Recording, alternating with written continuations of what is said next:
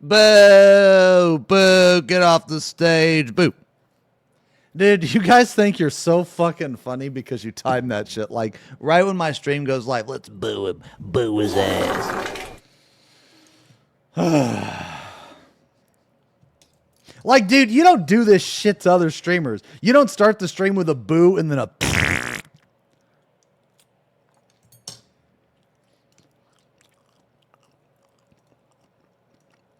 It's what coos would do. Thank you. Thank you. Thank you for that chair. Oh. Yo, Jazz, thanks for the resub. 23 months. Almost 2 years, man. The cheer was for the boo. Oh, okay. Wins, bear, cigs. Wriggle and scream, nibble the fingers and taint the cream. I got pizza. I got pizza. I'm the cream of the crop. Guys, we're gonna paint today, man. We got 2 dudes to finish, man. Well, ooh, he's a cute Death Shroud bodyguard. He's cute. He stink. He's deadly, but he cute though. He's got a bow. Yeah, we're gonna finish off the 2 dudes. Yeah. Halloween rat. Yo, Pythias, thank you for the resub. Wins, bears, eggs. Wait. Oh.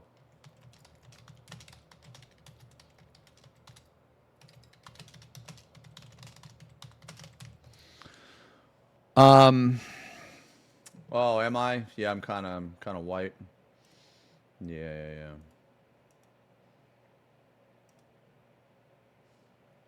Wait a minute, is my camera fucked?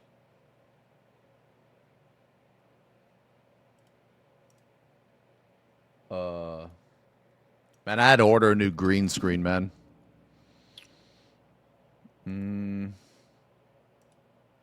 There we go. I don't know why it always does white balance, man. Oh no. Did we get a hiss? There.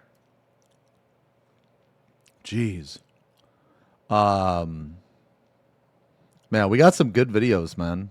I think today, man, I want to learn about Mortarion, and I want to learn about the Death Guard. I want to listen to some Death Guard lore today.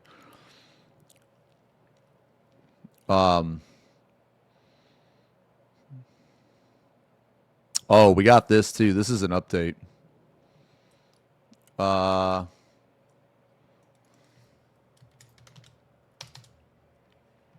Oh, I pre-ordered whatever the fuck it is, man. Rise. Yeah, I pre-ordered Rise, man. Or not Rise, fucking Wilds. Sorry. Fucking dumb.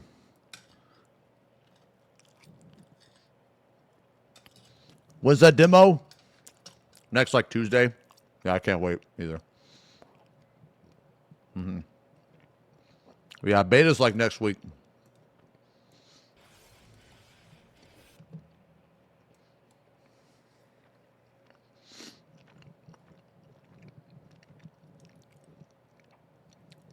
Ooh, man, this sounds good. There's like a couple things I want to watch. But I do want to paint a lot today though, guys. We gotta finish these 2 off, man. Yeah, we gotta finish these 2. We could check out. Okay, here, I'll let you guys pick, man.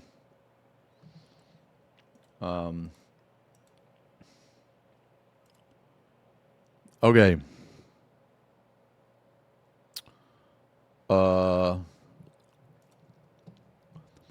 Wait, what is this? 3-minute budgie growth stages. Oh my god. A budgie. I like budgies. Yo, hey Villa, 9 months. What are we naming our baby? Ooh. What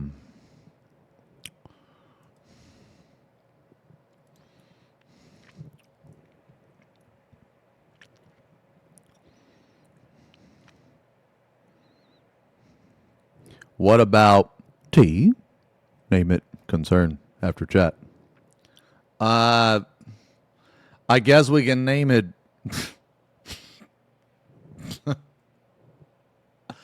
I guess we can name it.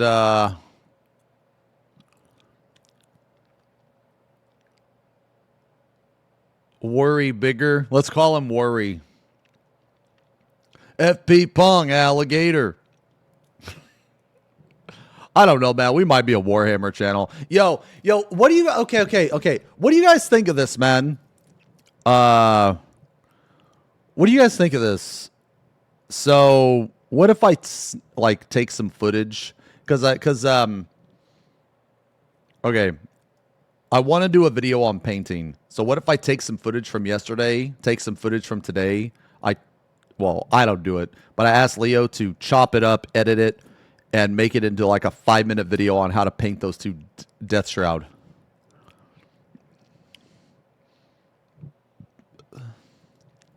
Why you just randomly type Peepo feet? Would that be cool? Okay, I'm going to try it. Yeah, I'm going to run it by him. And we'll put the video up. Worst case scenario, nobody watches it. That's fine. Oh, actually, yeah, hold on, let me,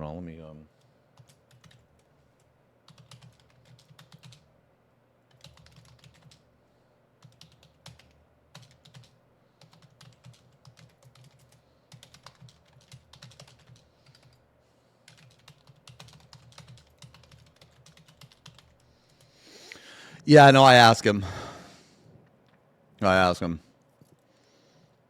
I already disliked the video. Why would you dislike the video, bro?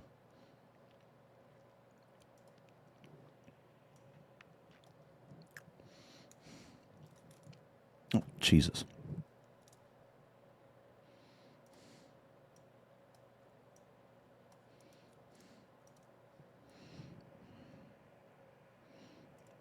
Okay.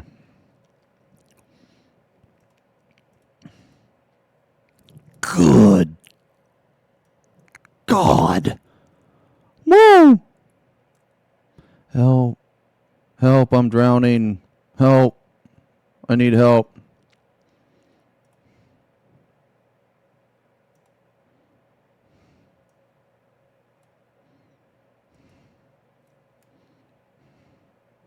The Collection. Last stream. Strum.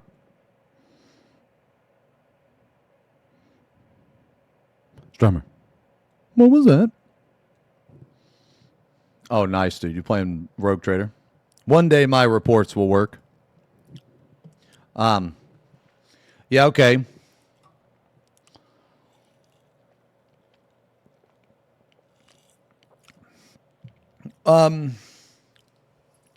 So I want to, okay, so basically, like when we paint today, I want to try to narrate what I do before I do it, just to like basically say what I'm doing, and then I'm going to do it, and then I kind of want to take all those segments, chop them up, put them together, and then try to make a video out of it. Try to. Yo, hey, Gunbreaker, thank you for the resub. 4 months. Kizzies for sub. Yes. Thank you. Oh, you know what? I forgot to download this, actually, man. Someone sent me this funny ass. Remember this?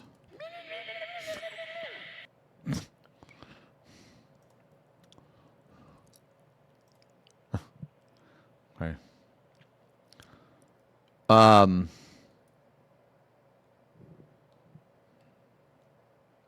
Yo, Crow, thank you for the resub. 63 fucking months. Thanks, brother.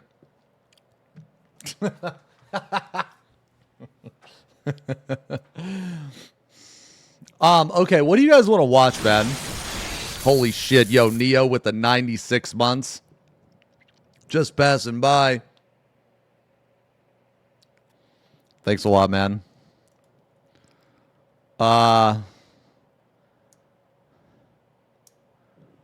We can watch, do you guys feel like 3 disturbing true horror or true basement horror stories? Or I kind of want to watch this, man. 6 most disturbing 4chan threads. I kind of want to watch this. After this, though, I want to paint. I want to paint, though. And the reason why is because I started an hour late today, so sorry about that, guys. I had some shit I had to take care of, man. I had to take Spuzz to the airport. Anyway, we have like these guys to paint, and I want to make sure we get it done today. Yeah. So let's watch this, guys.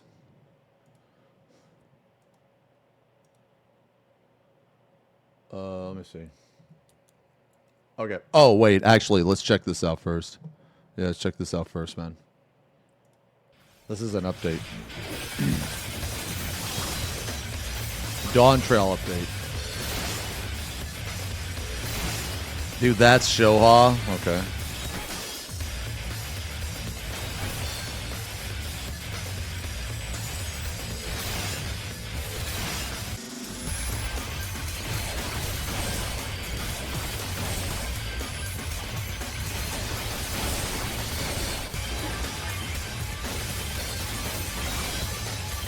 Okay, that's cool.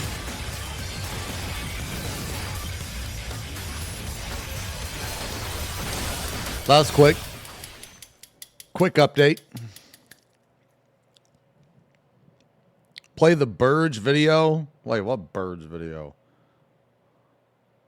Strummer. Media tour, Strummer. Hyperdisk.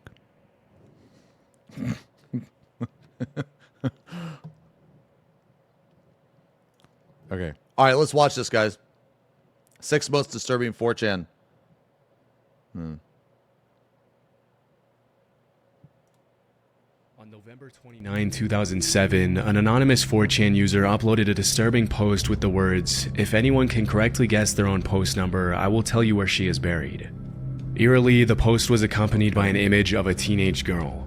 For context, on 4chan, each thread is assigned a unique post number, which is completely random and serves as an identifier for that specific post. These kinds of posts where the OP would reward other users with something if they managed to guess their exact post number were pretty common, Thank you for the resub. but the rewards themselves were rarely this dark and specific. You can probably understand how the creepy nature of this particular— Dude, 4chan is such a fucking piece of shit website, dude. It is fucking horrible. There has been very little, if any, good ever came out of that website. post instantly caught the attention of so many people. It's worth mentioning that the dates and times from the screenshots shown are the archive dates and times, meaning they're not accurate. But over the following minutes after the post was made, several other users jumped in to guess their post numbers. And just 15 minutes later, a user correctly guessed theirs. After which the OP made good on their promise and said, "Winner, here you go," and then a set of coordinates. Strangely, the coordinates pointed to a pretty random patch of trees on the side of a county road about 50 miles east of El Dorado, Kansas. But as it was later revealed, there was nothing random about the location. The girl in the image in the anonymous user's post was 18-year-old Emily Sander, a Butler Community College student who had gone missing a little less than a week before the disturbing post was made. Shockingly, the police found Sanders' partially clothed body around an hour after the coordinates were revealed at the exact Holy shit. coordinates provided by the user. It's important to mention that by the time the uploader revealed the coordinates on 4chan, the cops had already been investigating Emily's disappearance for a few days, and they were already zeroing in on a suspect. As the investigation had revealed, Emily had disappeared on November 23rd of that year after leaving a bar outside El Dorado with a man named Israel Mirales. According to 2 witnesses, Israel had bought Emily and her friends drinks at a Chinese restaurant in El Dorado before accompanying them at a bar called The Retreat. After the 2 left the bar, Emily was never seen alive again. Following the finding of some pretty compelling evidence of Israel's involvement in Emily's disappearance, the authorities put out a warrant for his arrest. But by then, Israel had already fled to Mexico. Fortunately, due to the severity of the crimes, the cops were able to extradite him back to Kansas for interrogation. During his testimony, the suspect claimed that after they had left the bar, he and Emily had gone back to a motel room together. According to his version of the events, at one point in the night, another man had shown up at the motel room and tried to rob him, after which he allegedly left the motel alone. When he came back a few hours later, What?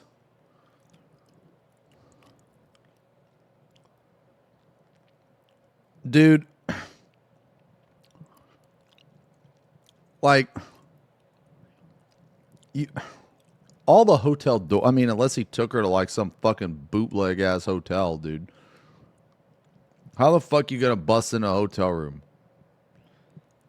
Or let me rephrase, just walk in. You know what I mean? Sanders was supposedly dead. The story had shown up at the motel room and tried to rob him, after which he allegedly left the motel alone. When he came back a few hours later, Sanders was supposedly dead.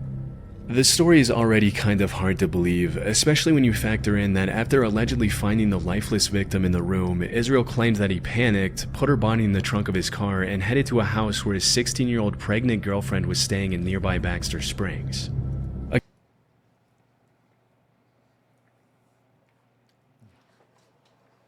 Okay. Again, this was already a huge stretch, and it didn't exactly help Israel's case that investigators found a large knife and clothing with his DNA in a trash can at his girlfriend's home in Baxter Springs. When it was more than obvious that Israel was responsible for the crime, a judge sentenced him to life in prison without parole. As for the 4chan thread, Bro. It's just, this is like such a fucking waste. Like, the fact that people like this exist are just absolutely fucking horrendous, man. I couldn't find any official confirmation that the post was uploaded by Israel. And it's worth mentioning that because the coordinates were revealed a little under an hour before the cops officially announced where they had found Emily, the thread could have been opened by someone on the police force who knew about the location before the public. Still, there's a very real possibility that the 4chan post was uploaded by the killer himself, adding an even more disturbing layer to an already horrific crime.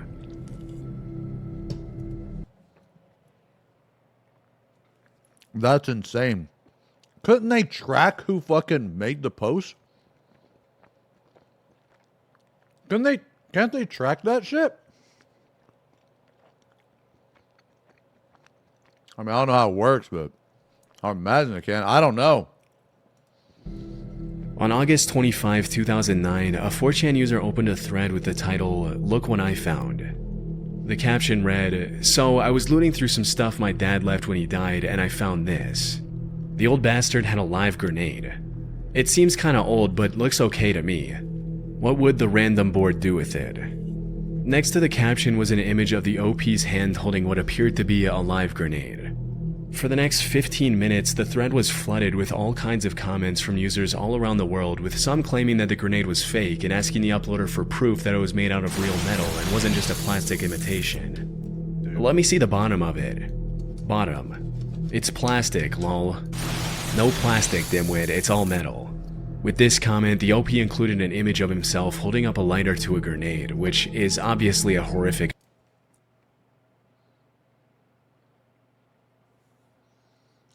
This person deserves for that grenade to blow up.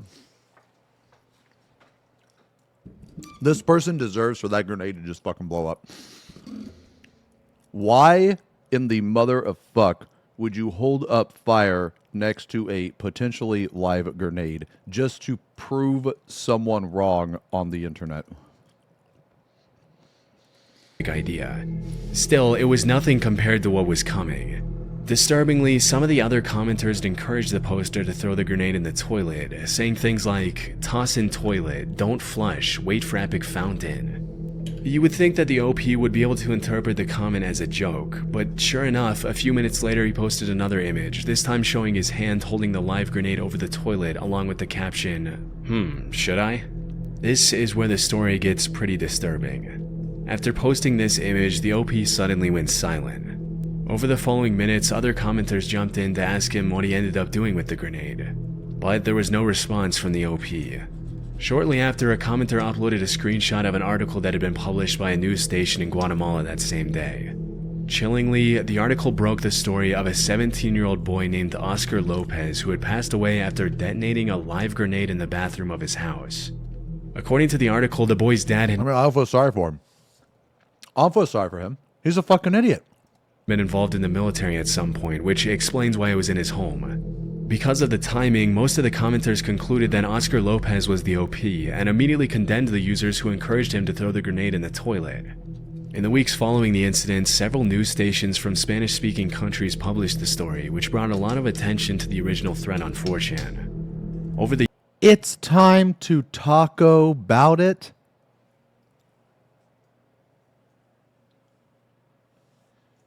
That is just as bad as Talk Tua.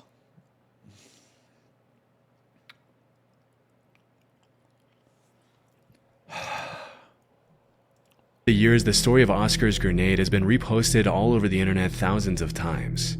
And it's made its way into dozens of YouTube videos covering the most disturbing incidents caused by online threads. However, through my research, I wasn't able to find the original article or anything that would indicate that the story was real. Even after spending hours searching through online archives, I found absolutely no trace of the original article, which suggests that the article could have been faked. The only articles I did find were the ones that were published after the incident and cited only the original, non-existent article as their source.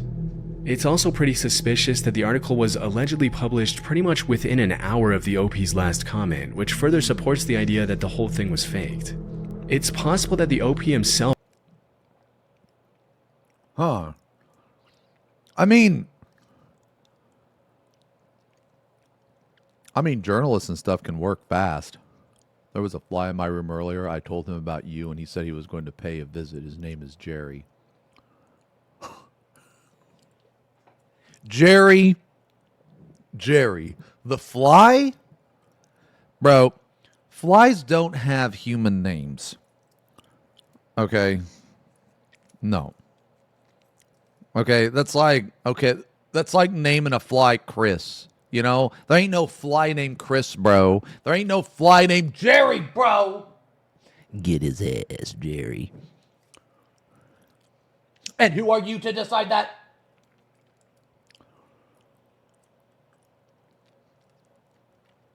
That's speciesist. Agent Jerry, you have your message. could have posted the photoshopped article screenshot from another account to get attention. I don't know. Maybe this is fake, man. The timing of it. I don't know. Or that he could have made the original post and then went quiet to get a reaction from the crowd, after which another user could have jumped in to keep the story going with a fake news article. Although, it's still very possible this is real, and the original article has just since been lost to time. Because the incident is over 15 years old at this point, we'll likely never know the whole truth. That first one was Back fucking in 2009, dozens of 4chan users started to bring attention to a pretty strange phenomenon that was taking place all over the internet, in which some mysterious comments about key lime pie were cropping up on countless websites, blogs, and forums everywhere online. Although the original 4chan threads in which these discussions took place have since been deleted, I was able to find some more recent Reddit threads covering the same key lime pie phenomenon. In 2016, Reddit user KeyLimeWT Do you guys like key lime pie? I fucking hate key lime pie. I don't like that shit. TF uploaded a long post about his or her investigation into the whole thing, and it read, "So, I'm just gonna throw this one out there since I haven't found anyone who's investigated or discussed this super weird, almost nonsensical mystery. To begin, I was reading a story in my local college newspaper. In fact, it was the most read article on the site. There were 3 comments on the story itself, and one of them seemed utterly strange. There's an absurd amount of references to pop culture names as well as some political names. But the subject of every line relates back to, more often than not, these things. Mrs. Anita Pelaez, Captain Coochie Pelaez, Key Lime Pie, some Coochie's Restaurant, North Carolina near the Biltmore Estate, Key West, Florida. And not every post is exactly the same, but some are. Some reference weird pop culture icons, while some just seem to be weird out-of-place pie recipes. The oldest post we found was from 2009, with the most recent being an awful TMZ story. Super weird, but if you were to Google or research those names associated with key lime pie, what you would discover is that this has been posted all over US media sites. A couple of things here that we discovered down the rabbit hole. Coochie's Key West Bar and Grill existed in one way or another. It's listed on local eatery websites and Google Maps, but there's really no information as to what exactly it was. The majority of the posts we found were done by a Jake Carson, a fake name, or by celebrity/political figures. Nothing totally makes sense, yet everything is related. 64 months, Selva with Also, the 56. who would go through this much trouble for something as Gilgares with ridiculous 3. as key lime Thanks a pie lot, for a guys. restaurant that isn't real? I found that pretty much everything the OP hey, was Ren. talking about in their post was perfectly true. There are indeed thousands upon thousands of strange comments and reviews about Captain Coochie's key lime pies on countless random websites. And a lot of these comments have appeared on sites that have absolutely nothing to do with pie, such as this extremely long and somewhat inappropriate comment that was posted on a memorial site for a woman from San Jose who passed away at 74. As I also found, a lot of these comments are posted. Is key lime pie really that good? Oh shit, it's Ath. It's Ath with the 5 months. The vampiric general. No cringe. But yeah, people love this. But what the dude, you know what this reminds me of, man? This reminds me of like that that Cracker Barrel shit where people will never forget Brad's wife. 7 or 10 years or wait, what was it? It was like 7 years service or some shit. You know what I mean? Like the Brad's wife stuff, dude. In articles and blogs revolving around suggestive content, such as this other one that appears in an article about a dating show. It reads, 11 Captain years, my Coochie bad. Pelias of Cucharidaville over in Asheville, North Carolina, sure enough is one wild and crazy guy. All the women are so wild about him and his famous cheeseburgers and key lime pies. But even though these comments are definitely weird, these are just 2 of thousands of accounts that have been created to post these comments everywhere online. As you might have noticed, the phrasing of these rants seem to follow a bit of a pattern. In pretty much all of the comments, almost all the words have been capitalized where they shouldn't be, and the poster always signs off in the same way, with 3 dots after the last word, followed by a fake name. I found that these comments have also been made on random Facebook posts. As you might have guessed, a bunch of people over the years have reached out to these Facebook Dude, people are way too bored and have no life, man. It is fucking nuts. accounts, and the responses they've gotten have been pretty disturbing, as you Bro, you only get one life, man. You only get one life. Why in the fuck would you spend the time commenting about key lime pie on multiple fucking web pages, man? Jesus. You can see in this 2016 Reddit thread. The post reads, I decided to send Coochie Pelias a message and ask him when the world can know who Captain Coochie is. I didn't expect a reply, I read this as Captain Coochie. but roughly a month later Coochie replied, There's just no medicine like an all-natural key lime pie made from scratch. Plus a bunch of other garbled nonsense about key lime pie. After a Dude, little look at this cat, bro. Poker face. Look at this cat. bit of back and forth, the user asked Captain Coochie for the address of the restaurant, and this was the response they got. Close your eyes, let your ears listen to the radio. Do you hear my voice? Can you hear your own soul scream? Let me choose. What the My fuck? voice that predicts the future or your tormented reach. What do you choose? You can choose. You are Why is the person typing like this? Like a parenthesis and 3 question mark? Dude, this guy sounds like fucking Twitch chat. life, your future. As smart as you are, you may have already I found do know how to braid hair, actually. out that the radio drama from 75 years ago was the truth. They are on our planet, and they watch and see everything. Don't trust anyone. Don't trust the police. They are already controlled by them. And a few more lines of paranoid ranting. Strangely, the original I wonder who you could possibly referring to when you say Twitch chat. Get the fuck out of here, darkest druid. The fucking dumbest druid. Get the fuck out of here, man. message was sent you, in Swedish, drummer. which is the Thank Reddit you, Cal. user's native language.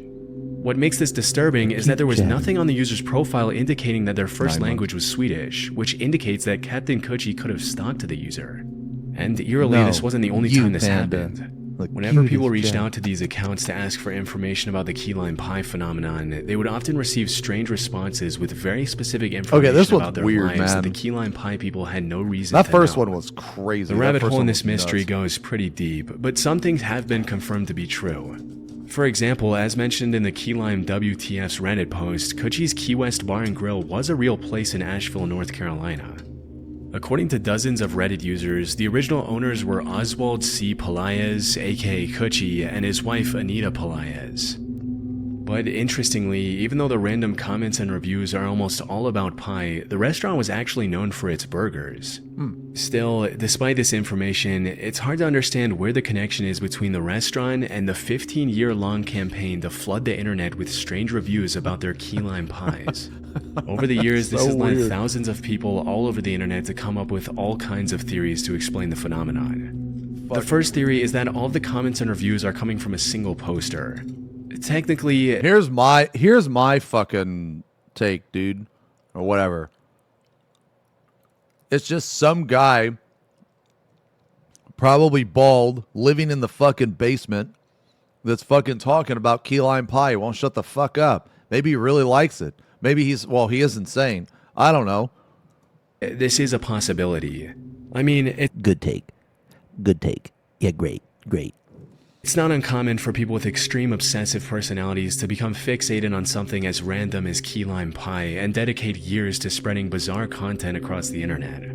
However, the sheer volume of posts, accounts, and languages involved makes this kind of hard to believe.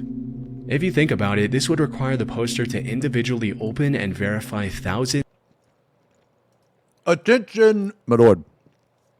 It is I, your vampiric envoy, Ath. I come bearing word of Baldinia. The people are growing even more restless as of late. The people have begun to follow your court jester, the darkest druid. Oh, God. This is exactly what that fucking idiot is. The darkest jester. The necromancers are outraged you did not come and inspect the massive 2B Fuda zombie for Halloween and demand your presence. Oh, okay. I'm sorry. I will go immediately send a gift basket, an apology gift basket full of, I don't know, what do necromancers like? Send them, I don't know. Send them like a couple feet from dead bodies. I don't know. They like that shit? I don't fucking know. Okay, send them a key lime pie. Send them a key lime pie. There we go. Yeah, send them Coochie's key lime pie. Okay? And send them this fresh batch of kissies. Yeah. I am not this bosom head's jester.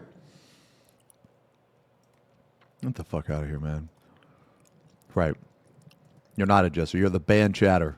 And thousands of sub-accounts, which would require a ton of different email addresses and more time than we can imagine. This is why a lot of people have suggested that all of these comments could be coming from a bot. Panda, thank you the fact that all the comments are written in a similar style makes this a possibility, but there's one major caveat here. Over the past couple of decades, Google has really cracked down on bot accounts, making it increasingly difficult for random bots to open accounts and post comments on random blogs. Is that true? How true is that? Has Google actually been doing something like really good? They've been cracking down on bots, bro?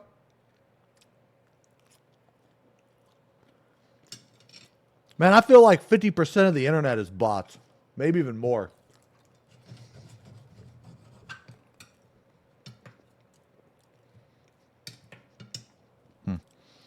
And sites.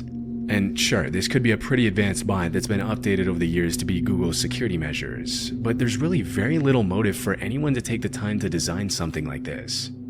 So, in the absence of a solid explanation, some slightly more disturbing theories have been proposed by the online community. According to one of the most popular ones, these comments could be a coded method of communication for some sort of cult or underground organization with nefarious purposes. Jesus. This could explain the endless, seemingly random pop culture references and indecipherable strings of garbled text with random capitalization. I also found some Reddit comments where the users alleged that Kuchi's Key West Bar and Grill was being used as a cover-up for something more sinister. For example, in 2017, a user posted a Dude, did anybody ask Coochie? Like, what does Coochie think about all this? comment saying, I grew up in Arden and drove by it nearly every day of my life and never once saw more than one car there. When I reached my 20s, I assumed it was a money laundering operation or something similar. A friend of mine actually ate there once many years ago. If I recall correctly, it was empty and the food was unremarkable. It had never occurred to me to do the same. This is honestly just one of those mysteries that you could make an entire documentary series about and you'd still barely be scratching the surface. To this day, nobody really knows where all these comments are coming from, who's posting them, and why or even how many people are involved in this whole campaign. And considering how deep the rabbit hole goes with this one, we can safely assume that it'll probably stay that way for a long time. On Christmas Day 2014, an anonymous 4chan user opened a pretty disturbing thread with the words, I bought a Wii U, but it was broken, so I opened the Wii U, and this thing was inside. What is this? Next to the captions, the user Dude, that looks like a piece of shit. uploaded a couple of images of some sort of brown oval-shaped object inside the console. At first glance, the OP thought it was probably something an animal had left in there. But a few minutes later, he followed up with some images that looked like something straight out of a nightmare.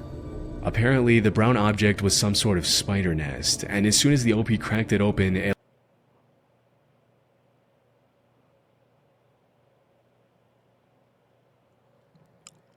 You want to see what fucking nightmare looks like? This right here. This is what nightmare looks like, bro. Holy shit. looked like this. A few minutes later, the poster commented, at least the spiders are already dead. Whatever happened, it's an egg opened too soon or an egg that never managed to open. The spiders must have devoured each other to stay alive and eventually grew to max capacity and truly died. The size shows they're adults, but the color shows they literally have no plating or skin. 3 minutes later, the OP gave a chilling update saying, this one was still alive. And this is where the thread starts to get a little disturbing. Just a few seconds later, another user commented on the post saying, okay, I googled it for you, OP. That's a dirt dauber nest. The spiders are paralyzed inside of it. If they're not dead by now and they're actually fresh catches, they're gonna be waking up soon. Oh my god. I literally have chills. And responding to the image of the live spider the OP posted, the user warned, this spider kind of looks like a brown recluse. If you let it sting you, your arm is going to start rotting while you're alive. Responding to the original picture of the spiders, another user commented, by the looks of it, the last one just woke up, and the dirt dauber might not even have started laying its larvae yet. If that's the case, these might all just be paralyzed. Also, I'm afraid for OP's life, since the spider that did wake up looks like a brown recluse, and if that's actually the case, the OP has a dirt dauber nest full of brown recluses. He's in for one hell of a ride. Over the next several minutes, dozens of other users jumped in the chat to warn the OP not to provoke the spiders under any circumstances. Fortunately, shortly after, the OP posted a final update to the thread saying, OP here, they weren't dead and they started to move. I ran out of my house and called the exterminator. I'm posting from my cell phone. It's pretty disturbing to think that a nest of poisonous spiders could be growing inside of one of your consoles without you knowing it. And according to another commenter, it's actually pretty common for dirt daubers to do this. Thankfully, it looks like the OP was okay. Okay, that was pretty scary. That was pretty terrifying. Bro. Brown recluse.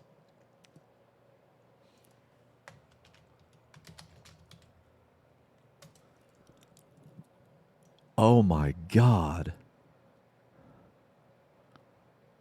That looks just like that spider.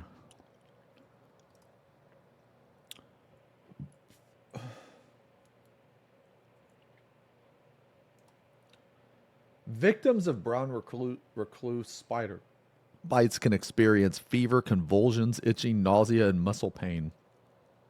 In extreme cases, brown recluse spider's bite may result in necrosis or the death of living cells. In this case, painful open wounds appear and do not heal quickly. You should immediately call your doctor or go to the emergency room if you believe a brown recluse spider has bitten you. Holy shit.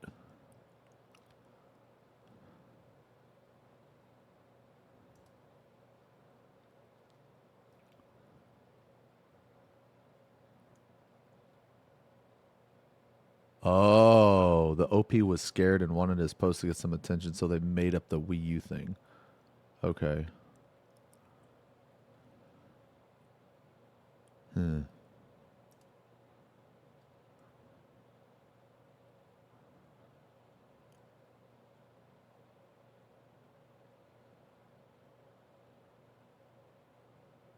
Damn.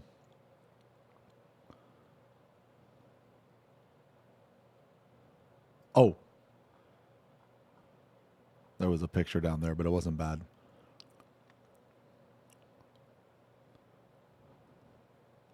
What is this? Good God. Jesus Christ.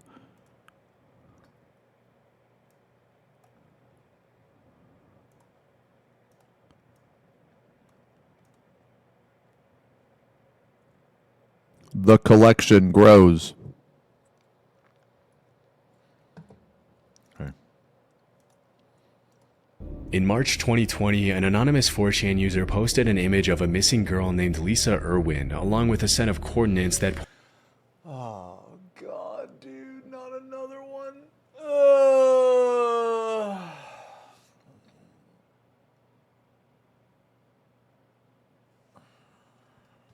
point to a random location in the middle of the trees somewhere in Lakeside Village, Kansas. For context, Bro, I need to get the fuck out of Kansas, man. What in the fuck? Dude, are you serious, man? Lisa had gone missing in October 2011 when she was just a 10-month-old baby. That day, Jeremy Irwin, Lisa's dad, came back from work at 4 a.m. and immediately called the cops when he saw his daughter was missing from her crib. Disturbingly, he mentioned to his wife Deborah that the front door was unlocked and that 3 cell phones were missing. During the investigation, a bunch of really strange things started happening, and it was hard for the cops to make sense of anything. Even though some witnesses had reported seeing a strange man carrying a baby wearing a diaper near the area where Lisa had gone missing, they didn't have enough evidence to arrest a particular suspect. Surveillance video from the area showed a man dressed in white leaving a wooded area near the Irwin's house at 2:30 a.m., but the suspect the cops brought in as a result of the footage had rock-solid alibis. Chillingly, when the cops searched the Irwin's house that same year, dogs picked up the scent of a dead body in Deborah's bedroom. When the authorities confronted her about it, she claimed she didn't initially look for her daughter because she was afraid of what she might find.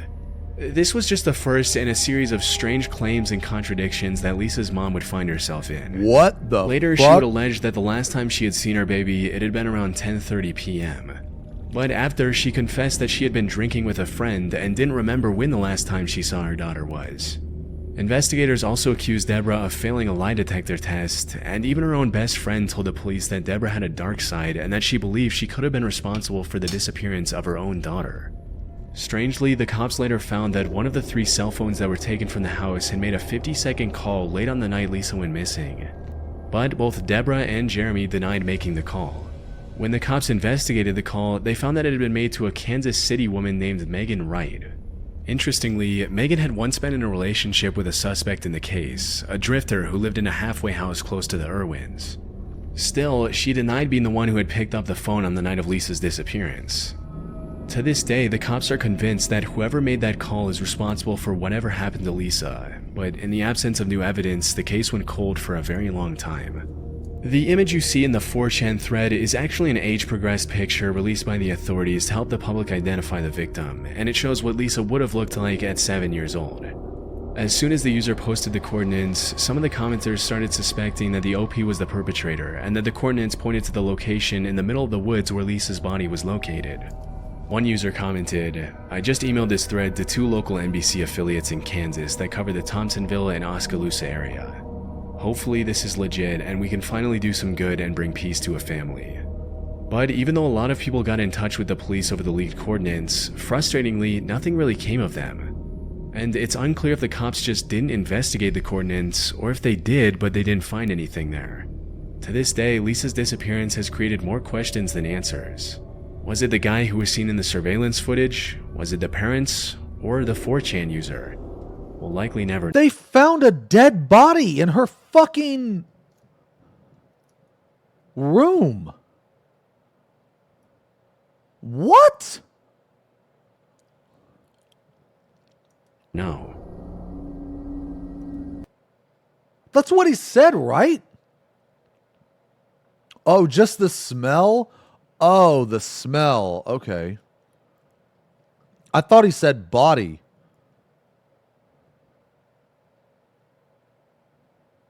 The corpse sniffing. Okay.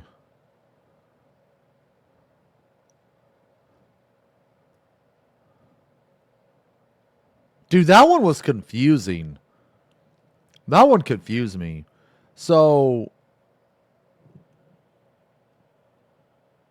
then someone made a so I think that those two are protecting somebody. Like maybe there was another person that made the call. That's what they were saying, right? Is that potentially whoever made that call from that cell phone was in that room is potentially the killer.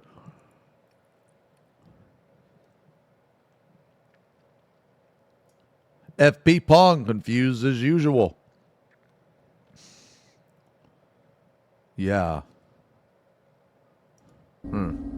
As you probably know, one of the most popular features of 4chan was that it allowed its users to stay completely anonymous, which was part of the culture of the forum. Still, some users chose to have a username to put more weight behind their words and engage in genuine social interactions with others.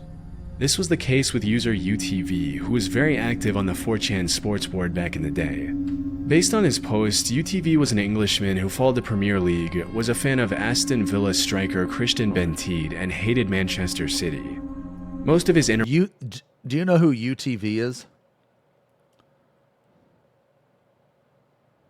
This one is fucked. Okay. interactions in the boards he participated in are pretty much exactly what you'd expect from a slightly aggressive sports fan in an online board. But there was one thing that made UTV's post stand out in the sea of 4chan threads. Strangely, UTV had a secret admirer, an anonymous user who tracked, archived, and followed every single one of UTV's posts and comments across more than 250 threads. Hey, I have a fucking, I have a super fan like that too. Yeah, I have a super fan.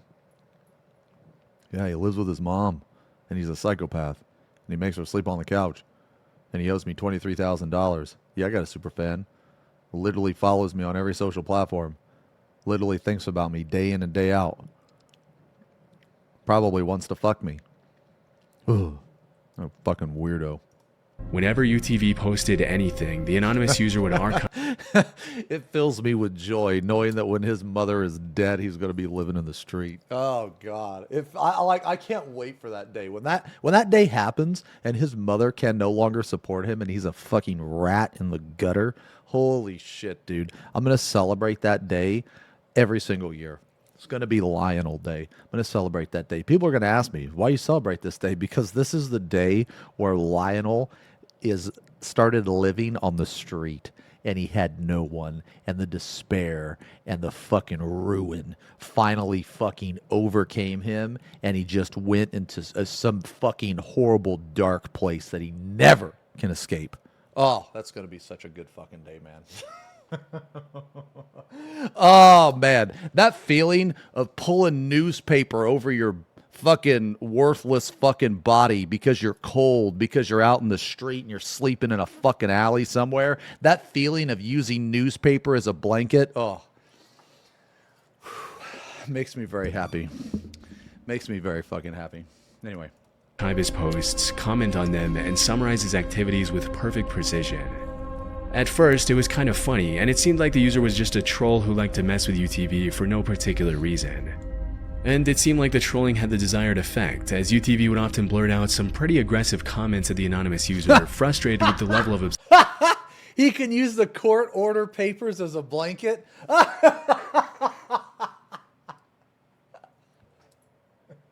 Yeah, he's got enough of them, bro. He can fucking staple them together, dude, and use it as a blanket. Holy shit. And I thought what I said was savage. Oh my God, bro. Jesus Christ. Oh, man. Obsession TV for no particular reason. And it seemed like the trolling had the desired effect, as UTV would often blurt out some pretty aggressive comments at the anonymous user, frustrated with the level of obsession the user had developed towards him. In one thread, UTV commented, "Archiving my post in here is one thing, but you're actually stalking me in other threads too. Get a life." After weeks of stalking and obsessing over UTV's every move, the user earned himself the nickname The Archiver from other board members who found his activities hilarious. Unfortunately for UTV, the more he engaged with the Archiver, the more the Archiver would obsess over logging, categorizing, summarizing, praising, and decorating his posts. And like I said, at first it was kind of funny, especially if you were just a random 4chaner watching the whole thing develop from a distance. But after a few weeks, the plot took a pretty creepy turn. In July 2013, the Archiver was no longer satisfied with simply logging the posts, so he started composing songs and poems based on UTV's interests and personality, including a limerick that read, "There was once a young Phil from Kent who loved to call Frodo an ent. He bet against Villa in a 3-1 thriller. They lost and his money was sent." It's worth noting that UTV's real name was actually Phil, meaning the Archiver had started finding out more and more personal information about him as time went on. Over the following weeks, the Archiver progressed from songs and poems to other kinds of worship and obsession, which included making ink blot tests featuring UTV's posts, as well as designing detailed floor plans for the home he would like to live in if he and UTV ever moved in together.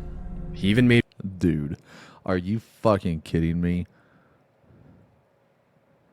preparations for UTV's funeral with detailed instructions for his family to follow on the day of the ceremony.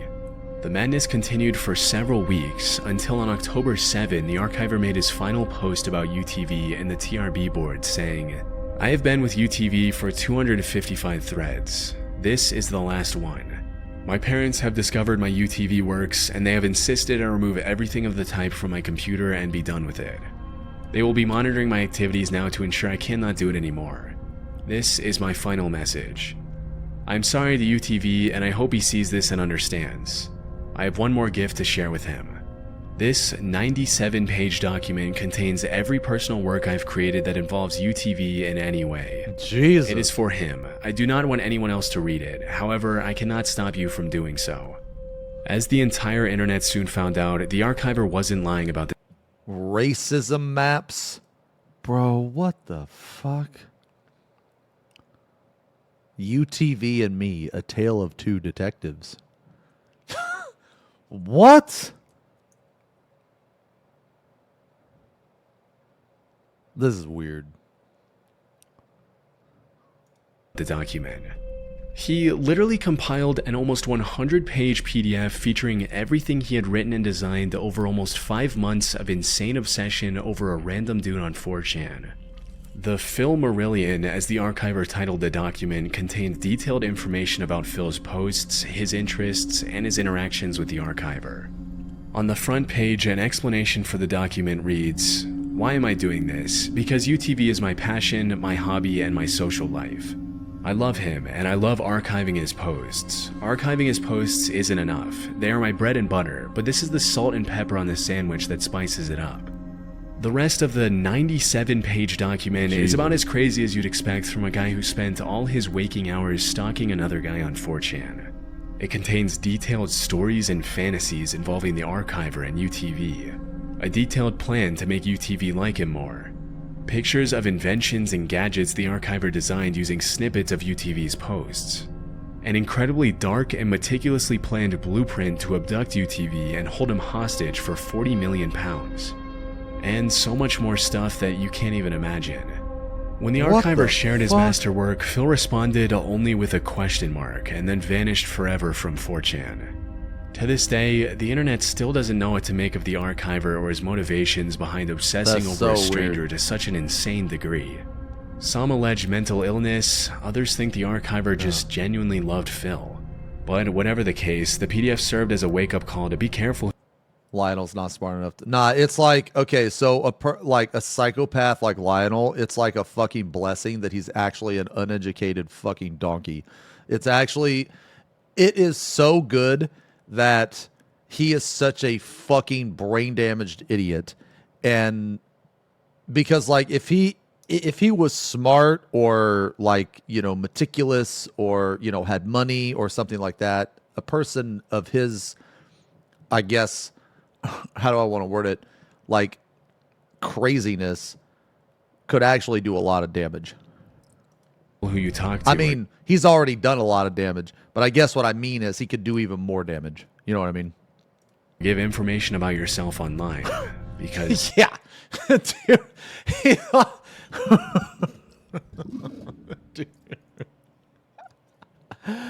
Dude, what an idiot, dude. He fucking threatened a lawyer on a voicemail.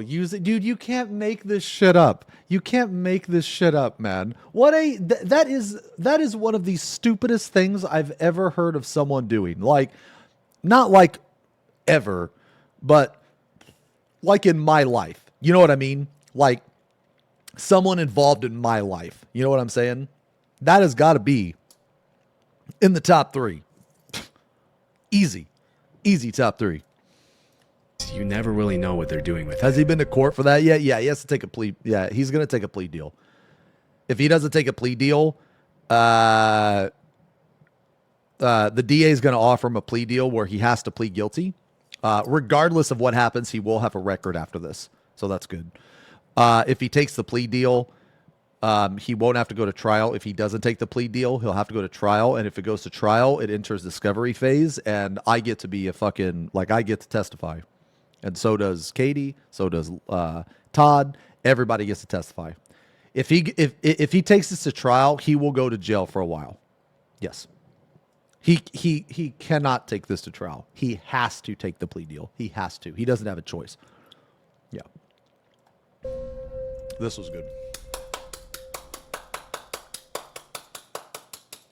Nah, there ain't no way. There ain't no way he's not taking that deal, dude. The deal could be you have to get fucked in the ass every night for 10 years. And he would take it. He would have to. He don't have a choice. Nah, but he'll have a criminal record after this. Yeah, that video was good, man. The video was fucking good. Palette cleanse. A comical top prog video. Okay. Oh my god. Okay.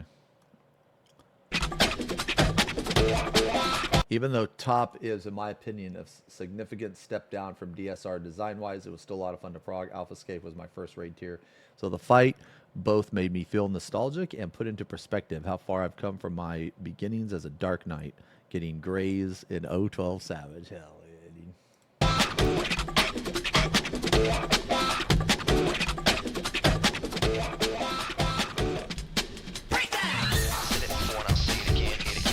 Okay. Is this the cast, dude? Okay, all right. Yo, Ton Berry. Okay. Jen Nee. Okay. Sunny Aurora. Yuki. Faya. What the, dude? What the fuck, man? What is it? That word. No. Fayane Alu. The game. Yay.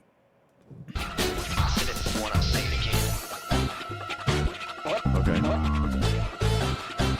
What's going on? God, I hope Fru was better than fucking Top. What's going on here? Jesus Christ. Dude, this is...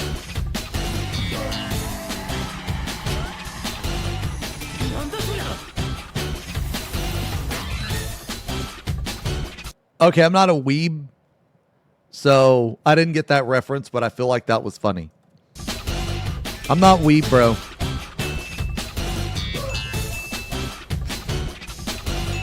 What a shitty phase. What a shitty fucking phase, man. Ugh. What a fucking horrible phase, dude. Give me a break. Give me a break. Oh no. How long have we been in phase 1? Bro, how long have we been in phase 1, dude? Oh wait, I was 2 tower, not I'm glad these guys had fun in this fight because I did not. 2 tower. Was it the entire fight you didn't like or just a certain phase?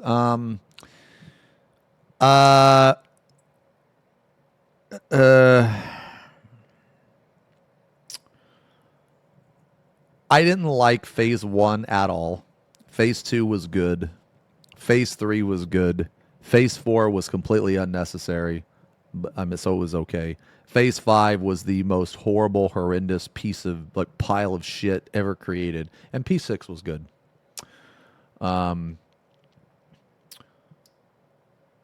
You know why I liked P3, Apollo? I liked it for the reason you don't, actually. I like it because it's a break. Because it's so easy.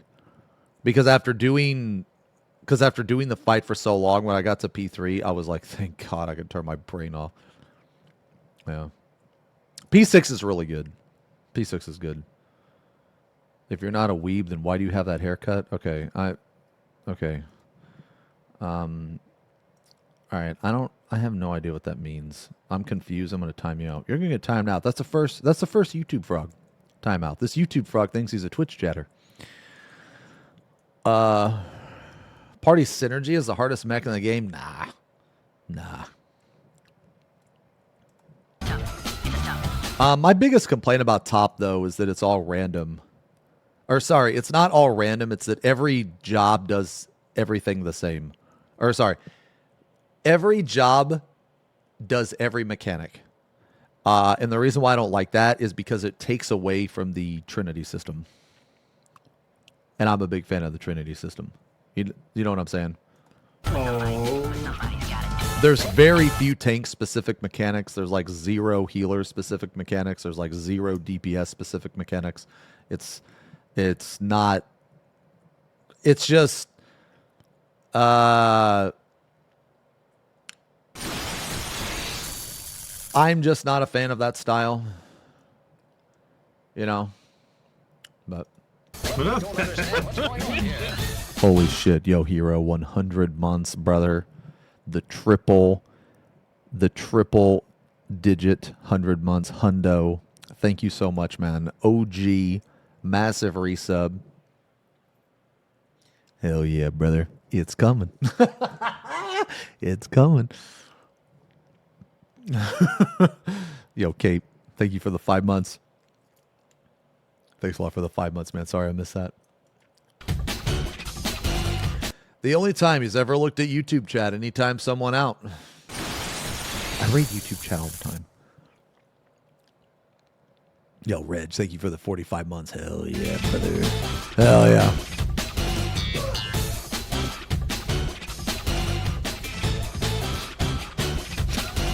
Dude, this is actually, wait, okay, this is really funny. Isn't this from a game show? This is from a game show, I think, right? This is like one of those, it's like, fuck me, man. I can't remember the name of the game show. Yeah, but it's really fun. Oh, wait. Where am I going? So, yeah. Give me a break. Give me a Yeah, Takeshi's Castle. Yeah. Takeshi's Castle, dude. That show's crazy. That show's crazy.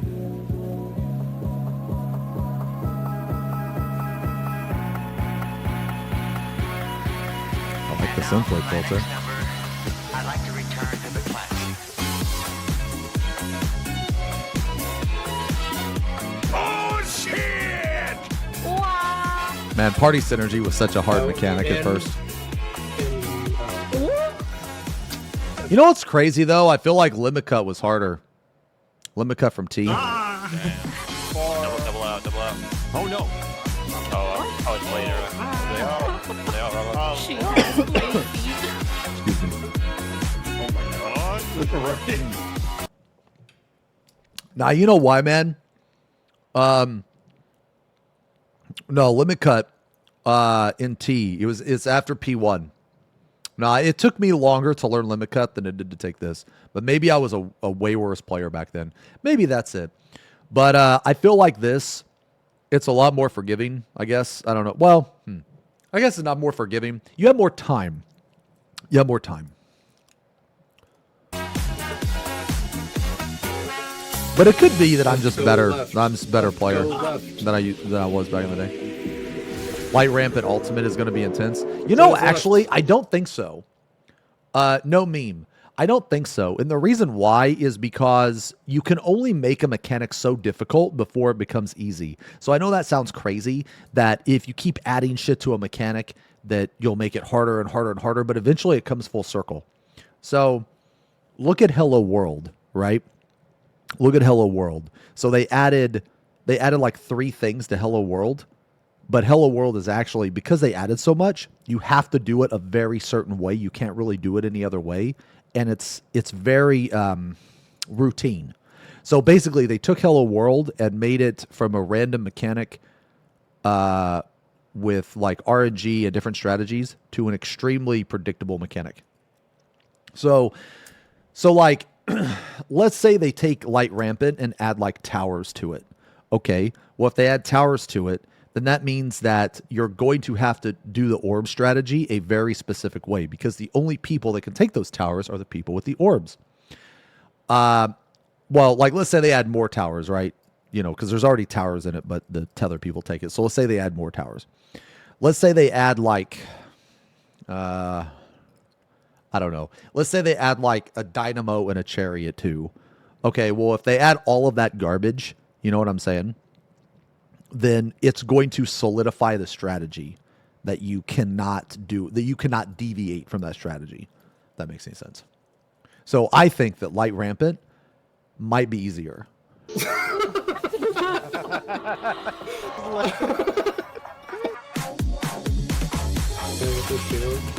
What if they add this? That would be a good... Wow, sir, I must say that thine dome hast cast a blinding light upon my eyes. Prithee, cover thy dome with gothy mommy milkers post haste. Any other healer would be dead. Oh, see ya. What the fuck? Fuck!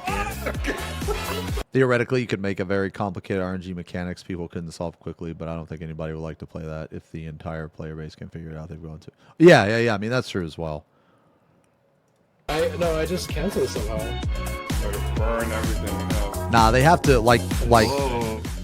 contrary to what people think, they cannot make Ultimate as hard as they want. They can't. They have to keep it at a certain minimum. They have to keep it at a certain level. And the reason why is because at the end of the day, they are designing content for people to complete. Like, they are designing this for people to be able to beat it. And if not, like, okay, so basically, like, there's like a quota of people that have to be able to complete it, right? If that quota is not met, then they failed. So they cannot make this, like, there's always going to be a cap on the difficulty because they have to put a cap on it. So you can say, oh, Ultimate could be as hard as it can be impossible. No, it can't. It really can't. If they do that, they're going to receive massive, massive fucking backlash. They won't. Now, it could be super hard. It could be super hard. It should be hard. But there has to be a limit to the difficulty. There has to.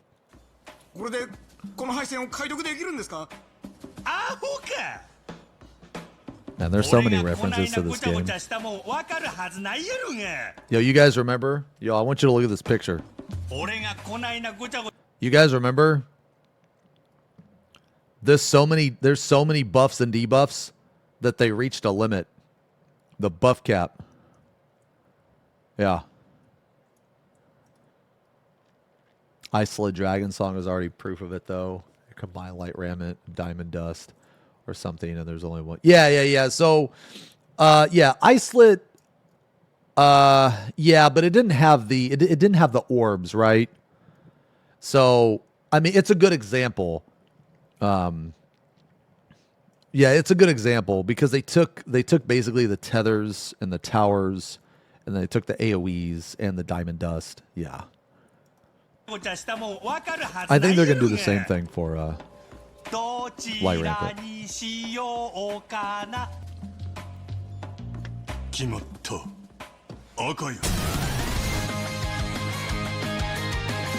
See, I love this phase, man.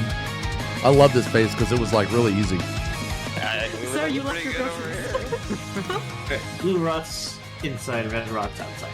No, the other way. Oh, okay. Red rots outside and blue rots inside. Okay. No, the other way. Party to blue, party to blue. Party to blue. Oh, yep.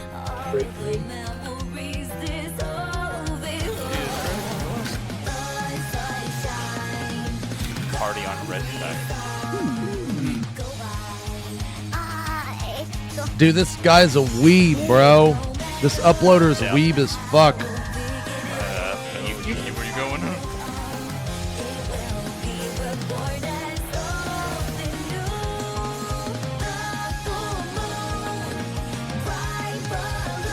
We won. Remember spots. Remember spots.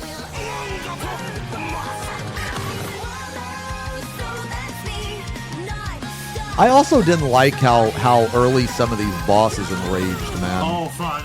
Like I thought P3 enraged too early. I thought P1 also enraged too early too.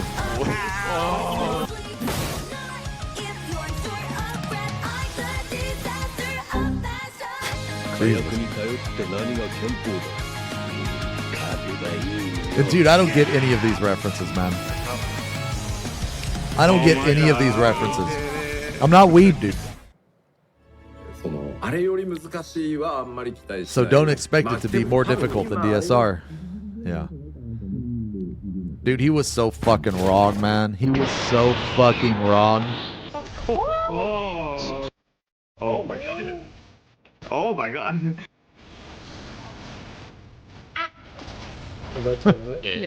I hate this.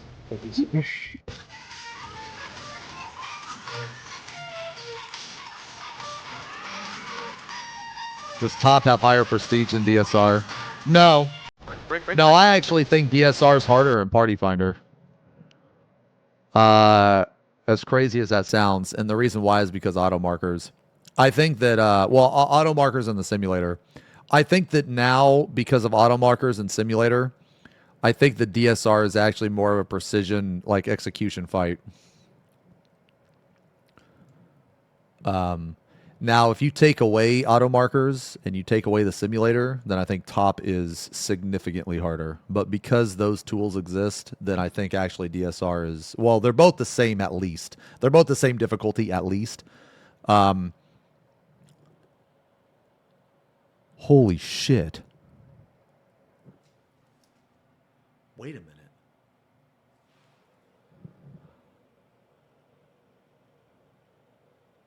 Did Yoshi know?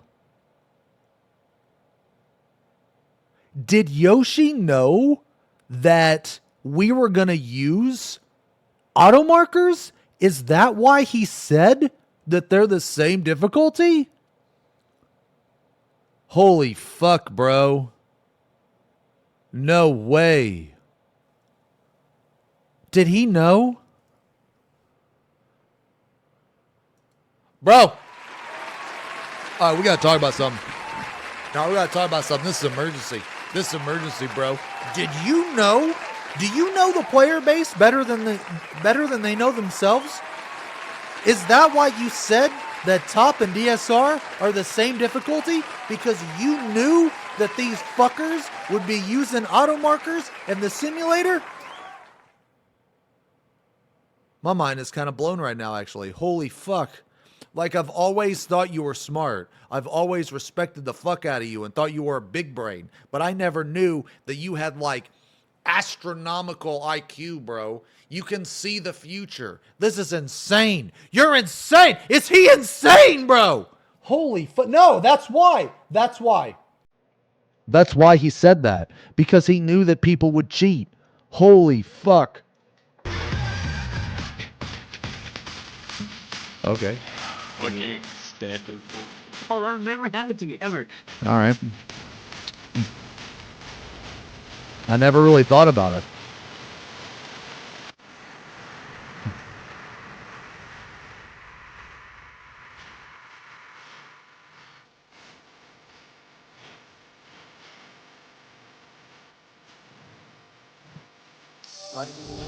Yes, yes, yes, yes. No, no, no, no, no. Man.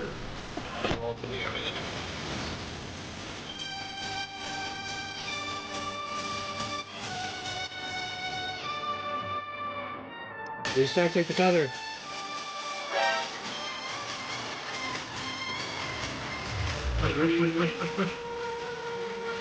Oh, we did it, guys. It's Alpha! It's Alpha! Yay! He's here! Alpha's here! Yay! I know him! I know him! That's Alpha, guys. That's Alpha.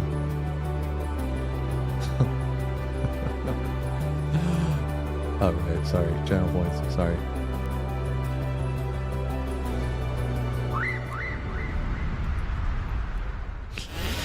Save him! Save him! Save Alpha!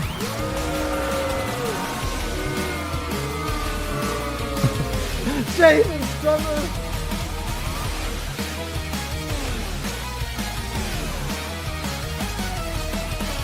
Wait.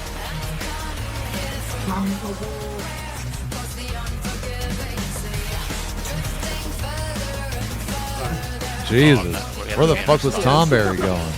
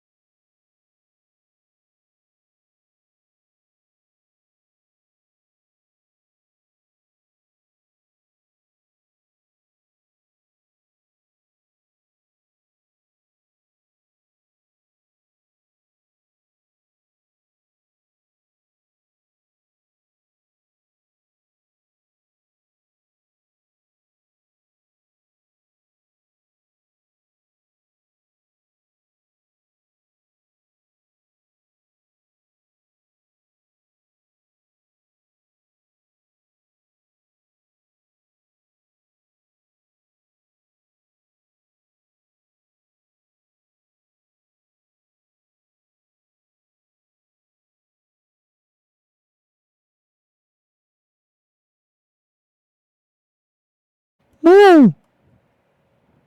Jesus Christ.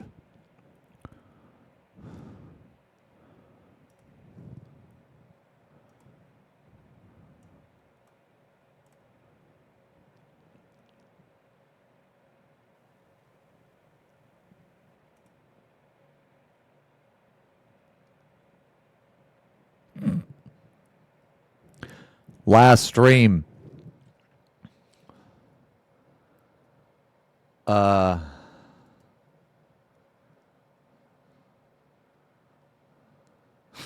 The Goon Tab. The Goon Tab.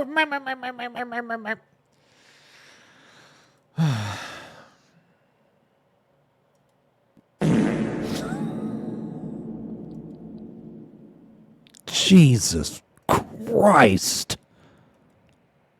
Good God. Woo!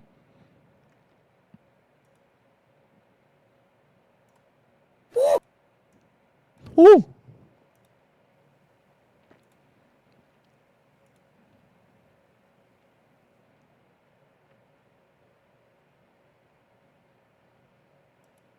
Excellent work, F Nation. All right. It's time to paint, bro. All right, we got to paint. Yo, I just got my Nullen oil in. Yeah.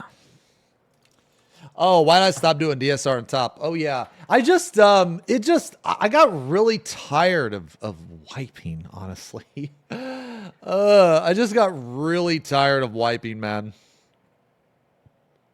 Oh hey Will, what's up, man? I don't mind wiping some, but just like doing it like day in, day out, day in, day out, you know what I mean, man, is just like, bleh, you know. Yeah. Like I started, okay, like basically I did it so much, I started to like not care and just play bad. I mean, not like too bad to where I was like griefing or anything, but like I just like you do something so many times, man, and you're just fucking done, you know what I'm saying? I mean, I'll probably do it again, you know. I mean, I'll definitely do it again.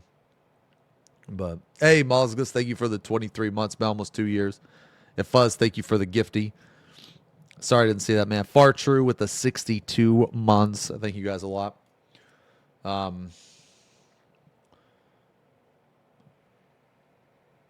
I see blah. I go blah. Yeah, okay. Let's ooh, this new song by Nerve is fucking awesome. It's so good, dude. I'm gonna get ready to paint, guys, because I want to paint. I need to finish these two guys. However, I want to watch them.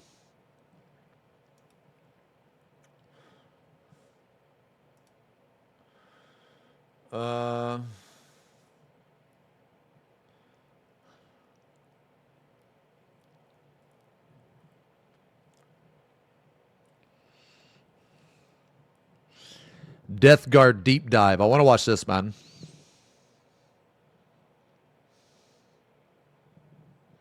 Oof, man, this song is so good.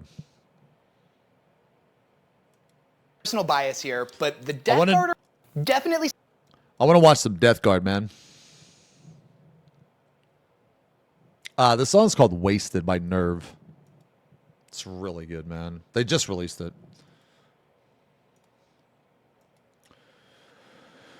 Yeah. All right, I'm going to BRB real quick.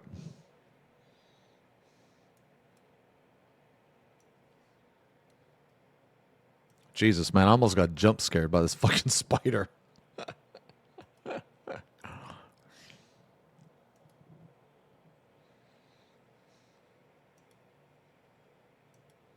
All right. All right, let me BRB real quick.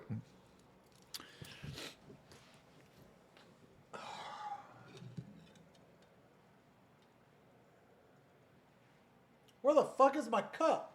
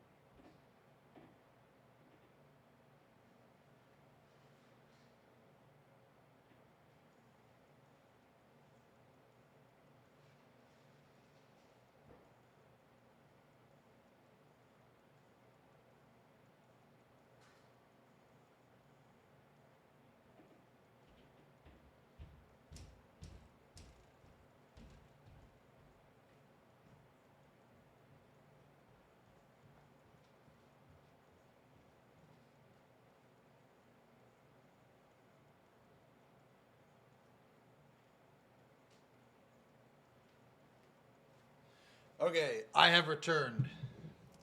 I have returned.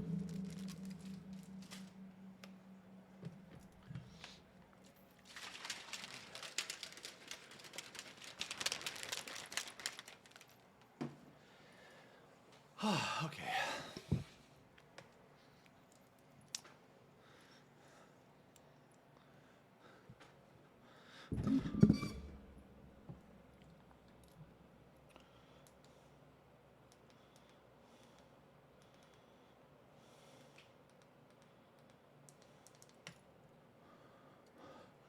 What is this song? This song sounds pretty good. Okay. Chat is now polluted. Good lord. Oh yeah, you can link a horror story. Wait, what is this? Oh, Lesser Demons of Chaos.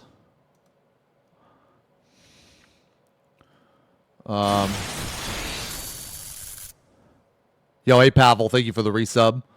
38 months. All right.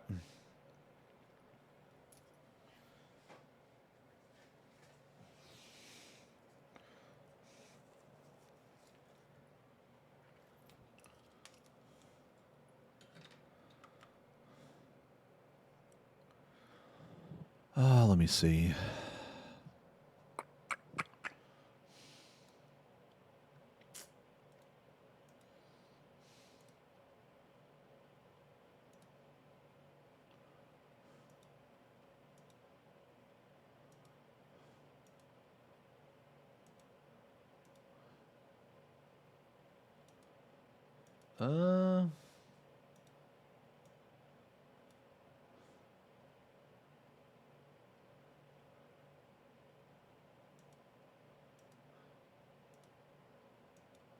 Okay. All right.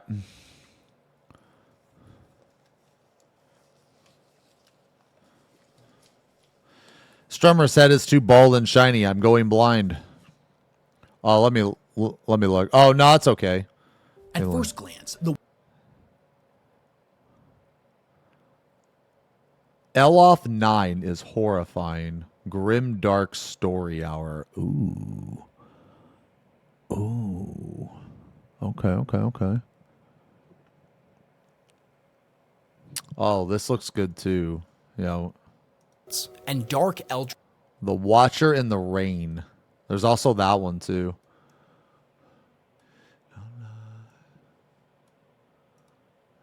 I lost my way one too many times. I want to listen to a Mortarian one too, man. Lost my way one too many times.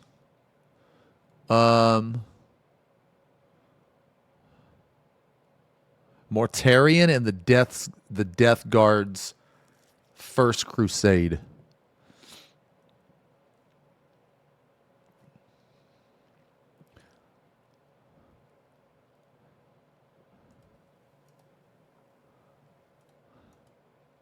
The Primarch of the Death Guard, known as Mortar. G'day, guys and gals. Man, I want to learn more about the Death Guard, dude. Skip the intro of Watcher in the Rain. Okay. I lost my way too many times.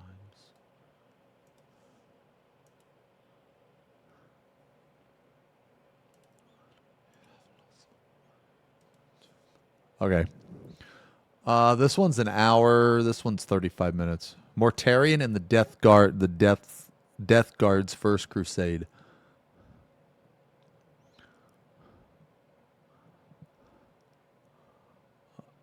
Okay, I guess we'll watch this one first. Yeah. Watcher in the Rain Despair. Okay. Yeah, let me change my category actually.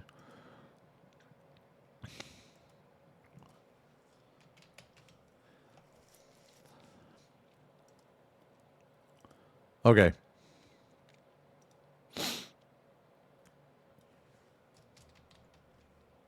Chillstrom. Send Agent Fly.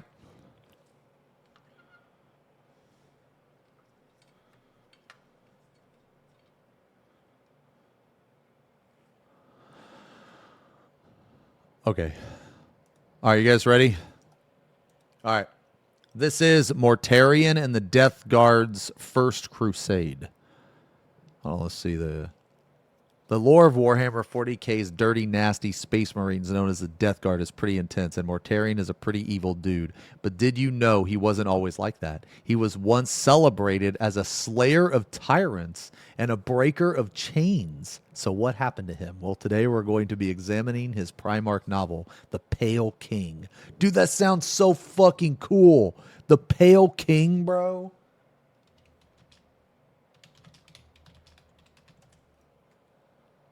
Oh, man.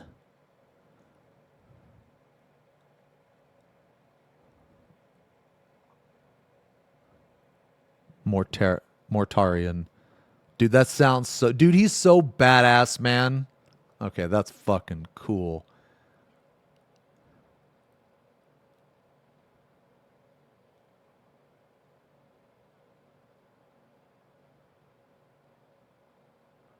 Damn. New drama, my lord. Non-stop pop FM. A man ran into a woman with a car. Who is wrong? The man, because you can't drive into the kitchen. Oh!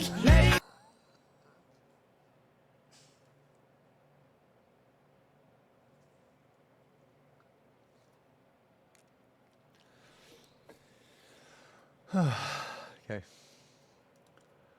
All right. Well, it was nice knowing you guys. All right. All right. All right, let's go. Okay, hold on real quick. Real quick before we start the video. Real fast here. So, we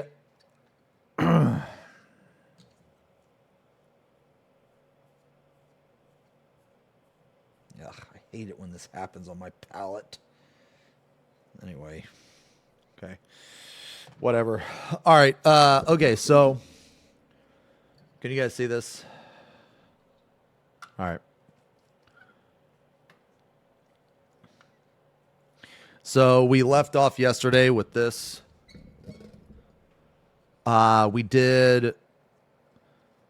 got all his armor done. Got his cape done. Wait, what the fuck is that? Okay. We got his cape done. We got whatever the fuck these things are. So I think we're going to start with... we're probably going to base paint more stuff, honestly, before we do any shading. So I'll probably take the gold and do some gold. Yeah. So we'll probably do some gold.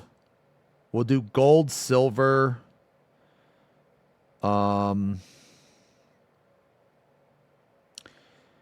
Yeah. We'll do some gold, some silver, probably some brown right here. Yeah, so that's next. Okay. And we'll do that on both of them. Yeah. Yeah, do that on both. All right. Wait, you can't see it? Wait, really? Is the camera okay?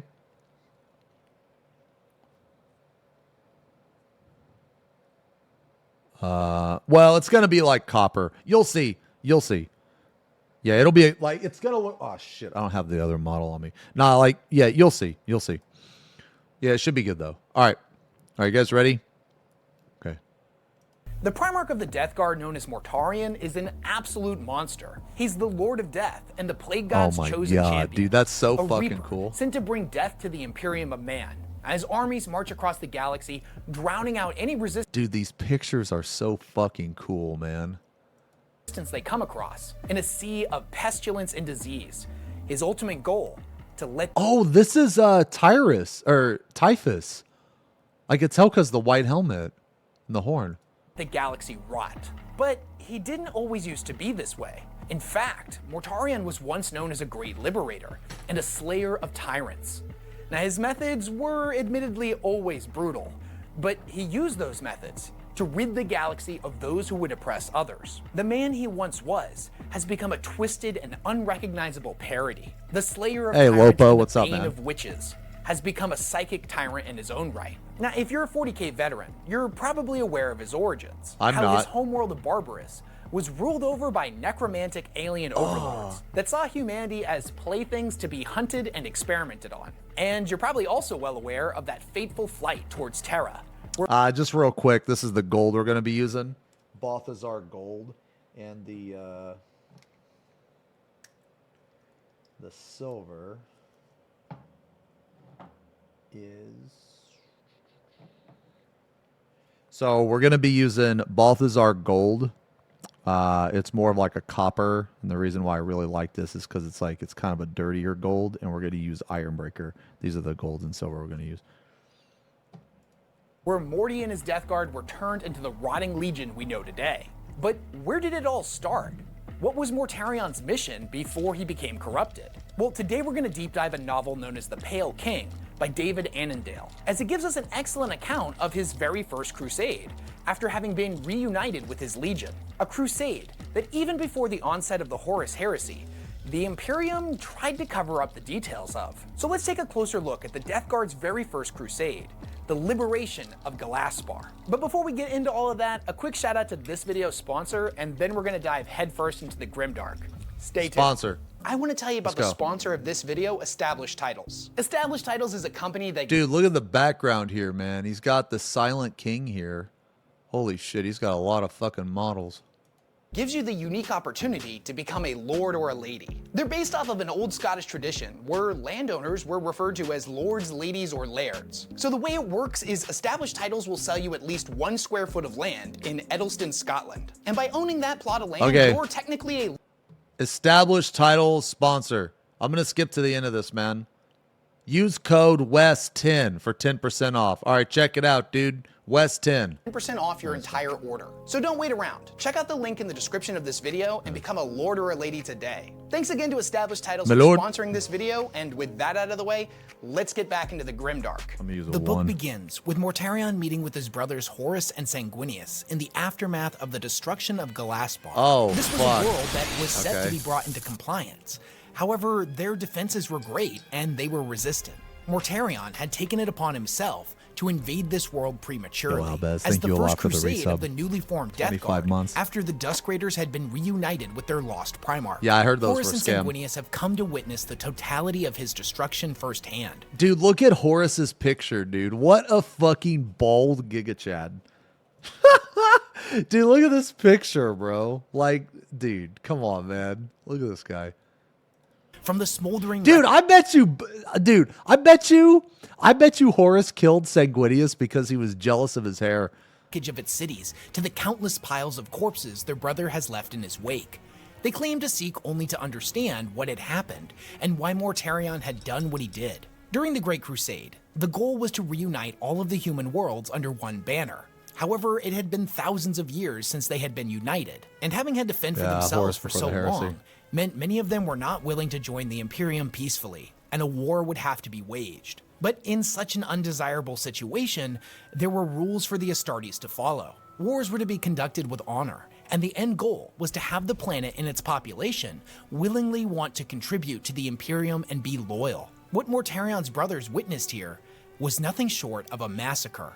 The Lord of Death was under no false pretenses that he was in fact on trial, even though his brothers insisted that they just wanted to understand.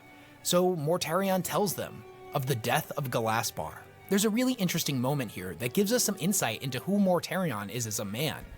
When Horus and Sanguinius greet him, they say they are genuinely glad to see him. Horus holds out his arms to embrace his brother, and since admittedly Mortarion is glad to see him, he gives in and hugs him, but breaks from it quickly. Not because of any animosity towards Horus, but because he genuinely disliked the gesture.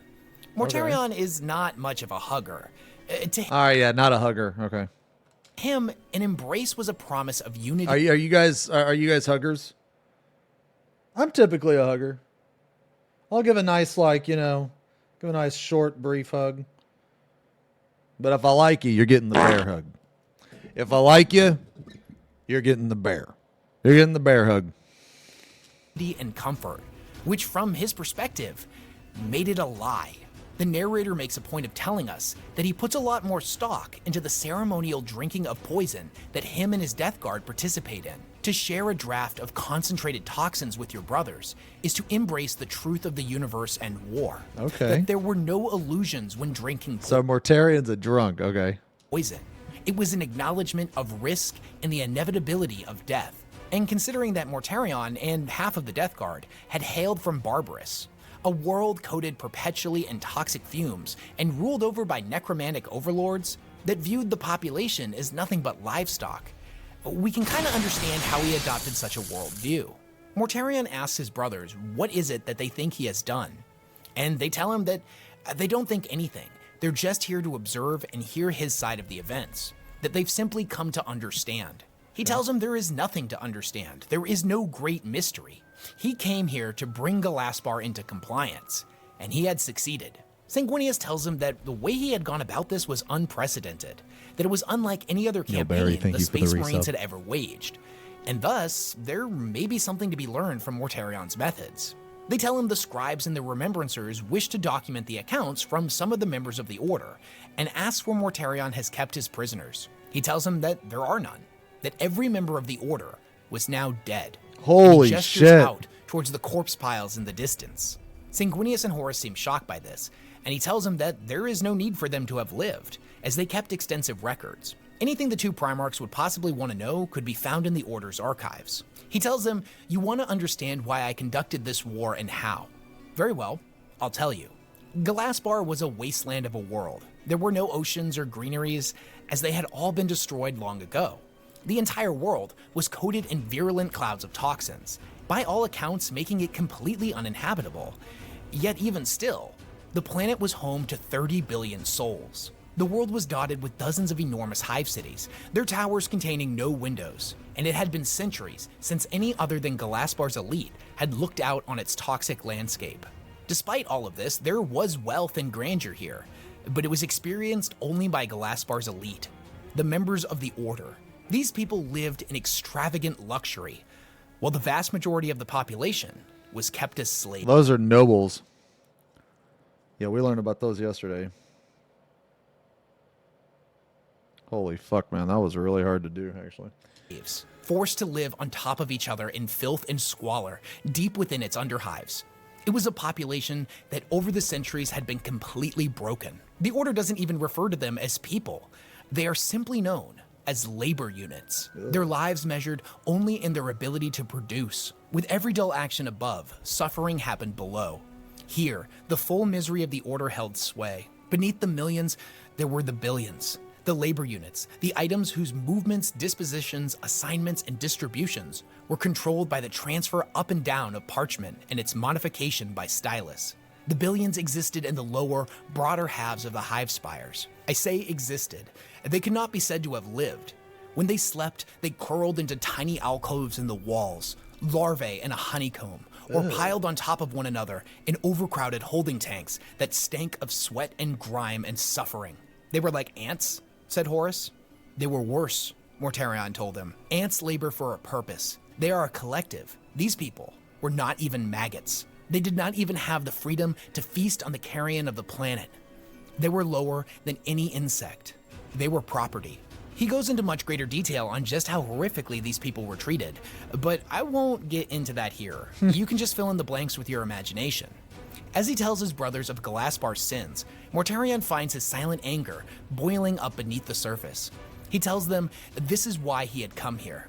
This is what he had to stop, that this wretched world had called his scythe upon themselves. When the Galaspar system was first encountered by the Great Crusade. Dude, that's fucking cool, man. So he was actually like a good guy.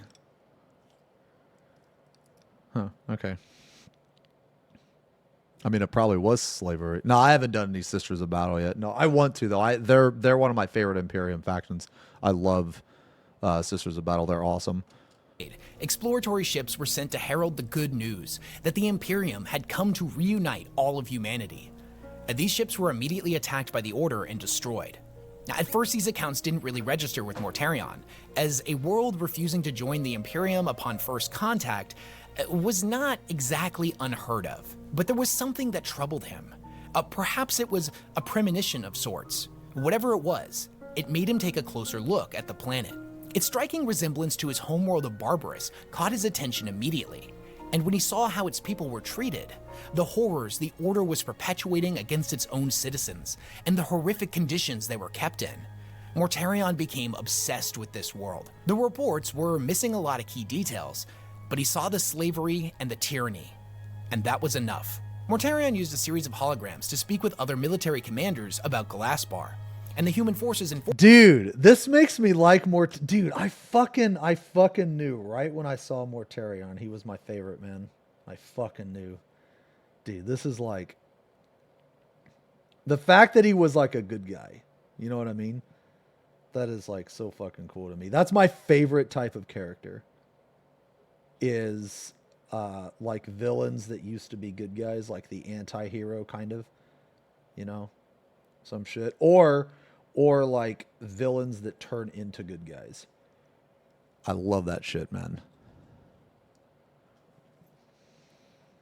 You know nothing, I know knowing about the universe. You know nothing about the... Yeah, I don't either. That they are aware of the situation, but considering their society didn't seem to have the ability to utilize warp travel, it didn't require immediate action. That their best option was to create a blockade around it until military forces could be spared to take the planet. Mortarion was in disbelief and asks when that will be. The commander has no real answer for him. It could be months, years, perhaps even decades. All while the Imperium was waiting, the people of Galaspar would continue to suffer. The commander tells Mortarion that the complexities of the Great Crusade often get in the way of their preferred actions. But such was the way of things. He asked Mortarion if he has anything to suggest. He told him that, yeah, in fact he did have something to suggest, that they delay no further and strike immediately without mercy. The commander tells him that, of course, we would all like to see that, but Mortarion cut him off and tells him, good. The Death Guard will liberate Galaspar. The commander informs him that the nature of the 14th's First Crusade is still being discussed, and Mortarion didn't have the authority to decide what that crusade will be. Mortarion lies to him and tells him that the Emperor had decreed it, and thus he had been granted full authority. The commander informs him that the Galaspar system had 7 suns. Oh, shit. Worlds. Okay. How did he plan on taking the capital without a blockade? Mortarion tells him that it is as he said, a sudden and decisive strike, a reaping of the scythe, that his fleet would strike so decisively. Dude, a reaping of the scythe. Oh my god, dude. Dude, that's fucking cool. Would not have time to bring their defenses to bear. The commander protests, saying that such a strategy wouldn't work, and Mortarion corrects him. It was the only strategy that could work. Mortarion informs him that their defenses would be irrelevant before killing the feed and setting to his preparations. My Death Guard, when I first came to you, I called you my unbroken blades. I promised you that justice would come from your hands. I vowed that doom would stalk 1,000 worlds. On this day, doom comes to the first of them. Humanity suffers on Galaspar. The Order rules this empire, and the Order is as obscene as the subjugation of its people is complete. Justice demands annihilation. Banish all thoughts of mercy. Justice demands a not... Dude, what a fucking badass. Because mercy is the plaything of the coward and the lie of the tyrant. Today, the blade descends on tyranny's neck. Nothing shall stay our hand. No enemy can stand before us. Death is the truth that awaits all. We march with death. We are one with death. God! Now, let... Damn! Bro. Dude, he is awesome, man. Doom and justice be one.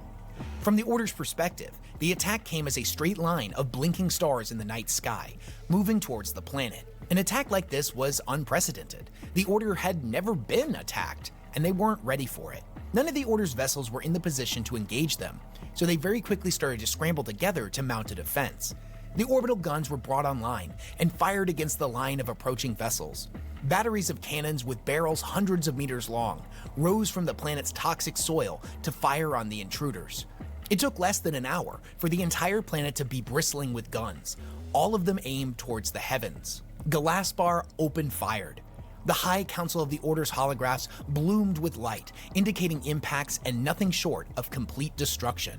The Order prematurely celebrated the obliteration of the enemy and an instantaneous victory, but the lights in the sky kept moving forward. You see, the Order had no idea that they were wasting their torpedoes on a line of remote-controlled asteroids that Mortarion had engineered and placed in front of his fleet. They were barely maneuverable, mostly just having been designed to push all ahead full, but that didn't matter. The Order kept shooting, not in salvos, but in a storm of unrelenting fire. They had foolishly believed so heavily in the superiority of their own guns that the seemingly limitless explosions they were generating were blinding their systems from what was coming. The entirety of the Death Guard's fleet was stationed directly behind the asteroids, using them as a shield to absorb the incoming fire. When the Order ships Holy shit, he big brained him, bro. Mortarion the big brain. finally came about and witnessed the massive fleet, they attempted to strike at the middle of their formation, their ships coming up from underneath them and firing torpedoes in every direction, desperately attempting to disrupt the Death Guard's formation. Mortarion ordered the ships to keep moving forward, to engage the enemy but let none slow their advance. Whenever one of the Death Guard ships was critically injured, they would continue moving forward rather than retreat, in an attempt to take down as many of the Order's ships as they could before being destroyed. The ships ended up sacrificing themselves by breaking from the fleet and becoming a much more enticing target to the enemy. Theoretically, the fleet could have slowed down in its advance in order for those ships to remain safe in the heart of the formation, but to slow down would give the Order precious time for it to bring all of its defenses together. Time the Death Guard didn't have. So the sacrifice of the ships and the hundreds of thousands on board them had to be made to ensure victory. Mortarion had not come to Galaspar to lay a siege. He had come to stab the Order in the heart. As the Death Guard's fleet entered the planet's orbit, they detonated all of the remaining meteors at once, raining fire and death down upon the world below. Not only did all of this debris do an enormous amount of damage, but it also ended up crippling the Order's targeting systems, and their guns were now firing blindly into the sky. Now, Mortarion knew that the targeting systems would eventually be repaired, and while that possibility existed, his fleet could not fully descend. So he tells all the other ships to fall back out of the range of the guns and engage any of the Order ships that were left.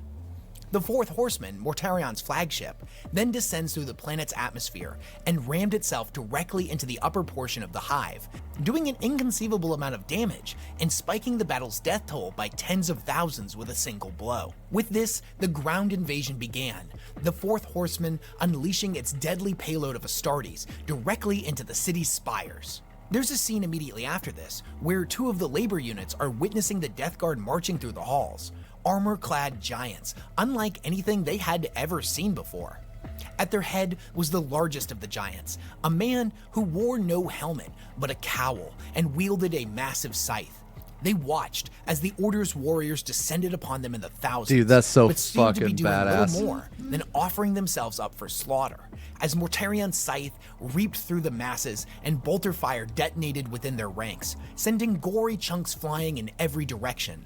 Hundreds of soldiers disappearing with every heartbeat, claimed by the Crimson Reaping. The Death Guard pressed forward, never halting in their advance, marching through a sea of rubble and dismembered bodies. Each wave of the Order's attackers disappearing in front of them as if they had no more substance than smoke. To the labor units, these were more than giants. These were gods. Gods who had come to deliver the end of all things. As the corpses mounted higher and higher, many of the Order's rank broke and tried to flee. The Death Guard let none survive. As the Astartes advanced through the city, they increasingly became more and more divided, each segment breaking off into different halls over and over again, until they had all completely separated into smaller kill teams, all making their way towards the city and thus the entire Galaspar Empire's heart, the control center of the Order. Over the city's loudspeakers, the panic commands of the Order could be heard screeching, "Kill the invaders! All of Galaspar must fight!" The Masters were ordering a complete mobilization of the entire city, ordering the labor units to rise up against the invaders.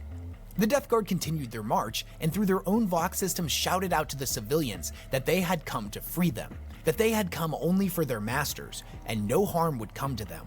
Many of the labor units were in the midst of a drug-induced frenzy due to the narcotics that the Order would routinely pump into them to maintain their compliance and increase productivity. That's kinda sad, man. Perhaps more importantly, many of them were more afraid of their masters than the Space Marines. The feeble, terrified masses clutched tightly in their hands makeshift weapons and were driven into battle by whip-wielding enforcers. The tragedy being that they were so unbelievably broken that they didn't understand they had a choice. The Death Guard couldn't afford to slow their advance for even a moment, so any that raised their arms against them were immediately cut down. Man, These that's stories really brought sad, flamers to actually. bear, halting the incoming waves in their tracks, giving them enough room to open fire with their bolters. It didn't matter that these people had been forced to attack by cruel and uncaring overlords. They took up arms against the Death Guard, and so they died. This wasn't true for all of the Death Guard kill teams. Many more civilians heeded the Death Guard's warnings and retreated into the safety of their alcoves, while the Giants brought death to their masters. Tertius and Gara were present on Galaspar, and were rightfully sickened by what they were being forced to do. But more importantly, they reminded themselves over and over that the Order's madness, this utter disregard for human life, and the fact that the Order would force civilians into combat was exactly what Mortarion had come to end. That the end would be worth this massacre. It had to be. These thoughts brought no comfort to Tertius and Garo, but it kept them moving forward. At one point, the two Marines opened a hab-block door and found hundreds of men, women, and children cowering in fear. While the Vox speakers continued to blare the orders to fight, they held out feeble, grime-caked hands to them, begging for a mercy that they had never before received in their life. Tertius took a moment, taken aback by just how miserable they were. He had never seen living beings that appeared so wretched. Tertius tells him to ignore the loudspeakers. If they do not fight, they will not be harmed. They had nothing to fear from the Death Guard. He sees in their eyes that this is the first time they have ever been given a promise instead of an order. He told them they would hear screams coming from the other side of the door, and not to open it for any reason until the screaming stopped. He closed the door and sealed them away from the monstrosity that was coming. After the door was latched shut, he told his men to unleash. This is really fucking cool because the Death Guard are the fucking good guys, man. You know? I mean, like, there's not really good guys in 40K, you know, but they're like trying to help these people, you know what I mean? This is awesome. Unleashed their PFXIV grenades. PFXIV is one of the most feared and hated weapons the Imperium has ever utilized. Considered, even in the grim darkness of the Great Crusade, to classify as a war crime. A weapon whose creator was so horrified by what he had made that he tried to destroy all of its blueprints. A mission he ultimately failed in and was executed for heresy. Jesus. Killed by the weapon he had designed and subsequently tried to save the galaxy from. Liquid green. Dude, that's like the Brazen Bull, man. The guy that made the Brazen Bull, you know? It's like that guy. Fire tore through the Order's forces, liquefying them, The only fuck inflicting Marines on is its victims typhus and a Erebus. transcendent Oh. agony that caused their flesh to run like candle wax. Green flame rushed down the corridors, seeming to accelerate with malicious hunger as the Order tried to flee. Everything it touched suffered a torturous, hissing end. The closer the Death Guard got to the command spire, the more soldiers they ended up encountering. The final defense having so many of these soldiers packed tightly together that Mortarion remarked that they looked like worms writhing in their masses. Now, the tactic was obvious. The Order was seeking to slow the Death Guard's advance by drowning them in bodies. It made no difference to Mortarion, who cut through them with no remorse. By the time they reached the command area, the elites of the Order had retreated to the safety of an internal bunker, a bunker that then lifted up an elevator shaft before collapsing the way to them under 30 meters of rockcrete. Mortarion and his Death Shroud were the first to reach the entrance of the command center, but found that they were too Mortarion and the Death Shroud? Dude, these are the Death Shroud bodyguards. The ones we're painting. late, that the enemy had moved and left one more line of defense, a squad of human abominations that the Order referred to as the Wretched. Twisted amalgamations of people with potent psychic abilities that had been chained in the dark until the Order could finally use them as a last resort. and many of the wretches' heads had become so enlarged that their necks couldn't support them, instead dragging them across the floor as they clawed their way towards Mortarion and his death shroud. Enraged by the sight of witchcraft being utilized in war, Mortarion obliterated them, permanently ending their suffering. After the wretched had been killed, Mortarion looked at the auger readings of the spire and finds a concentrated heat cluster in one of its highest peaks. He realizes that this is where they must have retreated to, but unfortunately there is no obvious path to get to them. And to make things worse, reinforcements from the other hive cities were closing in. Mortarion knew what must be done, and that sadly, much like on Barbarous, this would be another spire he would not be able to reach the top of. He ordered a kill team to scale the outside wall of the spire to try to break into the command center through its roof, while him and the rest of the Death Guard descended down to meet the reinforcements outside. Now, although Mortarion realized the irony of this situation, the spires of Barbarous and Galasbar being remarkably similar, he thought to himself that this time would be different. There would be no intervention from the Emperor.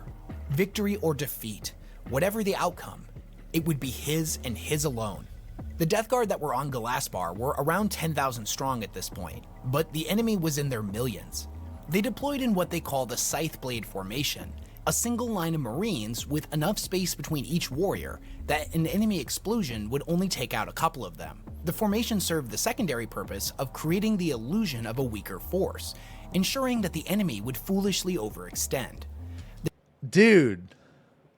Okay, that's cool. Okay, that's really cool.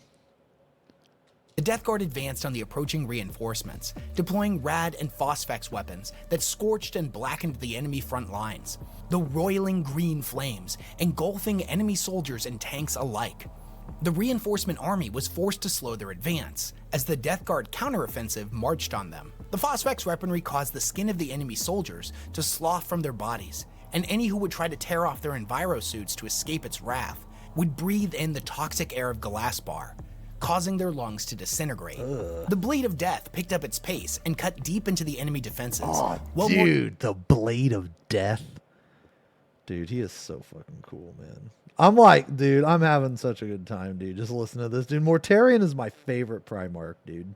He's my favorite. Mortarion hurled himself forward, reaping tanks and enemy soldiers alike, vehicles splitting in half before him, and severed heads falling like rain. The Scythe formation transformed into a circle that surrounded the enemy soldiers, and every other Legionnaire broke off to plunge forward into the enemy ranks, sowing confusion. The Order ended up turning their own cannons on the reinforcements, trying to take out as many of the Death Guard as they could. Jesus. And this very well could have been the end. But suddenly, the deafening boom of the Order's cannons fell silent. The cannons that had been leveled at Mortarion's ground forces, and the ones that had been firing non-stop blindly into the heavens to keep the fleets at bay. The kill team had been successful. They had broken into the Order's stronghold, capturing them and thus muzzling all of their defenses. The fleet was now free to engage the planet, and the death of the Order was at hand. Judgment in its purest form rained down as munitions 30 meters long fell from the sky, striking with seismic power. Multiple mile-tall mushroom clouds erupted across the planet's surface, followed by drop pods in their thousands. The Order had fallen.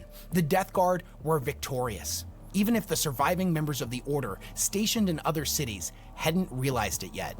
Now, despite this, the Death Guard's work was far from complete, and Mortarion swore he would not leave this world until every Overlord had been slain. The Order, in their desperation, attempted to reach Mortarion via Vox. They knew the end was here, but perhaps their lives could be spared, as even though their world was going to become part of the Imperium, their knowledge and expertise would still be useful to this new order. Mortarion answered the call from the leaders of the next most powerful city. The acting High Controller on the other end told him that all the remaining members of the Order throughout the planet's hives were listening in on the channel and could hear his words. She then asked him what his terms were, and Mortarion told her very simply that he didn't have any. She told him that she didn't understand, and Mortarion says, "I spoke clearly. I will repeat myself though.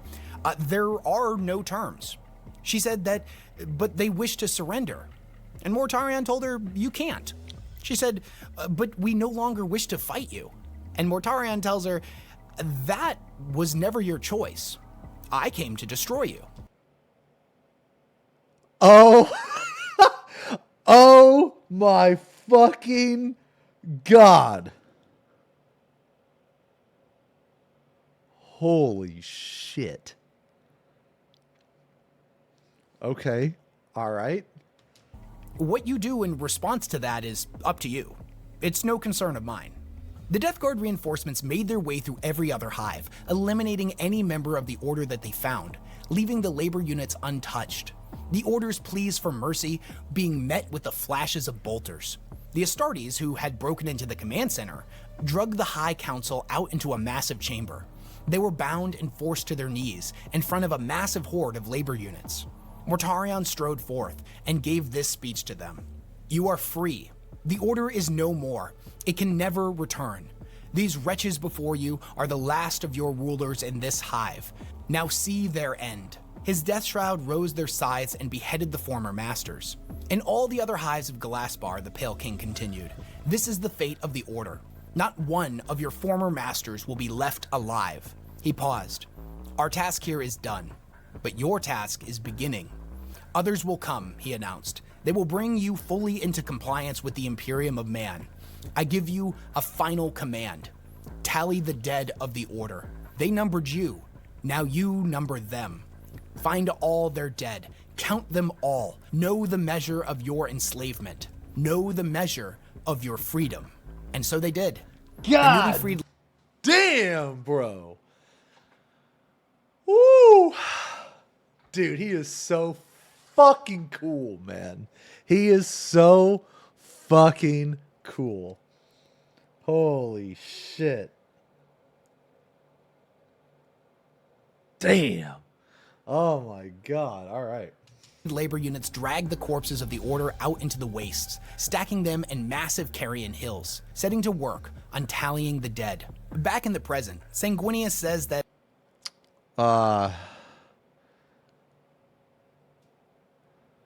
Yo, I'm glad the streams are helping you through your through the stress, man. Yeah, dude. I'm really glad that people like hanging out on the painting streams, man. Final Fantasy is we're gonna be playing a lot of Final Fantasy, in the upcoming months, or upcoming weeks or whatever, and it's just it's nice to kind of chill out just a little bit before that and do this shit, I'm just really glad people enjoy it. That will be enough. We have heard all we came here for. But Horus had one final question. Dude, this picture of Horus fucking kills me, bro. Look at that picture. Dude, that is one handsome bald man. I'm not gonna lie, dude. Like, that is one handsome motherfucker. All right. Dude, look at his chin. Look at the shape of that jawline, bro. He tells Mortarion that he questions the complete purge of the Order. Was there no value in leaving any of them alive? Mortarion tells him that there was not. Every member of the Order left alive would be a piece of its structure left preserved, and even the smallest fragment would be more poisonous than the air of this planet. Damn. Sanguinius and Horus share a pained look, and say that they both now fully understand and are ready to render their judgment. Horus asks Mortarion if he understands what he has done here, and Mortarion tells him that he does, that this was the result he foresaw. Horus points out that just because he predicted this outcome does not mean that he understands. That he was correct in thinking a drawn-out siege would have been vastly more costly, but that he did not understand the cost to the population of Galaspar. Mortarion stared back at him in disbelief, saying, "They are liberated. Physically, they are," said Horus, "and others, they are traumatized. They have seen death in the flesh reap through their world. They do not know what freedom is. How could they? Where would they have encountered it? The force that oppressed them was destroyed by a greater one. All they know is destruction. And then there is this tally," he says, gesturing to the mountains of corpses. "They are doing it because it was a command. They see only meaning in obedience, not in the tally itself.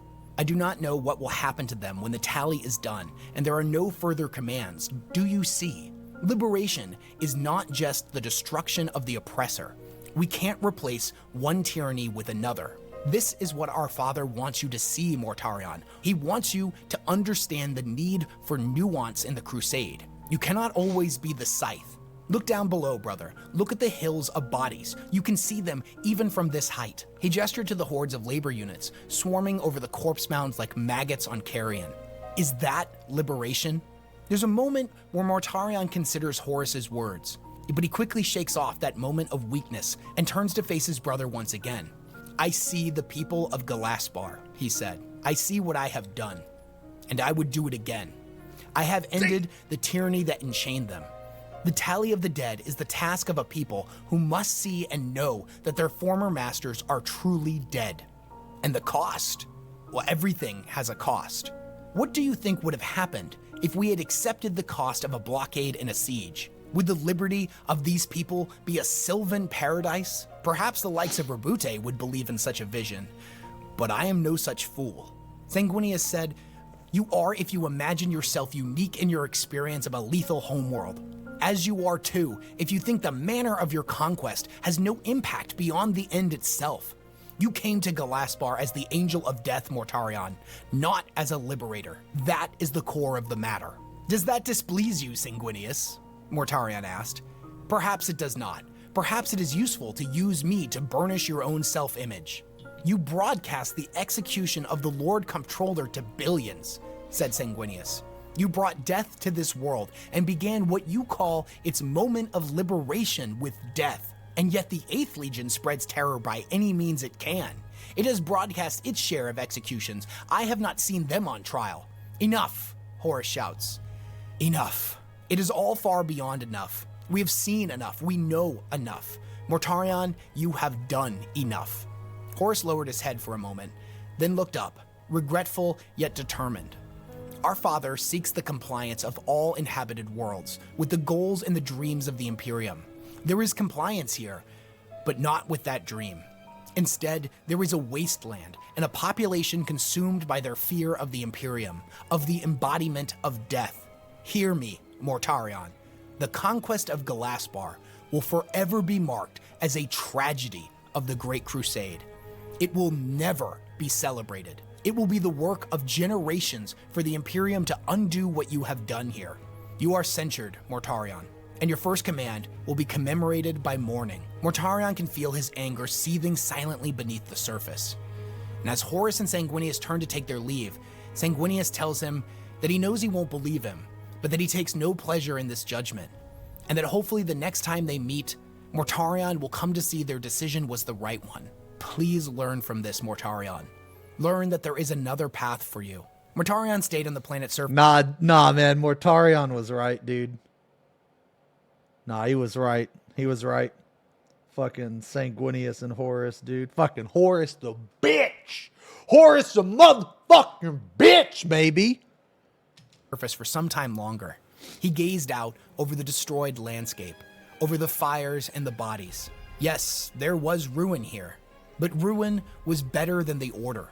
Yeah. There was a purity in ruin. Horus was wrong. The landscape of Galaspar was not a tragedy.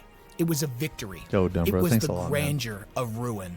Despite Mortarion's feelings immediately after his brother's judgment, over time he would end up trying to take his brother's advice. Okay. This would take the form of the siege of the sorcerer planet known as Absurdus. In the hour of its final judgment, Mortarion would end up staying his hand when the ruler of the planet begged for mercy.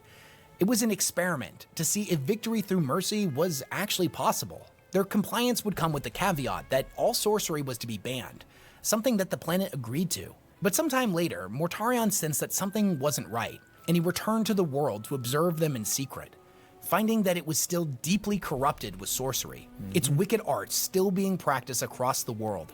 He realized... What was that? What was that quote? Mercy... lighting and tile survey? Yeah, it was good, man. It was good. That mercy was a mistake. Yeah. One he would never make again. And he killed Absurdus with a salvo of cyclonic torpedoes. Mortarion looked out. Jesus. Yeah, mercy was for the weak. Yeah, and shit like that, man. And he was right. Mortarion was right. the void where Absurdus had been, and he ruminated on the meeting he had had with his brothers 1 year ago. He had this to say: "My brothers were wrong in their censure, and I was wrong to have let the weakness of their sentiment cloud my judgment. Damn. Their sentiment and their perverse censure. Absurdus was a needed correction. It showed the error of moderation. The blade must never be restrained."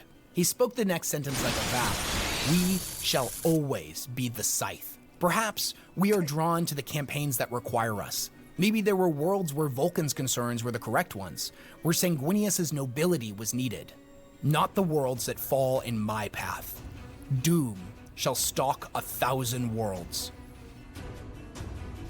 Oh my God, bro. Doom shall stalk 1,000 worlds. Dude. The blade must never be restrained. Holy fucking shit. That was awesome. Dude, that was fucking cool, man. The Pale King. Actually incredible. Holy fuck. Fucking awesome. Let's link the vid. Link the vid. That was fucking cool, man. Holy shit. I got chills, man.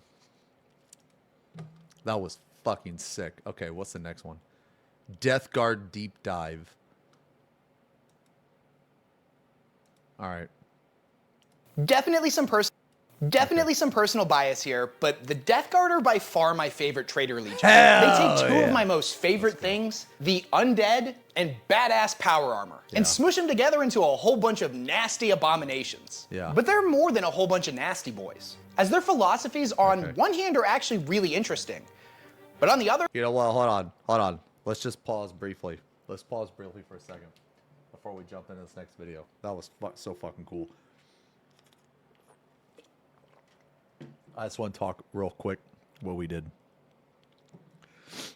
So I did like all the gold. So I think the gold looks pretty good. The gold looks pretty good. I'm going to do the silver next, but I'm just going to do the gold on the other model. I'm going to go back in and highlight some of these parts with silver. So like this looks like a lot of gold right here, but I'm going to go back with some silver.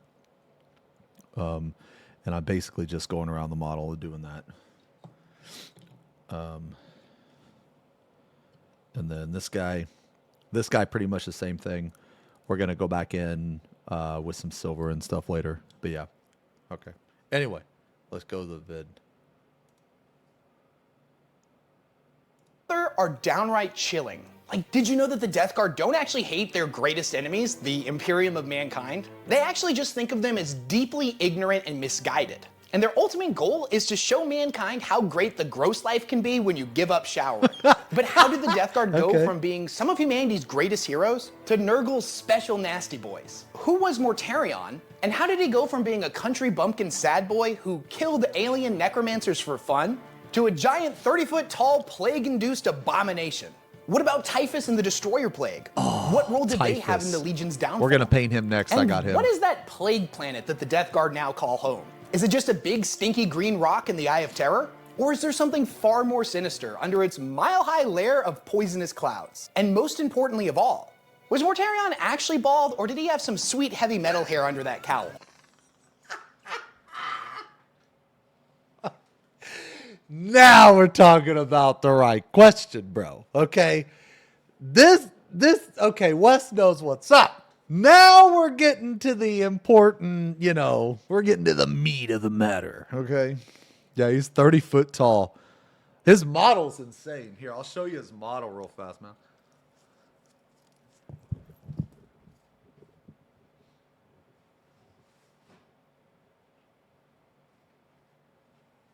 Dude, here's his fucking model.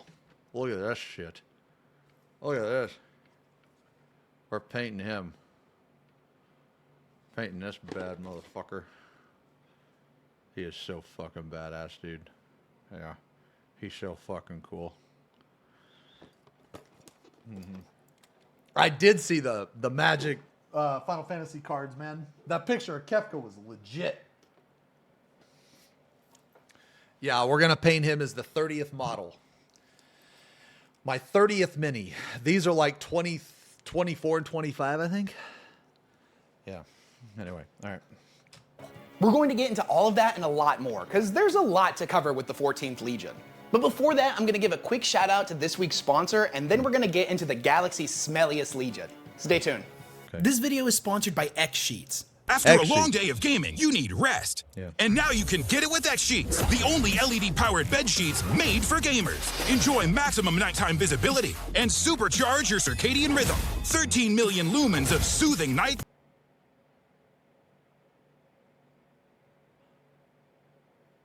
Bro.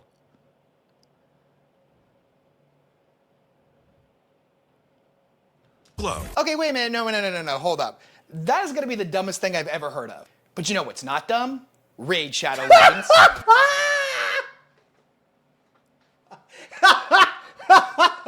Raid Shadow Legends. I'm not going to lie, bro. I'm not going to lie. I was hella invested in those LED sheets. I was hella invested, man. Okay. Are you tired of fluffy and cartoonish looking games? Raid Raid Shadow Legends will take you to a world of dark fantasy and realism. And there's a ton happening in Raid this month, with some new champions, an update to Tag Arena, and a full schedule of special events and tournaments. But here's the main event. Raid's currently running a special Deliana Chase event, where you can get your hands on the amazing Deliana, a brand new legendary champion from the High Elves faction. Just by logging in, all you have to do is log in and play Raid for 7 days between now and July 20th. And you'll get Deliana for free. And Deliana is one of the strongest support champions in the entire game, and can help carry your team through many of Raid's tougher challenges. You definitely don't want to miss out on her. This is the best time to get started in Raid. And if you click my link in the description or scan my QR code here on the screen, you'll get a free starter pack worth almost $40. We're talking 3 free champions at once: Misericord, Tiger Soul, and Romero, plus 10 Magic XP brews, 10 Force XP brews, and 10 Spirit brews. And that's pretty huge. They only gave away 1 champion in the past. So don't miss out on your last chance to get such big rewards. All this treasure will be waiting for you right here. And it's that easy. Just click the link in the description and I'll see you in game. And the gifts keep on coming. All new players listen up. Once you're in the game, just enter the promo code MyDeliana to get your hands on everything. Get 50 XP brews to instantly get your legendary hero Deliana to max level, as well as a ton of extra silver. Thanks again to the awesome people over at Raid Shadow Legends for sponsoring this video, and let's get into it. All right, man. Code Wes, or wait, what is it? Code, yeah, something. The universe of the 41st millennium is filled with some truly horrifying entities, from various and voracious alien species that seek to purge the universe of mankind, to literal space demons. There are perhaps none more rotten and terrifying than the members of the Death Guard themselves, a legion of disease-riddled space marines that, after betraying the Imperium, turned to the worship of the Grandfather, Nurgle, the chaos god of disease and filth. The Death Guard have become the Plague Lord's most favored children, as none are more effective in spreading his bubonic gifts across the stars. And the Grandfather is incredibly generous and shows his love for his children by blessing them with new poxes, diseases, and mutations, each a symbol of his paternal love and affection for his cursed children. Of all the lost souls who have ever worshipped the Plague God, none have been so blessed as the Death Guard. Every one of their soldiers has become a living avatar of pestilence, a repository of vile parasites and demon-born diseases, a menagerie of sickening and grotesque corruption. They are a mockery of life and a blasphemous reminder of just how far the Emperor's creations can fall.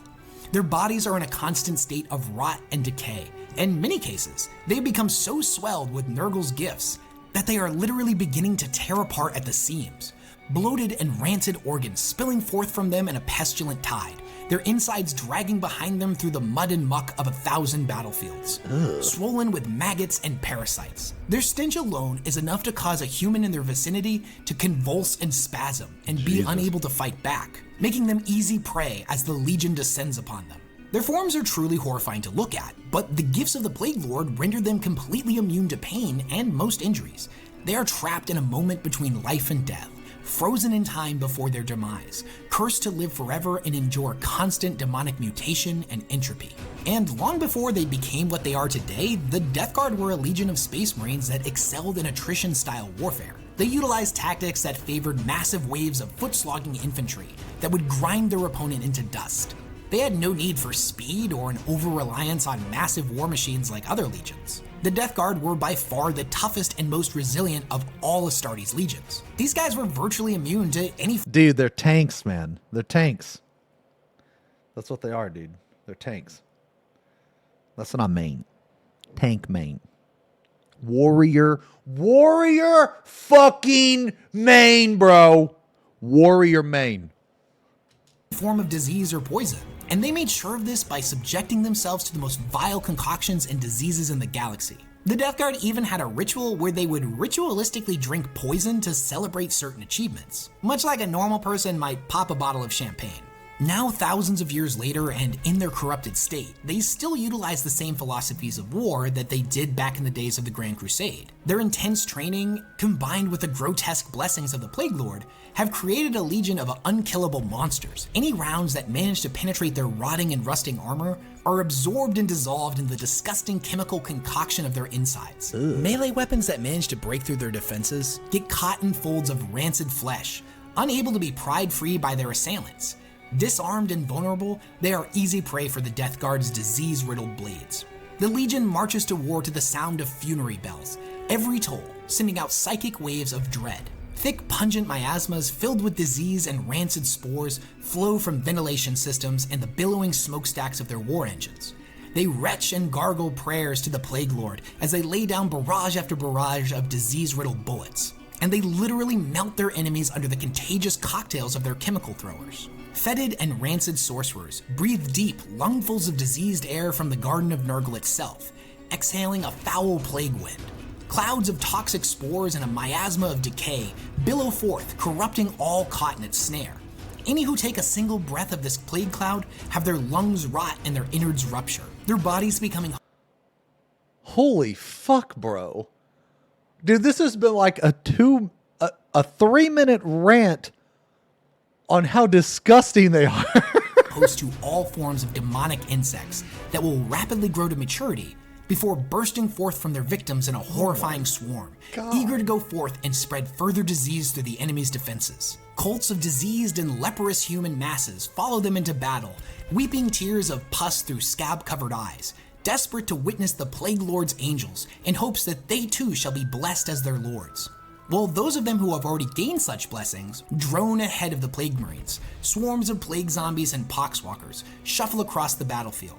A disease-induced rictus grin spread wide across their face. They absorb incoming fire and descend upon the enemies of the Death Guard in a shambling horde of diseased flesh, their gifts infecting their victims, causing them to rise once more and turn against their allies. The Death Guard's victory is much like the slow, creeping hands of death itself. It is inevitable and assured. For even if by some miracle you're able to hold them off, the malady of diseases and poxes that follow them will soon spread and completely overwhelm your planet.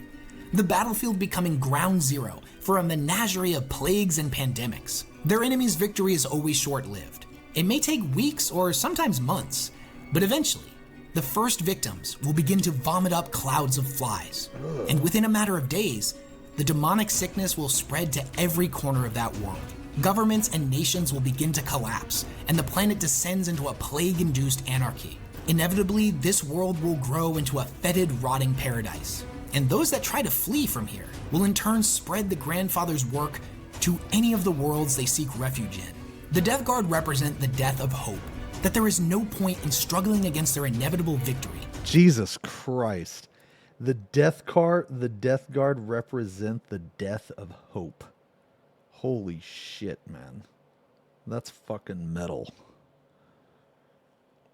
You'll either die or join them in blasphemous and disgusting unity. So I think it goes without saying that the Death Guard are pretty horrifying. I mean, I honestly can't really imagine a more terrifying opponent. But other than just being gross, how exactly do they fight? What types of tactics do they use, and what about their weapons?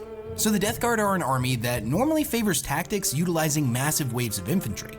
And it's not that they don't use tanks or other war engines, as they definitely do, but their style of combat has always revolved around infantry-based wars of attrition.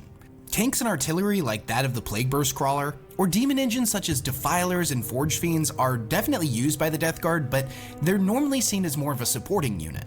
The Sons of Mortarion have always been somewhat stubborn, and choose to rely solely on their resilience and unwavering fortitude.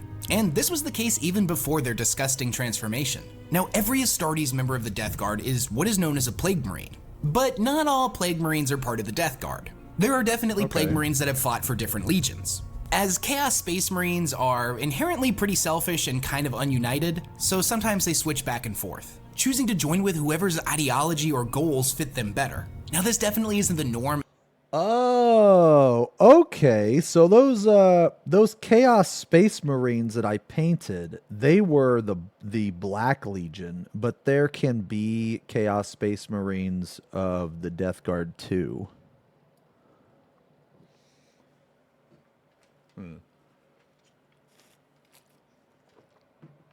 So it's kind of like they're mercenaries.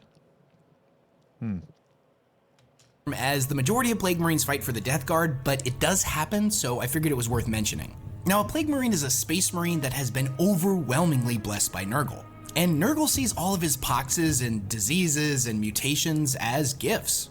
Blessings that, albeit terrifying, grant them their undying and rotting forms. Now, in addition to these demonic blessings, they wear mostly Mark III variants of power armor. And oddly enough, before the Horus Heresy, they had access to the newer versions, but still preferred the Mark III for its heavier armor and more durability. Yeah, more now, tanky. I'll forgive you for thinking that all of the Space Marine power armor is... Yo, let me ask you guys a question. In the game, are they also super tanky? Because you guys were telling me that the Great Unclean One was a fucking massive tank. So like those of you that played the game, are they like also like the tankier Marine style? Oh, okay, it's their thing. Yeah, okay. And to play with kids' toys. And to play with kids' toys. These aren't fucking kids' toys. You fucking idiot. How are you going to say I don't play with kids' toys, but you're in here? You're in here watching the stream. What do you mean?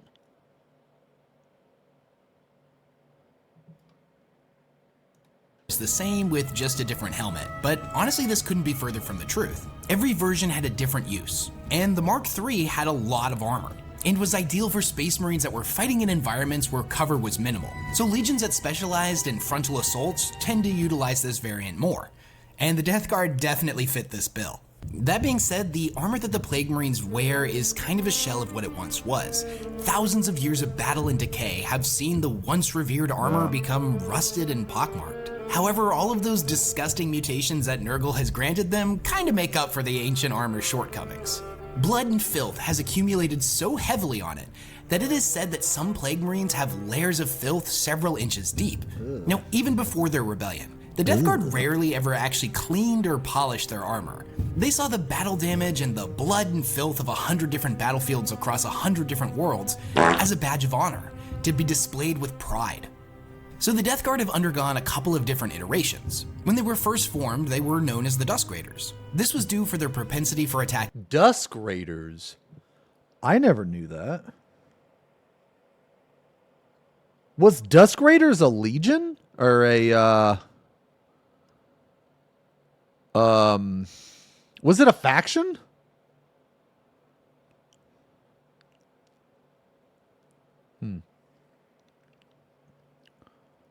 Oh, that's before Mortarion was. Oh, right. Okay. Yeah. So, okay. Remind me of the timeline again. Okay. Right. So so all the Primarchs were spread across the galaxy. Right. Fuck. When did that happen?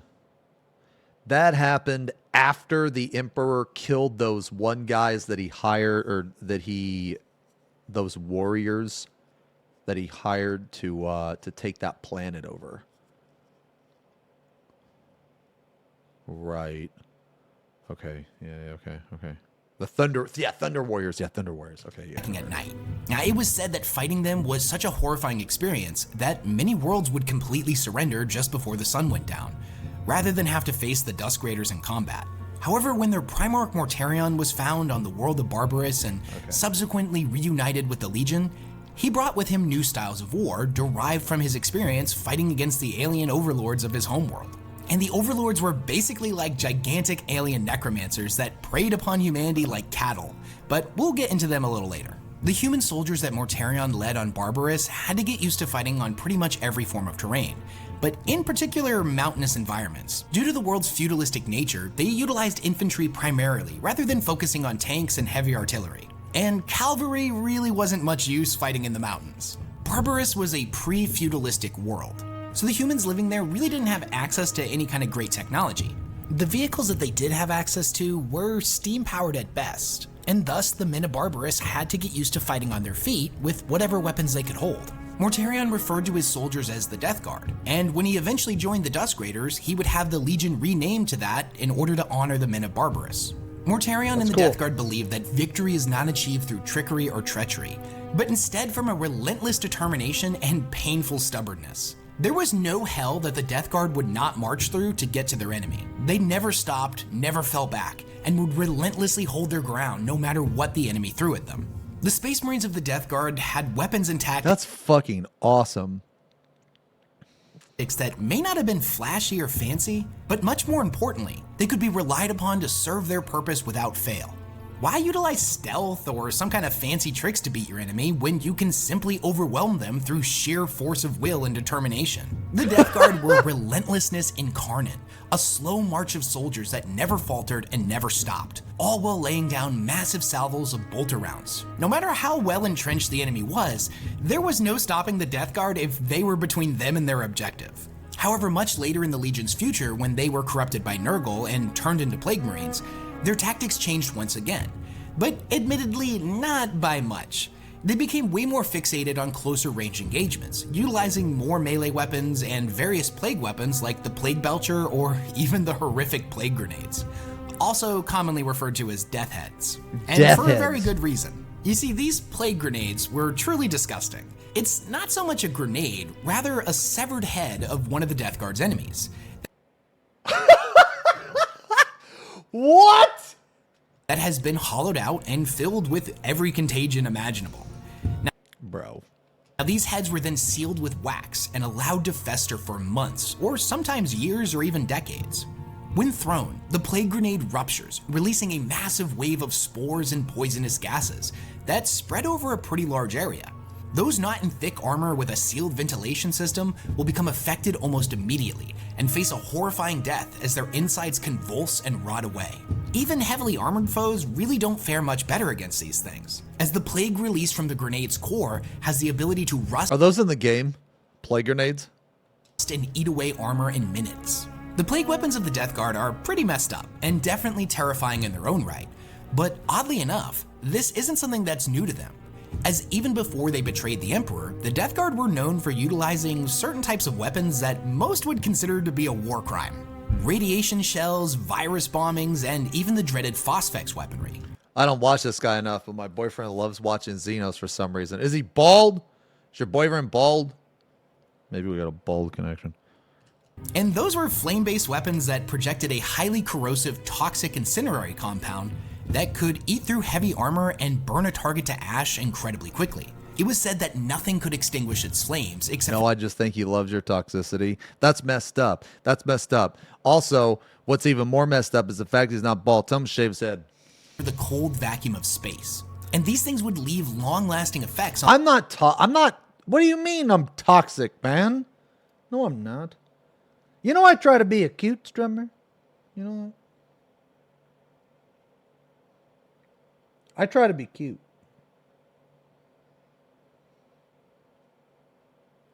I try to be cute. On the environment that they were used in, even more than radiation weapons. And don't get me wrong, they were definitely utilized by other legions as well, but the Imperium always kind of looked at them as a last resort kind of thing.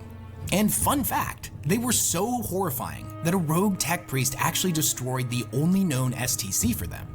Despite the horrifying reality of the 40k universe, this tech priest decided that they couldn't be allowed to continue to exist, as they were that inhumane. Now, a few of these ancient FFXIV weapons still exist, but the Mechanicum has never really been able to recreate them. And side note, that tech priest was declared a heretic for his actions and executed using the very same weapons. Holy the Death shit. Guard had no problem utilizing such terrible weaponry, and saw it as necessary to protect humanity. And again, it's not like other legions didn't utilize virus bombs or FFXIV weapons, but it required careful consideration. Using such terrible weaponry would forever stain their honor, and not to mention the world upon which they were used. These worlds were supposed to be being conquered and folded into the Imperium, not just destroyed. So using weapons that would completely destroy their environment for thousands of years was not something that should be done lightly. However, the Death Guard couldn't really have cared less. Like themselves, they were tools of war and should be utilized to their fullest extent. With such a background, it should come as no surprise that in the 41st millennium, the Death Guard have become the undisputed masters of biochemical warfare, combining their long history of virus and radiation weapons with the pestilent blessings of Nurgle to concoct ever more inventive diseases and poxes to unleash on their enemies. Not only are these alchemical horrors incredibly potent and effective in their own right, but when they're infused even further with Nurgle's essence, they create a voracious and predatory demonic pathogen, more horrifying than anything we've ever seen in the modern world. It's almost like these diseases have a form of demonic sentience, a hunger to infect and spread misery and despair as far as possible. Just like the blight grenades, most plague weapons have a pretty limited range, and it's kind of obvious to see where they get their names from, as each one utilizes various toxins and diseases and other forms of chemical warfare to obliterate their enemies. Despite their almost universal short to mid-range profiles, looking good. the plague Thank weapons you. do come in a lot of different forms, such as the plague belchers and plague spewers, flamethrowers that project trails. I'm just trying to knock this out, knock this gold out, you know? And then I'll like kind of show you guys, and then we'll do silver. I got to do a couple touch-ups though on this guy. He had a couple he had a couple like scuffed areas, man, really tight areas. Of concentrated disease, filth, and the larvae of demonic parasites. Their chemical concoction literally causing anyone or anything hit by it to dissolve into a pile of corrosive, pestilent slop. They come in the form of grenade throwers like that of the Blight Launcher, and very rarely even in a much longer range version like the mortars of the Plague Burst Crawlers. However, the Death Guard also utilize a lot of melee-based plague weapons, such as the Plague Knife, a rusted and pitted blade dripping with virulent toxins and diseases. Now, they may not be the sharpest blades in the galaxy, but they don't need to run an enemy through or cut them in half. Yeah, a single they're cut rusty. from such a weapon can fell even the mightiest of beasts, as the blessings of Nurgle quickly spread through the victim's body. So where do all these Plague Marines come from? Well, the vast majority of the Death Guard soldiers are born of Barbarous, taken from the poisonous homeworld of Mortarion. However, nowadays this is true of the majority, but not of all, as Barbarous was destroyed by the Dark Angels after the Horus Heresy. Now, many of the original Astartes from the time of the Grand Crusade still fight under the banner of the Death Guard. Even now, Are Dark Angels Imperium? They are, yeah.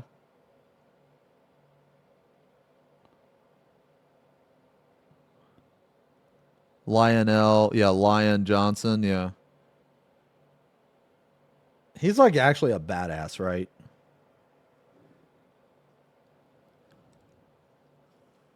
thousands of years later. However, losses are inevitable, and new recruits will have to be made in order to replenish the lost Space Marines. Now, many of these Plague Marines start off as kidnapped infants, stolen by the Death Guard in many of their raids on feral worlds. In this way, they have no connection to their old life, and the Death Guard will inevitably be all that this child will ever know.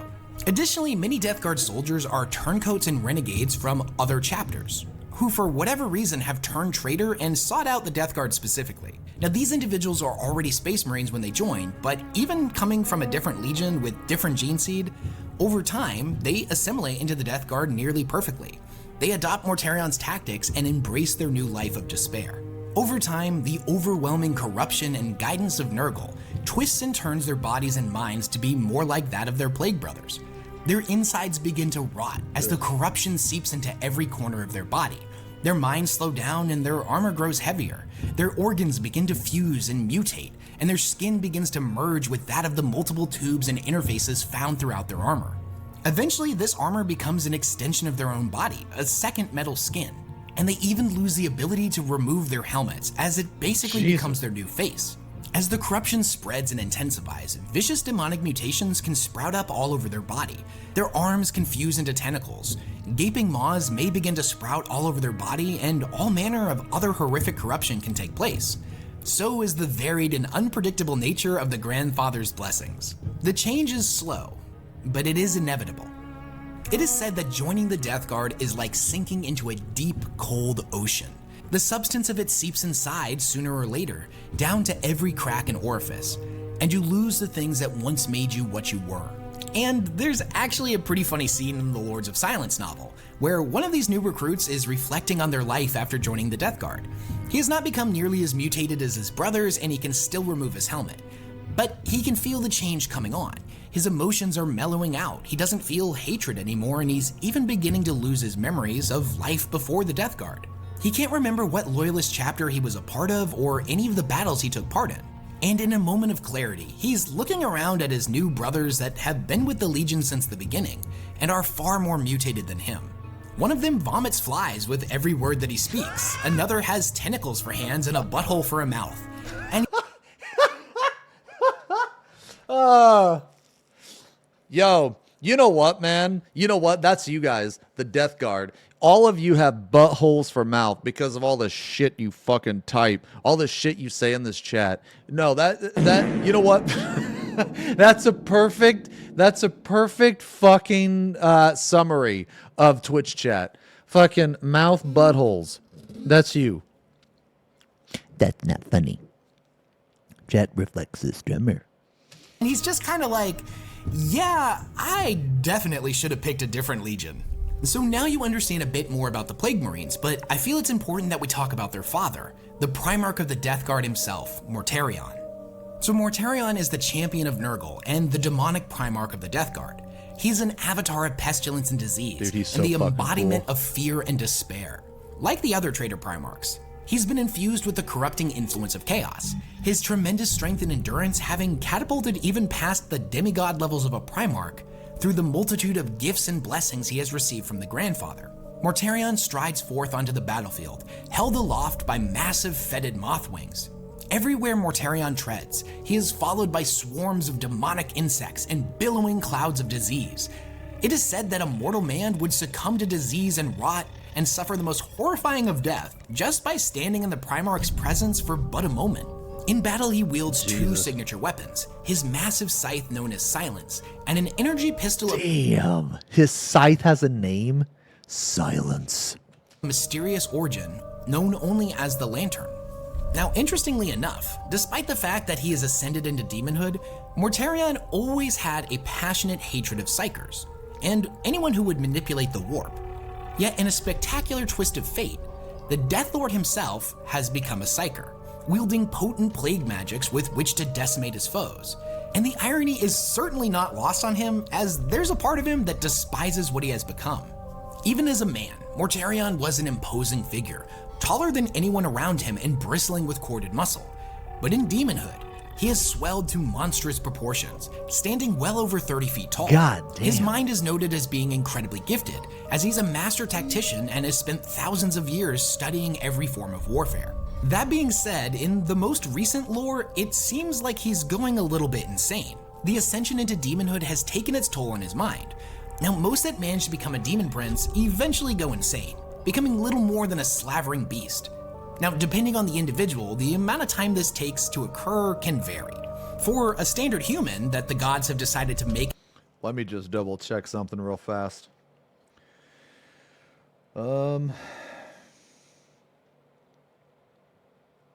Okay, so this is what we got so far. This is what we got so far. So I think that's a majority of the gold.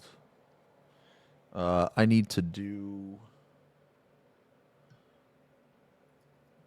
a touch up actually real fast, which I don't have that paint on me.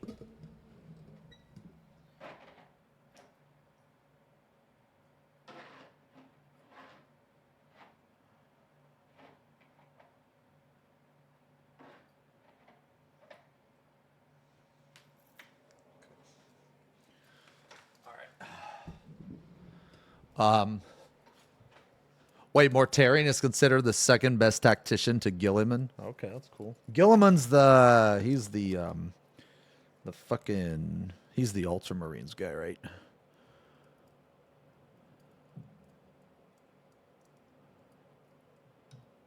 Blueberries. Yeah. He's like the isn't it currently the other Primarchs and shit? A lot of them are lost.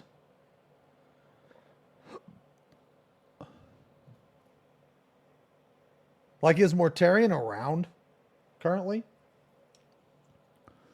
When's Agent Fly? Man, Agent Fly is fucking dead, dude.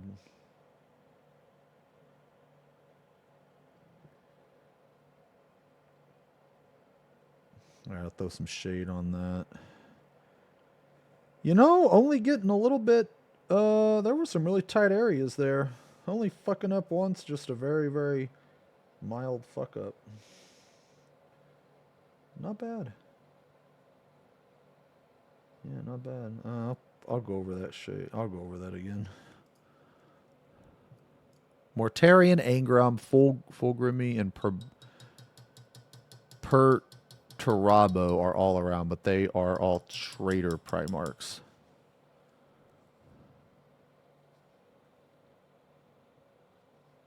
After failing to destroy Ultramar. Oh. Dude, that's so much. That's so much fucking lore that you just hit me with, man. Jesus. I paint the backside of the cloak. Oh, you mean this right here? Yeah. No, we're gonna do that. We're gonna do that later. Yeah, we're gonna do that later. It's not gonna be right now. And the reason why is because I kind of want to get all the base paints done first. I gotta fix this real quick. I think it'll be fine though. Just give it a quick shade.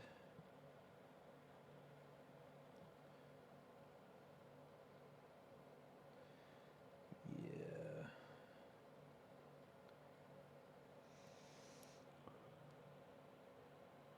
Yeah, that should be good. Okay. Perturabo is a weird demon prince state because he's trying to kill all his brothers over it. Purple to red gradient. No, I'm actually going to do a red to black. So I've kind of adopted a thing that I do, and all of my Death Guard, okay. So basically, unless, wow, that is a really cool picture of Mortarion. Basically, all of the only Death Guard that are going to have purple to red.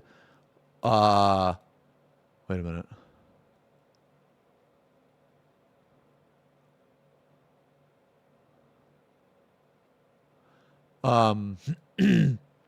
All my Death Guard are going to have red to black capes, except for the higher ranking ones, and they're going to have purple to red.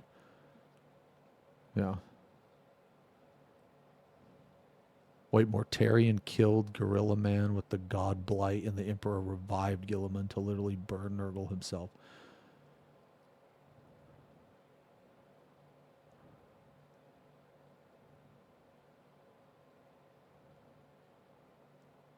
Lore argument in chat. Oh, I don't know, man. I don't know. I'm not taking sides because I don't know the lore. Okay, so just real quick, we did a lot of the gold. I think I may have missed a spot or two, but that's okay. We're gonna do all the silver now. Yeah, we're gonna do all the silver. We're gonna do the shading last. Well, I mean, I could technically do the shading now, but I kind of don't want to. I kind of want to get all the base paints done. Because I'm tired of looking at this model that's so green. Oh, wow, I didn't do that. What the fuck is wrong with me? Oh, wow, I'm so stupid. Okay, wow. All right. Okay. All right. All right. Shit, where's the video? Into a demon prince, this could end flat like he's going a little bit insane. The ascension into demonhood has taken its toll on his mind. Now, most that manage to become a demon prince eventually go insane, becoming little more than a slavering beast. Now, depending on the individual, the amount of time this takes to occur can vary. I forgot to paint their fucking hood, man. But basically, I want to get all the base paints done so I can get kind of a good idea of what it's going to look like. I mean, I already kind of have an idea of what it's going to look like, but it's just like the way that I paint, I guess. I don't like looking at the primer. I don't like looking at the primer, you know? For a standard human that the gods have decided to make into a demon prince, this could take hundreds, if not thousands of years. But Mortarion was a Primarch. They were demigods in their own right, so for all intents and purposes, Mortarion is handling the transformation quite well. However, it is stated that the reality of the physical universe is something that he only dimly perceives. At the same time that Mortarion is seeing reality, he's also seeing glimpses of the past and the future, and many different potential realities as well. So in this context, Mortarion has the ability to see the future, but I don't think he really has control over it. It's more of a form of demonic dementia that he's suffering from, which is causing him to lose his grip on the present. In the novel The Lords of Silence, there's a plague marine named Vorx, who at one point is in mid-conversation with Mortarion. And Mortarion starts referencing the fact that he did not foresee the universe splitting in half, that it is something that he had not anticipated. Vorx is confused by this because at the time this novel takes place, Cadia has yet to fall, and the Cicatrix Maledictum hasn't formed. Hell, I don't even believe the 13th Black Crusade has even started. So Mortarion is just rambling about all these events that don't make any sense, when in a moment of clarity, it seems like he's noticing Vorx for the first time, and he says to him, "Ah, my mistake. That hasn't yet happened for you yet." And he informs him that the current War Master of Chaos, Abaddon the Despoiler, will be contacting him soon. Holy shit. Now, this perceived insanity has led many of the Death Guard to question Mortarion's ability to lead, particularly Typhus the Traveler, as him and Mortarion don't get along at all. Typhus. So where did Mortarion come from, and what was he like before his demonic transformation? Now, before we get into Mortarion's life on Barbarous, I think I need to give a very quick and abridged version of the creation of the Primarchs and what happened to them. So, the Emperor created 20 sons, using his vast knowledge of gene engineering. They were all immensely powerful and immortal warriors. All of them had different personalities and abilities, but in some aspects, you can think of each one of them as representing a different aspect of the Emperor himself. However, when they were still in incubation tubes, a great tragedy struck, and the 20 Primarchs were whisked away and scattered across the universe, each one landing on a different world. Now, for the longest time, it was assumed that the Chaos Gods had scattered. And this is why 2 are unknown, right? This is why 2 legions, because they literally haven't found them, right?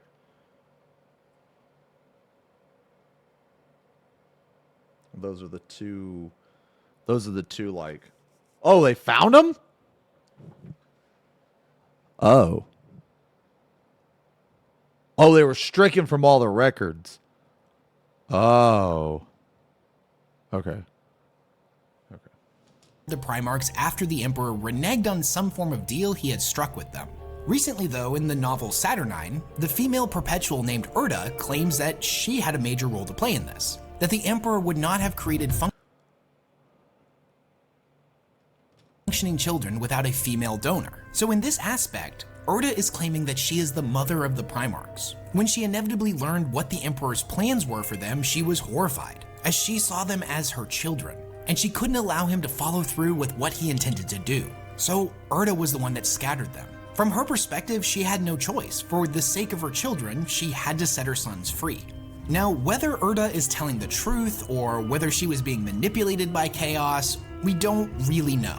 And in 40K, characters be lying all the time. So I wouldn't take this as the exact truth, as I don't think it's 100% confirmed. But admittedly, her story does seem pretty plausible.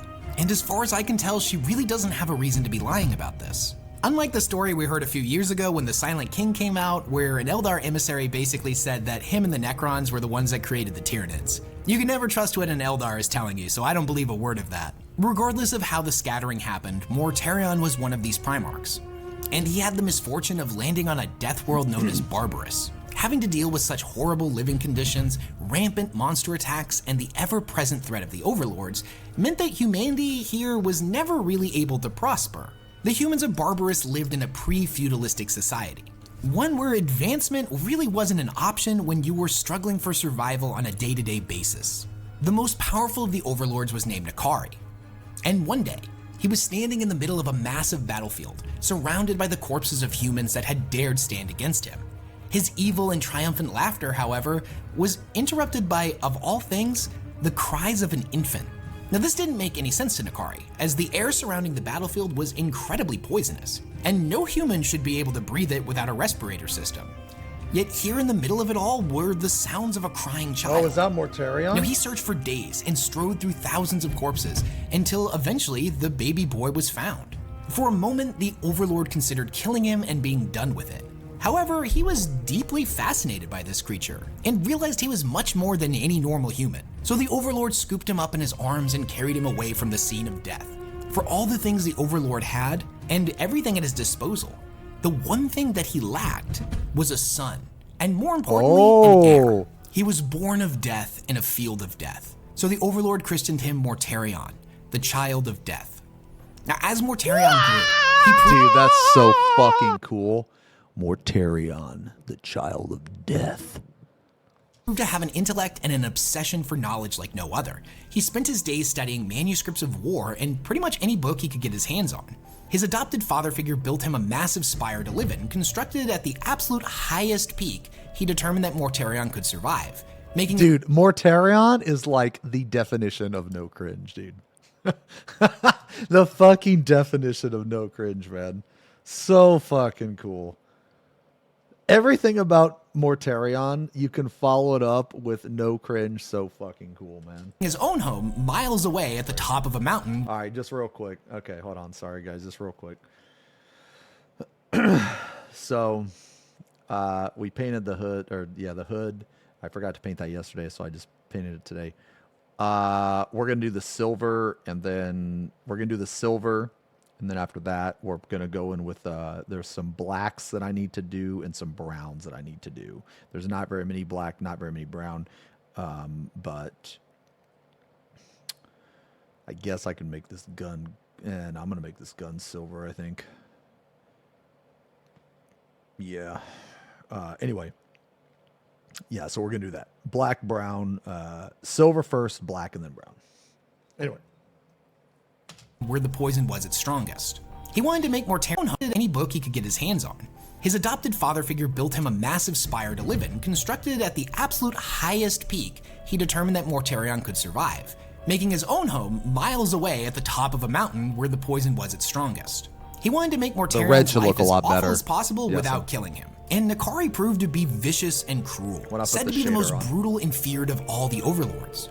He was constantly testing Mortarion, putting him in ever-increasing dangerous positions, such as throwing the boy into a pit of rabid dogs before he was even able to walk, stripping him naked and forcing him to scale the sheerest of cliffs during a torrential acid storm, or even at one point making him slay a legion of necromantic golems barehanded, always in judgment and often in mockery. Never satisfied with Mortarion's accomplishments. No, Bailey, thank you very much. Now, Mortarion didn't really sub. know much about the humans that lived on Barbarous, let alone the fact that they were the same species as him, as Nakari had forbid him from ever going near them. However, one day from the balcony of his spire, he witnessed several humans engaged in a battle with some of the Overlord's flesh puppets, golems crafted from the dissected parts of their victims, and given new life through the Overlord's necromantic abilities. He surmised that the humans must have escaped from Nakari's skinworks, and that this very well may be another one of the cruel Overlord's tests for him. Whether he intervened, descended the ramparts to capture the humans, or stood by as a witness to murder, whatever choice he made, he knew by his father's standards, it would be the wrong one, and he would be punished for it severely. Now, one of the members of the human party that was being attacked was a young boy, and he looked up and noticed the shadowy figure watching them from above.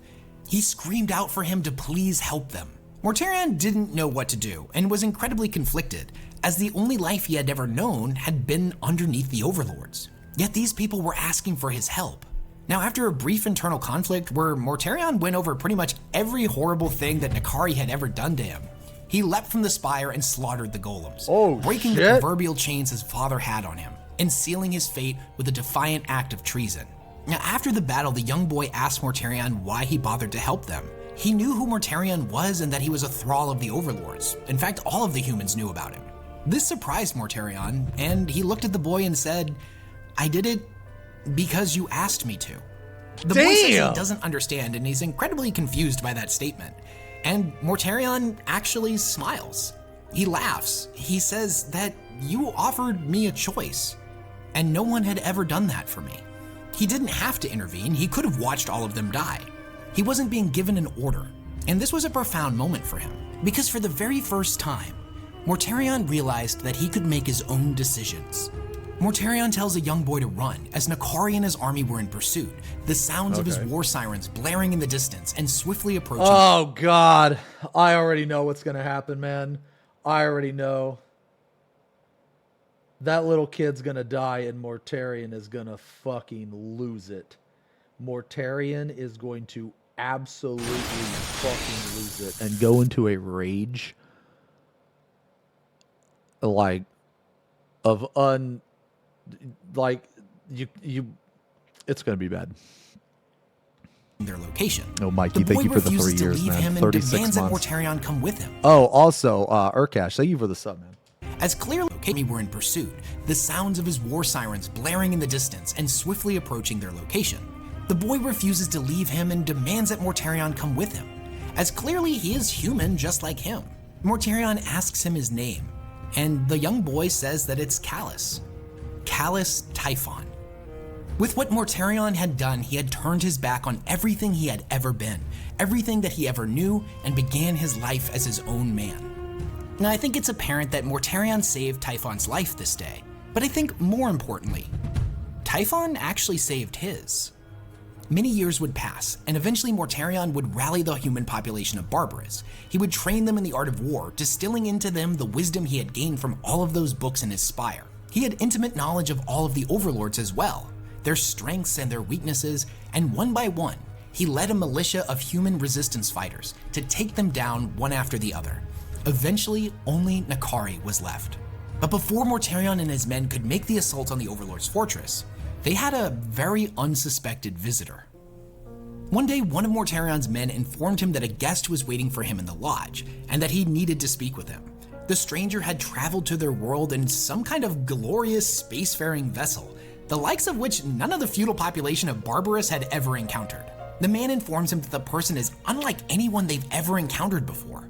Not only was he glorious in all aspects, but he came bringing tales of an impossible civilization beyond the clouds, that there were people like the men and women of Barbarous all over the cosmos, that they had all been united into some kind of great empire, and that the visitor wanted Barbarous to join them. But above all else, the visitor had come bearing medicine, supplies, and most importantly, food. Is this he the tells Mortarion that the visitor had even assisted them in a recent battle, and the Emperor? That the stranger had said he would give them whatever they wanted: technology, knowledge, supplies, medicine, anything needed to retake their world if they so chose, and rebuild it in their own image. You have to understand, Mortarion has lived a pretty awful life, so he's incredibly suspicious of this new person. He believes that anything that's too good to be true most certainly is. Now, as the soldier is telling him all this, Mortarion is just getting more and more pissed off with every word, his mood growing darker and darker until eventually he's had enough and storms off to find the stranger. The men are kind of confused by this, as the stranger seems awesome, but Typhon explains to the other soldiers that can you really blame him? Today was supposed to be the day of Barbarous's deliverance, the day they stormed Nakari's fortress. And all of a sudden, out of nowhere, this godlike being decides to just show up at this particular moment. It kind of overshadows pretty much everything Mortarion had sacrificed and done up until this point. Mortarion opens the door to the lodge, and there, surrounded by his high-ranking Death Guard officers, was this newcomer. The man turned and looked at him, and his gaze was so overwhelming and powerful that Mortarion had to consciously fight off the compulsion to kneel.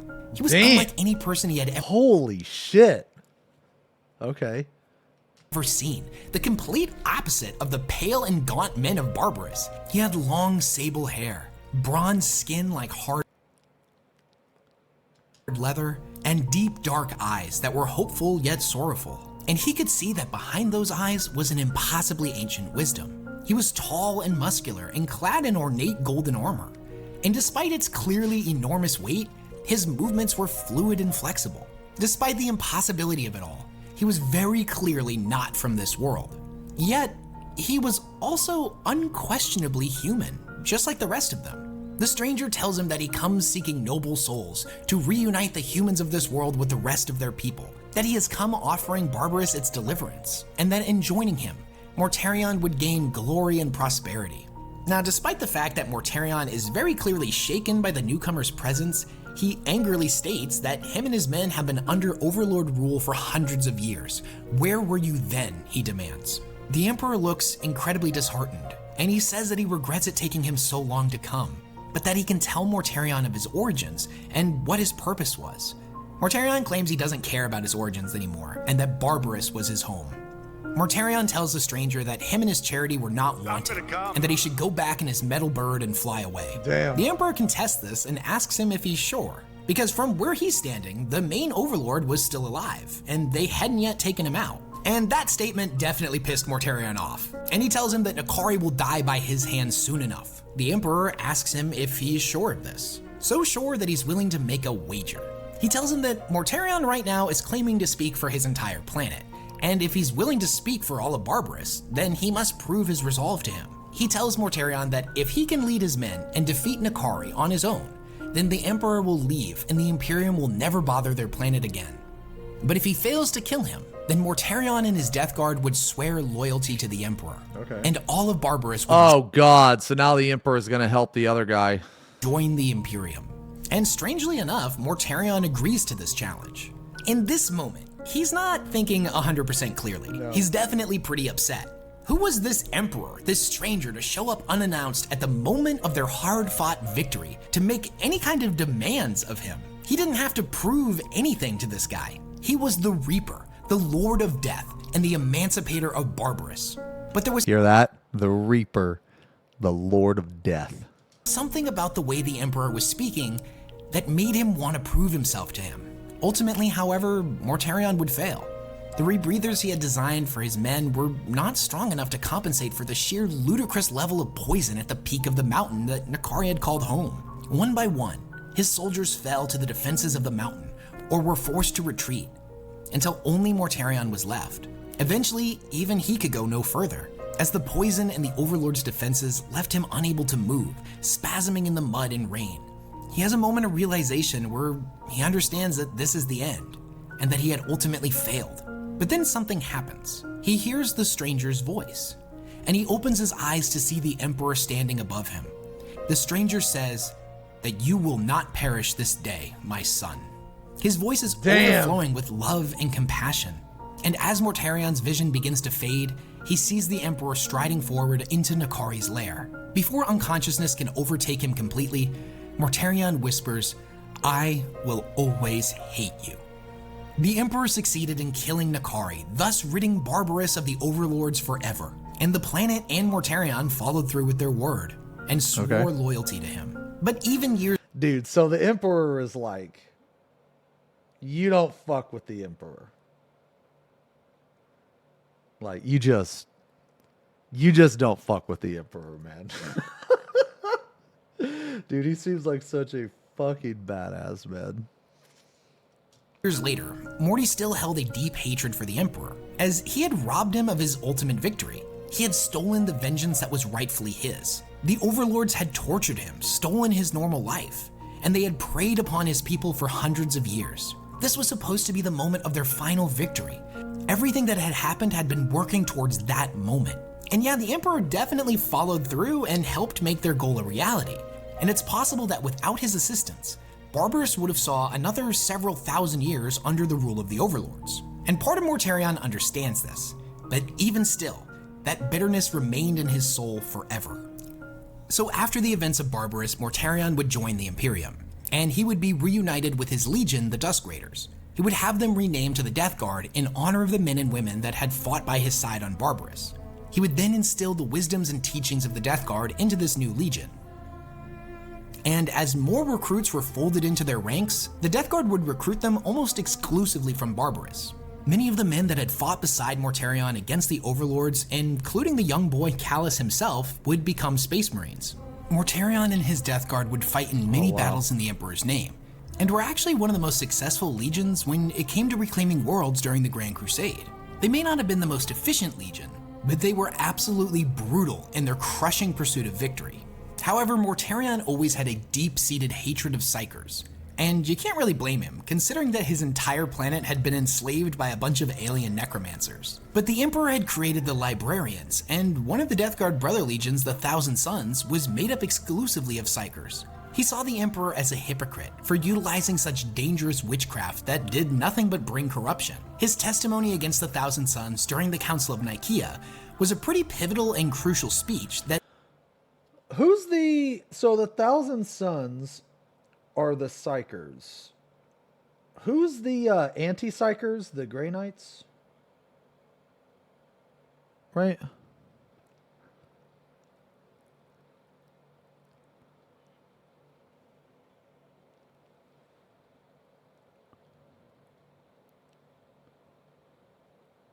Yeah, I thought there were like anti-Psykers. Or is that something else? Oh, wait. No, I'm thinking of the Sisters of Silence. Never mind. Okay. Yeah. Yeah, that's right. Okay. Yeah. That led to that legion's censure, and thus the Emperor's subsequent disbanding of the Librarium. Now, due to their experience with the Overlords, Mortarion and the Death Guard also had a massive hatred for tyrants, particularly tyrants who use psychic powers to enslave their population. At this point in his life, it was Mortarion's ultimate goal to rid the universe of these tyrants, and it was a point of personal pride for him and his legion that their resilience and endurance could be used to protect those too weak to protect themselves. Now, this philosophy, however, would begin to become corrupted, as the Death Guard were one of the first legions to join in Horus's Great Betrayal, and that innate desire to protect the weak would eventually curdle into an abhorrence for those who could not defend themselves. Now, it should come as no surprise that, considering their deep hatred of the Emperor and all those that were part of the Imperium that didn't directly come from Barbarous itself, that on the world of Istanbul III, when the traitor legion sent down their own brothers who they didn't think would follow them in their betrayal to subsequently virus bomb them, the vast majority of those that the Death Guard sent were not of Barbarous. They were the original Terran-born Dusk Raiders. Later on at Istvan V, the Death Guard would gather with all of the other traitor legions, with the exception of the Thousand Sons, to brutally massacre their fellow brothers, the Salamanders, the Raven Guard, and the Iron Hands, killing an absolutely enormous amount of loyalists. It was said that the Raven Guard chapter alone had its numbers drop from 80,000 to 3,000 during this tragedy. It was one of the most shocking and reprehensible acts of betrayal humanity had ever seen. And if I'm being honest, it deserves its own video series, because there's a lot to cover. Now, after a series of campaigns against the Imperium, eventually the traitor legions were closing in on Terra itself. And unfortunately, during a warp jump, Mortarion and the Death Guard would become stuck in the Sea of Souls, their ships becalmed, with no way out. This, however, was no freak accident. It was an act of betrayal that had been planned out by none other than Callus Typhon himself. After becoming a space marine, Typhon. Okay. All right. The young boy that Mortarion had saved so long ago would become his right-hand man. He would ascend the ranks and become the first captain of the Death Guard. He was his oldest friend, and there was none Mortarion trusted more. However, the nature of Typhon's origins were almost as mysterious as Mortarion himself. For you see, that boy wasn't only human, he was actually half Overlord. His entire life, he had been capable of great and terrible magic, something that in his youth, other people on Barbarous were kinda terrified of. Okay. He had mastered them in secret and kept them suppressed, and after seeing Mortarion and his legion's deep hatred of Psykers, he further repressed his abilities, preferring to rely on his rugged determination and unbreakable willpower like the rest of his brothers. Now, that was however until Typhon would end up accompanying the Wordbearer fleets. It was with them that he learned of a potential future where his gifts were not hated and feared, but celebrated. It was Erebus of the Wordbearers that inducted Typhon into one of their lodges, which was basically a secret gathering of space marines and a practice that would soon spread throughout the traitor legions. Now, Typhon saw what the space marines could truly become under the path the Wordbearers were on, that psychic abilities were the way of the future, and that these ruinous powers, as the Wordbearers called them, were gods far more worthy of worship than the false emperor. Typhon was actually pretty instrumental in spreading thoughts of betrayal through the Death Guard, and inevitably played a pivotal role in that legion joining Horus's rebellion. But the most heinous thing that Typhon ever did, and I'll be real, it's a pretty long list of messed up stuff, was during that warp jump to Terra, as he had all of the navigators aboard the Death Guard fleets executed. claiming that it was their fault that they had become becalmed, that they were traitors amongst traitors and were still secretly loyal to the Imperium. Hey, Jimmy. Now, it was at this point that Nurgle's corrupting influence began to seep into all of the ships in the Death Guard's fleet, and eventually one of the Space Marines would be afflicted with a terrible illness, something unheard of for them, as their human resilience had made them all but immune to disease. Now, it was Mortarion himself that eventually gave the mercy stroke to the dying soldier, and you have to understand that he sees these men as his sons. This individual was surely of barbarous descent, and he didn't deserve to die like this, stuck in the warp, dying from illness, rather than on the battlefield like a true warrior. The most Mortarion could do for him was to end his suffering quickly. Moments after he plunged the knight into both of the soldiers' hearts, his body lurched forward. He stood upright and started going berserk, swinging his arms frantically, fighting and screaming. Morty backed out of the cell and sealed him inside, the creature frantically crying and smashing at the glass. Everyone in the room was completely shocked. They had no idea what was happening. The sickness then quickly began to spread throughout the fleet. Death Guard soldiers began vomiting up their insides, racked with unbelievable pain. And in one of the greatest ironies in the 41st millennium, their inhuman resilience wouldn't let them die. They were made to just suffer eternally. Even Mortarion eventually became infected. The only one of the Death Guard that wasn't suffering from this illness was Typhon himself. Now, it was revealed that this virus was known as the Destroyer Plague, and Typhon had been working with Nurgle to spread it throughout the Death Guard. He told Mortarion that this was the future, and that all he had to do to end him and his son's suffering was to pledge their souls to Nurgle. Eventually, Mortarion's defiance would break, and he agreed, pledging the loyalty of himself and his sons to the Grandfather. The entirety of the Destroyer Plague retreated into Typhon's body, swelling him with Nurgle's might. He became the host of the Destroyer Hive. Oh, is this... So that's the model I have. Typhon?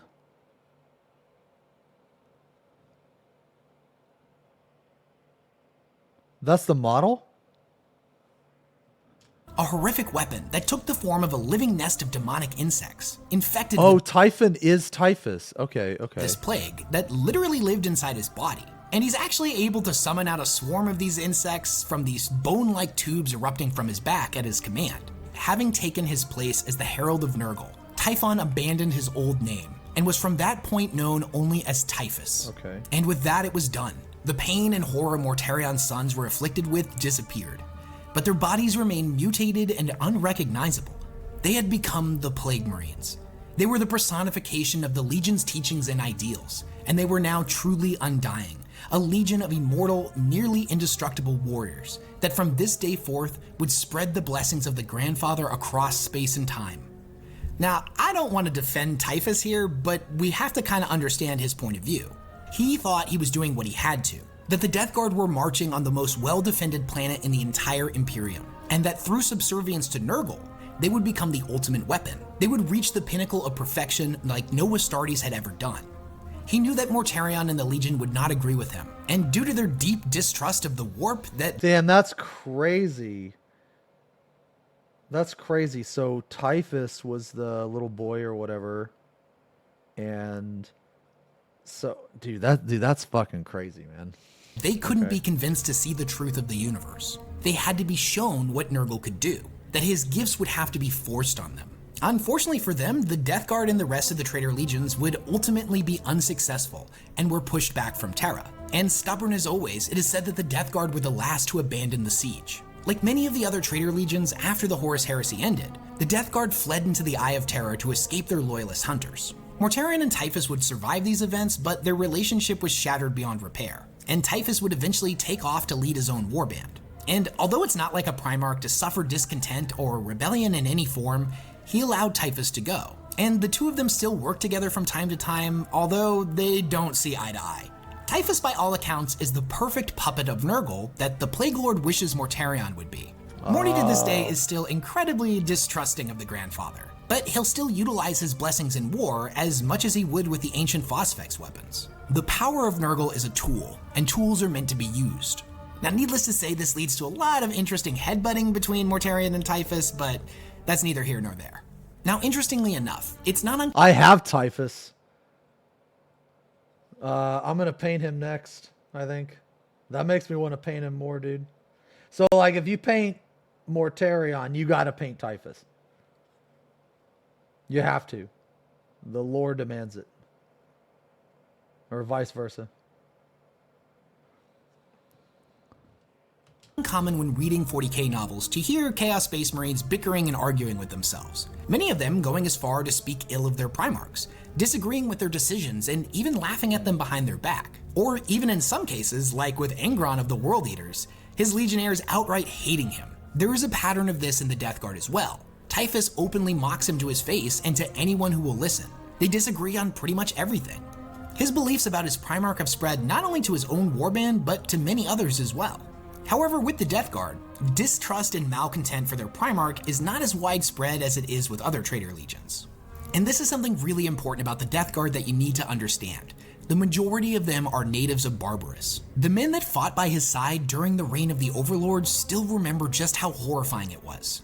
And the originators of the Legion will always remember that Mortarion's first act of liberty was to save them.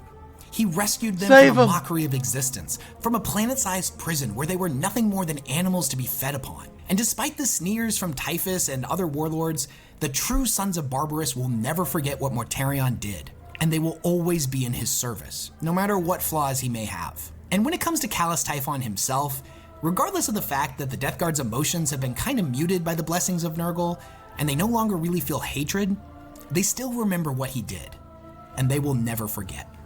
There was a long period of time where Mortarion had not been seen outside of the Eye of Terror for thousands of years. However, he recently returned and led the Death Guard on a campaign through the realm of Ultramar in an event known as the Plague Wars. He was inevitably pushed back, but not before spreading an enormous amount of plague and disease through many of Ultramar's worlds. And the campaign concluded with a climactic battle between himself and his brother Guilliman. Now, from the Death Guard's point of view, the corruption and destruction of Ultramar were certainly a major goal, but it wasn't their primary objective. You see, an alliance was struck between Mortarion and a great unclean one known as Kugoth. It was the Plague Demon's job to brew a disease strong enough to kill a god, and it was subsequently known as the Godblight. Though despite many setbacks, he was ultimately successful in creating this disease. Mortarion took the Godblight, and during a battle with Guilliman, managed to infect him with it. And Guilliman surely would have died if it hadn't been for the divine psychic intervention of the God Emperor himself, albeit in psychic form through a vision that Guilliman was having in a near-death fugue state. The trilogy is pretty— Bro, he lived through plot armor? Did this guy just live through plot armor, bro?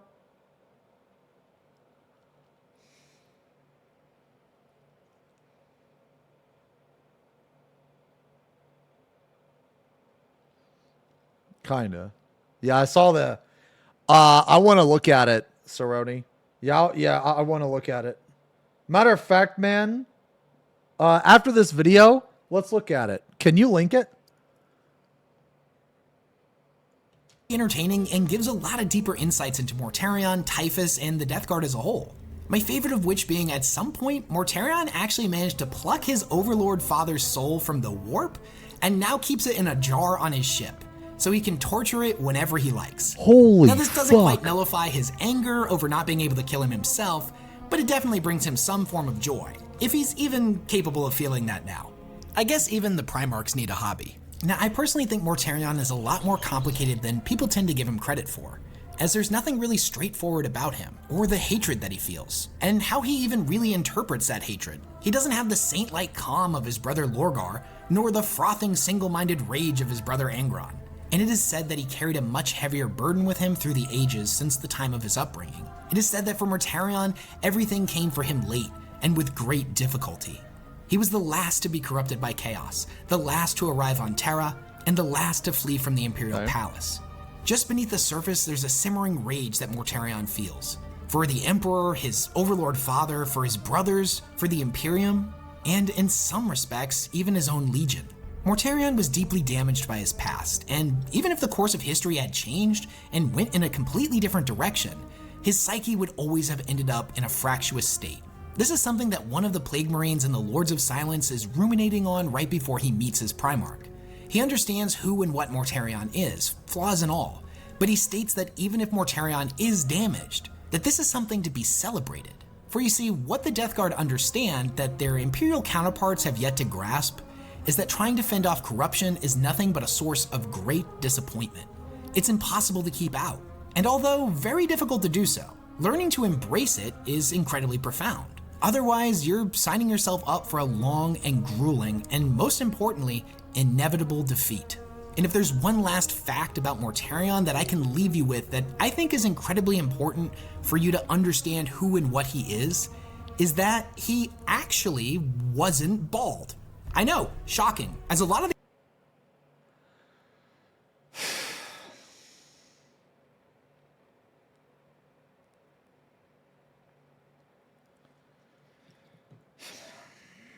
I'm gonna BRB. I'm gonna BRB real fast.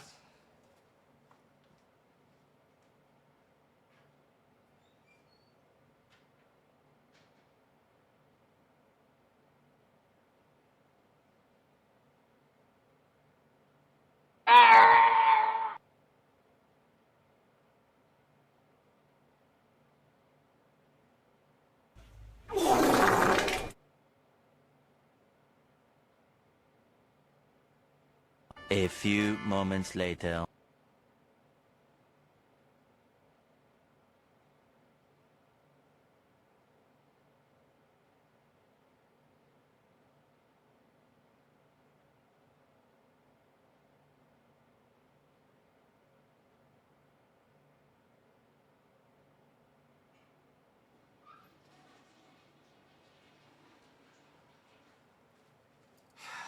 Bruh. Well, that's depressing. that I think is incredibly important for you to understand who and what he is that he actually wasn't bald. I know, shocking, as a lot of the artwork tends to picture him bald, just like half of his traitor brothers, but this wasn't the case.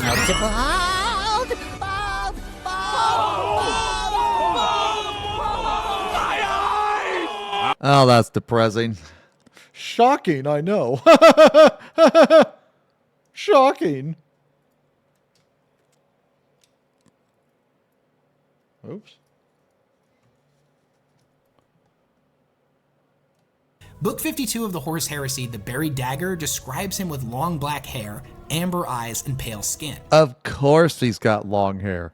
Of course he's got long hair. Pretty much all of the official artwork of him depicts him with his signature cowl, so we don't really get to see that beautiful mane of nasty, filthy hair. But I figured this was worth pointing out. To me, I feel like he's got kind of a Nathan Explosion vibe going on.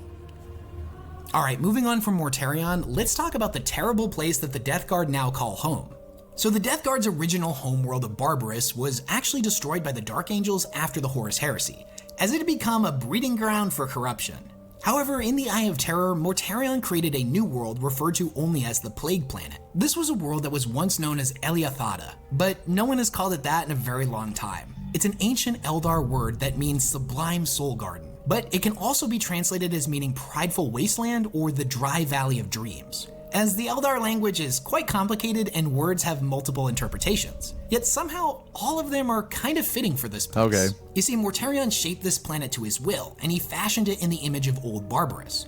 Something that Typhus was kind of sickened by, as he felt that such a world only had sentimental purposes and was a massive waste of time and resources when the Death Guard could be out spreading the Grandfather's blessings throughout the galaxy. From orbit, the beautiful appearance of the planet hides its sinister nature. It's an incredible emerald green sphere whose aura is said to radiate every color known to man, plus some that can't even really be described, and their names are only known to demons. The color is derived from a thick layer of poisonous clouds that are several miles deep and cover the entirety of the world. Mortarion designed these plague clouds as he wished to keep the surface of the planet hidden from prying eyes. And the clouds themselves are made of corrosive contagions that would cause any ship that tried to penetrate them to corrode and fall apart in minutes. Jesus. Only the ships of the Death Guard are able to pass through intact.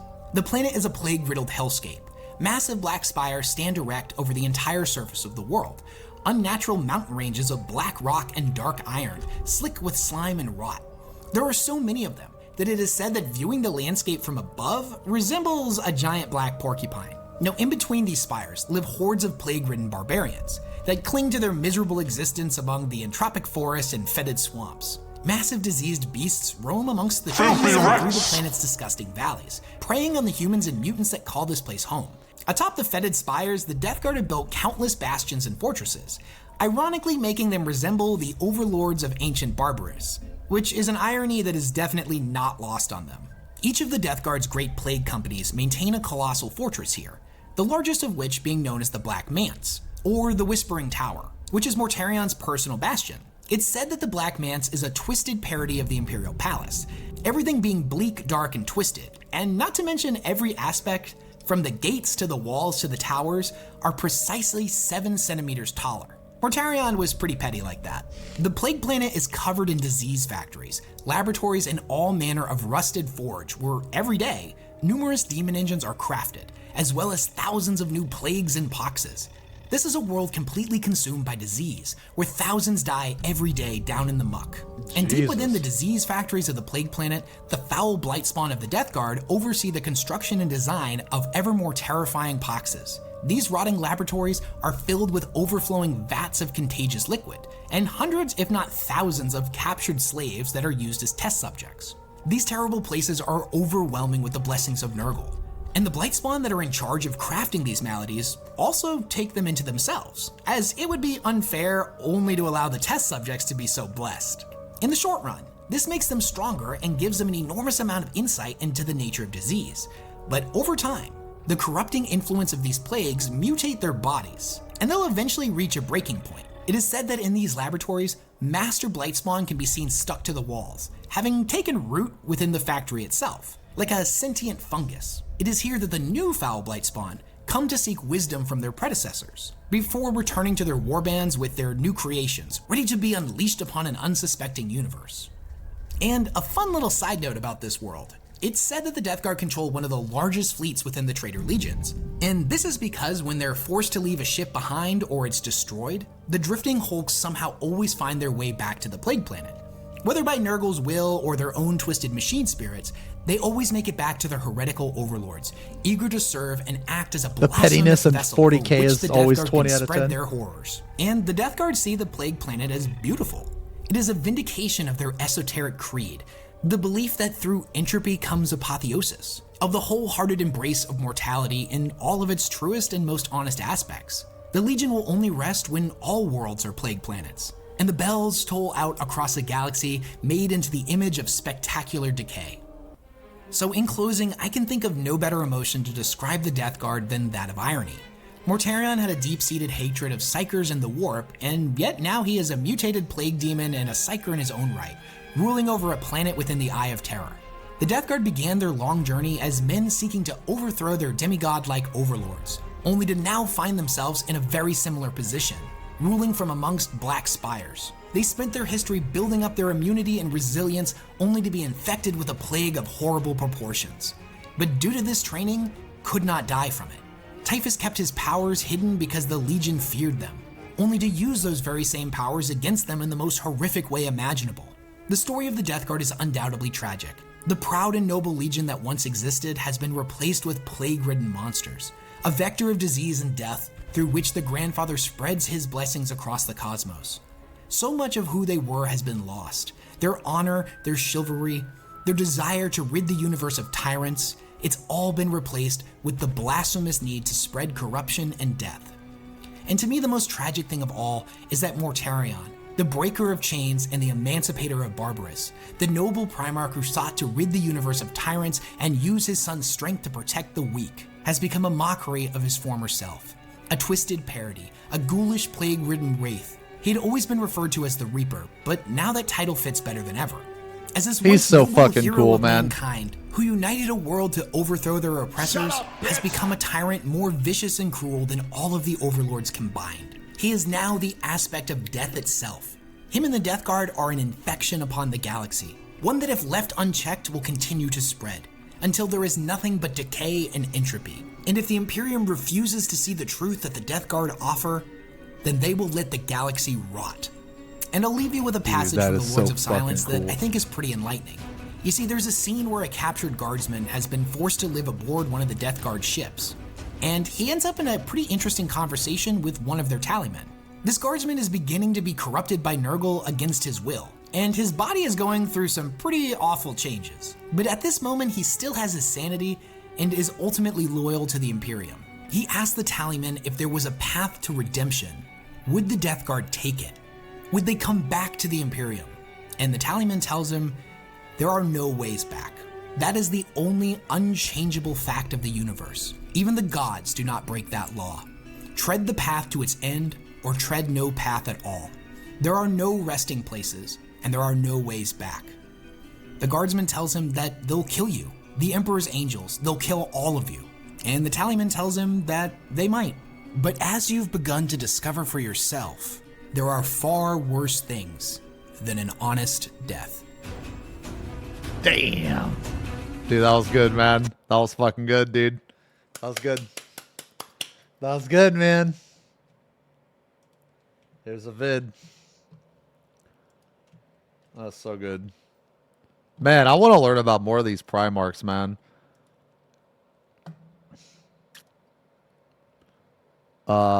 Racked vid for orcs? Yeah, maybe. I'm not sure what we're gonna. Well, actually, hold on. Let's watch this. Let's watch this next.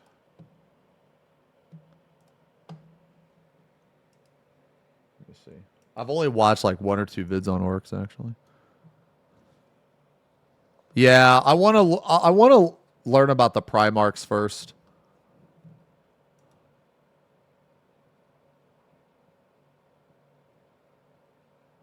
Hold on.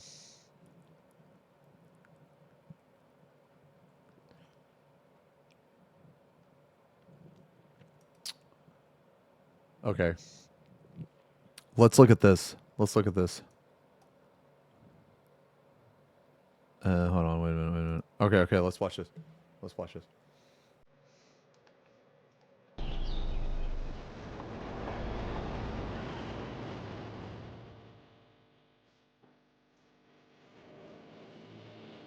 Hello everyone, I'm Shoichi Ichikawa, a producer of the Final Fantasy series. I'm standing here as the #1 fan of magic at Square Enix. Watashi wa Zakil desu, Final Fantasy ga daisuki desu. And I'm Zakil from Wizards of the Coast, the creators of Magic the Gathering, and today we're here to talk to you about something incredibly special. この度私たちはマジック・ザ・ギャザリングとファイナルファンタジー、この2つのビッグタイトルを融合させる夢のコラボレーションを実現させました。このセットではファイナルファンタジー1から16まで全てのナンバリングタイトルを網羅し、そのカード一枚一枚からファイナルファンタジーの息吹を感じることができる。It's just not one Final This Fantasy. collaboration is more than just cards. Dude, I want to see like a fucking Kefka Planeswalker or something. Man. It's about celebrating decades of iconic characters and legendary stories from one of the most beloved franchises in video game history. ファイナルファンタジーの壮大な Oh my god, that means there's gonna be a Sephiroth card?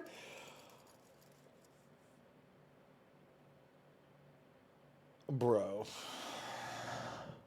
物語とマジック・ザ・ギャザリングの戦略的なゲームプレイの融合はテーブル上にこれまでにない最高峰のエンターテインメントとなってくれる Oh と my, it's gonna be Meteor. You're gonna cast Meteor and it's gonna be destroy all permanents. Destroy all permanents, dude. 確信しています。 And for us at Wizards of the Coast, Final Fantasy represents a rich universe that is a natural fit for Magic's gameplay. The characters, the epic battles, and deeply emotional stories, everything comes together in a way that feels magical. 本セットではティナやライトニー、 Oh my god, そ Terra, して私の愛する Lightning, クラウドなど、 Noctis, ファイナ my ルファンタジー beloved の代表 Cloud. 的なキャラクターが登場します。もちろんファイナルファンタジーシリーズでおなじみの召喚獣やモンスター、 monsters, そして伝説の武器な legendary ど、きっとこのセットには皆さん Bro, I bet you they're gonna release like the Buster Sword and it's gonna be like the Jeet. It's gonna be overpowered like the Jeet. の素敵な出会いがあると思います。もちろんチョコボやベヒモスも。そしてこのセットを通してこれまでにないファイナルファンタジーの世界を皆さんに感じていただけたら幸せです。 This set also features the largest collection of Final Fantasy artwork ever in a single game, drawing awesome. from across the franchise. You'll see. Oh my god, there's gonna be Bahamut. Oh, dude, Bahamut. He's gonna have like, I don't know. Oh my god, maybe Bahamut's gonna be a planeswalker, dude. Like fucking Nicole Bolas. Artwork from Magic artists, along with classic illustrations from legendary Final Fantasy artists, as well as brand new breathtaking pieces made specifically for this set. This collaboration set will be available in June of 2025, Wow. and we can't wait for you to experience this epic crossover. They gotta give us a spoiler, マ man. ジックのファンとしてこのセットが本当 They に素晴 gotta らしい give も us の a になる spoiler. と確信しています。では最後に We have a surprise for you. Yes, give us a spoiler. この素晴らしいセ Okay, ット thank の God, アートを thank God. 少しだけ先にお見せしましょう。 Okay, well, I've seen that. Okay, now don't get me wrong. Like, I've already seen this. This is a fucking 10 out of 10, dude. Look at this. I don't know what this card's going to do, but it's Kefka, so you know it's probably going to be awesome. This is awesome. Oh, okay. Lightning. All right. Okay, so what is lightning? Let's see. What does this card look like? It's definitely white. It's definitely white. He's pouring poison into the river. Yeah. You think it's blue-white? Yeah, okay, I could see that. I could see that. I could also see white-red. But I'm pretty sure it's gonna be white for sure.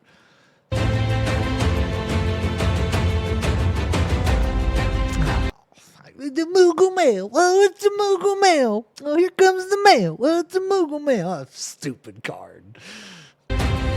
Good King Moogle Monk. Good King Monk. Oh, I'm gonna bust Kupo.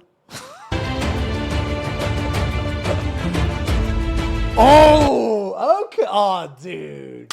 Bro. Oh my god. No.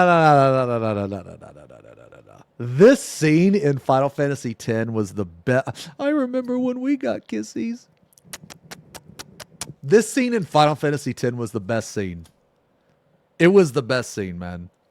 Fornification in my Christian cards. Nah, this. You think it's? What do you think that card's gonna? I think that card's gonna be. I think it's gonna be like a sorcery or something. I don't know. That's really awesome. That's really awesome that they made that.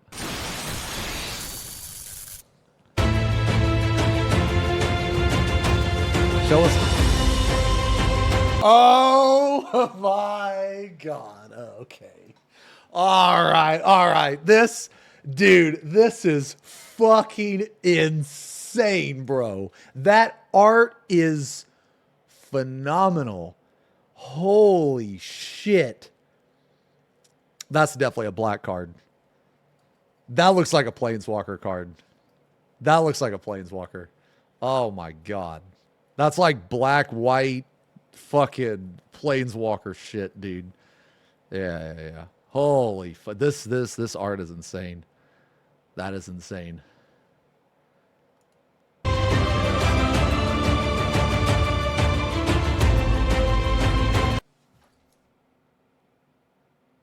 All right. This card, one black, destroy target permanent. No, it's too good. This is gonna be something like it's definitely a destruction card. Okay, definitely a destruction card, bro. There's no way that this card ain't killing some shit.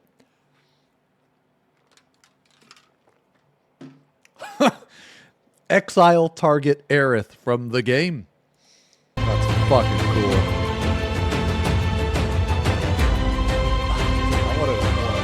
Holy fuck. That is awesome.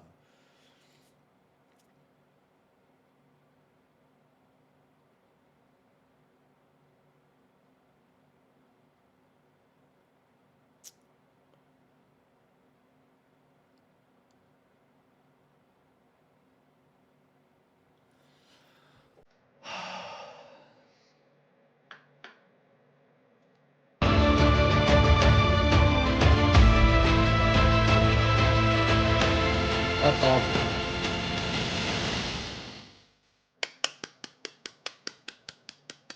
That's a 10 out of 10. Yeah, this looks fucking incredible.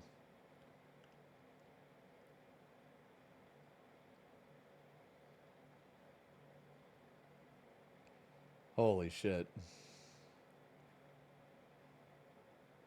That in itself was insane. It was insane. Wait, what link?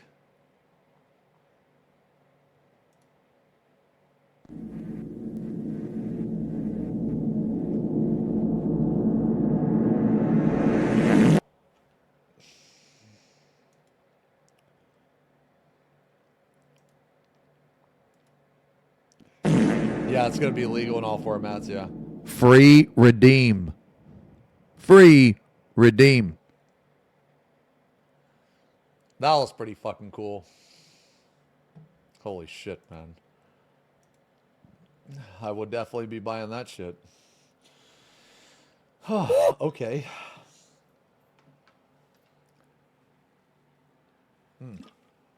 Pioneer Masters coming to Arena? Okay. What's this one?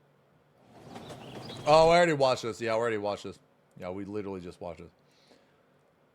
Alright. Dude, that was sick. I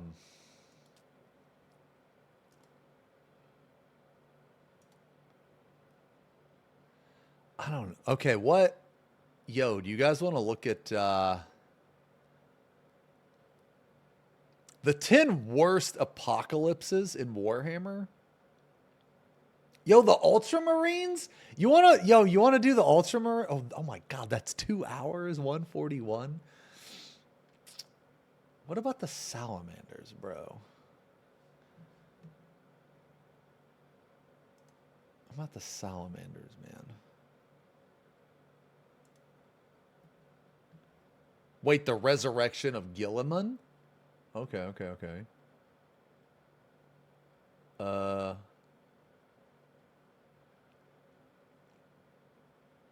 Yeah. Wait, the Sisters of Battle? Or the Sisters of Silence?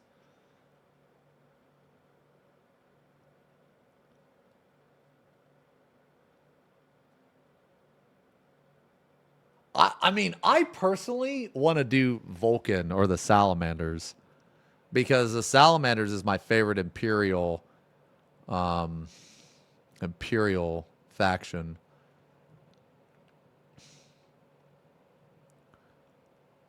Does he have a Salamander one? War of the Beasts. Yeah, I already watched it, Zerv. Yeah, I already watched it. It's insane. That in itself looked fucking badass, man. I haven't watched Pariah Nexus, no. Wait, what was this link? This one is about Sanguinius. He is best boy.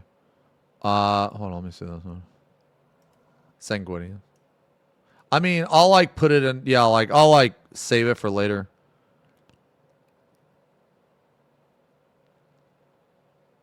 Oh, you just woke up, yeah.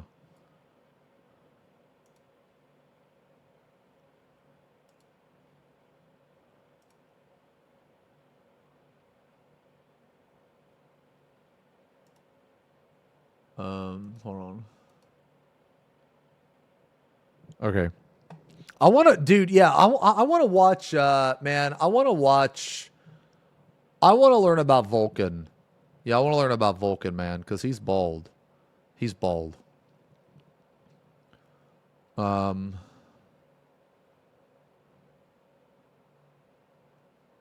one on Corvus. Wait, this one's Vulcan. You have suffered. I know. Oh shit! Wait, what is this channel? The Remembrancer. Okay. Does Wes have a video about Vulcan too?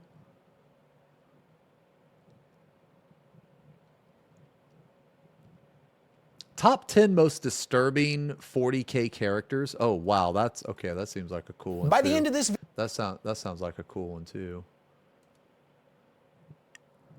Yo, Akimo, what's up, man?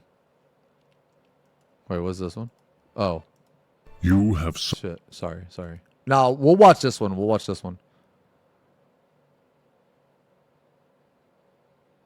I haven't watched Voldemort's Guide. No. disturbing character, bottom left. Oh, shut the fuck up, dude. It's always bottom left with you guys. I'm not even bottom left, you idiot. I'm bottom right. Holy fuck, you just typed that without even thinking. Bottom left, bottom left. There's fucking no one bottom left.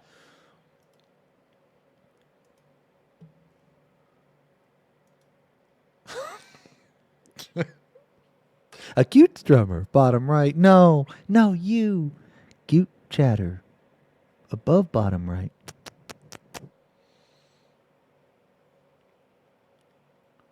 Wait, the warp demon in the top left corner. Wait, what? Wins bear sigs.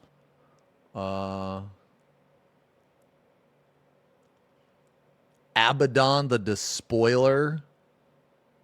That sounds cool too.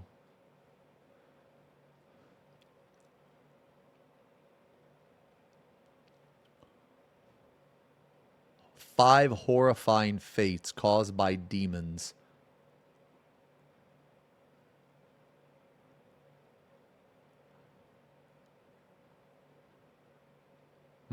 Ugh, corpse starch.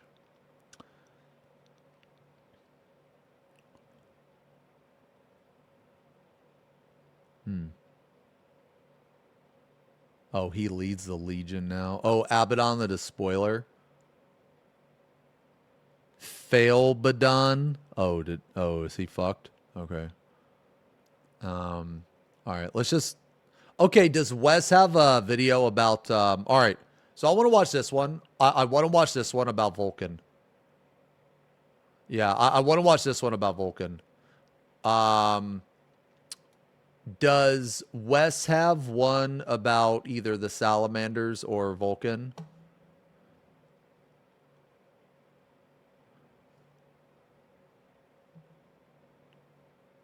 Okay. No, that's fine. I was just wondering because I like his videos, man. I like his videos. Let me just type Salamanders.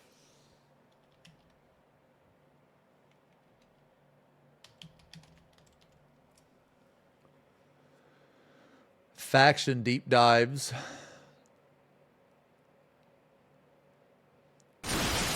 Ogrins are big and dumb, but also super nice.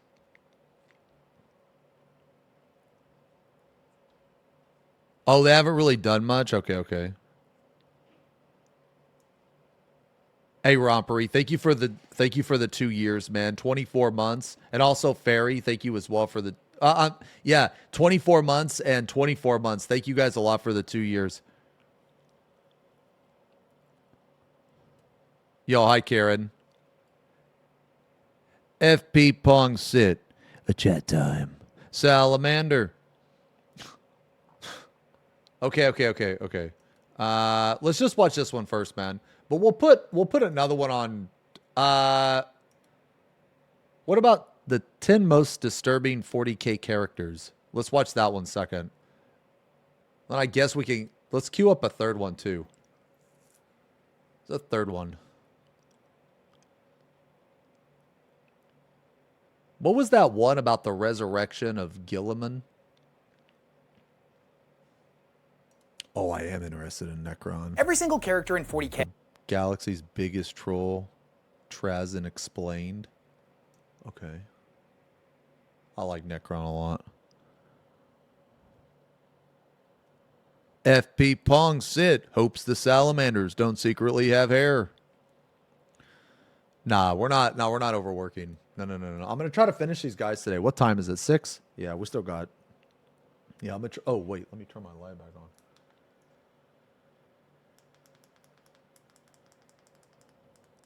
Yeah. Yeah, these guys are coming along. We haven't put the shaders on, guys, so it's a little brighter than it's going to be. We also need to do this. We also need to color these white, which we'll do. Fill these. Ooh, you know what? I want to make these. Yeah, I want to make these rust. Actually. Oh, I need to color this too. Color that silver. Yeah, make that silver. Okay. All right. All right, let's get one. I'm not going to put blood on the scythe. I'm going to put rust. Yeah, I'm gonna put rust.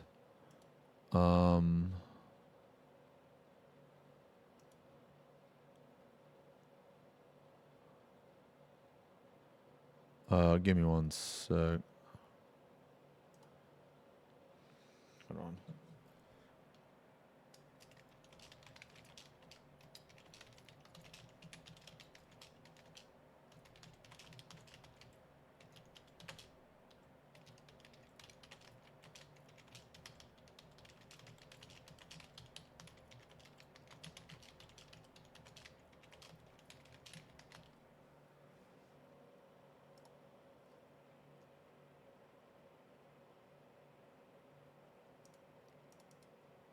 Oops.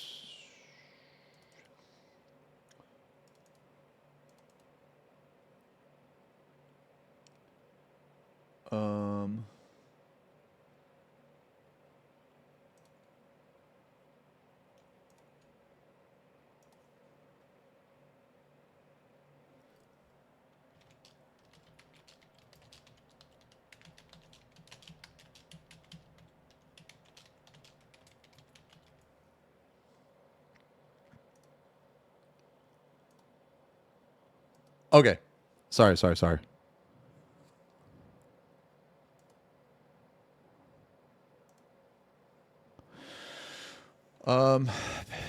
Yeah, we could. Yeah, actually, we could do puke. I've never done puke before, so I'm probably just gonna do rust. But that's a really good idea, actually. I need to go back in and color some gold here. That's gonna be gold. This is gonna be gold. This is probably gonna be black. Yeah, so I need to do a little bit more gold now. What about this? These sights are different. That'll be gold. That'll probably be black. That'll be black. Yeah, okay, so we need to do a little bit of gold. All right, a little bit more gold. Okay, all right. So we're gonna watch Vulcan, and then the 10 most disturbing characters, and then the galaxy's biggest troll. Okay, all right. You guys ready? Are you guys ready? All right, let's go. Has a dedicated fan base on one side and an even more dedicated group of haters. Sorry, wrong one. Okay. All right, so just real quick, what I'm gonna do is I'm gonna go back in a little bit with the gold. We'll get to the shading later. I'm gonna go back in a little bit with the gold because I missed a couple spots. Then I'm eventually gonna do some brown. I don't have a lot of brown. I'm just gonna color this whole handle brown, probably. Well, maybe not here. Yeah, so I'll color like this brown. I could just Agrex this, actually. I don't know. Nah, I'll just make it brown. Fuck it. Yeah, so I'll make this brown. This will probably be like brown or black. I'm going to put black a little bit in there. And then for this guy, same shit, basically. But for now, I'm just going to go back in with gold. And then I need to paint these white. So gold, probably white, then brown, black, something like that. All right, anyway, let's go. This. You have come to the Abyss, and almost surrendered yourselves to it. That changes now. I am Father, General, Lord, and Mentor. I shall teach you, if I can, and pass on the knowledge I have gained. Honor, self-sacrifice, self-reliance, brotherhood. It is the Promethean creed, and all must adhere to it, if we are to prosper. Let this be the first lesson. The loyal Primarchs of his Imperium symbolize the pinnacle of humanity, imbuing their legions and the subjects of their homeworlds with their most cherished traits: honor, valor, sacrifice, duty, and loyalty. Though of all the Primarchs of his Imperium, only one symbolizes the virtue of empathy. A Primarch whom would cherish the subjects of his Imperium. Despite enduring great suffering, he would endeavor to protect his Imperium and his beloved sons. Primarch of the 18th Legion of Adeptus Astartes, Vulcan. With the scattering of the Primarchs, Vulcan's capsule would land on the planet of Nocturne. Dude, fucking badass, dude. Dude, look. Dude, look how badass he is, man. This is my favorite Imperial faction, man. Like if I was gonna paint an Imperial faction, it would be the Salamanders, dude. Yeah. I also like that he's bald, but also he has a two-handed hammer. 18th Legion of Adeptus Astartes, Vulcan. With the scattering of the Primarchs, Vulcan's capsule would land on the planet of Nocturne within the settlement of Hesiod. Discovered by a local blacksmith, Labelle, he would name the child Vulcan after the namesake of the first king of the salamanders, which roamed the volcanic wastes of Nocturne. Within the span of 3 years, Vulcan would outgrow the stature of all the local peoples. Combining his quick cognitive prowess with the teachings of his father, Vulcan would become a famed blacksmith, renowned throughout the planet. Soon he would impart his knowledge of the forge, inventing and discovering new techniques unknown to Nocturne's populace. Yet Nocturne would be plagued by raiding parties, led by the Dark Eldar. So common were the... Dude, you do not want to fuck with the Dark Eldar, man. They, if you get captured by one of them, holy fuck. It is GG. It is GG, man.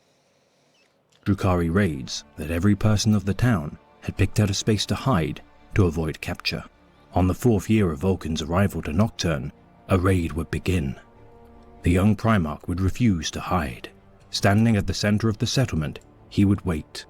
A large forge hammer in each hand, he would face his despicable foes, alone. Holy Watching this inspiring gesture, the townspeople would stand by Vulcan's side and prepare to defend their home. The Drukhari would be routed decisively by the wrath of Vulcan, felling over 100 Drukhari by his own hand. Hearing of this great victory, the settlement elders of the 7 largest towns of Nocturne would converge to meet with Vulcan and join him in their fight against the raiders. To celebrate his victory, the people of Nocturne would hold a tournament, which a particular stranger to the planet would attend. Adorned in peculiar clothing and pale of complexion, in contrast to the native Nocturne populace, the stranger would ask to be granted a chance to compete in the tournament, claiming that he could best any challenger. The people of Nocturne laughed in his face as Vulcan accepted the stranger's terms, wagering that the loser of the tournament would serve the victor's whim without question. Okay. For 8 days the contest would endure. Each challenger tested on feats of strength and endurance, such as the anvil lift, wherein the competitors held an anvil above their heads for half a day. Jesus! With the dawn of the 8th day, the challengers' scores would be tied. To decide a winner, the 2 challengers would be given 24 hours to craft a weapon and hunt the apex predator of Nocturne, the salamander. The victor would be decided by the size of the salamander with which they had slain. The 2 men would scale a large mountain and split paths. Dude, this is like the most manliest shit ever, dude. Like, instead of just fighting, right? Instead of just fighting, they're like, nah, bruh, nah. We have to do all of this ridiculous shit. The most ridiculous, like, man mode shit. Like, they've already held an anvil over their head for like 8 days or however the fuck long it said, man. And no, that's not enough. Now we have to go hunt. No, where shall we hunt today? Now we have to go hunt like a Johnny, you know. To my side, brothers. And and then we have to slay a salamander. Okay. Vulcan would quickly... Yo, Eli, thank you for the resub, man. 2 months, welcome back, man. Find a massive fire drake and slay it. Carrying his prize over his shoulder, he would descend the mountain. Yet as a twist of fate, the dormant mountain would erupt and cast Vulcan over the side of a cliff. Oh, shit. Hanging from the precipice with one hand, the Primarch would not release his prize, but be unable to pull himself to safety. Hours passed, and Vulcan's strength began to wane, until he would be found by the stranger. The stranger hefted over his shoulder a salamander, far larger than Vulcan's. Seeing Vulcan in distress, the stranger would cast his prize aside, tossing the salamander into a river of lava, its body acting as a bridge to enable him to reach the Primarch. Wow.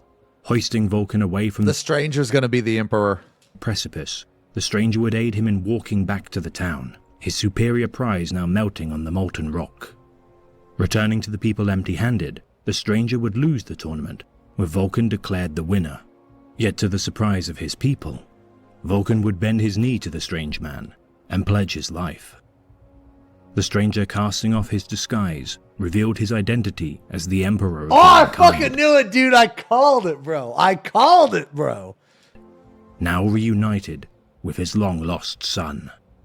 Unlike many of his brother Primarchs, Vulcan would not immediately be given command of his legion. For years he would be tutored by the Emperor and fight at his side. Unifying with his sons during their battle against a massive orc horde, joining his son's beleaguered forces, commanding a fleet of 3,000 new recruits he had brought to the fray. The legion's name would be changed from the Dragon Warriors to the Salamanders, honoring the bond forged between the Emperor and Vulcan during their tournament on Nocturne. Vulcan's command of his legion would stand in stark contrast with other Primarchs, the first signs of which involving the 18th Legion's cooperative campaign on the world of Kadatan, alongside the Night Lord's Legion and their Primarch, Conrad Kurz. Disgusted with the means that the 8th Legion used to wage war, Vulcan became enraged when the Night Lords slaughtered an entire city in order to root fear within the planet's populace. Oh, that's... Vulcan oh, yeah, the Night Lords are like more like the shit lords, right? The Night Lords are like criminals and shit, yeah?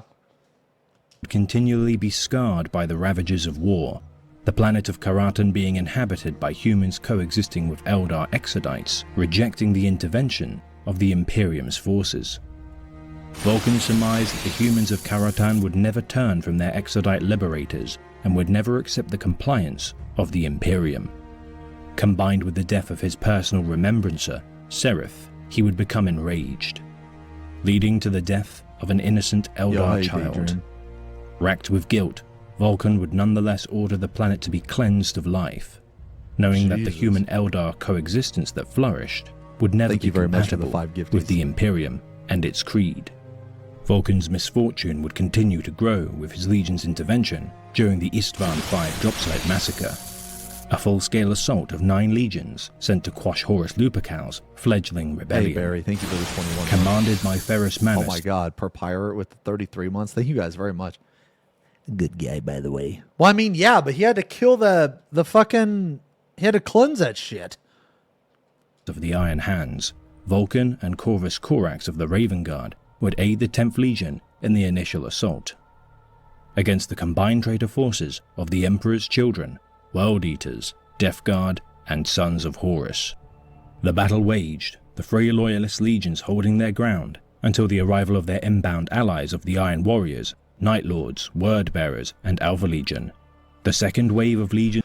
What's like the Pussy Legion, the Iron... Is it the Iron Warriors? Is that their Primarch's like the bitch or something or some shit like that, man? There's like the Iron Hands and then the Iron Warriors, right? One of them's like crybabies, the piss babies. Is that the... That's them though, yeah?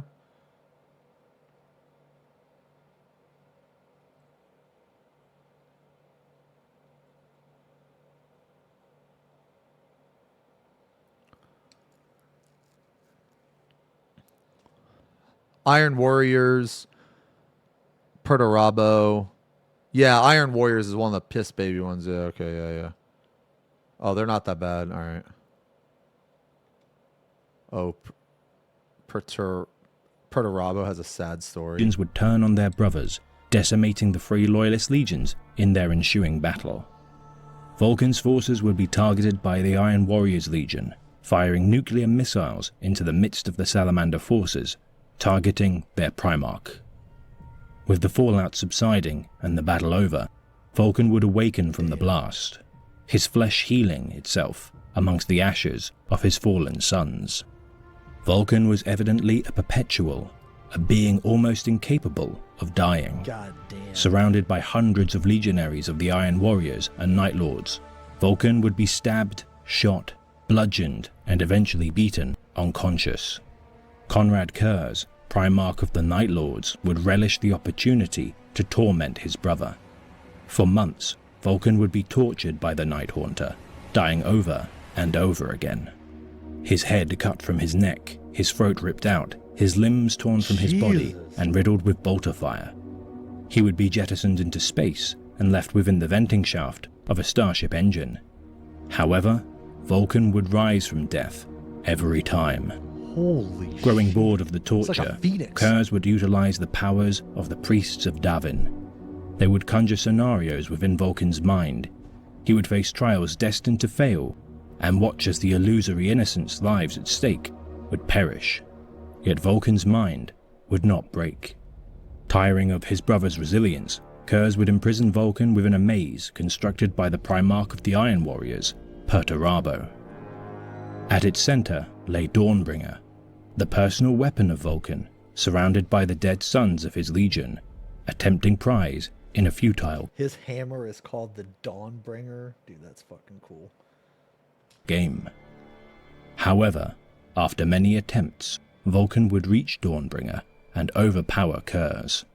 Using the teleporter device installed within his Warhammer, Vulcan would escape, teleporting to the Ultramar system in the upper atmosphere. That's fuck around and find out, bro. That is fuck around and find out. Of Macragge. There Vulcan would burn during re-entry to the planet's surface, knowing he would revive again under the care of the 13th Legion, the Ultramarines.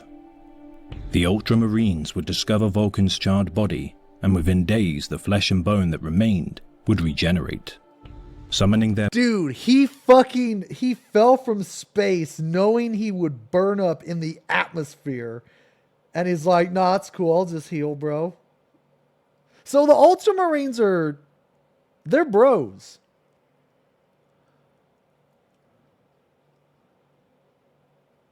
So they're cool. Never seen someone have so much finger hair. Oh, fuck off. What do you mean? I don't even have that much. Okay? I don't even have that much finger hair. What are you talking about? They're the Ultra Bros. Okay. Their Primarch, Rabute Gilliman, as Vulcan awoke, the Ultramarines would see Vulcan exhibiting signs of mania, incoherence, and mental trauma. Vulcan's time with the Night Haunter had made him sensitive to Kurz's presence, and Vulcan knew that his tormentor was near. Conrad Kurz would break from the confinement of Lionel Johnson's vessel, the Invincible Reason, and wreak havoc throughout Macragge. Vulcan would escape from his cell and pillage Gilliman's personal armory, setting out to confront the Night Haunter. As the two Primarchs battled, the perpetual human, John Grammaticus, would arrive on Macragge. Armed with the Fulgurite, a concentrated spear tip of pure energy unleashed by the Emperor, Grammaticus would stab Vulcan through the heart, unleashing a massive psychic explosion, killing them both within the blast radius. Oh, shit. So Vulcan died? Vulcan's corpse would be interred within a stasis field, handcrafted by Rabute Gilliman. The remaining salamanders on Macragge would guard their Primarch's body and bring it to the summit of Mount Deathfire on their homeworld of Nocturne. Artellus Numian, Vulcan's loyal son and first captain of the Fire Drakes, would sacrifice his life unto the magma core of the mountain, allowing Vulcan to awaken. Holy his shit. Mind and sanity restored by the Fulgurite infused with the Emperor's power. Enthralled by a vision, Vulcan would be led to two artifacts he had previously created, but had no recollection of crafting. One such artifact being the Talisman of 7 Hammers. Using the talisman, Vulcan would travel through the Webway, and after many trials, eventually reach Holy Terra. On Terra, Vulcan would be led by the Adeptus Custodes to his father, the Emperor. Trapped upon the Golden Throne, the Emperor would reveal that he had led his loyal son to his side throughout his journey, revealing that the Talisman of 7 Hammers had been created as a contingency to destroy Holy Terra should the traitor forces of Chaos succeed in defeating the Imperium, entrusting its creation to Vulcan as the only son whom would hesitate to use it due to the incredible loss of life that it would cause. Vulcan installed the talisman under the Golden Throne and would defend his father in secret during the Siege of Terra. Soon thereafter, Magnus the Red and a group of his 1,000 sons would infiltrate the Imperial dungeon to confront the Emperor. Vulcan would block their path, protecting his father from a lethal attack from Magnus's staff. The Emperor and Vulcan would bid the Crimson King to return to the path of righteousness, but their offer would be refused. Vulcan and Magnus would duel. Saved from a fatal blow by Salamander Legionnaire Aegon Gargo, Vulcan would wield his fallen son's warhammer in one hand and Dawnbringer in the other, using them to pummel Magnus into submission. In desperation, Magnus would call unto the dark powers of chaos, fully surrendering his soul to the fell powers and retreating into the warp. So Vulcan beat his ass. With the Siege of Terra over and his father wounded during his duel with Horus, Vulcan would leave his Salamander's Legion and venture into the far reaches of space, vowing alike to his brother Primarch Leman Russ to one day return to his Legion in their darkest hour. Over a millennia and a half later, Vulcan would engage the... Everyone beats Magnus's ass? Oh, really? Because it looks kind of intimidating.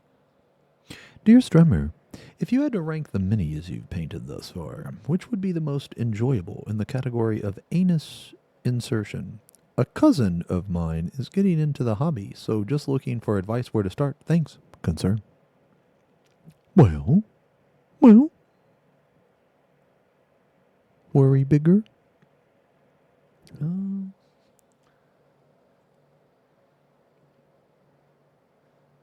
I don't know, probably the Great Unclean One, because he's the biggest and he's got a bell. So after insertion, you can shake your butt, ding a ding a ding a ding a ding a ding a ding, you know, like that. You know, to ring the bell.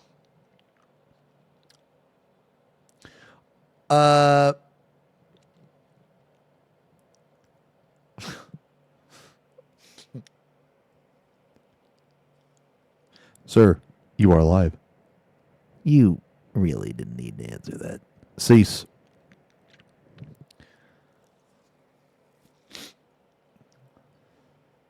What were we talking about? Oh, yeah. All right, hold on. Let me look real fast. This gun is silver. I kind of like... I made this gun silver and this gun gold. Just kind of, just a little different, So I need to do white. All right, so let's do white real fast. Let's knock the white out. All right. Anyway. The Orc Horde stacked Amanda's Legion and venture into the far reaches of space, vowing alike to his brother Primarch Leman Russ to one day return to his Legion in their darkest hour. Over a millennia and a half later, Vulcan would engage the Orc Hordes during the War of the Beast. Alone, he would defend... Oh, didn't you guys were mentioning the War of the Beast. You guys mentioned this.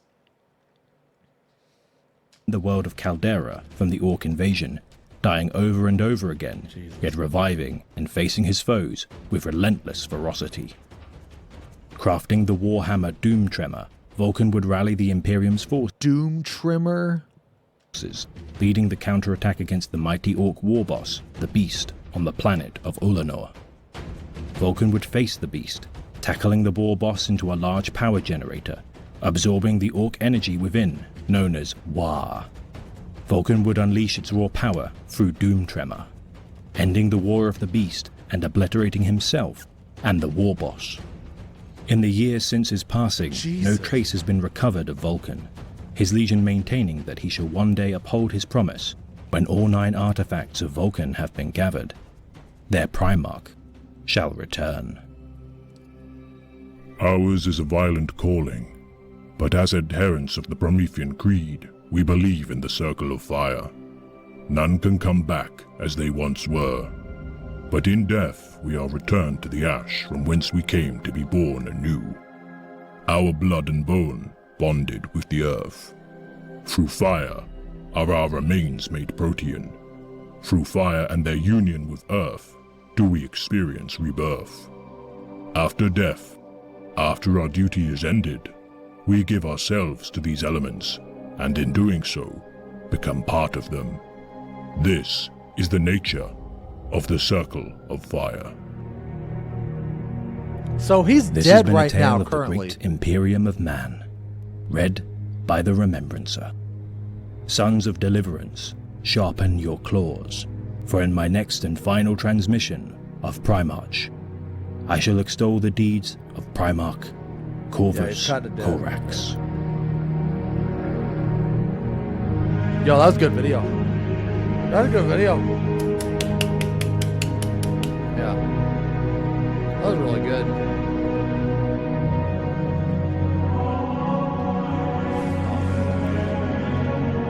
Dude, Vulcan's sick too, man. I mean, my favorite is still Mortarion, but Vulcan's sick. Yeah, that was good. Okay. The top 10 most disturbing 40k characters. By the end of this video, you're going to know everything you need to know about. Okay, all right, just real quick, man, just to like, just real quick. I'm gonna use Corax White. I like White Scar a little better because it's a little more white than this, but I like the application of this better. I don't know, maybe I just got a shitty White Scar, but anyway, like it doesn't have to be perfectly white, just like white enough. Because I'm gonna go over this with blues.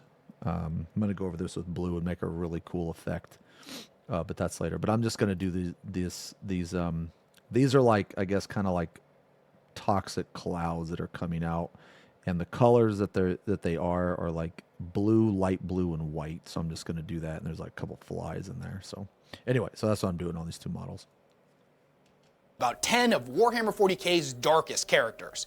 And let me tell you, this list was not easy to put together, as 40k is a franchise that is well renowned for its sheer level of brutality, and on occasion, elements, stories, and characters that are so unnecessarily dark that they become just a tad bit ridiculous. But, you know, like in a 40K. fun way. We're going to be taking a look at a predatory alien creature that snatches its victims from the shadows and then learns all of their secrets by devouring their brain. A Primarch that is so ridiculously evil that pretty much everything that's gone wrong in the franchise can, at least in some way, trace its origins back to him. Who is that? Who's that Primarch? Is that Horus? Or no, it doesn't look like Horus. Who is that? Lorgar? I've never heard of that. And not to mention, who the fuck is Lorgar?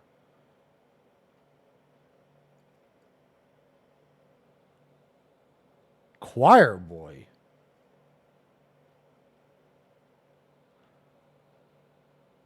Oh, the word bearers. Oh, right. Okay.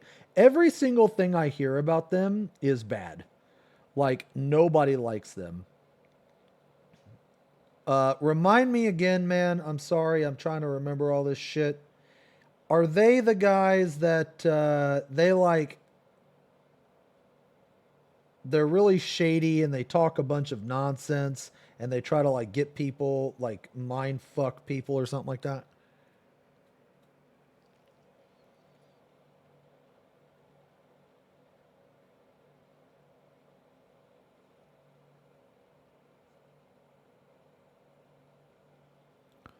Yeah. Okay. Several different mad Worship and scientists summon that demons. each like to expose their victims to all manner of horrifying experiments. At the end of the day, whether or not somebody finds something dark, disturbing, or scary is all subjective, so this is my personal list. And in order to keep it interesting, I tried to vary up the factions that I talk about. Because otherwise, if I'm being honest, this would have just been a list of the top 10 most messed up Dark Eldar characters. Anyways, quick shout out to this video's sponsor, Okay. and then we're gonna dive headfirst into the Grimdark. You might not know this. Okay, okay, so let me ask you guys a question. Is it pretty much agreed upon that the Dark Eldar are all like the most fucked up, right? The most like fucked up beyond comprehension. That's like pretty much agreed on. Okay. Yeah, okay. But the most time-consuming thing when it comes to making Lorgar and Erebus were so convinced the Emperor was on their side they thought Malkador had sent the legions. but without Big E's approval till Big E showed up. And a golden explosion to scold his sons. Lore videos is doing an absolutely metric ton of research. And when I say a ton of research, I mean a ton. During the day, I mostly stick to PDFs and physical books. But at night, I turn into a super efficient multitasker by listening to a ton of audiobooks with my Raycon earbuds. Oh, hell yeah. Whether it's working out, doing chores, cooking, whatever, I can still be learning about my favorite fictional universes. Fun fact, respect the I fall ad. asleep every single night I using respect my Raycons that ad, to listen dude. to some good old-fashioned grimdark stories. Oh, yeah. Which, honestly, now that I think about it, kind of explains a lot. Getting good quality earbuds is not something that should be prohibitively expensive. You know, like other things that myself and people who watch this channel may or may not be obsessed with. Which is why I love Raycon so much. Not only are you getting some top-tier earbuds with fantastic audio quality, but you're getting them at the most competitive prices out there, as they start at half the price of other premium audio brands and sound just as good. With Raycon, you get premium sounding audio quality without breaking the bank. Whether you're looking for a pair of everyday earbuds, low latency gaming headphones, or a speaker with a battery that will last all night, Raycon's got you covered. They have a 32-hour battery life and offer 8 hours of continuous playtime. They have everything you could possibly want in a pair of Yo, hey premium Clam, earbuds. thanks for the resub. Customizable 3 sound months, man. profiles, New sub crystal clear badge. call quality, Thanks and a lot. they're even water and sweat resistant. Raycon even offers easy and free returns with every purchase, so you can feel confident in your decision to buy a set of these amazing earbuds. I'm confident you'll love them as much as I do. Ready to buy something small with a big impact? Then click on the link in the description box or go to buyraycon.com/Weshammer to get 15% off your Raycon purchase. Big thanks to Raycon for sponsoring this video. Number 10. Tiberius the Red Wake. Although Tiberius fights for the Imperium, all those who have witnessed him in battle will attest he is a frighteningly terrifying monster. He is the Red Wake, the Shade Lord, and the chapter master of the Carcharodons, a chapter that was already known for its particularly brutal style of warfare. As a nomadic fleet-based chapter with no homeworld, they prowl the Chapter Master is right underneath the Primarch, yeah.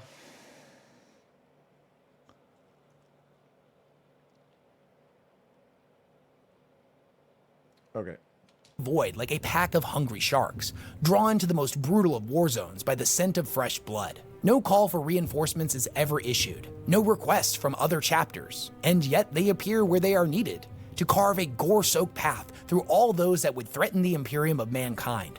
They tend to favor jagged, serrated, or chain weaponry that will inflict as much visceral damage as possible, tearing through enemy ranks in a shower of gore, eviscerating all that would stand in their way. The Red Wake is no exception to this, and perhaps exemplifies the Carcharodon's savage tactics better than any of his brothers. Tiberius is a giant, even amongst other Astartes, towering over his brothers in a heavily augmented suit of tactical dreadnought armor.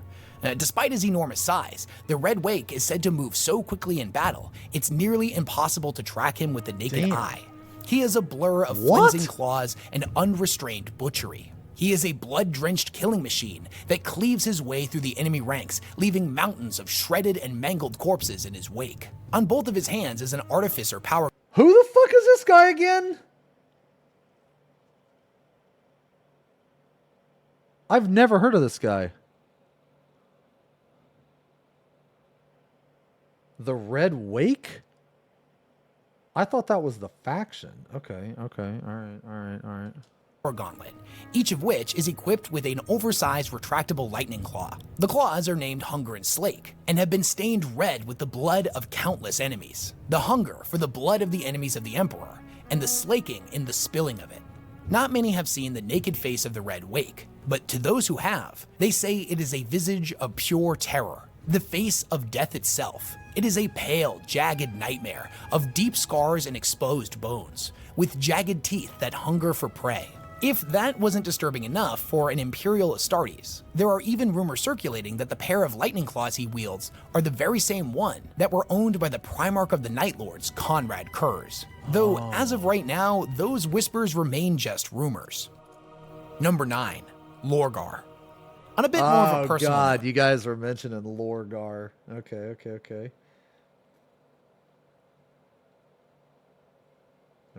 The Red Wake sound pretty fucking badass, though. the thing I find most horrifying when I'm reading, watching, or playing any form of scary media is the concept of fanaticism. It's kind of terrifying when you think about it. The fact that someone can have complete and profound belief that what they are doing is right, no matter how horrific their actions are or how much pain they inflict on others, while simultaneously lacking the ability to be reasoned with on any level. A fanatic is a person who can't change their mind and can't change the subject. In my opinion, fanatics are far scarier than any ghost, ghoul, or Dracula. Sure, a single fanatic is scary enough, but if left unchecked or given a position of power, that individual can become a demagogue. Through their charismatic words, the individual becomes a group, which in turn becomes a mob, and then eventually into a full-blown cult. An army of deranged lunatics, ready to burn down everything you've ever loved in the name of some utterly alien cause. Reason, logic, empathy, and understanding, all these things are sacrificed on the proverbial altar in exchange for an echo chamber, where the fanatics' own twisted ideals echo back and forth through their ranks, growing louder and more deranged with each subsequent echo. The fanatics will then propel themselves further down a dark path of bloodshed and murder as they become more and more radicalized. Whether the cult be based in hedonistic and debased orgies of excess, or self-righteous puritanical tyranny, it ultimately doesn't matter what form the fanaticism takes, as the damage such individuals can inflict is without limits. It doesn't matter how charismatic, righteous, intelligent, or kind you are. There is no reasoning with the mob, no debating the cult. You're either a believer or a heretic, and all heretics must be purged. It's probably why to this day that one scene in The Mist, where the one nutjob radicalizes all of the survivors trapped in the grocery store, I actually and like that convinces movie a them lot. to sacrifice one of their friends to the I actually eldritch like that horrors movie. lurking outside. It ranks as one of the most disturbing things Did you guys like that movie? I thought it was pretty good. Dude, the ending is fucked though, man. That was a pretty good remake. But one of the better remakes. Anyway, all right, so we did the white. All right, so we did the white. Now I'm going to go in with some brown on the scythe and a couple other areas here and there. I've ever seen in a horror movie in a long time. And it's also why the word bearers and more... Sorry, I need my brown. I don't think I have my brown. Ooh.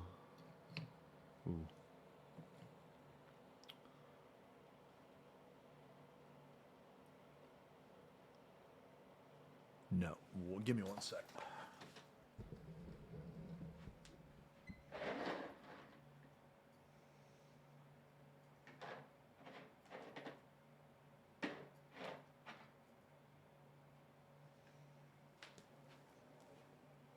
Okay.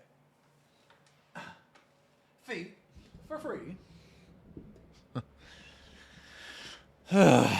Eldritch Horror, bottom right. That's where the drummer is, bottom right. Eldritch Horror, bottom right. Get it? Toes. Or specifically, their Primarch Lorgar are so deeply horrifying to me. I'll eventually get around to doing a deep dive on him, but for the moment, as a brief introduction to the character, Lorgar is the Primarch of the Space Marine legions known as the Wordbearers. He was a deeply religious person, raised by the priest Corferon on his homeworld of Colchis. By the time he would come to take his place with the Emperor's Imperium and lead the Wordbearers in the Great Crusade, he had fully dedicated himself to worshipping the Emperor as the one true god, something that completely went against everything that the Emperor stood for. Now, despite this, for unknown reasons, the Emperor allowed this to continue for a time, until the Wordbearers began to fall behind in their tally of conquered worlds. You see, a portion of the Wordbearers would choose to stay behind on each of the worlds they came to, molding the population until they had completely dedicated themselves to the worship of the Emperor. Now, this obviously left many of the worlds they visited to be some of the most fiercely loyal that had been recaptured in the Great Crusade, but their efficiency overall had certainly fallen behind. The Emperor decided that he had had enough and chastised Lorgar and the Wordbearers by bombing Lorgar's prized city of Monarchia, a city that had become the epicenter of Emperor worship. The physical and symbolic act of the god figure smiting all those that worshipped him was not lost on Lorgar. Although he swore to cease worship, the need for a god was too deeply ingrained in him, and he would set off on a pilgrimage to find beings truly worthy of his devotion. He would inevitably find the Chaos Gods. Now, this was the beginning of the Horus Heresy, as chaos and corruption were allowed to spread and fester throughout the Wordbearers, and then eventually through the other legions as well. When the heresy was in full swing, Lorgar was a deeply disturbed individual. All of the grisly and horrifying acts of genocide him and his legion committed were ultimately justified by the ruinous powers, as they were the primordial truth of the universe. Every murder, every betrayal, every act of sustained blasphemy was viewed by the mad Primarch as noble and righteous. And to me, that utter conviction, the supreme Lorgar unshakable seems like a belief in bitch, what you are dude. doing is correct, despite the grotesque aftermath left in the wake of every action you take. That someone could be so depraved as to decorate their flagship with the crucified bodies of sacrificial citizens, or view the murder of an entire world as righteous, an act to be celebrated. The idea that somebody could be so utterly insane, yet do all of this with a smile on their face, plagued by delusions of grandeur and enraptured by holy fervor, is unbelievably terrifying to me. Yeah. It is one of 40k's deepest ironies that it was Lorgar who penned the Lectitio Divinitatis, the holy book that proclaimed the Emperor as the one true god of humanity, a book that in the 42nd millennium is venerated by the Imperial cult and set the foundations for the Imperial Creed. This is a passage from the novel Betrayer, where Lorgar was trying to get Magnus of the Thousand Sons to understand and appreciate what he was trying to do, and ultimately get Magnus to dedicate himself fully to the heresy. For reference, this conversation happens right after the events on Calth, one of the Ultramarines worlds that the Wordbearers would invade and slaughter millions of people. The way he speaks of the warp gives me chills every time I read it. He speaks in equal parts fascination and terror. Calth is the syncopated backbeat to the song, the rhythm beneath the rhyme. That much fire, that much misery, that much pain. The suffering has always fueled the warp in random stains and stigmata. And now we learn the virtue of control. Can you hear it? Can you hear the pain stirring the tides? Can you hear the crash of those waves? He just sounds like a Magnus? lunatic. Can you hear how those black tides beat a million hearts bursting out loud, as rhythmic as drums in the deep cold? The tide of the Sea of Souls can be altered by mortal hands, brother. Listen, listen. We're reordering the warp itself, Magnus, changing it through pain. We're rewriting the song. There, a ship burns in Latona's atmosphere, the cries of the doomed souls echoing into the Empyrean. And there, a warship plows into the surface of Ulixis, digging its own grave, taking 100,000 souls shrieking into the afterlife. Do you hear them dying, Magnus? Do you hear the song? Dude, he's just a fucking nutbag. To their extinguished essences. Every life, every death, every cry of pain across these burning worlds thins the veil between reality and the first realm. Call it Hades or Hell, Jahannam, Naraka, the underworld, call it the warp, call it whatever you will, but I am bringing it forth onto the material plane. Calth was the genesis of the storm, Magnus. I will make an entire subsector suffer enough that the curtain falls and the 500 worlds drown in the warp. Tell me you can feel it. Tell me you can hear the million demons shrieking and baying, desperate to be born upon these burning worlds. Dude, he's Whether or just not you're nuts. a fan of Lorgar's character comes down to personal taste, but there's no denying that his super dark conviction is definitely creepy. Number 8, the Lictor. Despite Oh, the Lictor? Oh, wow, you fight those in Space Marine, man. I like those guys. Yeah, those guys are cool. Oh, man, this is going to be such a fucking pain in the ass to do. Bro, really? Oh, my God. Dude.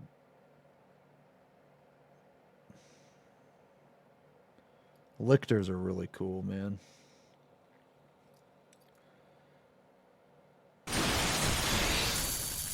Wait, bro. Hold on, I'll unpause it 1 second. Dude, ain't no way, bro. Oh my God, thank you very much for letting me know. I will definitely check 1 second. Oh, think I got it. Yeah, I got it. Holy shit. Yo, Pedro, thank you for the resub, man. 2 years. 2 years. And, oh my God. I'm donating $100 just for you to watch this short. What the fuck? Oh my God. Now I feel bad. Oh my God. This is short.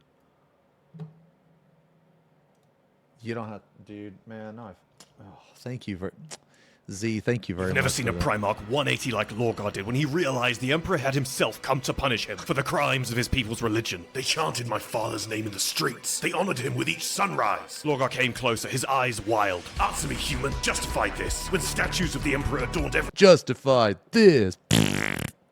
place of gathering. They worshipped him as a god. You plead my case for me? You stand in the ruin of perfection, and you say yourself the city was annihilated for nothing? Have you traveled the length of the galaxy to show me you've lost your fragile mortal mind? Lorgar bared his teeth at Gilliman. Why did you do this? I was ordered to. By this worm, this maggot? I will take my legion to Terra and inform father of his madness myself. Your father already knows. You lie. I should kill you for this blasphemy. Malkador didn't argue. He closed his eyes and spoke without sound. Every word bearer, every ultramarine, every living being in a 10-kilometer radius heard the man's psychic voice, pulsing through their minds, such was its power. He will not listen, my lord. Not to me. Lorgar stepped back, voicelessly mouthing, No, no, no. as if words could somehow alter fate as the world around them exploded in light. You've never seen a Primarch 180 like Lorgar. Jesus, man. Okay. All right, man. Now I feel bad. Dude, you didn't have to donate for that, man.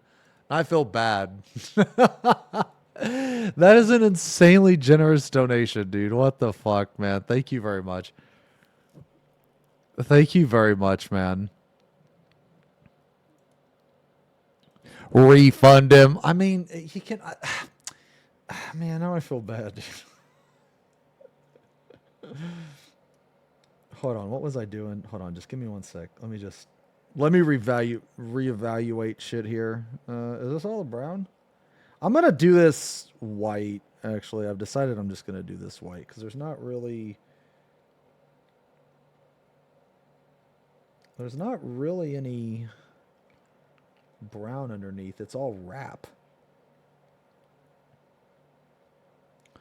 Anyway, Big E, don't worship me. Also, Big E explodes into the scene with a big ball of golden light. Man, thanks a lot, Z. That was insanely generous, man. Thank you very much. By heavens, what curious spectacle hath nature wrought? A man whose head bears the shape breast. I am both appalled and perchance a touch captivated. What particular warmth stirs within me at this strange fusion of the fair and foul? Surely some impish spirit doth toy with my senses, for such a sight leaves me torn betwixt horror and mayhap a hint of delight. Breasts.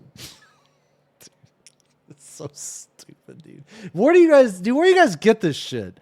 Do you guys do you guys type out, talk about a man with a tit head in Old English, enter, and then it just produces that shit, man? You're fucking dumb. Matter of fact, get the fuck out of here. Why would you type that? Cam steak? More like band steak. Bye.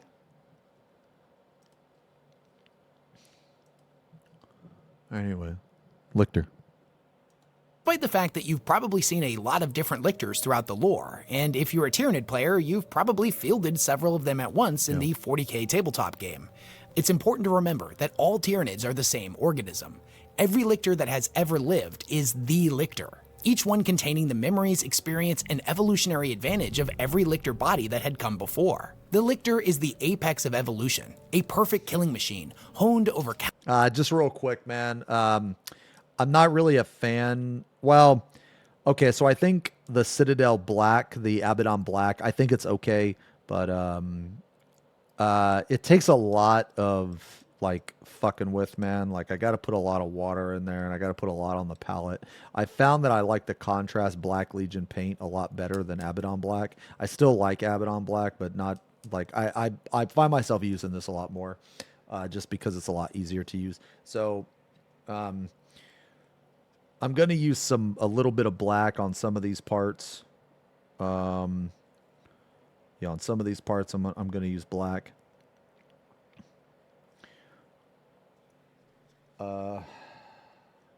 Not very much, though. But just like a couple hoses and shit, you know. But pretty much, yeah. So we're going to do that. Anyway.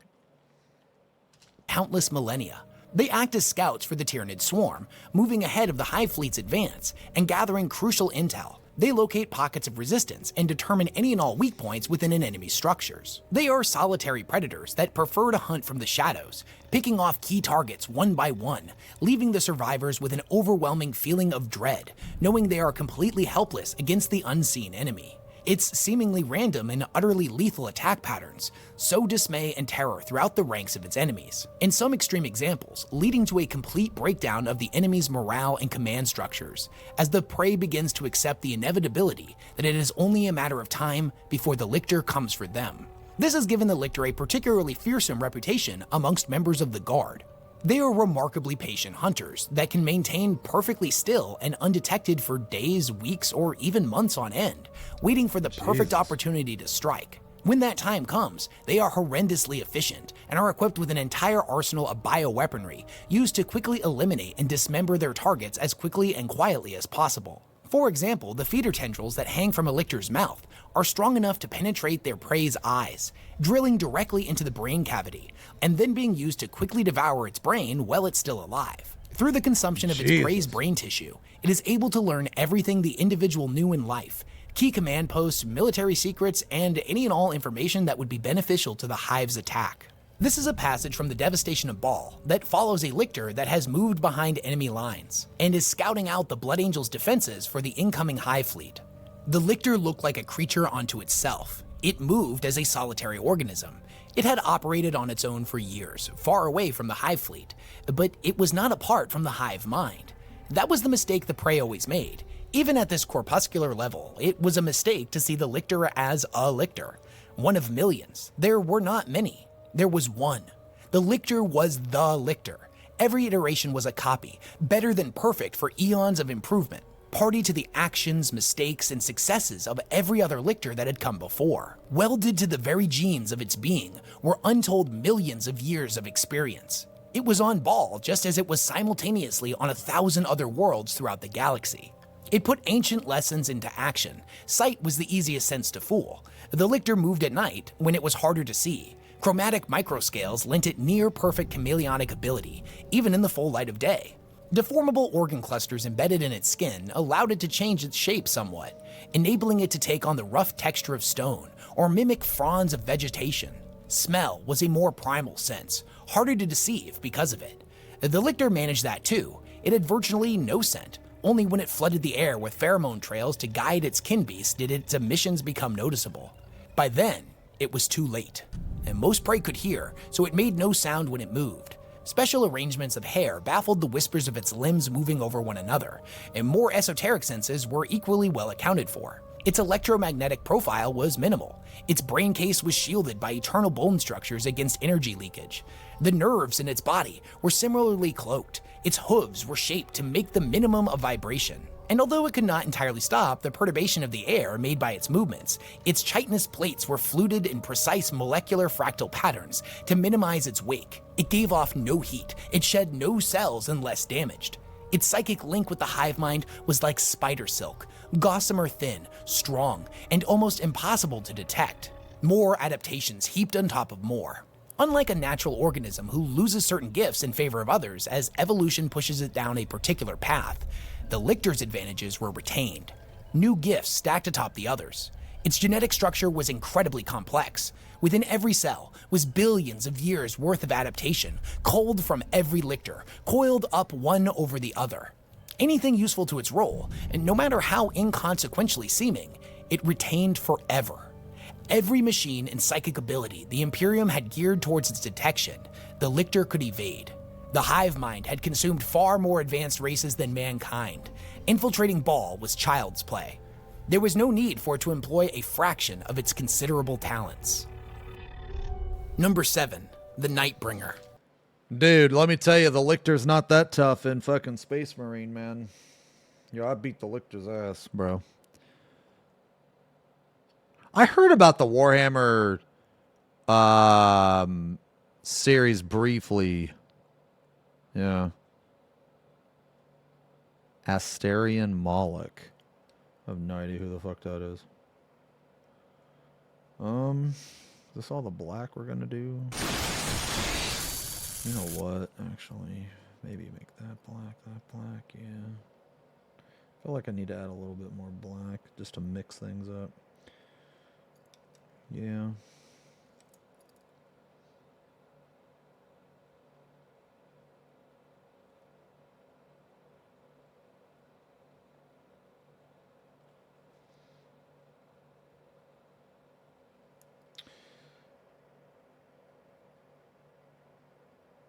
Sorry, I'll like unpause the video in a second.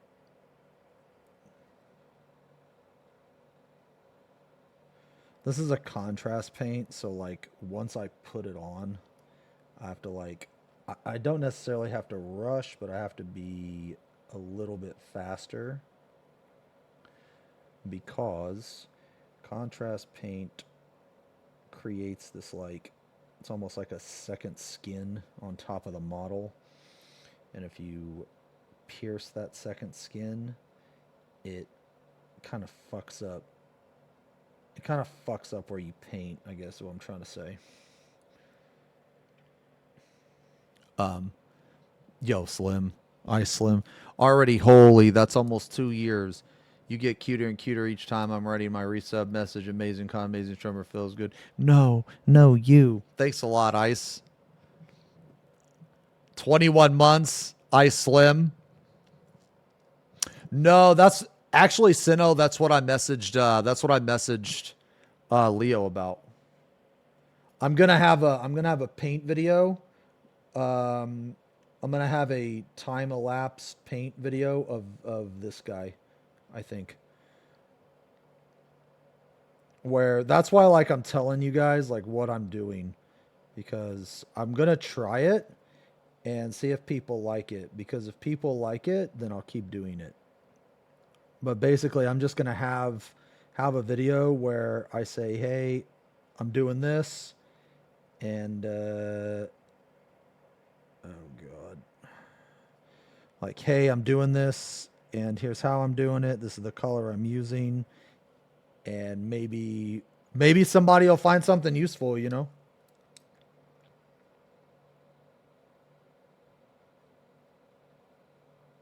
Because I was thinking about it, and there's a lot of artists or painters, however you want to word it. Ooh, my fucking dude, I might need to change this fucking paper. There's been a lot of artists or painters or whatever that I have found on YouTube that actually are kind of like unknown, man. Like one guy had this video that I watched, and he has amazing ideas for shading, and it was just by luck that I found his video, because, or at least I feel like it was by luck, because his channel is relatively small, like it's not like super big. And the video that I watched was one of the most informative videos, and it only had like 4,000 views, man. Like, it was crazy. And that got me thinking. I was like, man, like, because that was a really good video. Wait, Asmongold.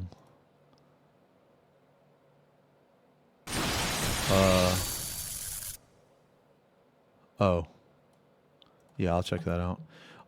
Anyway, yeah, so I was thinking, right? I was like, well, even like that video, right? It was very helpful to me, man. It was very helpful. Like, I actually saved it on a fucking playlist. It's a painting playlist. And if I ever like forget, or I don't know, just for whatever reason, man, I'm gonna like reference that video, because like some of the stuff in that video is fucking insane, man. It's like, it actually helped me a lot. It helped me a lot. And I was just thinking to myself, like, man, you know, what if I did something like, now granted, I'm still fucking new at this, right? Like, I've only been painting a month, but what if I did something, or what if I figured out something that could help somebody.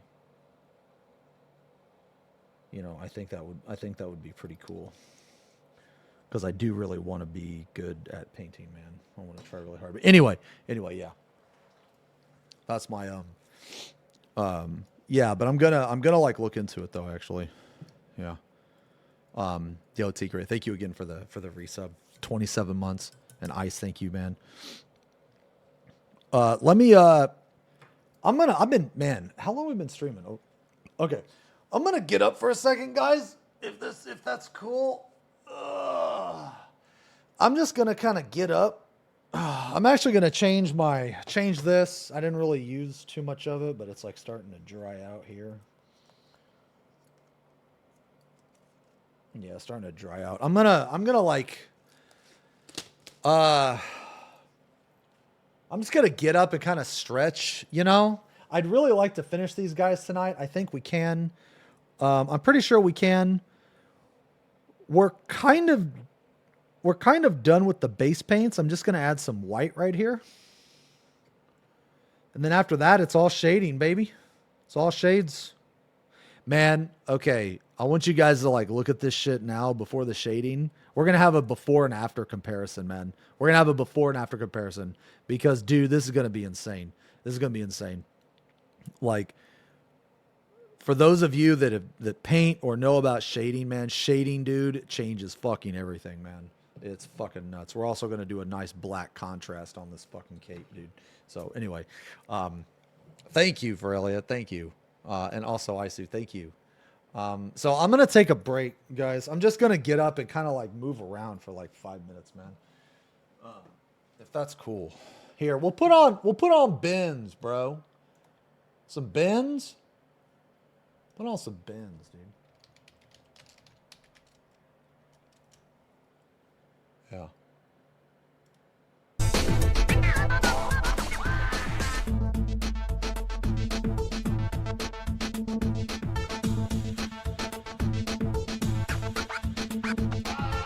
Okay. Jills. Nah, I need to get toothpicks. Yeah, no, I need to, especially for eyes. Yeah, I meant to earlier. Yeah, toothpicks are really good. Okay, I'm gonna get up, guys. I'm gonna take like 5, man. Just gotta stretch and shit. We should be able to finish these guys though tonight, man. Should be able to. I'm gonna add some nice rust.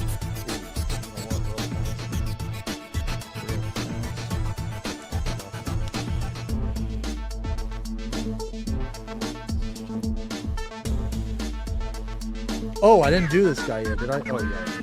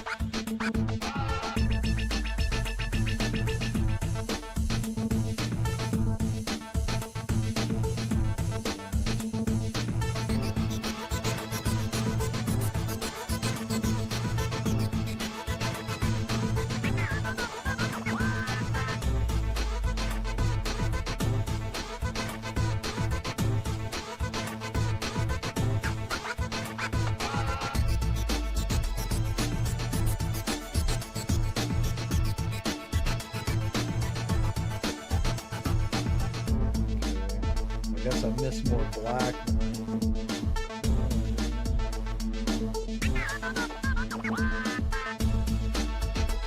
That's okay though.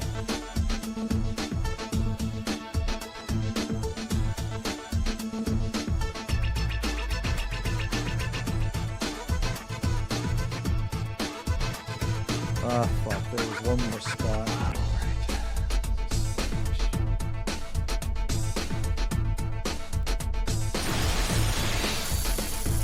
That's actually not supposed to be there.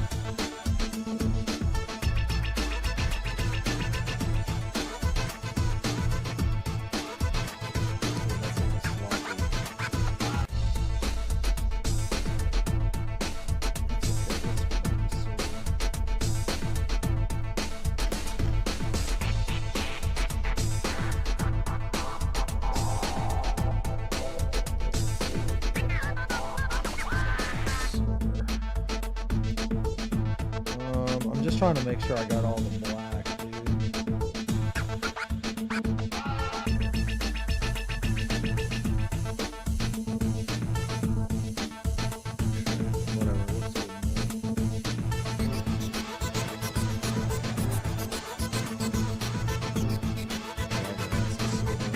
Okay. All right. Thank you, Ariella. Thank you. Excellent painting, my lord. Okay. I'm gonna BRB, guys. I'm gonna get up. I'm gonna stretch. Wash bins. BRB.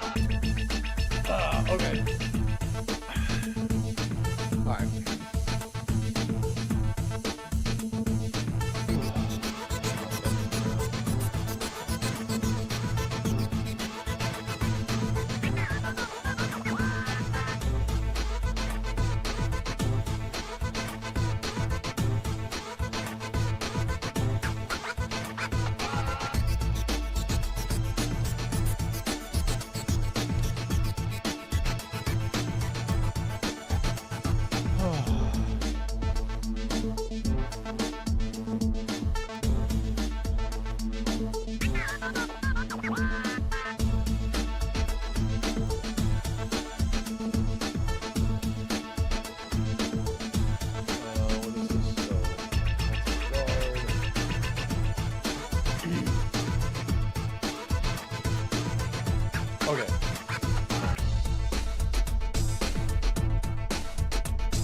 All right, man. Let's fucking finish this.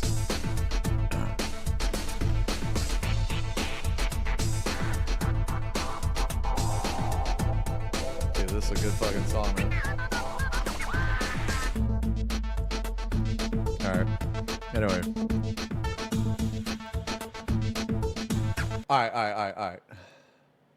right. 7, Nightbringer. Considering that I just recently talked about the Catan in my last video, I'm gonna keep this entry short, but the Nightbringer definitely deserved to be on this list. He was said to be the most physically powerful of all the Catan, godlike beings that devoured entire Okay, so the Catan, I actually bought one of those models. It's Catan Shard of the Void Dragon. stars before eventually making contact with the Necrontyr, and forming an alliance with them against the Old Ones during an event known as the War in Heaven. The Catan were originally formless entities, but the Necrontyr crafted them frames of living metal with which to inhabit. Each of these living metal bodies was said to represent the essence of each Catan. The Nightbringers sported a Grim Reaper motif, which is quite fitting, as the Nightbringer is figuratively and somewhat literally the embodiment. Do they have a fucking what?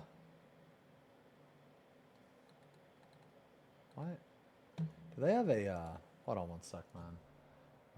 40K Nightbringer. Do they have a model?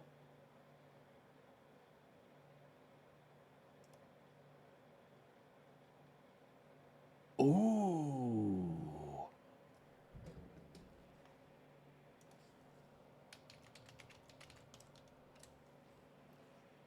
Oh, they do. Catan, Shard of the Nightbringer. Dude, that looks sick, actually. That looks pretty fucking cool. Can you please? Mm-hmm. But I'm very desperate because I'm desperate. Oh my god. That looks fucking sick. Okay. Huh.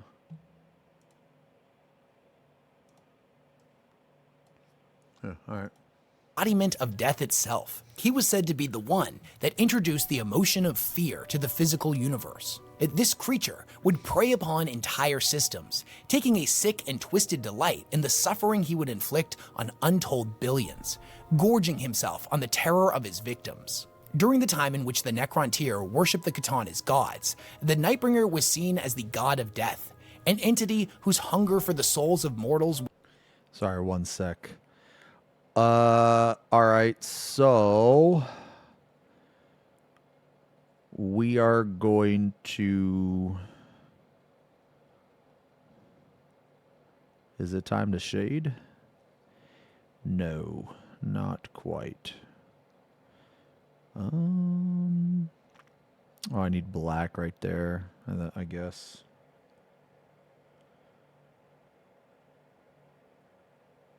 Yeah, a little bit of black in here. So we're gonna go black, then orange, black, then orange, and then we gotta do the contrast here. Well, but that's shading. So, okay, so black, orange, white. Okay. Was never satiated. Now, in the 42nd millennium, the Catan exist as a shattered species, each of the remaining ones having been broken into dozens of shards. Each of these shards contains a splinter of the original Catan's power, and are said to be some of the most dangerous weapons the Necrons have access to. That's the model I have. Nightbringers are said to be the most difficult to control. Those who witness the towering form of the Nightbringer find themselves frozen with fear, as the icy fingers of death wrap around their mind, making them easy prey for his cold and calculated reaping. Number 6, Goj Vandire. Unlike the other entries on this list, Vandire himself is not really much of a threat physically.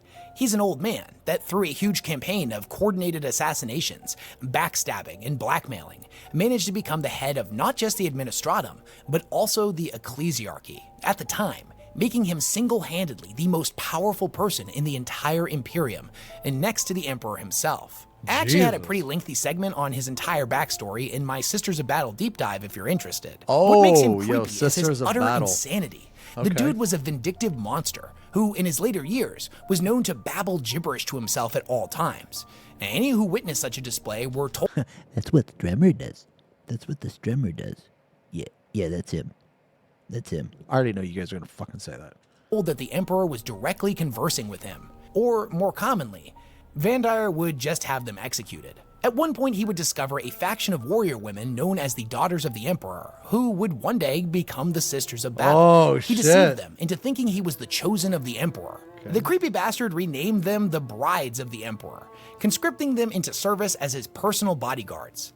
The lore doesn't go into a lot of specifics here, but it's not difficult for us to imagine this power-obsessed monster had taken this proud and honorable faction and degraded them into a harem of eye candy to be at his side at all times. His period of rule would come to be known as the Reign of Blood. No one was safe from his tyranny, and as his insanity and paranoia grew with every passing day, he would take to torturing any of those who opposed him, regardless of whether or not they were guilty. He would claim that through the sadistic acts he inflicted on others, he was purifying their souls. He had a massive network. So this guy is like a mean, nasty politician. Basically. Of spies and other militaristic factions that had pledged loyalty to him. Whether it was because of belief in his cause or out of fear of what he would do if they refused his orders, most likely varies from person to person.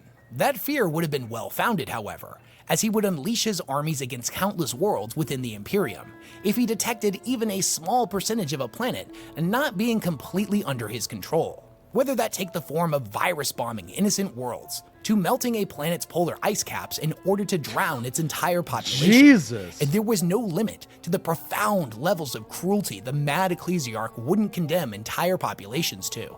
Due to his madness and paranoia, it is believed that many of these worlds were actually completely loyal, and that the bloodshed that would follow slaked nothing more than his ego. Thankfully, Vandire's rule would eventually come to an end, when many of the other Imperial forces rose up against him, including the Custodians, who at the time had retreated into the Imperial Palace. Their role was to answer only to the Emperor, so they had mostly stayed neutral in the affairs of the Imperium. It was through a conversation with one of these custodians that Alicia Dominica, a woman that would become the first saint of the Adeptus Sororitas sometime later, and the founder of the Ebon Chalice Convent, would be convinced to journey to the Golden Throne, where it is believed that the Emperor spoke directly to her and told her the truth of Vandire's madness. She returned to the palace immediately and executed him on the spot for crimes against the Imperium. Despite his relatively short rule, there are still echoes of Vandire's reign of blood that continue to haunt the Imperium even today, thousands of years later, and he remains one of 40k's creepiest characters. Number 5. Illuminar Ceres. The Necron dynasty's Canterbury. Dude. Okay, Necron. Dude, I really love the Necrons. On much, but one thing they seem to all be in alignment on is that Illuminar Ceres is a completely despicable monster. It was he that was responsible for the Necrons' ascendancy into their living metal forms through biotransference. The genesis of their transformation may have started in the C'tan's knowledge, but it was Ceres who built the machinery to make it happen. He has little remorse for this event and sees it simply as another stepping stone to his ultimate journey of unlocking the secrets to life and eventually ascending to godhood. Despite his nature as something of a pariah amongst other Necrons, they still all recognize his sheer, unequivocal genius, and thus no Pharaon would be foolish enough to deny his support. As a being of living metal, Ceres is no longer hindered by sleep or the need to stop and deal with the countless frailties and needs of those who still inhabit bodies of flesh. Thus, there is nothing to distract him from his purpose. He is a creature with thousands of years of experience, delving into the secrets of life. Yet, despite his relentless pursuit of knowledge, the secrets of the soul always seem just beyond his grasp. Some believe such forbidden knowledge was only ever meant to be known by the gods, a belief that Ceres refuses to accept. I said I was going to finish. Yeah. I'm going to finish these two dudes today. I'm going to finish both of them. To the end of unlocking the secrets of the universe, Ceres has descended into a calculated madness of dissection, torture, and all manner of other horrors in which he inflicts on his captive test subjects. Whereas creatures like the Drukhari delight and feed off the pain they inflict on others, Ceres is seemingly immune to it, finding the act of torture nothing less than fascinating and ultimately enlightening. He is a mad scientist, an individual driven down a depraved path in the ultimate quest for knowledge that sees no act as too taboo, malicious, or cruel. He is the incarnation of science taken to its extremes, unbound by the shackles of morality. Because of his complete understanding of organic life forms and the exact methods with which to deal the most damage and maximize their levels of pain and suffering, he is completely unrivaled when it comes to upgrading and augmenting every weapon, construct, and facet of Necron machinery. Even for a race as terrifying as the Necrons, his methods are seen by his peers as needlessly cruel. Jesus. Yet, as will become a pattern with Ceres, begrudgingly accepted as a necessary evil. He accepts payment for his services in the form of captive slaves from all of the other mortal races, taking a particular delight in Eldari test subjects due to their ability to perceive sensations on levels far greater than any other race. Those captured by him will be taken to the laboratory catacombs of the tomb world of Xantragora, where they will spend the rest of their days in pain-filled agony, ancient stasis machinery keeping the subjects alive and fully aware through the horrific procedures he conducts upon them. He feels no pity, no remorse, or any form of kinship with such inferior life forms, and thus gives them nothing to numb or dull the pain. Such an act of mercy would be a waste of resources, and would add complications to achieving his desired test results. He finds the screams of his victims ultimately annoying, and thus in lieu of the aforementioned pain-reducing medication, he finds it more efficient to simply shut off his audio receptors, as his array of monomolecular tools tear apart his victim. He shuts off his audio receptors. That's so fucked up. Molecule by agonizing molecule. Number 4. Typhus. Originally known as Typhon, Typhus, first captain of the Death Guard and herald of Nurgle, is potentially the most feared of all the Death Guard commanders and is most favored by Nurgle, seconded only to his Primarch father Mortarion. He would over time rise within the ranks of the Death Guard and eventually become the first captain. Although he had latent psychic abilities, he would keep these hidden from the Legion, as the Death Guard and Mortarion had no fondness for witches. All right, so just real quick, I think we've done all the base colors now. So now we will... I guess there's a couple things I could shade, actually. Or there's a couple things I could go back in with silver. Yeah, that's fine. All right, so now we're going to do the capes. Capes are cool. Sarah's is the dick of the Necrons. This guy is who tricked all the Death Guard. Oh, yeah. We actually just watched the video on that. All right. So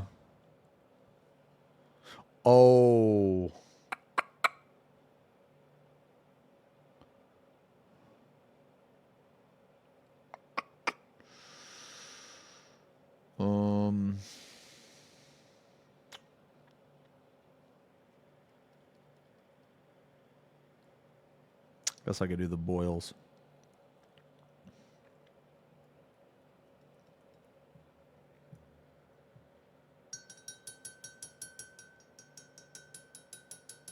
Yeah, I'll do the boils, actually. Let me knock those out. What am I doing for the rust? What's the rust again? The rust is Troll Slayer? Alright, so we are going to use Fire Dragon Bright. Alright, so what I'm going to do for these boils, man, I'm just going to paint some Dragonfire Bright on, and then I'm going to go back with, I'm going to go first with Troll Slayer Orange, and then I'm going to use Dragonfire, I think, right? Is that what I do? Oh, wait, what do I do?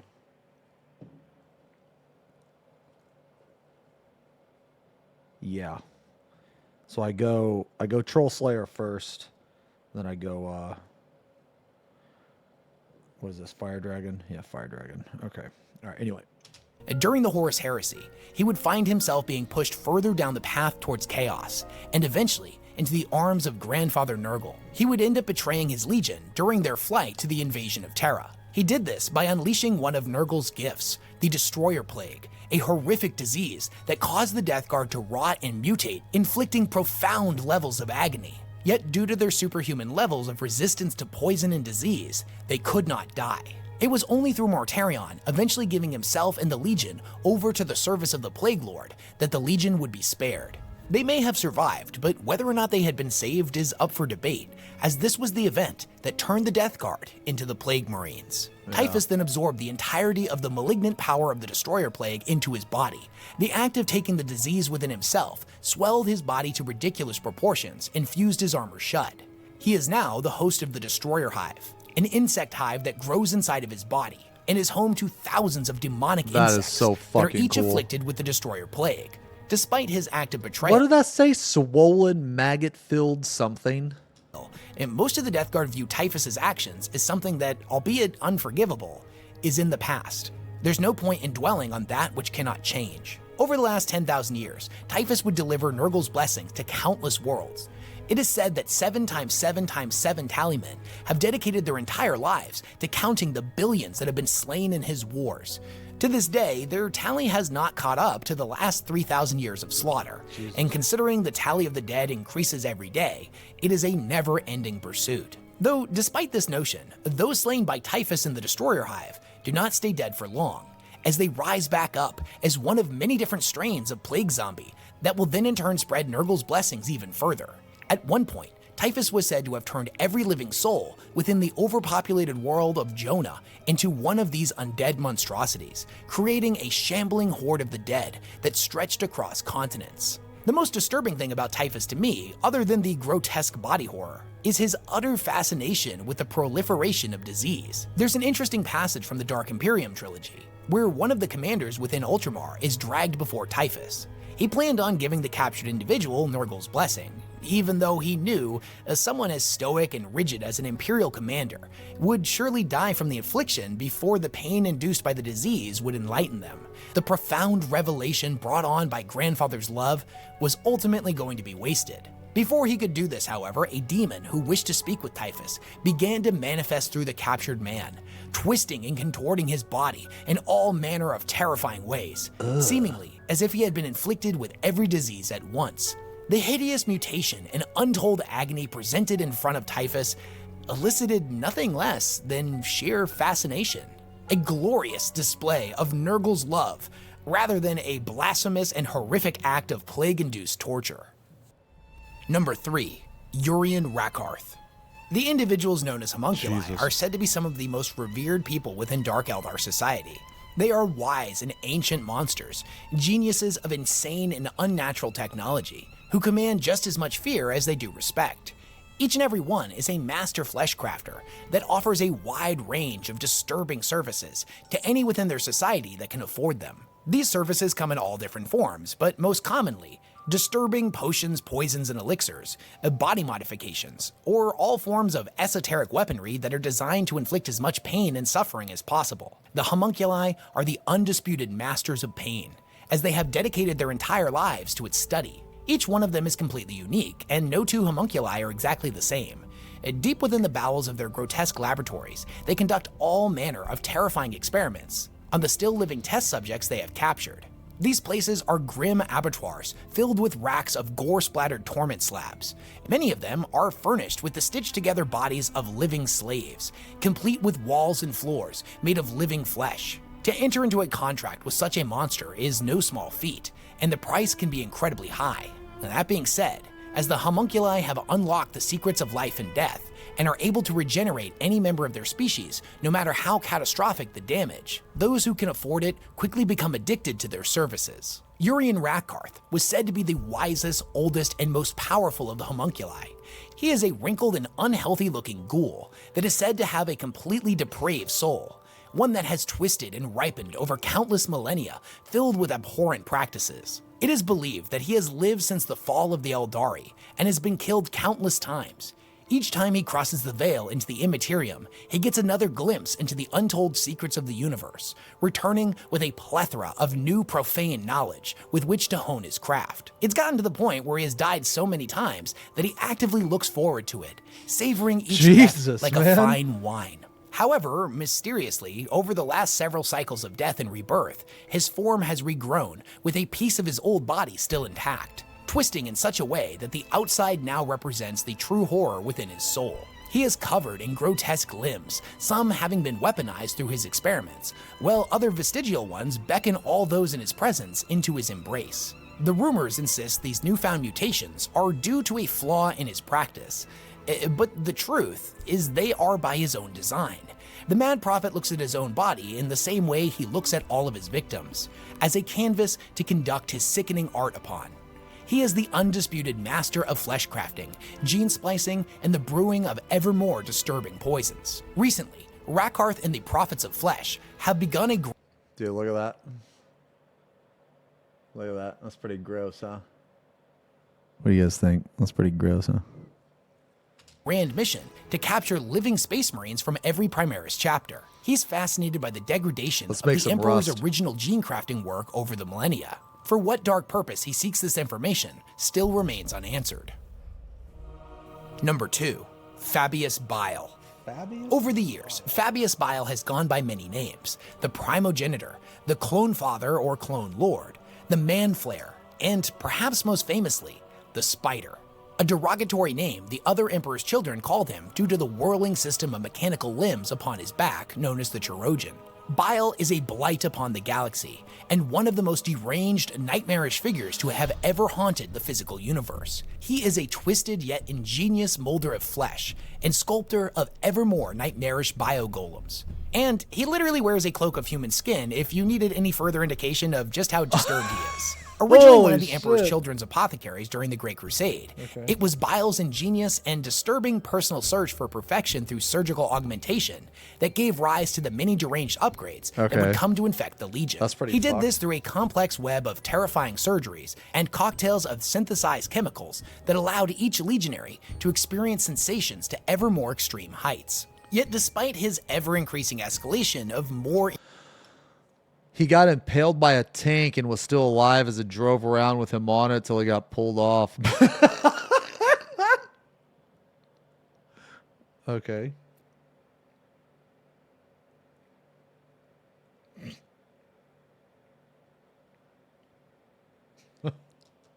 ingenious creations, Bile never actually subjected himself to any of these procedures. Instead, every surgery, every new invention, every act of torture and dissection were simply stepping stones towards the mastery of life and death.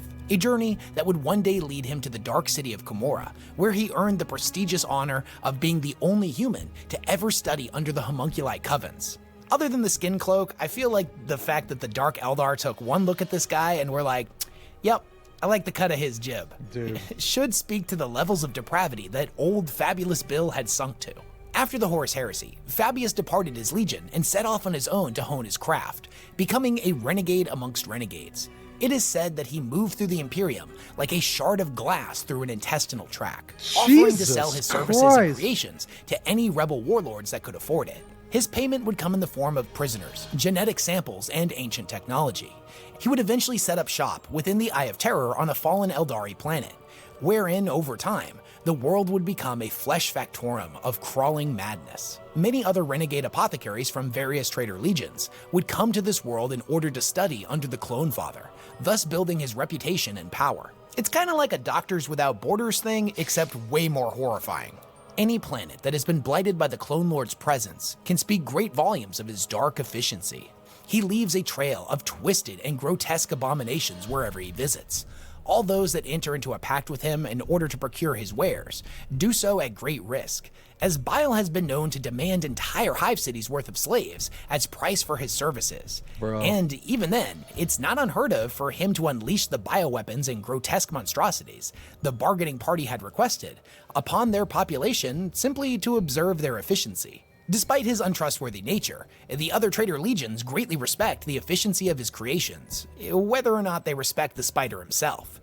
This is a man who has such mastery over cloning that he was able to make clones of all of the Primarchs to various degrees, including his masterwork, a perfect clone of the Primarch Fulgrim, an entity that retained all of the original's memories, and Holy if the rumors are to shit. be believed, a copy of the Primarch's soul as well. This guy's like a fucking badass. In recent years, Bile has become obsessed with his goal of replacing the human race with a new, even more perfect species of his own creation that he refers to as the New Men. He views the human race as flawed, a species that is ultimately destined for the halls of extinction. Thus, he has spread his creations throughout human society, and one day, they will rise up to overthrow them and replace humanity as the masters of the galaxy. Dude, this guy is insane. Number 1.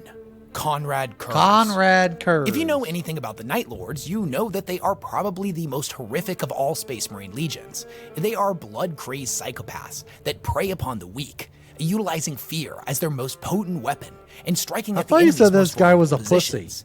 The Night Lords do not choose to engage their enemies in honorable combat on the front lines, instead striking behind their defenses to massacre civilians and destroy their points of industry. When these dudes would go to he's take scum. the world, they would admittedly fucking do it with nuts. less bloodshed or warfare than any other legion during the Great Crusade. But the way in which they did this was by torturing a small handful of individuals and then stringing up their corpses for the entire world to see. They would then project images of the grisly display across the entire system, sending the message loud and clear that if you didn't want this to happen to you and those you love, you would bend a knee to the Night Lords immediately. None embody their twisted philosophies more than their Primarch Conrad Kurz, a man who was constantly tormented by visions of the future. These visions imbued him with a profound sense of paranoia and a nihilistic outlook. All right, just real quick. I'm gonna create a rust effect. I'm gonna use this Troll Slayer. I'm gonna water it down a shit ton, and I'm gonna make some really cool effects on the scythe. Look on the nature of humanity. He saw human beings as nothing more than livestock, beasts of burden that needed to be corralled into obedience through fear and pain. This is the philosophy he utilized to conquer his homeworld of Nostromo. When he was young, he adopted the title of Night Haunter and systematically butchered the criminals that plagued his gang-infested world. His reign of terror eventually forced the planet into compliance, and fear of the Night Haunter caused Nostromo's criminals to either go into hiding or repent their ways, lest the Night Haunter come for them.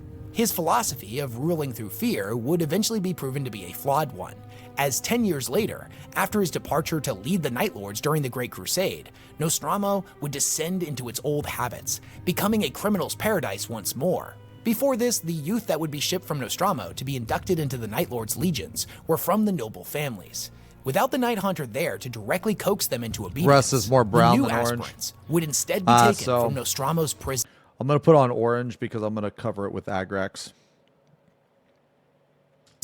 Thugs, murderers, rapists, and gutter scum of all forms would funnel into the Legion, over time pushing the Night Lords to abandon any values they had left. Sickened by the infection of his Legion, and harboring no sentimental value for the world in which he was raised, Conrad returned with his fleets and bombarded Nostromo, shattering the planet and condemning all of its citizens to death.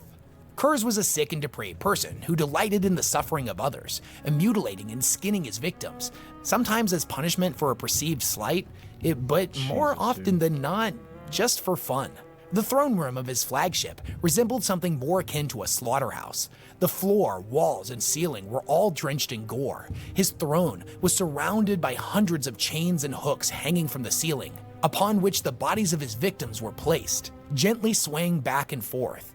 And if the accounts of the Primarch are to be believed, often whispering obscene prophecies to him. Later upon the world of Seguelsa, Dude, this guy's fucking crazy.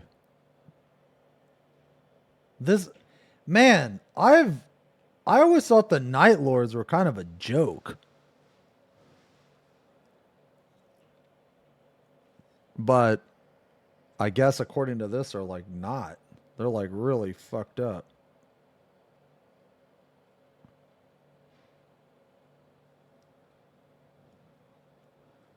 Cruise and Alfaris.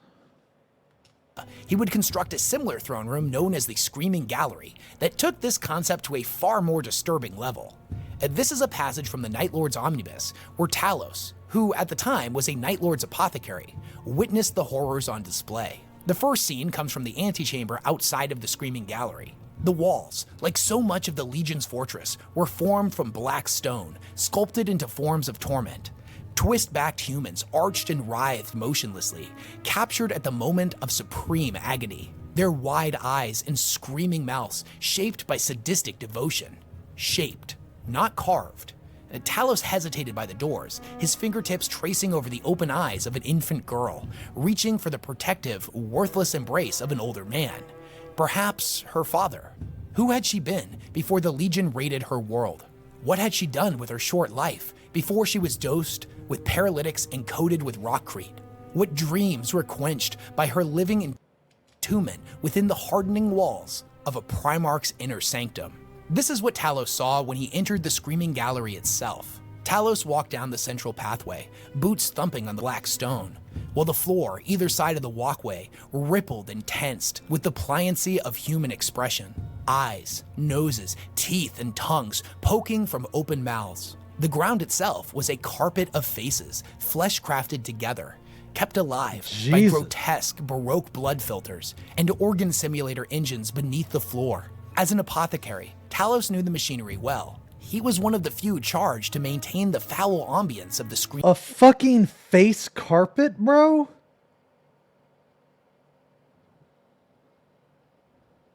Are kissies running late? I think we need some kissies. Gallery. Robed servitors, monotasked for the duty, sprayed gentle bursts of water vapor into the blinking eyes blanketing the floor. Thank you, Logic. Thanks a lot, moist. man. Conrad was so absolutely insane that his Primarch novel, a series that, bear in mind, is designed to give the reader a deeper insight into a Primarch as a character, i.e. their goals, motivations, history, and just about everything else that makes them tick. Conrad's Primarch book is a straight-up horror story, wherein a salvage crew picks up a stasis pod they find floating out in the void of space that contained the Night Haunter. They're not sure what to do with it, as it's clearly a space marine inside, but it's way too large. Conrad then proceeds to somehow break out of stasis and hunts down each member of the crew, one by one, slaughtering them in the most grotesque ways imaginable, and then stringing up their remains for the other members to find, taking a sickening delight on the torment he inflicts on all those within the ship. If you're a horror fan and a 40k fan, this is an absolutely must-read book, and I really don't want to spoil it. It doesn't really give you a lot of deeper insights into his character, other than he's fucking crazy, and I absolutely loved it. When I was ordering this list, it honestly came down to a tie between Fabius and Conrad. Urian Rakarth is incredibly disturbing, but he's also a Drukhari, and that's kind of par for the course for their entire species. Not that human beings aren't capable of great evil, as that's certainly true, but it's because we have a baseline to go with humanity, as there are good humans out there who want to do the right thing.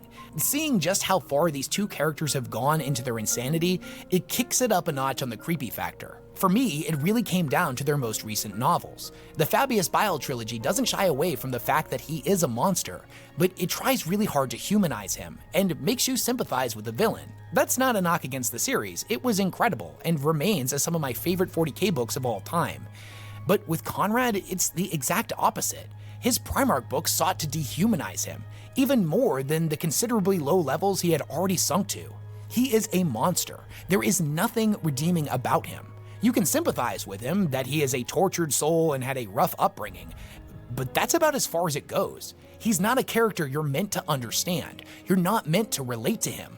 That's not to say you can't love him as a character. I fucking love the Night Haunter. He's one of the most fascinating people in the entire setting to read about. But there's nothing relatable about him. He is fundamentally irredeemable. His story ends with him allowing himself to be assassinated to make a point. And since we have a beginning... What? And an end for his story, he will never get a redemption arc. Every new piece that comes out about him, every new insight we get, is simply designed to terrify the audience even more. And that's why, in my personal opinion, the #1 spot could go to no one else. But what do you guys think? Do you agree, or is there somebody that creeps you out far more in 40k? Does 40k have the most terrifying characters, or is there somebody from a different franchise you think is way scarier? Was there somebody I didn't include on this list that you feel deserves to at least be mentioned? Let me know in the comment section down below, as I read just about everything y'all post and I love hanging out and engaging with all of you. Also, if you haven't already, go ahead and like this just video finished and subscribe to Custodies the as channel, well. Dude, and I ring love the the bell to be Custodies. notified of future uploads. It only takes a second, it's free, and it seriously Dude, helps out my that channel. was a good video. Thanks again to everyone who supports the work that I do, and with that, Dude, I'll was catch an y'all. insane video, man. Yo. Dude, I love Wes's channel, man. His videos are so fucking good. Hey, Duo, thank you for the resub. Also, Flute, thank you as well. Sorry if I didn't see that earlier, man.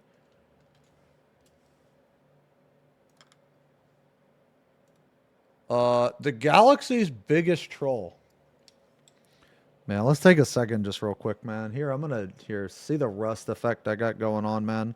This rust is gonna look, it's gonna look a lot more believable after I put the Agrax on there. This whole model is gonna look so much better when I put shading on there. I don't have any shading yet. I like do this too, man. Like do this, like just randomly, like fucking get some fucking rusty chains on there, dude, you know.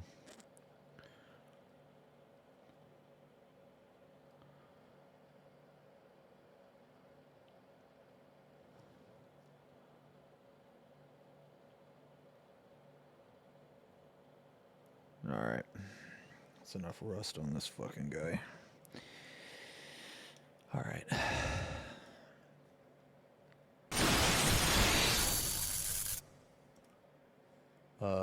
Okay, let's see here. Yo, hey Travis, thanks for the resub. 43 months, Duo with the 35. Just thought I'd come back again to say you head look like booby. Ha ha ha ha.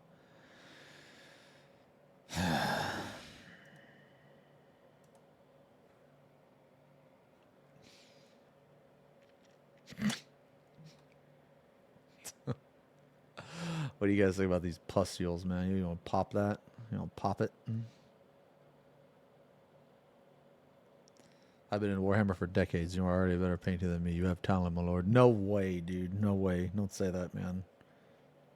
Thank you. I try really, really fucking hard, man. I really do.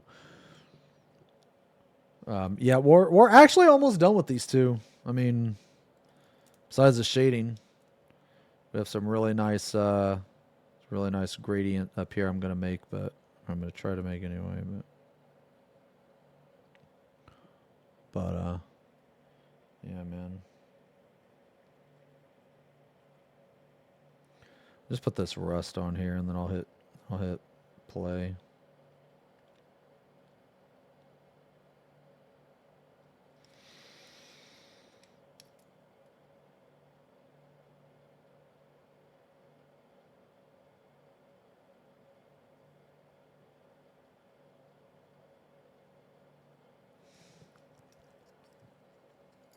I promise it's going to look way fucking better with some Agrax, man.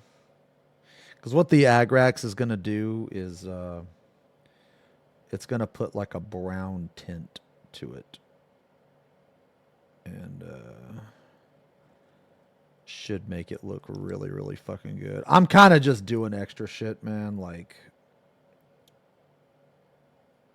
ooh, it's looking kind of... Hold on, let me try to fix that. Yeah, that would just be extra rusty spot. Happy accident, happy accident.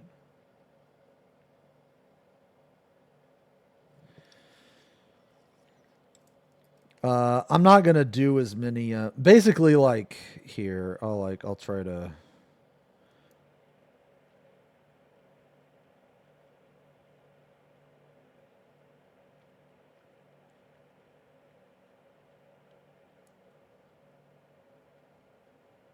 Okay. I went around on the other model, and I just kind of like, I did this shit. So like, one of the things I like to do if I have like extra time, man, is I'll like come in here, and I'll make this little, like where all these little holes are in the armor, man. I'll put some like rust next to it, you know. Just kind of adds to it, you know. Like all these little tiny details. But the thing is, like, you don't have to do this shit. I just do it to do it. But like right here. Yeah, like right here. This is a nice rusty spot, dude. Look at this shit. This shit's gonna be awesome. I'm gonna put some agrax on this. Ooh, that's gonna look really good. Yeah, it's gonna look really good. Yeah, that'll look really nasty.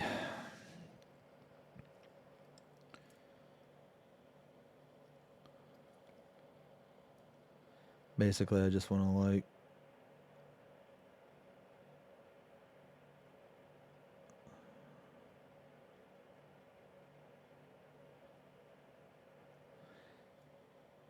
just make some nasty shit around these, man. You know what I mean? Like maybe they're, I don't know. Maybe they're like about to pop or something, you know?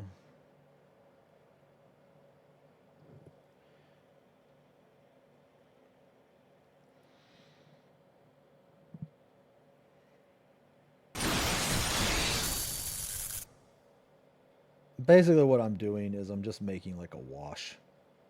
That's like pretty much all this is just a wash. All right, we'll do one more and then we'll call it. We'll call the orange, you know. It's like right there. All right. Yo, Vin, thanks for the 40 decades, man. Thanks a lot. Oh yeah, the crossover. Yeah, we watched the we'll watch the video earlier. I actually think my favorite was the fucking Emmett Silk, man. Let me make this a little bit brighter. Ooh. Yeah, it's going to be good. Okay. All right. I'm pretty sure we're done with all the base colors, man. I'm pretty sure. Said that like 4 times, but I got to do this right here. We're going to throw some agrax on that. Agrax on a lot of this shit. All right. There's one more thing I got to do for base color, and I'm going to create a gradient up here, man. So we'll do that, and then we're going to shade, and then it's going to be done. We're going to be done. All right, we watching Necron. All right, here we go. Every single character in 40K has a dedicated fan base on one side, and an even more dedicated group of haters on the other. No matter who you bring up in a comment section, you're gonna get people who say that they're the best thing ever, and another group of people that thinks they're... Just real quick, man, here, I'm gonna do this. I'm gonna tell you guys what I'm gonna do. So basically, these are like, this white part is like a poison cloud. And in all the box art and everything, this poison cloud is actually depicted with these two. Well, not these two specifically, but it's depicted as blue. I don't know why. I always thought it should be like a green or something, but I actually really like the blue, so I'm going to do this as blue. I made the other one blue, so I'm going to do this one as blue as well. But anyway, so I'll probably start with. I'm going to start with. I'll probably base it with Ahriman and then, I'll start with Ahriman and then switch to Baroth, and then I'll probably do some like very little highlights. Anyway, so I'll start this first. Yeah. Okay. Anyway.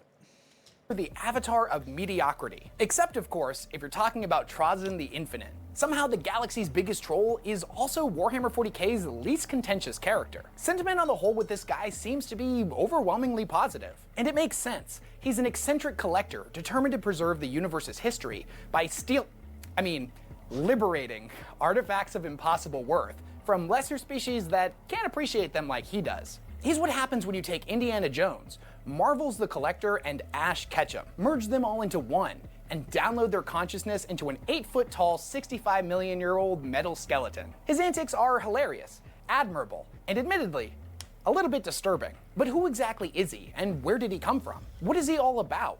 Well, today we're going to get to the bottom of that and learn all about 40K's most beloved character. But first, a quick shout out to this video's sponsor, and then we're going to dive headfirst into the Grimdark. yeah. A lot of you in the comments have been asking me where I get these super dope t-shirts from. They come from this really cool company called Into the AM, and they're the sponsor of this week's video. Not only are their designs You super guys heard of unique that? and You guys like colorful, that shit? but they're also I've never heard of crazy this. comfortable too. They feel thicker than a normal t-shirt, and they're crazy soft. I've been wearing their shirts for about 6 months now, and so far, even after having run them through the wash multiple times, there's been no shrinkage and the colors haven't faded at all. My absolute favorite.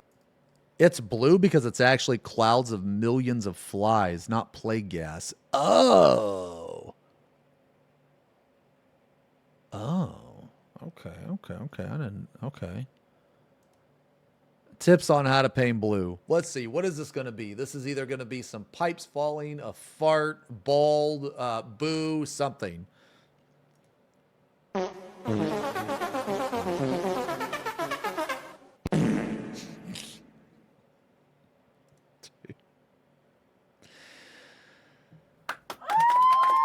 Thank you. Thank you.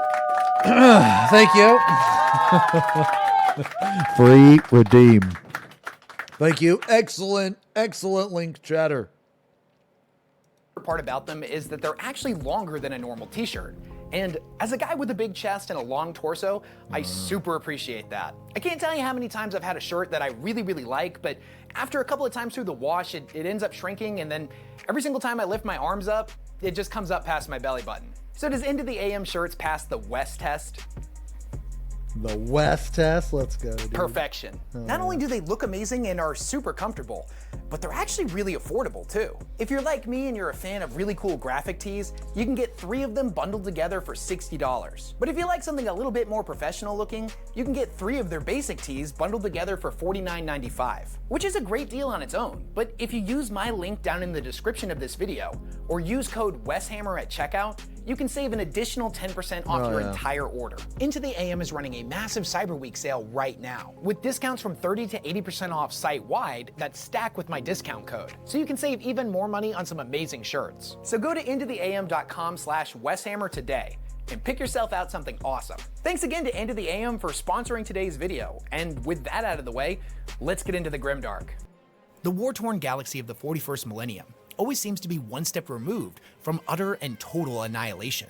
The squabbling of its various species and the influence of the dark gods, constantly poised to burn away everything that ever was. In such an event, new species will inevitably rise from the ashes of what came before. They will be inheriting a galaxy that bore witness to the impossible, countless marvels, terrors, and an infinite number of stories great and small. They will, however, be ignorant of all of this, and will be doomed to repeat the mistakes of their forebearers. That is, unless a certain metallic kleptomaniac named Trazyn is able to succeed in his lofty mission. You see, Trazyn is the self-described archaeovist of the Solemnist Galleries, and his ultimate goal is to preserve the history of the Milky Way. He believes there will come a time when the lesser species will inevitably destroy themselves, and that his ultimate mission is to preserve what was for whatever comes after. Whether that be the Necron dynasties themselves, or whatever new species climbs its way out of the primordial ooze. Even though he's an incredibly powerful and influential Necron lord that controls legions of his own soldiers, he's more of a researcher and a historian than a conqueror. When him and his legions march to war, it's not necessarily out of the desire for conquest, but more as a byproduct of the necessities in procuring some of the more well-guarded relics he has set his eyes on. He's a rather complicated individual and stands apart from most of 40K's characters of similar importance, especially when compared to the other Necron lords, who seem to be more fixated in taking back the galaxy I want to watch from more all of these newfound Necron squatters lore that have after shown up this. since they went to sleep. When it comes to Trazyn, we can respect his pursuits as a noble cause. It's important to preserve history, but at the same time, he's also a little bit of a kleptomaniac, basically just showing up to take whatever the hell he wants under the guise of some kind of noble mission. He doesn't like to use the word steal. He doesn't steal anything. He liberates relics of antiquity, something that previous owners don't ever really seem to appreciate. Gonna His liberate antics have gotten him this, banned okay. from numerous Necron worlds. That's kind of like how NA goes around and gives everybody freedom.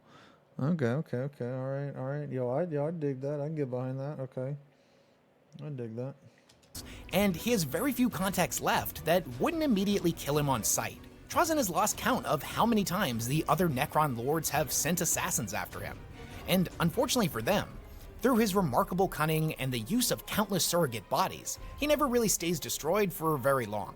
The act of being murdered proving to be little more than a minor annoyance. The success of his mission is paramount, and he justifies his actions by— I like how no one in 40k can die.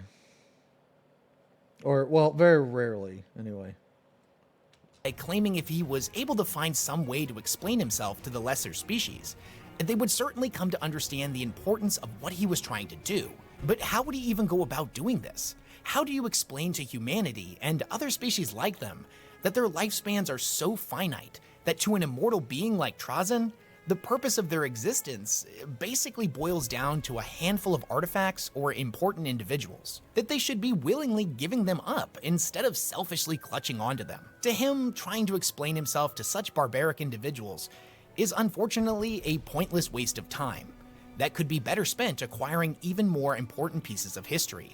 So he takes what he wants and moves on to his next pursuit, making a whole lot of enemies along the way. Trazyn's enemies see him as a monster, a tyrant come to unleash not just legions of Necron soldiers, but also a bizarre menagerie of monsters and aliens, sometimes even their own soldiers that have been mind-shackled to him. Trazyn's heard what they call him: a thief, a monster, an abomination, a tyrant, and thousands of other hurtful names. And he understands why they would fling such unwarranted insults at him. I mean, really, he gets it.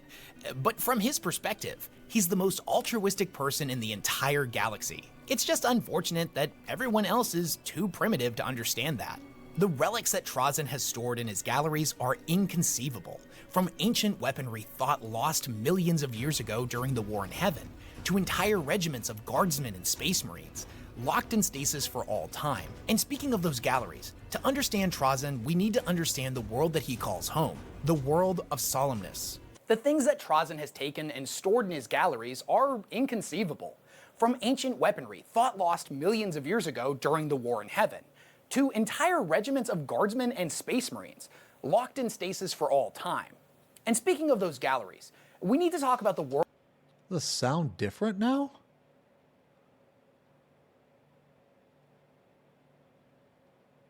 He's like a British museum. Sounds different. Okay, okay.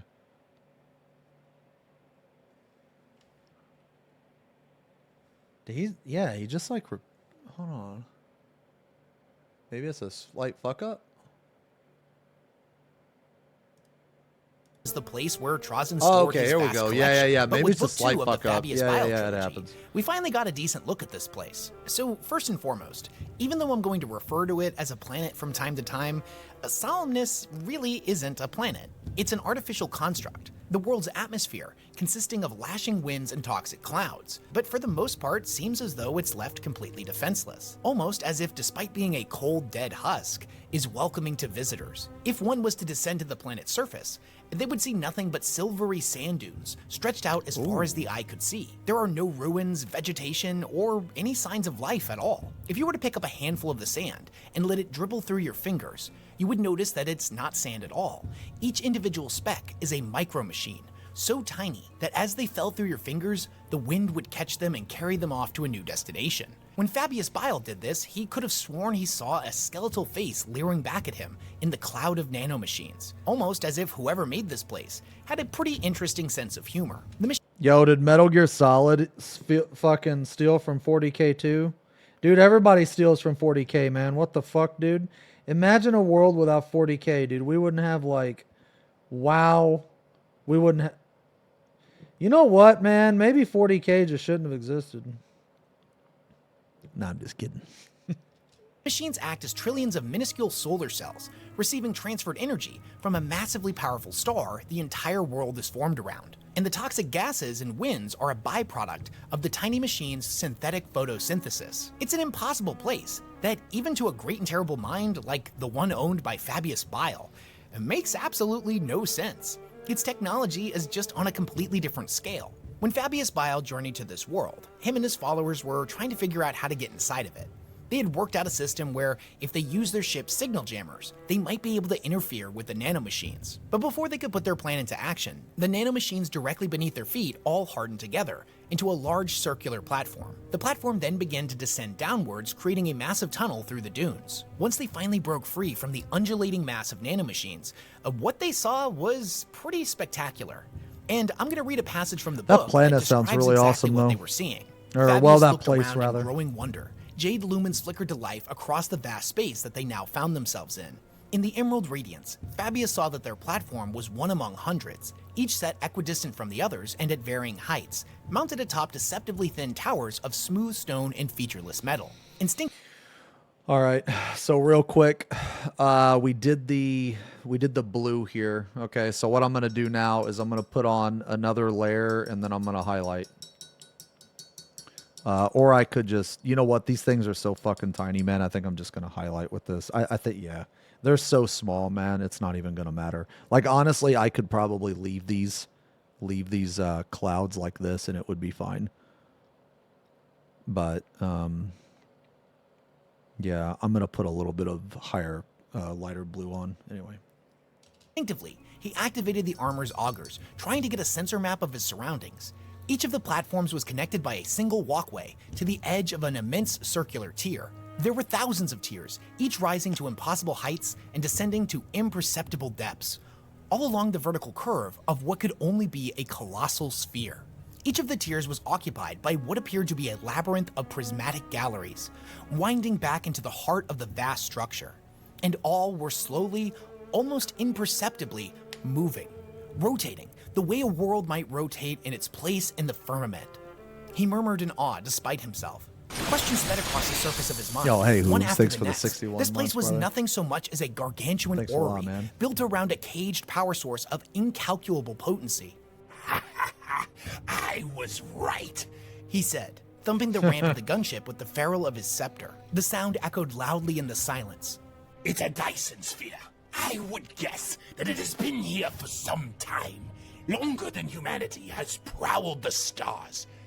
In certain Eldari text, it speaks of a great war in heaven. Most of it is allegorical nonsense, as can be expected of such a culture. But if you were to compare it to other Xenos records, there are hints. Star gods and cannibal suns, warp spawn and soulless legions that were more monstrous than any abominable intelligence. Machines that devoured entire worlds for fuel, and vampiric entities that drained the energy from stars. Cannons that could split reality with a single shot. Fabius smiled. A war that laid waste to every galaxy in the universe. A war our existence has yet to recover from. Glorious to think of it, isn't it? Palos grunted. If it's the truth. What is truth but the perception of fact? The fabled prismatic galleries of Solemnus are packed full of some of the galaxy's most valuable and historically relevant artifacts from across space and time. However, it doesn't contain just physical objects, but potentially billions of living individuals. What do you think of those highlights, man? You can't see.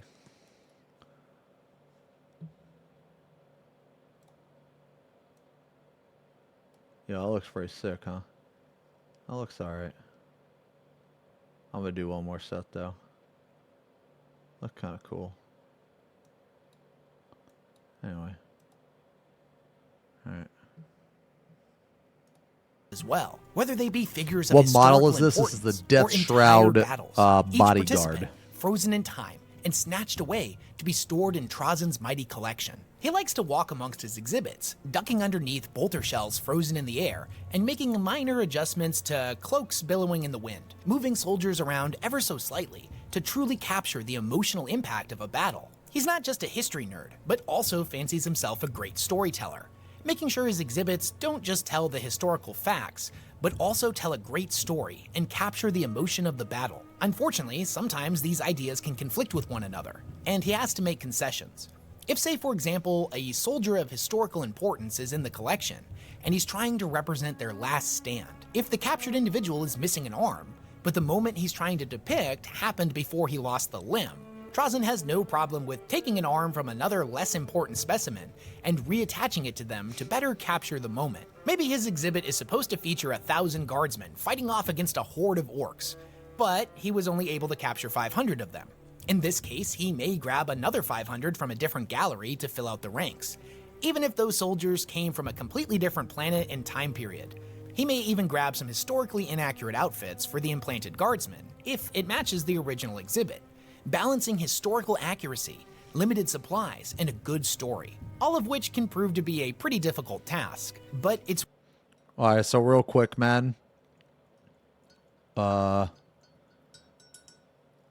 Real quick, what I'm going to do is I'm pretty much done with this, but just to kind of bring it together a little bit, I'm going to mix these two colors and go over the top.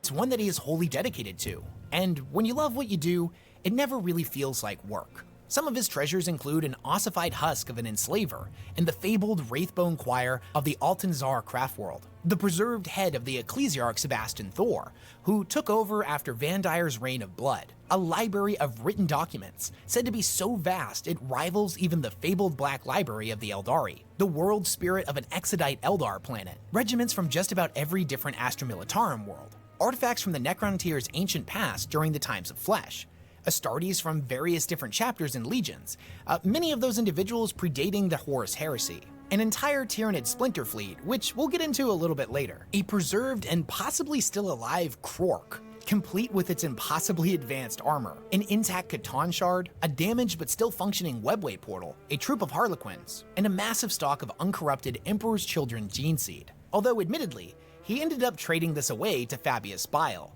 for something far more unique. A perfect clone of the Primarch Fulgrim. Okay, so I want to take a second to really highlight that one.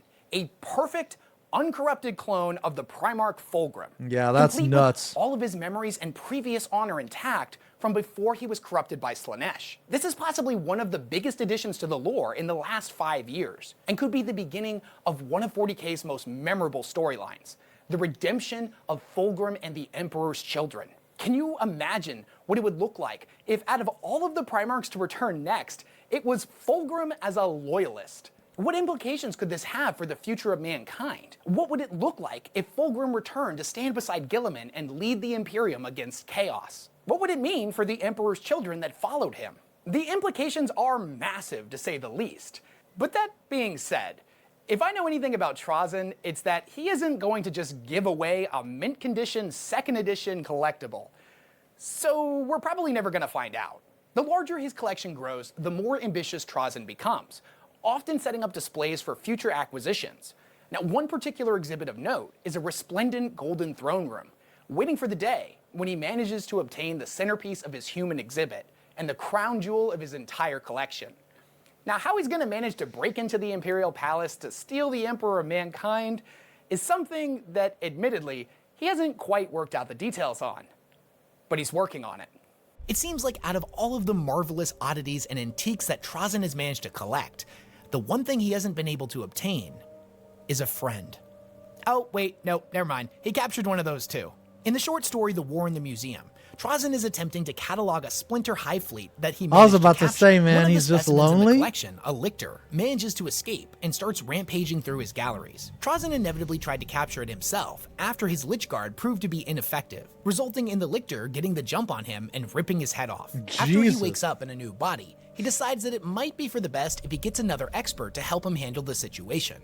So he goes to one of his exhibits on the Adeptus Mechanicus and releases a Magos Biologus from stasis. Trozen greets him like he would an old friend. The Magos requests that next time Trozen puts him in stasis that he leave him conscious, and Trozen tells him that that's a really bad idea. He would definitely go insane not being able to move for 100 years. The Magos rebuttals this.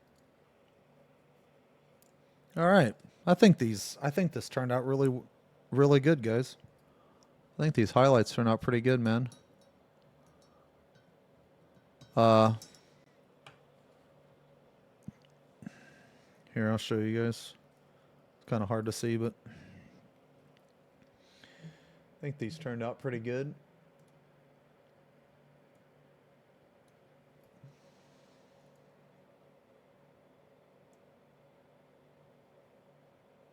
Yeah, that's probably really hard to see. You can't really tell the color variance, but yeah.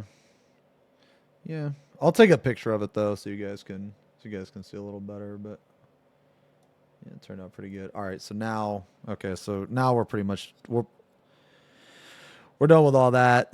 I'm just going to go back in with black real quick and color the wings of the flies, then I'm going to dot the eyes red. So we're going to just do that real quick. So we're going to color the wings of the eyes, or color the wings, color the eyes, then be done with that. And then I'm going to make the cape. Finally the cape. Then after that, I'm going to shade the whole thing and we'll be done. Informing him that the amount he could accomplish in silent contemplation for a century would be worth it. The story doesn't really specify much about their relationship, but they greet each other like old colleagues. What paints have I used? I've used Balthazar Gold. I've used Ironbreaker. Black Legion Contrast. I'm going to use Agrax. Used a touch of Castellian Green, Athonian Camo Shade, Mortarian Grime, Seraphim Sepia, Mephiston Red, Ariman Blue, the fuck is this? Baharoth Blue, Troll Slayer Orange, Fire Dragon Bright, Korax White, Mournfang Brown, Flayed One Flesh. I'm about to use Flesh Terrors Red, and I think that's about it. Yeah, I think that's about it. Oh, I will use Berserker Bloodshade in a fucking medium too. Lamy and medium. Yeah. Yeah, I've used quite a bit. Yeah. I'm gonna come. Anyway. Wholly driven by the pursuit of knowledge. The Mago specializes in Tyranid organisms, and apparently they've worked out some form of deal where everything that he learns through his dissections, Trazyn will package and send back to the Mechanicus in exchange for him staying here on Solemnus. Over the course of the story, the Hive Tyrant that Trazyn was attempting to dehydrate and place at the center of the exhibit pulses out its synaptic link and starts to awaken all of the other Tyranids, something the Magos had specifically warned him about. And trying to put a living Hive Tyrant on display was, to put it mildly, a really stupid idea, a notion that Trazyn quickly dismissed. There's a really interesting scene in the book where we get to see what it's like inside of some of his exhibits. Trazyn and the unnamed Magos, as well as a pair of Sisters of Battle that have been mind-shackled, this guy's very end interesting. up on a command barge and are sailing across the exhibits as all of the Tyranids start to wake back up. Each of the galleries underneath them is enormous, and if you didn't know what you were actually looking at, they would each look like a different war-torn battlefield from across the galaxy, with the exception that at each of their borders was a half-mile-tall steel wall that separated all of them. When the command barge flies above them, we get to see that each one is a completely different exhibit with a totally different setting. One being a bombarded cityscape, while another is a frozen tundra. As he flies higher into the air, we can see that there are countless other walled-off exhibits just like these. As the Tyranids begin to rampage through the other galleries, the skimmercraft approaches a giant cylindrical tower. It's described as a giant library, of multiple rectangular-shaped shelves, each containing a different display. One has a group of guardsmen fighting off against the orcs, while another depicts a clash between space marines of the Horus Heresy era. Every now and then, 40k can get a little bit meta, and this tower sounds an awful lot like many of the display cases some serious Warhammer collectors may have in their own homes. I personally have one myself in the studio where I record all of my videos, but I imagine Trazyn's collection is a lot more impressive. Despite having spent his life as a historian and not as a warrior, Trazyn is no slouch in combat. Like all Necrons, he is gifted with the living metal body of Necrodermis that is able to repair itself from practically any injury. If his body does receive catastrophic damage that is too much to be repaired, he can immediately transfer his consciousness into a surrogate, whether that surrogate be nearby or all the way across the galaxy. If he needs to stay wherever he's at, he can also transfer his consciousness to pretty much any other Necron under his control, OP, dude. allowing him to jump back and forth between different Necron bodies, escaping death each and every jump. His weapon of choice is a staff known as the Empathic Obliterator. said to contain technology designed by the old ones themselves. It has an inbuilt resurrection. Necrons are like super good in the tabletop, right? Yo, Havocs, you have Taco Bell, dude? I think I might get Taco Bell later, dude. I think I might. Necrons are super good in the, they can be, you know.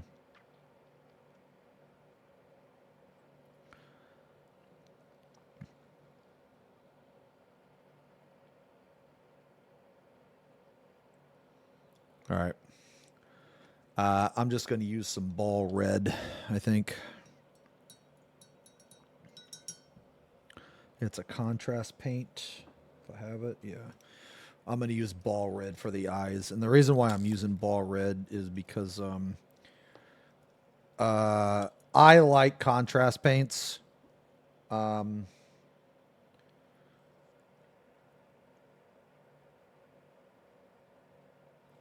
using ball red because I think it's going to go on better right here.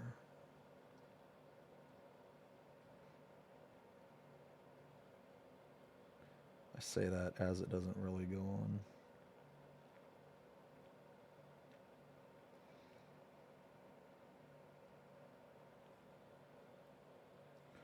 You know what?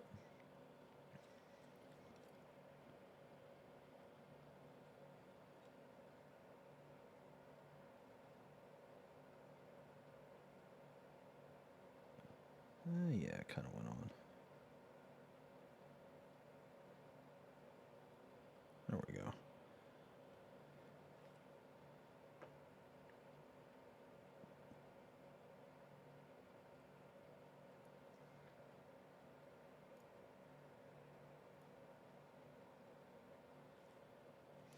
There we go.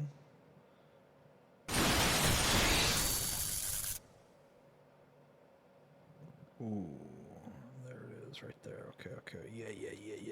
Okay, there we go. Got some fly eyes, dude. All right. Got some fly eyes. Oh my god. Yo. Yo, Rabbit, thank you for the raid, by the way, man. I'm sorry that I didn't see that. Fucking Joker, dude, with the fucking massive OG day one resub, brother. 111 months. The 111T. Do the thing. Thanks a lot, man. Holy fuck. That's a long time, brother. Thank you so much. Fucking crazy. Wait, Death Guard? Yo, you know what? Cam, I saw there were changes in the rules, man. I saw there were changes in the rules. And when I looked, Death Guard was like in the middle. Like it wasn't the best, but it wasn't the worst. So the fact Death Guard got a buff, man, is fucking cool. Oh, they struggle in melee.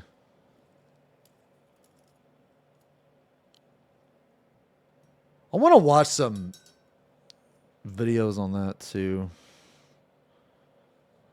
I wouldn't mind watching videos on that. All right, boys, we're finally ready. Yo, what do you guys think about this little poison cloud, man? What do you guys think? What do you guys think, man? I think this looks pretty decent, right?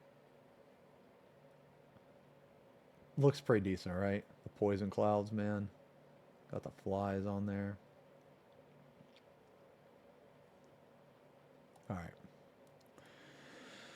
All right. 40K in 40 minutes for tabletop. Okay. Oh, it's like a video. Okay. All right. Now we're doing the. All right. So we're gonna do. Okay. So there's a lot of different ways you can blend. All right. Now, one. You can stipple, which is where you like put a bunch of dots. You can feather, which is when you go like this. Or what? These are the different ways that I've blended. Oh, I guess I need to paint this in here. Yeah, whatever. Fuck it. Anyway, what I've done is I like to mix contrast paints on the model itself. So what I'm going to do is I'm going to probably put I'm I'm going to cover the whole model, or sorry, the whole cape in this. Flesh tear is red. I'm going to cover the whole cape in this. And then I'm going to go back and I'm going to put a line of black right here and a line of red like right here. And then I'm going to blend them like this. So what it's going to look like is it's going to be red and then go into black. So that's my goal. So that's what I'm going to try to do. So let's see if I can do it. Oops. Wait a minute. Okay. Action orb and fires beams of psionic energy. The technology at Trozen's disposal is frankly remarkable. He's able to open dimensional pockets to move great distances in the blink of an eye. And with the wave of his hand, can emit a stasis field that at one point in the Infinite and the Divine, bro, that looked like that stops a picture 6-ton of the stone Bible hammer that or was whatever, about to you know, destroy like him, they're locking touching it in place with a fingers. flick of his wrist. He didn't even stop walking to take a second to look at it, waving it off like one would a fly. Possibly his most iconic weaponry is a combination of inventions known as Tesseract Labyrinths and Mind Shackle Scarabs. The Mind Shackles are basically a tiny specialized version of the Canoptic Scarabs that the Necrons use to control other alien species. What? Once unleashed, the Scarabs will burrow themselves into the victim's head and interfere with their cerebral functions. They aren't always activated right away. In fact, one of their primary uses is to stay dormant for years at a time before receiving a signal from the Scarab's commander to activate. On one hand, the victim could become a full-blown sleeper agent, or it might be a lot more subtle. The Scarabs may just insert an idea. Dude, is that demonic tutor? Bro, that's the picture demonic tutor for Magic the Gathering. To slowly begin to manipulate the target into taking courses of action that will be beneficial to the Necrons. In more extreme examples, I mean, not demonic tutor. I mean diabolic tutor.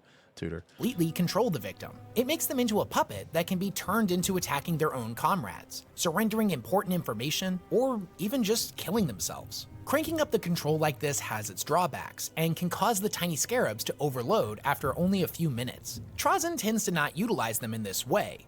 Most of the examples we have of him mind-shackling humans show that he only makes it so they can't attack him, choosing to instead engage in dialogue and striking a bargain. He'd rather make them into allies of convenience rather than just outright dominating their minds. Besides, he finds that his captives tend to fight back against his enemies just fine if he deploys them into an immediately dangerous situation.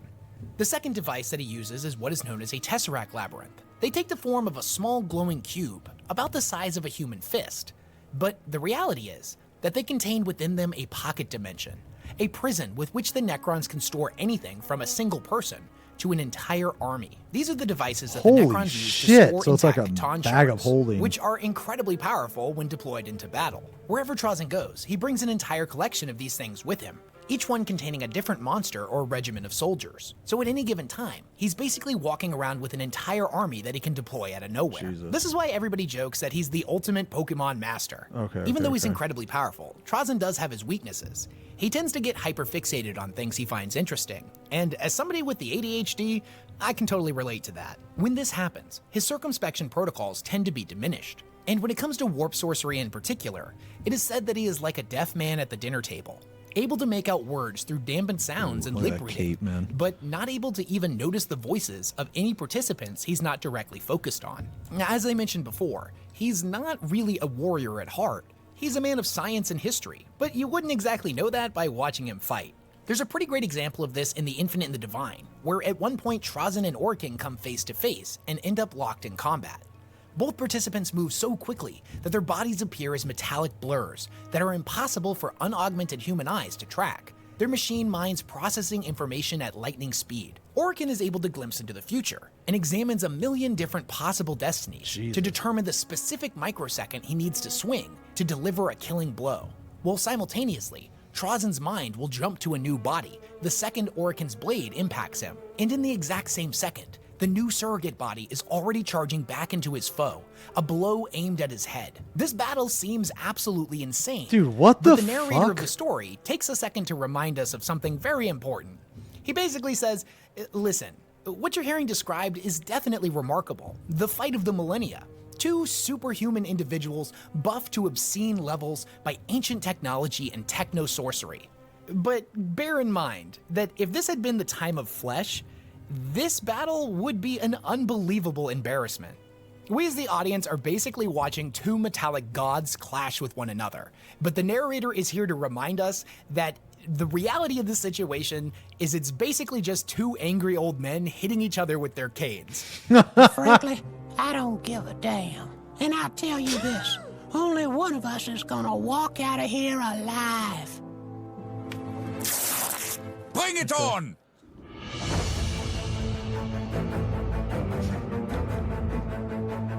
That's a pretty good episode. Okay. Dude, Family Guy might be kind of lame now, but dude, when Family Guy first came out, it was legendary.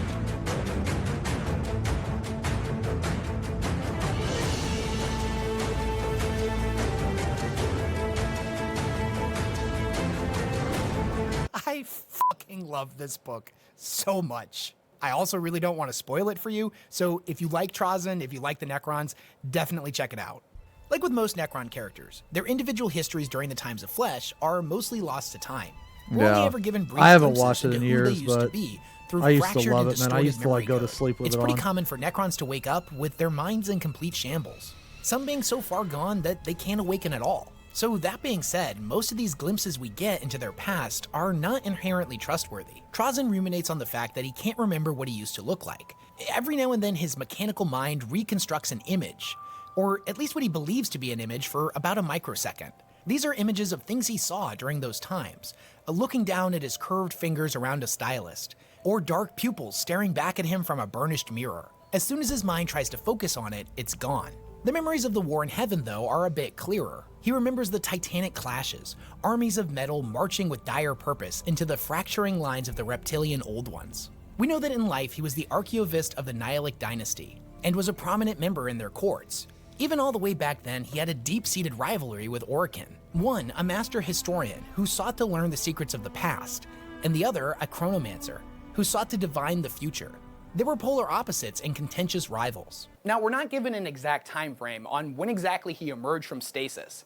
The original theory that was popular amongst Necron fans was that after the war in heaven, Trozen simply never went to sleep. But in The Infinite and the Divine, it tells us that he simply woke up earlier, operating Solomons alone at first, and then with a skeleton crew of cryptex that he had forced out of stasis one by one. At one point, Trozen claimed that he had been active around the time of the Great Crusade, which would place his time of awakening at least 12,000 years ago. Now, he certainly could be lying about this fact, but considering that he has numerous relics from around this time period, it would lead credence to his claim, meaning that my man has been lurking in the shadows off-screen, snatching up relics and peoples he finds interesting for a very long time. Now, most that recently, cape's looking a lot Holy King's better, Mad huh? Collector actually assisted the Imperium in defending Cadia I love against Futurama, the 13th too. Black Crusade. Yeah, it's also really good. Sorta.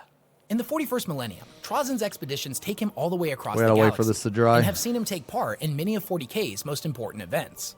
For example, Trozen was one of While the that's first to going know on, of I'm the gonna coming make a, 13th I'm gonna Black make a Crusade. medium. This was due to one of the artifacts in his gallery, the Bell of St. Cristal, suddenly ringing out of nowhere after So, real fast, guys. I'm just going to tell you what I'm doing. All right. So, basically, I have to let this dry because this is contrast paint. So, I have to let it fully dry. So, what I'm going to do is, like, you see all these like, tentacles right here and shit? Okay. I'm going to make a shade. I'm going to take Berserker Blood Shade, and I'm going to really water it down. Normally, you don't water down shade because you don't need to, but for this particular thing, what I'm going to do is all of these, like, ridges and shit, you know, and the tentacles, I want them to be darker than the other spots. And to accomplish that, I need the shade to be really, really watery so that it only pools on the ridges and shit. So I'm going to do that for that, but also for this skull, for this like head right here too. And then in addition to that, after I shade it, I'm actually going to make a, so in the picture here, it goes purple, pink to white. So it goes purple, pink to white. So I like that color, so I'll probably just do that. Yeah. I guess I could throw some contrast on the head though. I actually will do that. Yeah. Okay. Anyway, yeah, that's just one. Having laid silent for millennia, each and every toll, sending out waves of crippling destruction through his exhibits. After the 13th chime, it suddenly fell silent, and Trazyn pondered what it could all mean, and what he should do with the relic, because he feared that it may go off again in the future without warning. And also, possibly to vent a little bit of his frustration, Trazyn took the bell and hurled it into the webway, where he hoped it would annoy the Eldar as much as it had him. He's kinda petty like that. Determined to find answers, Trazyn would journey to the crown world of the Oriskar dynasty, Thanatos, home of the Celestial Orrery, a holographic map of the entire galaxy, and one of the most powerful artifacts in existence. These guys weren't too happy to see him, as Trazyn's pursuit of ancient relics is not just limited to non-Necron factions. Apparently they struck a deal, because he was permitted audience with the Orrery. When he viewed the galaxy represented in holographic form, he noticed a crimson-red reflection growing underneath it. He managed to track the source of the corruption to the Eye of Terror, and a world he had never personally ventured to known as Cadia. He didn't really see much value to this place, but figured on one hand he may be able to go there and play the role of its savior, and on the other, if he got bored, there might be some fun trinkets for him to collect. He eventually made his way to the planet and ended up meeting with Belisarius Cawl, who was attempting to understand the nexus of Blackstone beneath Cadia. When Trazyn appeared before him, Cawl almost cut him down on sight. He was a Xenos abomination, a living machine that was blasphemous to the Omnissiah. Trazyn informed him that if he killed him, he would just awaken somewhere else, so it didn't really matter. But he may be able to help him understand the Matrix. Chaos destroying the galaxy, and more importantly, all of its artifacts, was definitely something that would interfere with his ultimate goals. It was an uneasy partnership to say the least. Cawl expected Trazyn to stab him in the back as soon as he had the opportunity, and if he was being honest with himself, Trazyn didn't exactly know whether or not he would do that himself. He mostly came here out of curiosity and boredom. Under Trazyn's instructions, Cawl interfaced with the Nexus, trying to get it to activate, while Trazyn ended up holding off against the Despoiler and his legion of Chaos Space Marines. He did this by deploying one of the Tesseract bolts, which contained an entire army of Imperial warriors, each one plucked from across time. There were Space Marines that, from their perspective only mere moments ago, were in the middle of the Horus Heresy, while some of the Guard regiments and Dreadnoughts had only been added to the collection within recent years. There was a lone Custodian warrior and an entire regiment of the Vostroyan Firstborn. Apparently, even the famous Inquisitor— Dude, I'm not gonna lie, dude, I'm lost as fuck, man. Holy shit. There's so much shit going on.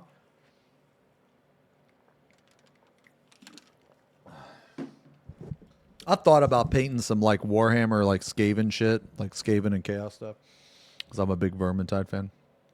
Katarina Greyfax had been in his collection as well. Needless to say, many of these warriors were incredibly confused by the sudden change of scenery, and many more were suffering the effects of stasis sickness. But when you awaken to the sound of bolter fire and charging Chaos Space Marines, the Imperium tends to reorganize and snap into battle formations pretty quickly. It was around this point that Trazyn decided that the hero life wasn't exactly his thing, so he left the fighting to the surprise reinforcements. So what did Trazyn do during the rest of his stay on the war-torn planet of Cadia? Did he present himself as a savior figure to the other Imperial fighters? Was he instrumental in pushing back chaos? Did he even make an attempt to save this world? Nah, he saw the writing on the wall, that the battle was lost and he had grown bored of being a hero anyways. So he lurked in the shadows, looking for some kind of prize to take home with him. There were so many choices, so much history was being written this day, and he only had one empty Tesseract labyrinth with him. His prize would eventually come in the form of Castellan Creed, the supreme commander of Cadia's military forces, who had decided to stay behind and die with dignity. Determined to make one last effort and take a few traitors down with him, Trazyn found him bleeding out in the swirling dust and told him this need not be your end. Eternity awaits, before trapping him in the labyrinth. He then teleported back to his world with his prize in tow. Trazyn wasn't really sure if he was a hero or a thief, even though he had been called the latter hundreds of times in the past. In the act of liberating the Supreme Commander and technically saving his life, he had somehow found a way to be both. The fact that Cadia was ultimately destroyed, and the Eye of Terror would end up spreading its influence across the galaxy, to him was little more than an unnecessary footnote on a great story.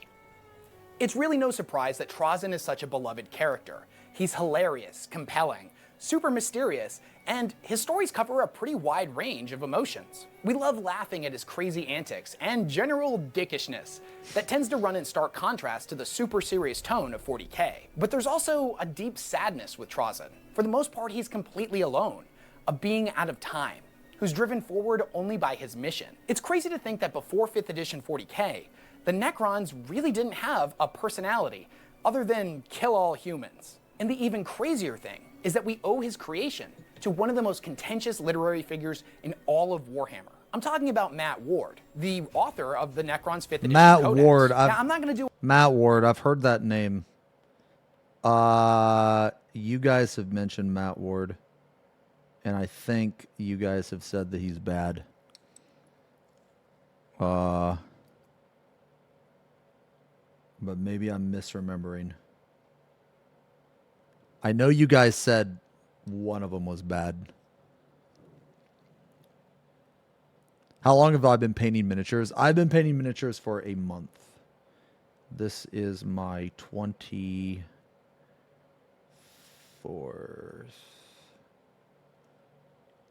Yeah, 24th, 25th. Something like that. On my Instagram, I've posted every single mini that I've ever painted. I'm going to paint Mortarion on my 30th. Yeah. All right, so now that this cape is a really nice color, man. But I'm going to do this guy's first because I got to let that guy dry. But, ooh, maybe not. Maybe I got to let that guy dry. Damn, why is that a little...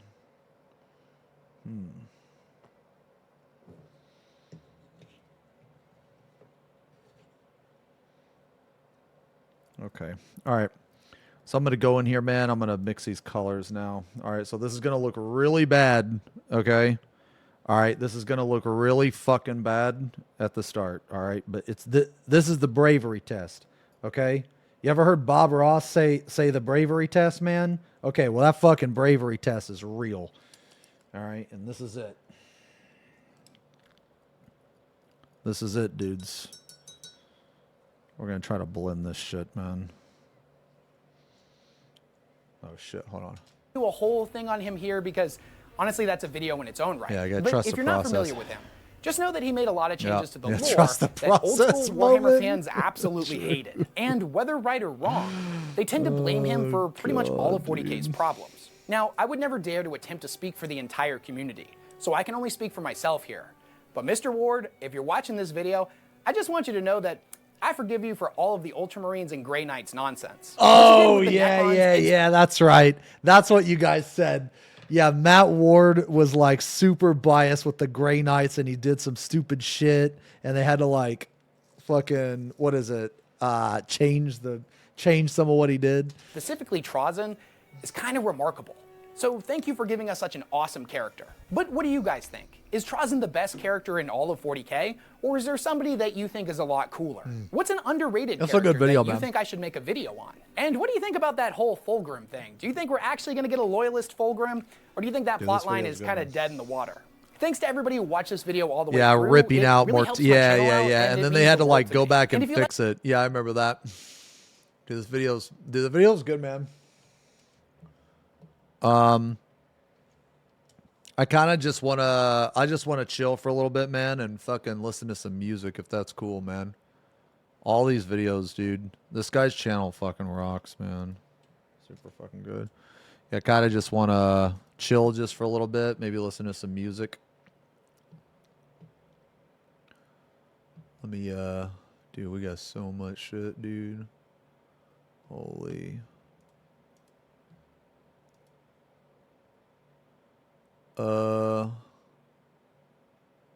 Oh, Dance with the Dead? Okay, hold on. Now, what about,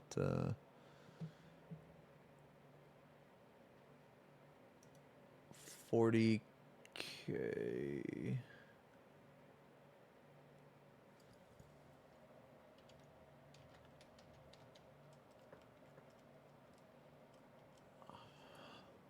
Yeah. I just want to listen to this for a little bit. Maybe just while I paint these capes. Oops. Yeah. No, we could do some more lore in a bit. Let me use the bathroom real quick, man.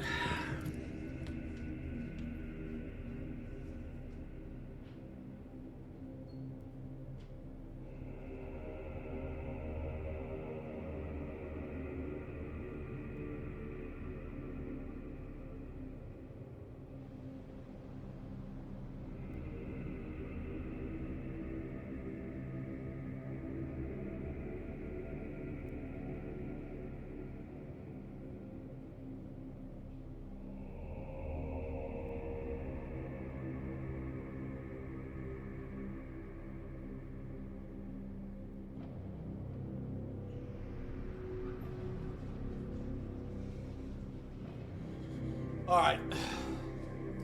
Yeah, and I just want to listen to this because I'm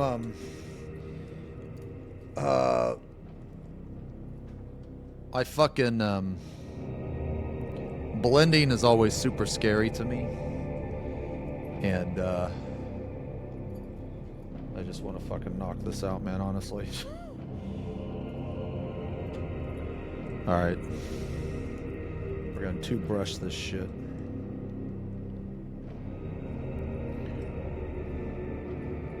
Did y'all see those chicken legs? Buck, buck.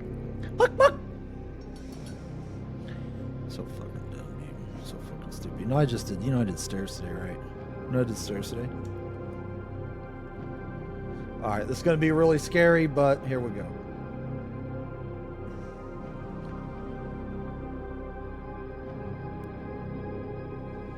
All right.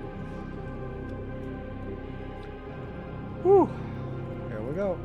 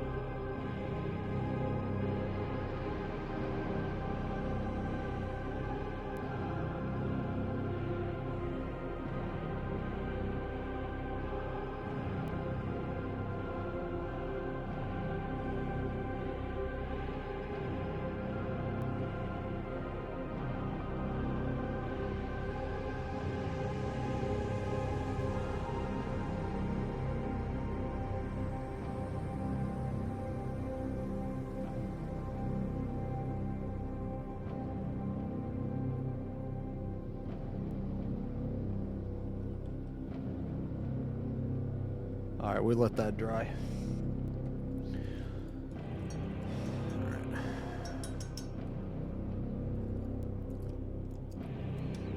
All right, now we do the other one. Oh, hey, thanks a lot, Byron. Yeah, thanks, man. Yeah, we're gonna try to get these. We're gonna try to get these two dudes done today. I've been painting a lot, actually. Been painting for like 2 days, man. So I think tomorrow we might play some games, actually, maybe. But I do want to paint Typhus. Yeah, I want to paint Typhus, man. All right, so okay, so I know. All right, so this kind of looks like shit, but don't worry, it'll look better. Don't worry. We just gotta let it dry. Contrast paints, you gotta let it dry. All right. Let's go again. Let's go again.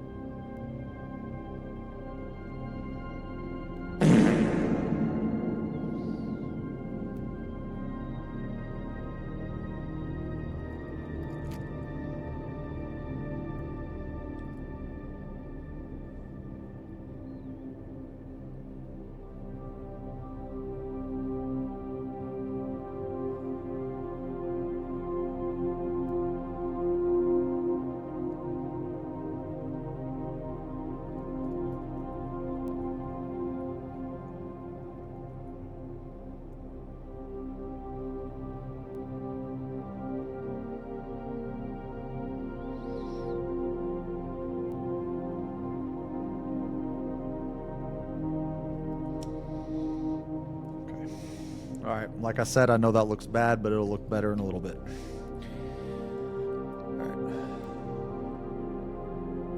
Spooky games? I'm not sure. I kind of want to play like fucking Space Marine or Dark Tide or something, man. I'm like slowly becoming obsessed with like 40k, man. I probably won't play Final Fantasy until like, I don't know, maybe Tuesday.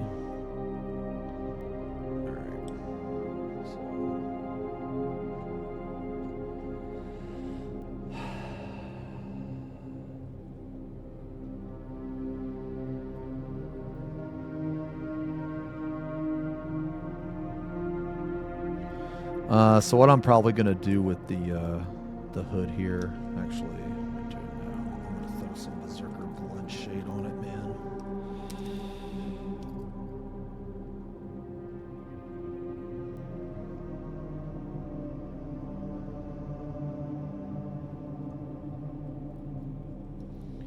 I think.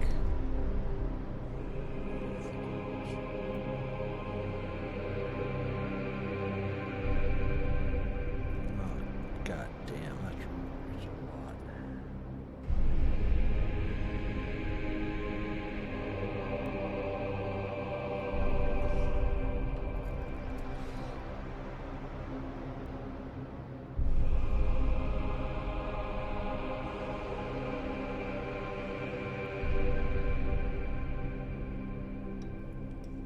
Just want to give it a really nasty fucking, really dark tone, you know. The way that I have found myself painting is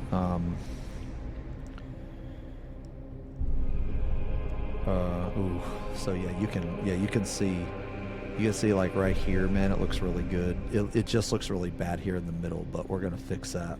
We're gonna fix that shit. But I found myself when it comes to, I don't know, when it comes to like, oh, that one doesn't look too bad either. Yeah, when it comes to like painting, I find myself going towards more like darker, like realistic type. Realistic is the wrong way to say it, man. And I don't want to say grim dark either, but like basically there's a style of painting that likes to edge highlight a lot, and while I think it looks good, it's kind of not my style, and so I kind of lean more towards like darker colors and shit, I guess. I don't know. Maybe that's why I like Death Guard so much. I haven't played Dawn of War now. What's the blue things on his back? So actually, these blue things on his back, someone told me, it's a swarm of flies. So it looks like, I don't know, a toxic gas or something, but it's actually a swarm of plague and flies. So it's like some really gross shit. All right, so we're gonna clean this up, man. I think this cape's gonna look really sick. We're gonna clean this up here in the middle.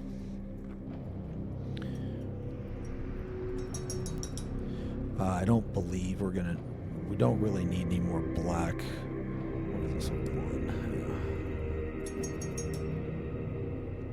All right.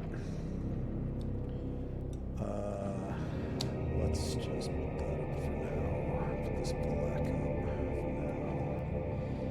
Let's focus on this.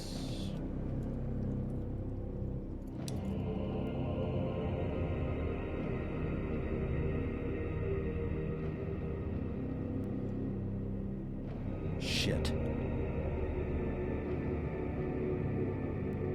That, okay, you know what? Fuck it. We're just gonna go with this shit. Oh right, there was that. Okay, yeah, sorry, I'm fucking tripping.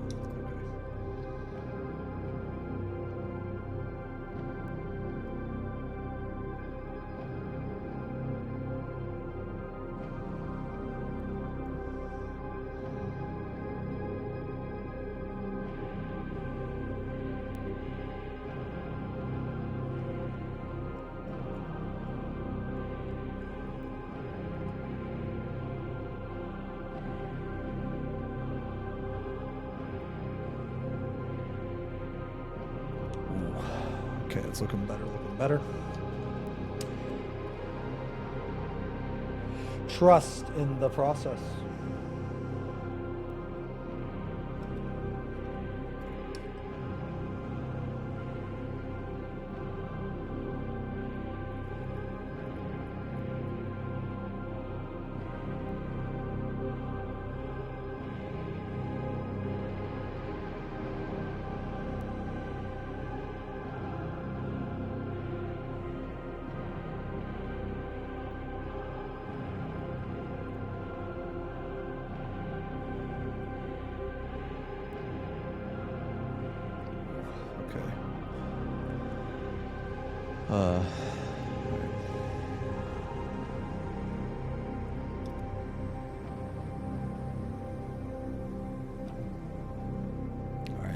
That hood is looking really fucking cool, man. The color of that hood's looking really good. The color of that's looking good. Alright, let's check this one. Ooh. Alright, we're getting there, we're getting there.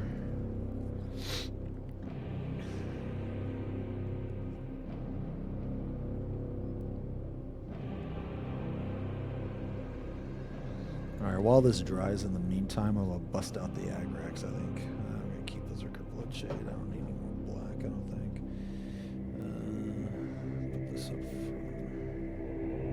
Where's my Agrax? Okay. Alright, so for the horns and shit, man. For the horns and shit. So I'm not done with the cape yet. It's just, yeah, like I said earlier, man. These contrast paints, man.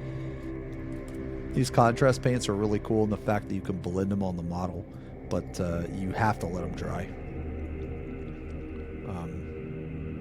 Because if you don't, it'll fuck up your. It's not like a base paint, I guess. It's like I actually don't know exactly what it is. I think it's a combination of it's somewhere in between a base paint and a shade or something.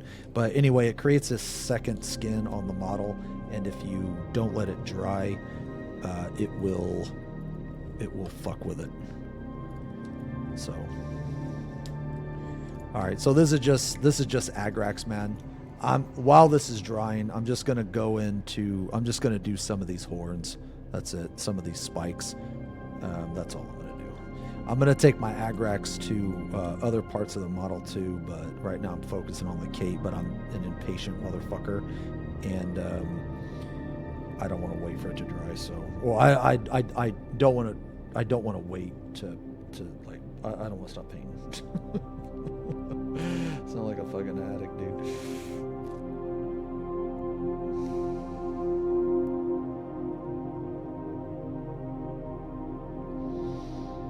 And this is just like simple shit, you know.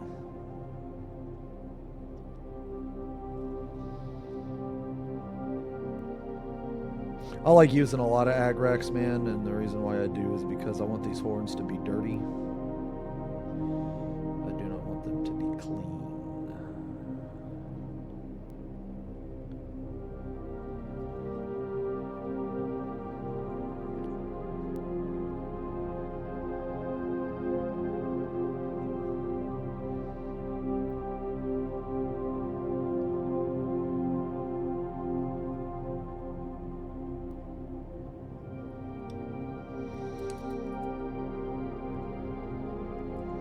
Alright, so now I'm gonna do these stalks, or whatever the fuck they are, man.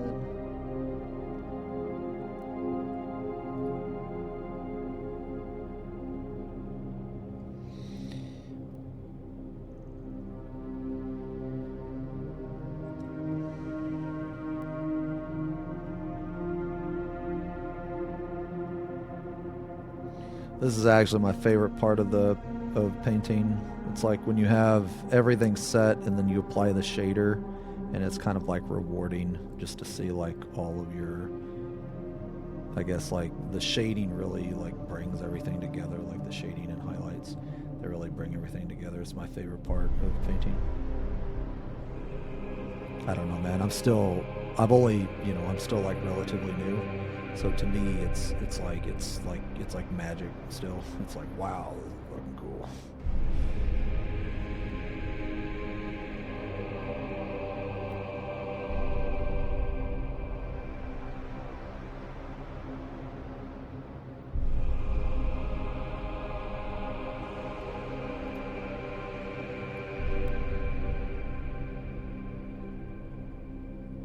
finish this top.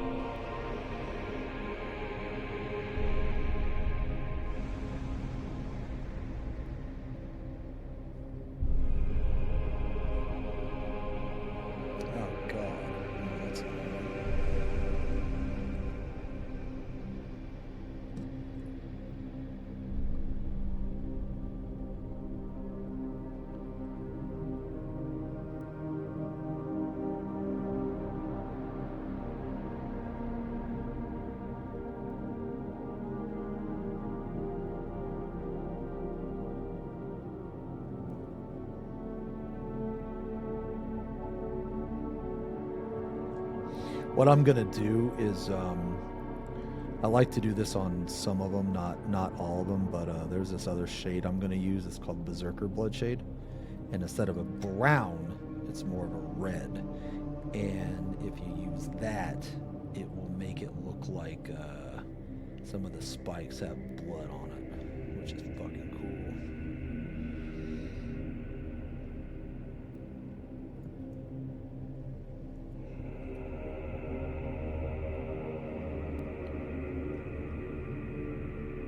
That's no cringe.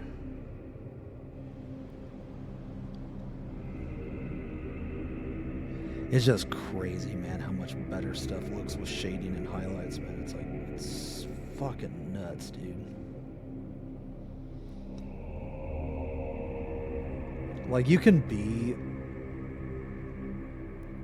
Man, okay, this is gonna sound really fucking cringe, but dude, man, Bobby, Mr. Ross, man, is a fucking dude. He ain't wrong, man. Anybody can paint. I fucking love Bobby. Look at that shit, dude. That looks fucking sick, man. Shit. Let me change it. Dude, look at this, man. Just the shading, bro. Just that shading, bro. Look at that. The horns and the stalks, dude.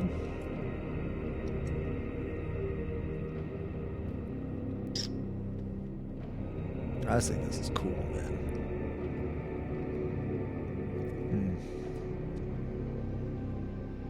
Yeah, just really cool. Oh, let me do this real fast. Yeah, this will be cool too. This shit right here, man.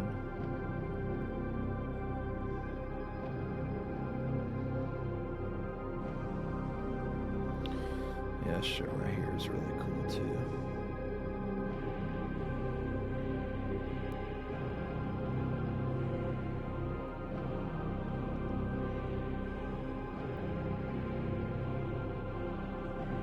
I'm actually going to shade this two different ways, man. I'm going to shade it like this first, and then I'm going to slap some more Mortarium grime on here. So not only is it like the bandages are like, you know, old and shit, but I want to make them look like they're filthy. You know, I want to make them look green and shit too. Agrax on the brown.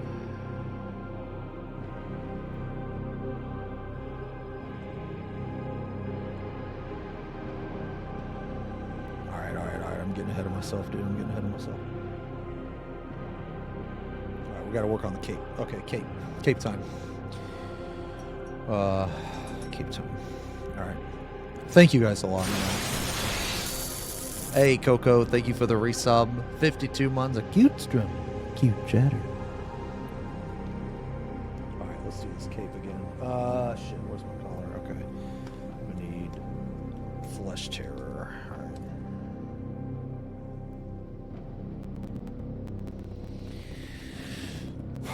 We're getting there. It's almost there, dudes. Almost there.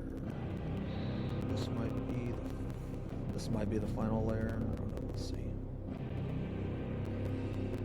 Shall see.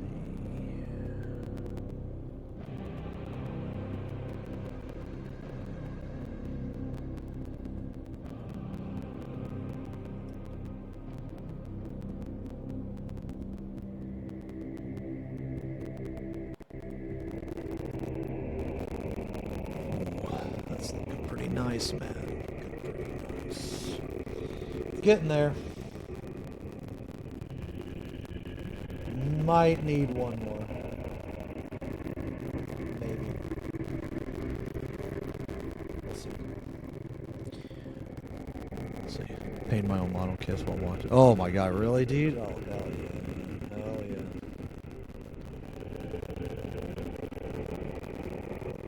Alright, let's see this. Yeah, this one. I think I did a better job on this one. Or at least the... Well, I don't know. We'll see. We'll see, but I think the blending on this one was smoother. Or, well, let me rephrase. I think I will need less coats on this one. I'll put it that way. Sometimes that just happens, man.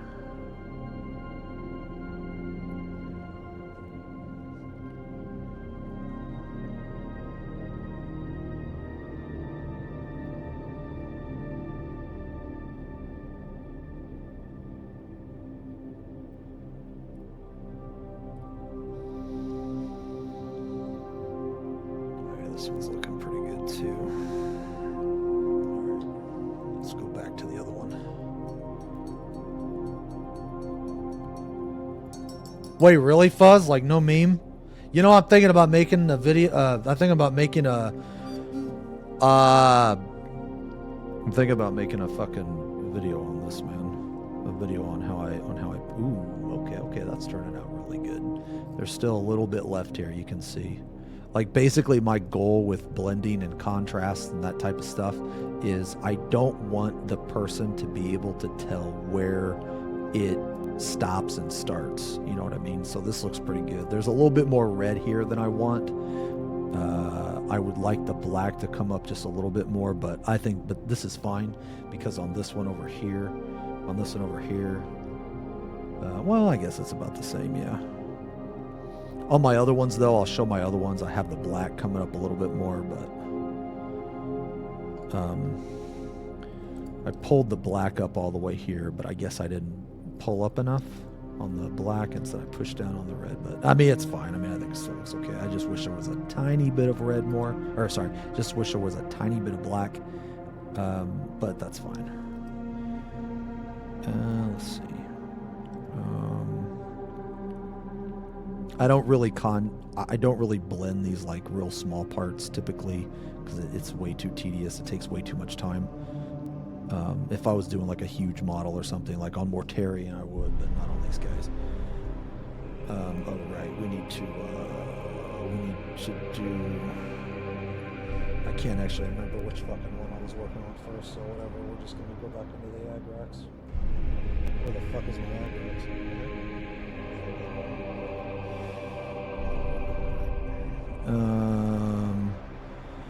Yeah, let's go Agrax here.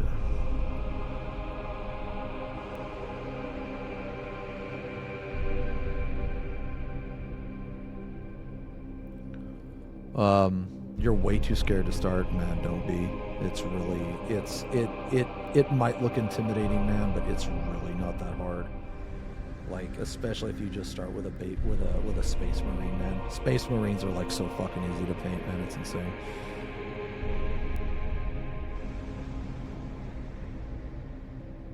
And even if you have a Cheeto Marine, dude, who cares, man? You know, who cares?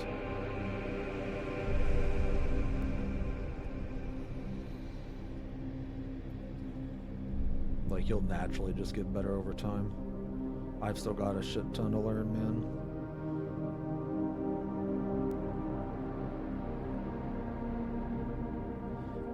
What I did was I tried to do something new every single mini.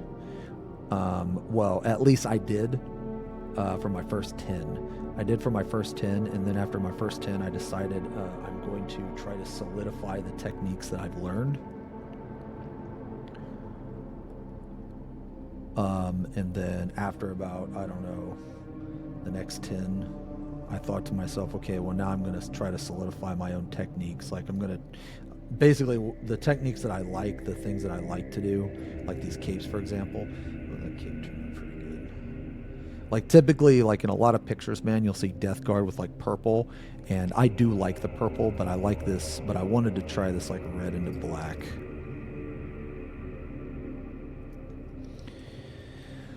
Oh right, I gotta do all this shit too. Let's do this. We're actually almost done with the model.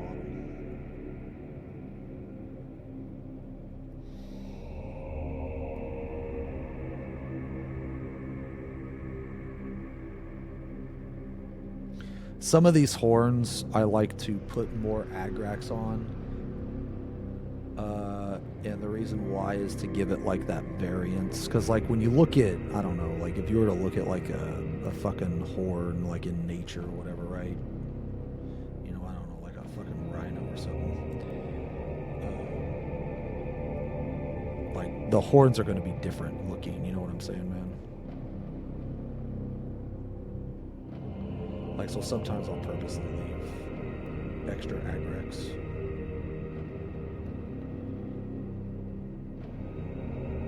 But I don't know. I've also, I'll try to do this. So sometimes, man, I have this thing. I tried to do this thing a couple times, man, where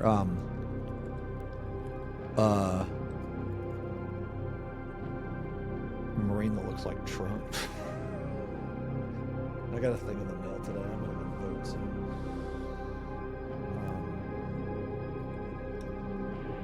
I'll try to do this thing where I'm gonna put a highlight on and then I'm gonna shade it.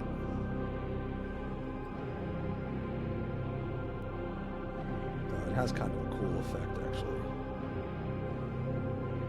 I don't know if that's stupid to shade a highlight. I'll do it. I'll show you guys what I mean. You know, my camera kind of sucks and you can't like, it doesn't like pick up a lot of the different colors and shit, man. Which is unfortunate.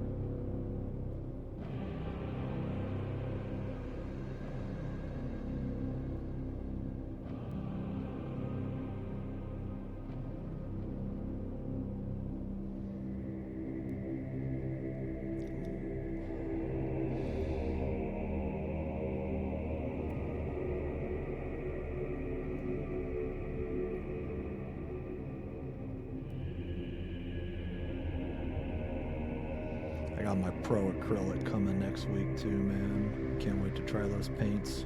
The only paint I've ever worked with is Citadel. Well, I have one Pro acrylic shader. That's it.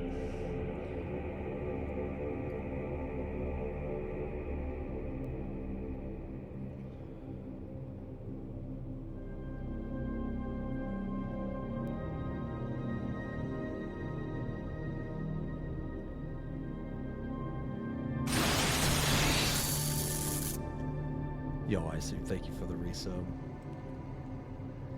I would like to kiss your pinky. What the? My pinky, dude. No, thanks a lot, man.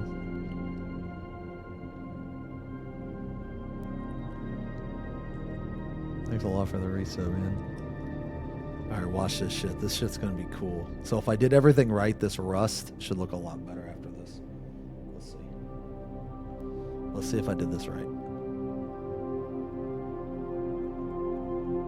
Ooh.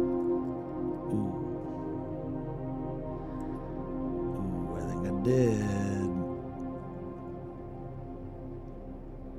Oh God, dude. Oh yeah, look at that.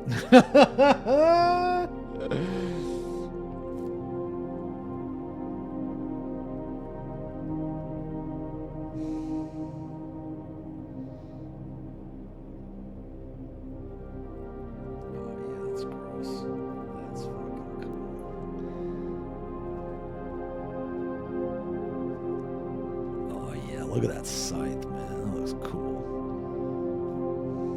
That's cool,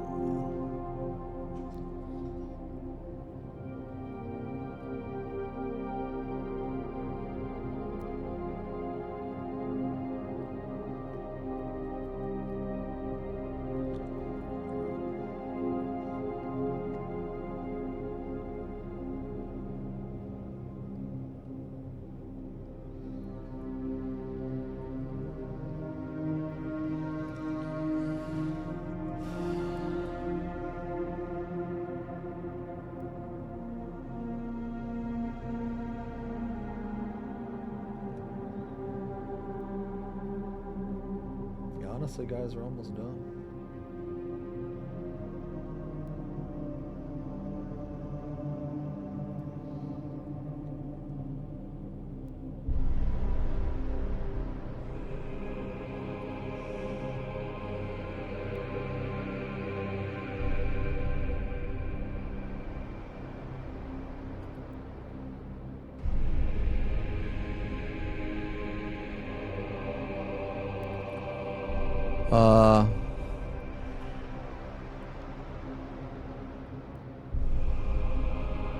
He could put a sticker on top of his head and sell advertising space for it during painting stream.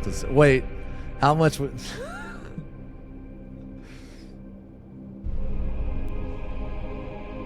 You know, I do have a merch store. I do have a merch store. How about instead of typing in chat, how about instead of fucking being a menace in chat, a fucking heckler, you know? How about you click on that fucking link? How about that? Why don't you get you a nice Bia blanket? You want a Bia blanket? Don't fucking tell me you don't want a Bia blanket. Don't even lie to me. Don't even fucking lie to me, dude. Ah, shit. Oops, I didn't mean to do that. Oh, well. Oh, wait, I can just wipe it off. It's a fucking shade, right? Man, I love shades. Get off there. I will not buy the merch.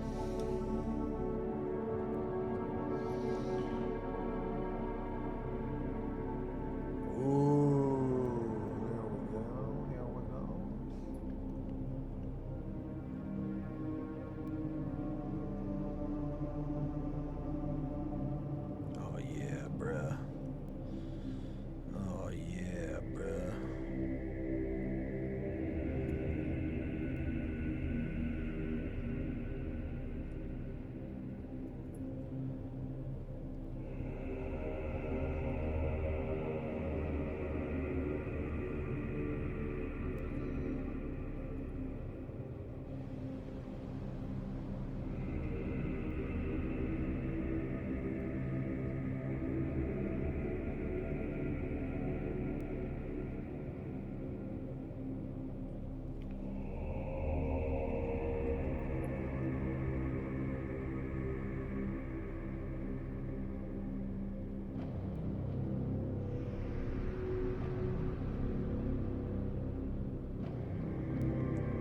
Oops, I forgot to paint that black.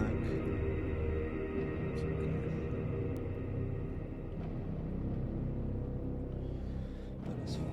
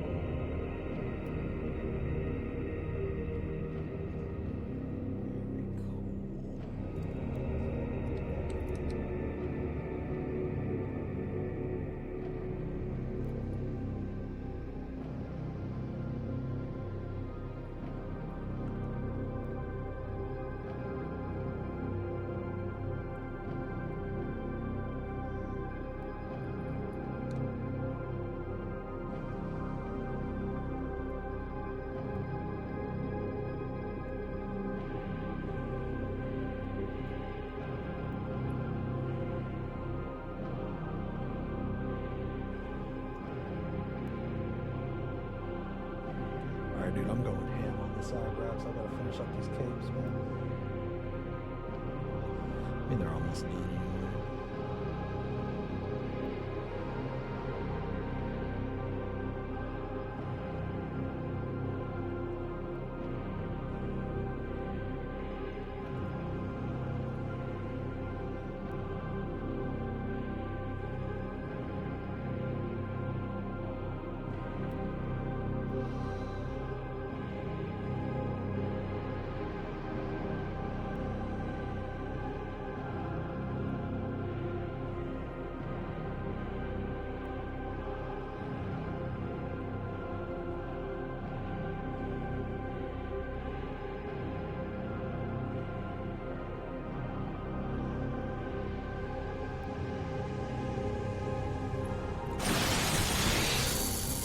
Let's do the cape. Let's finish up the cape.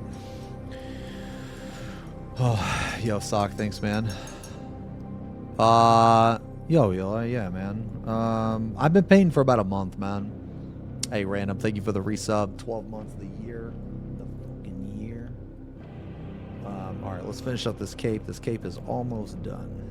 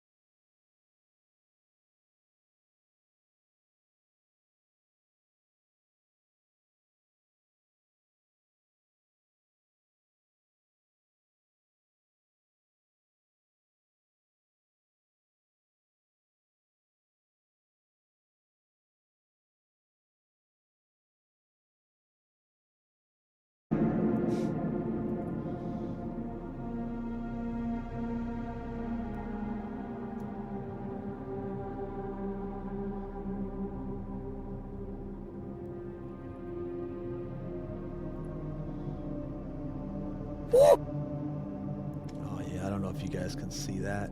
See that nasty fucking rust right there? Dude, that looks really good.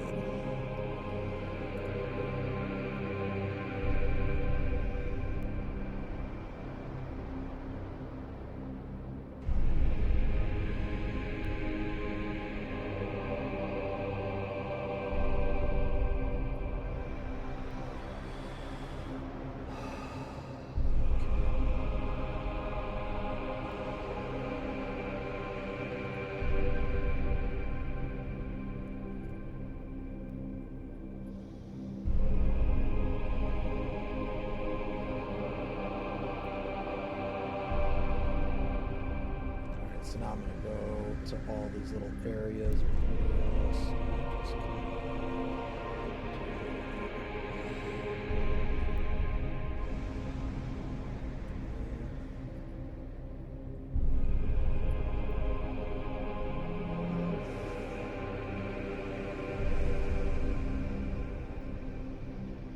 Yeah, we're almost done, guys.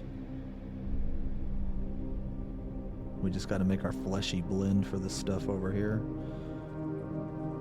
And then we're done.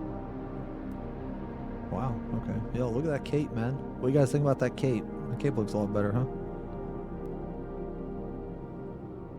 huh? So I wish the black would have came up just a little bit more, but I think it looks pretty cool. Let's take a look one more time. Just make sure.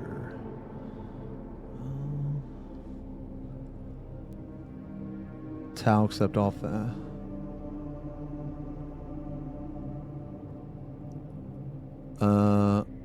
Make mini painting streams already. I think so, Vel. Yeah, I think so. I'd like to. Yeah, I'd like to, man. Oh, here's a spot right here. Yeah, that's right. I forgot about the backpack. Yeah, just a little bit here in the backpack.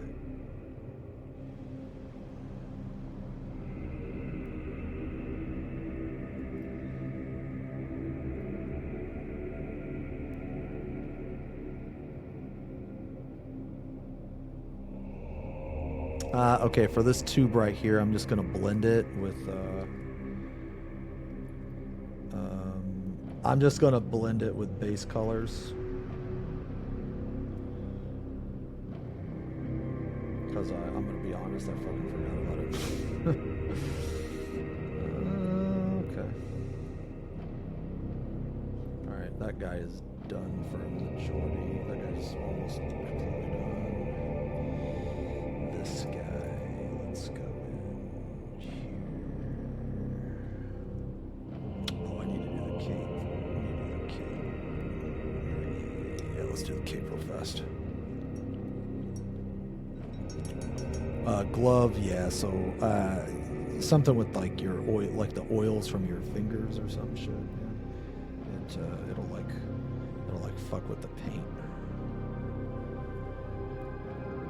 Alright, let's see. Let's get this.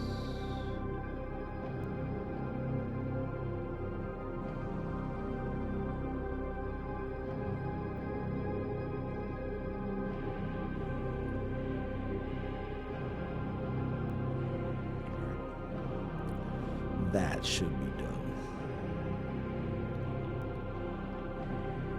Okay. Now we gotta go to fucking Agrax. You don't play a lot of Warhammer? Hey man. Yo, I'm glad you're chilling. Yeah, that's what these streams are. Second monitor content. Shit. What was I doing? I have one more thing to do after this Agrax, and then I think I'm done, actually. So, we'll see. Okay, so let's get the scythe first. Yeah, let's get the scythe first.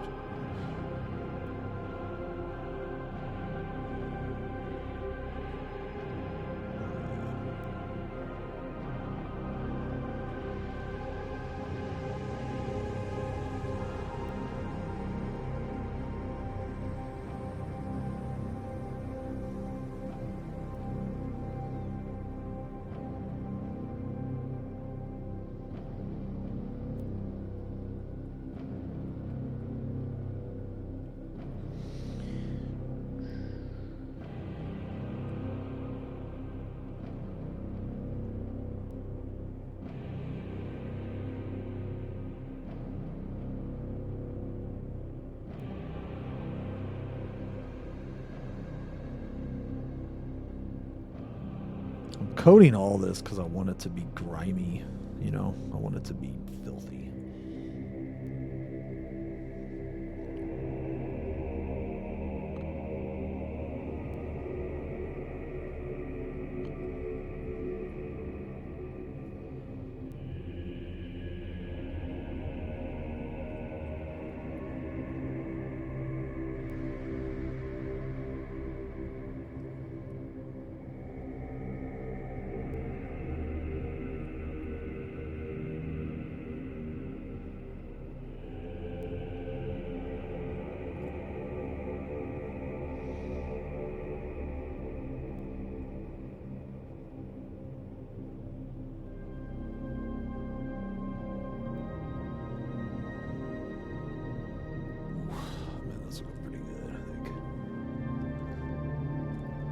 Neon pink and green, really annoying to look at. This will be a scythe sword.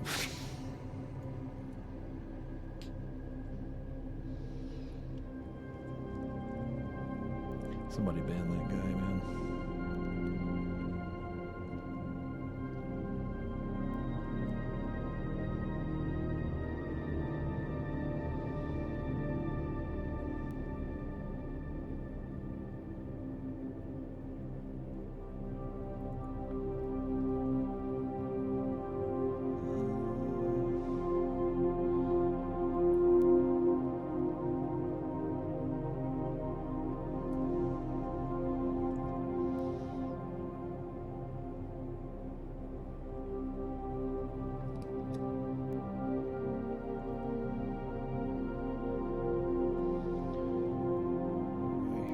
I'm gonna make that head Berserker Bloodshade actually, because it's like fleshy.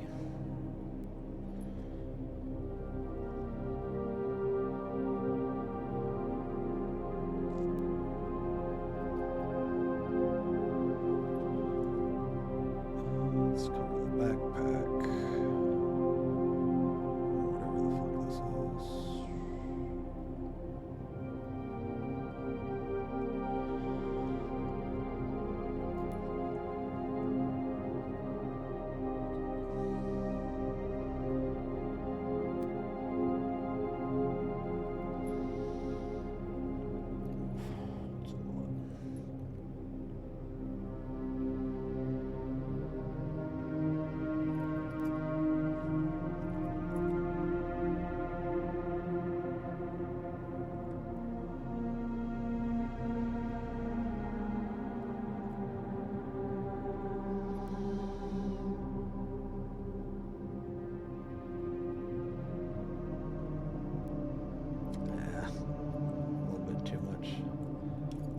Bit too much.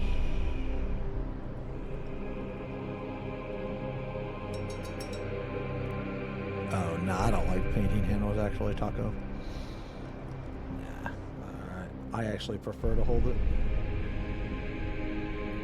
I prefer to hold it because when I paint, I actually use both my hands to paint, not just my right hand. And it just gives me more control. I've tried to use stands and stuff. I don't know. I just don't like them. But like sometimes I'll keep like this hand still, and then I'll move the model like that. Sometimes. And with a handle, I don't have. I can't do that as easily.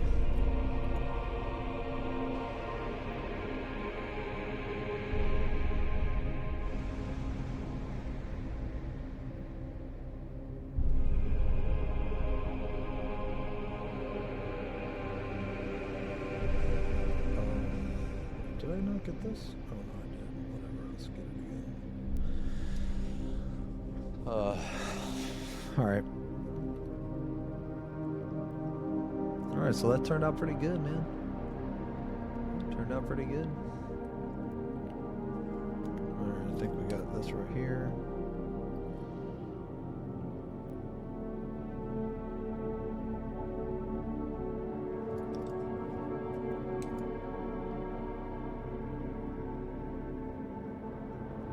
That.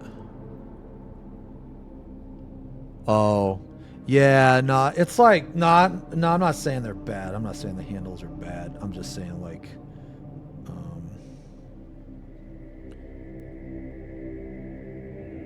I'm just saying I find it more comfortable to hold it.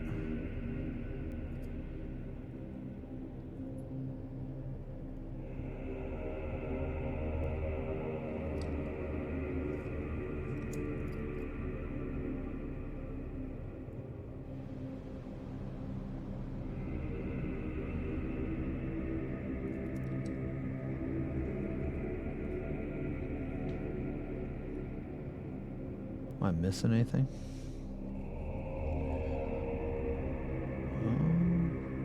I am going to go over all this again with some Athonian camo shade though. Alright, so I guess the last part of this is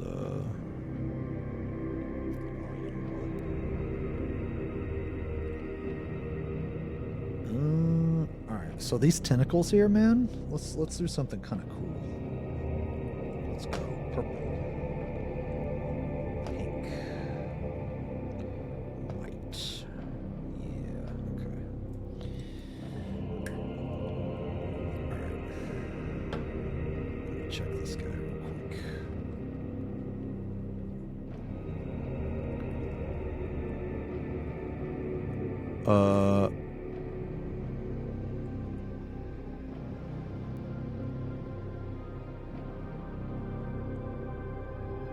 Oh, shit. I need one more.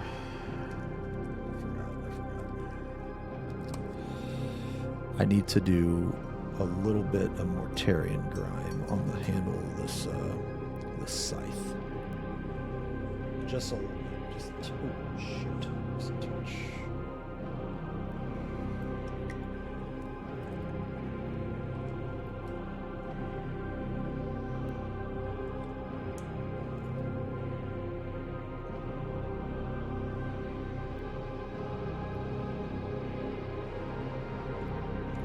Let's just make it. There we go. Yeah. Okay. Yeah, that's extra nasty. Alright, extra nasty.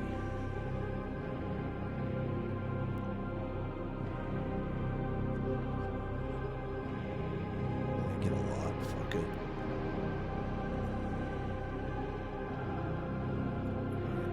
I want it to not only be like, you know, old, but I want it to be grimy. Yeah, there we go.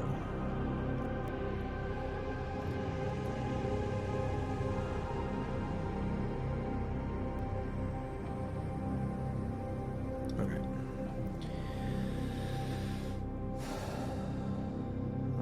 Okay, so now we need. Ooh, wait a minute. I didn't get this.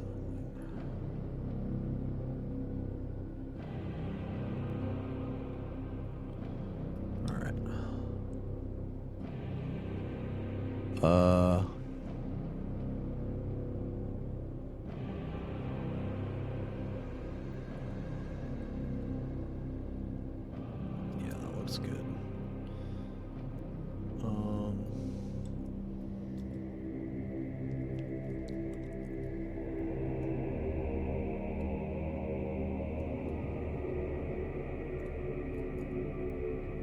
It looks good.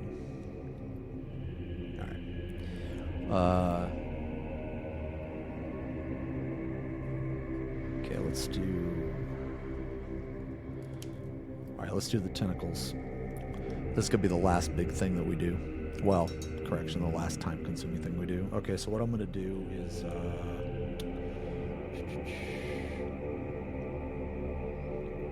All right, I'm gonna go. These are the order of colors. It's gonna go pink at the tip, or well, I guess like dark pink / purple at the tip, and it's gonna go pink in the middle, and then I guess pale on the base. So Screamer pink first. The tip. Yeah. All right.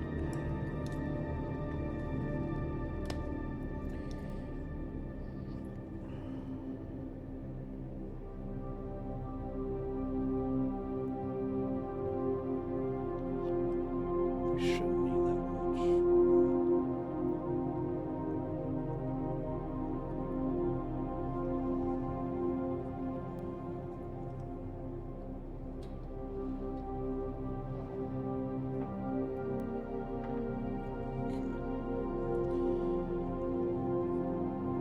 Let's just get this guy first. Okay, so all of these are just tubes. So these are going to be something different. I'm probably just going to paint this tube black.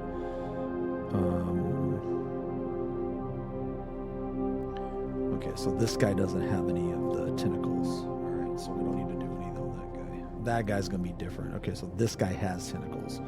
Okay, so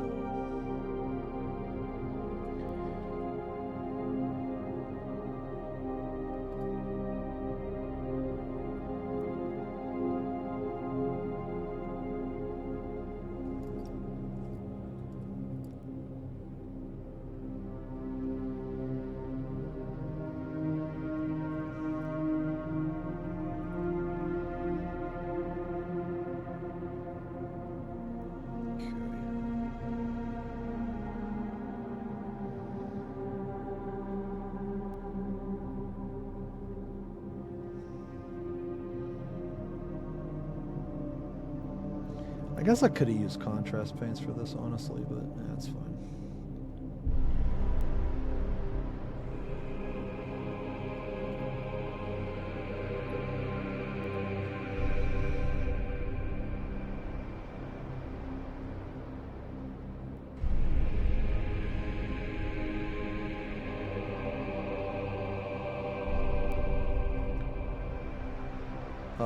I will probably do a combination of stippling and feathering.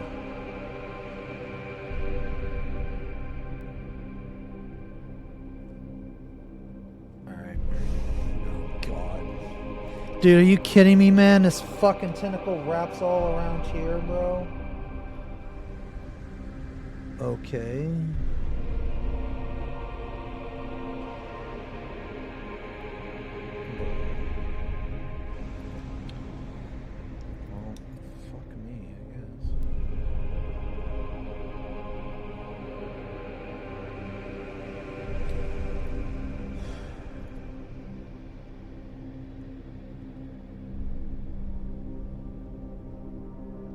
So the question is, where is this gonna start the blend? I guess right here. Okay, yeah. Okay. All right, so I guess.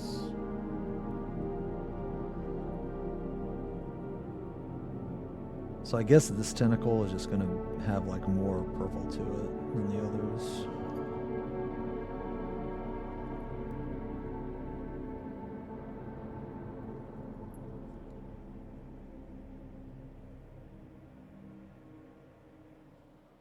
Oh, shit.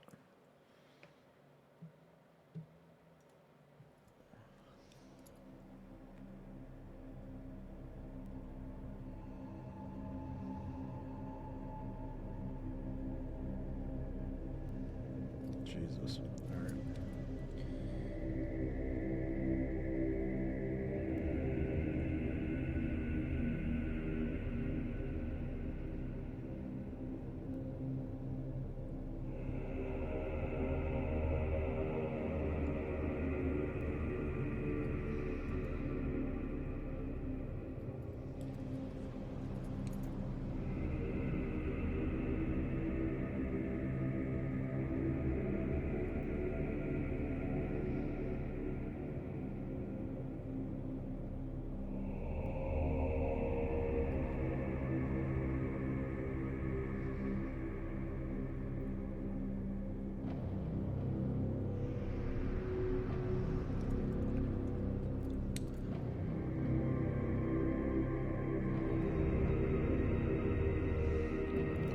Holy overworking.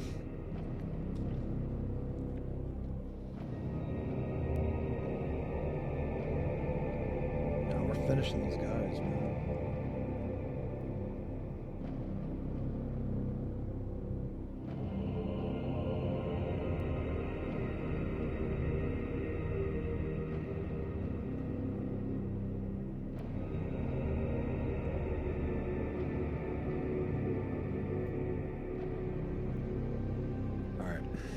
All right, so I know this looks really bad right now, but trust me, it's gonna look, it will look better. Trust me, it will look better. Actually, I'm gonna add some more paint here.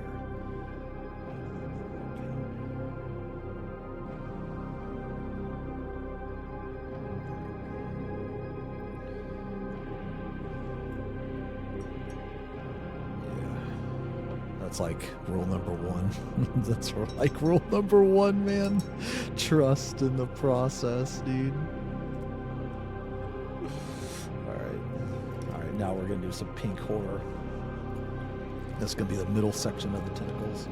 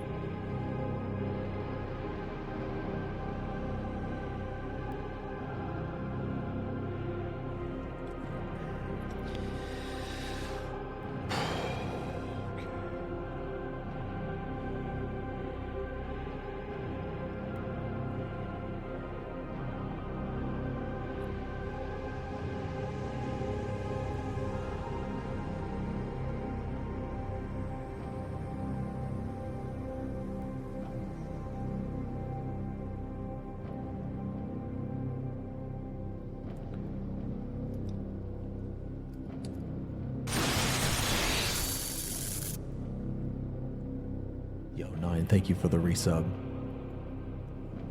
18 months. Thank you very much.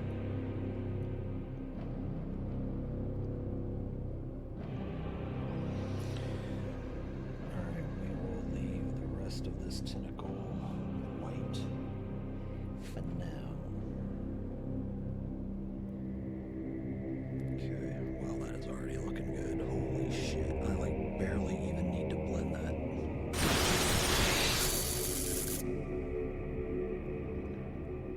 Let's try this.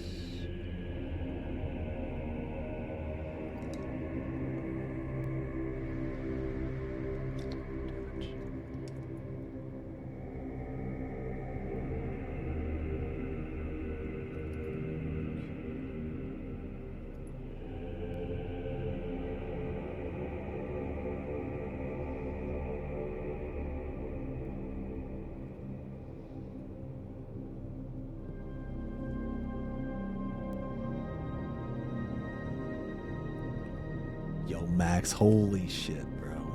Max with the resub. Thanks a lot, brother. Thank you very much, man.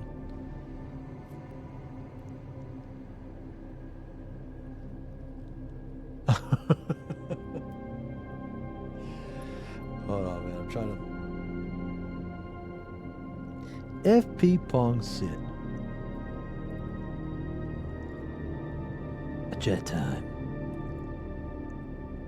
Thanks, Chatter, for a resub. Alligator. Alright, it's looking better, guys. It's looking better. It's looking better. Alright. It's looking better, Alright, so now.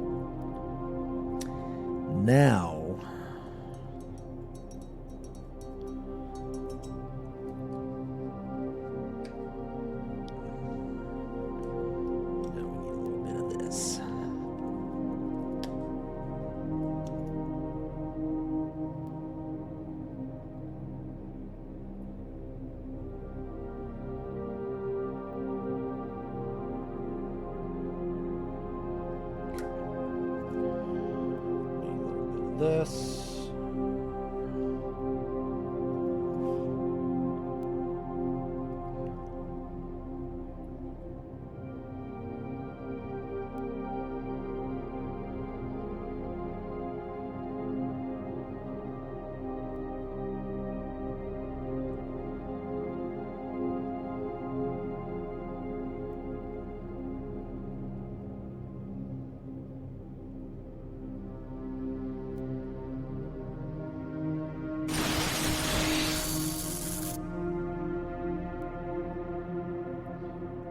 Let's try this color. Let's see this color.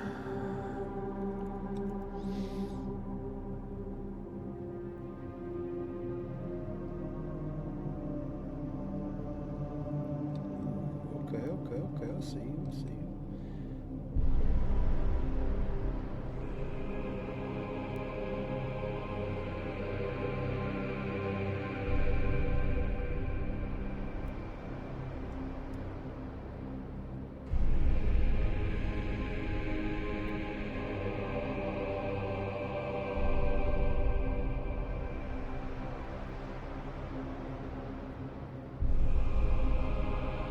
Zesh with the 70 months, man. Holy shit. Thank you guys a lot for the resubs.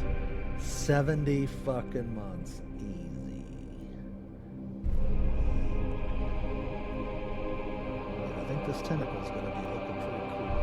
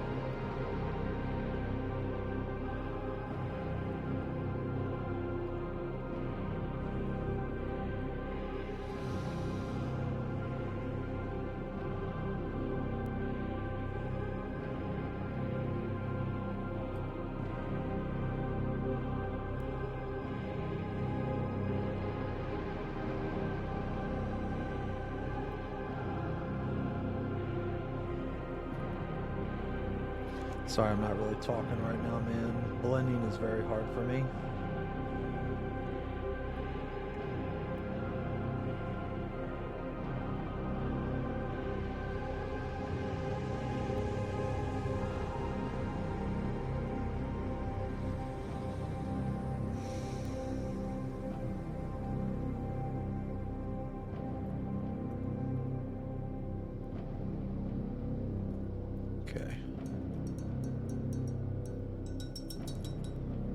I think I almost got these, man. I think I almost have them. Almost got them, man.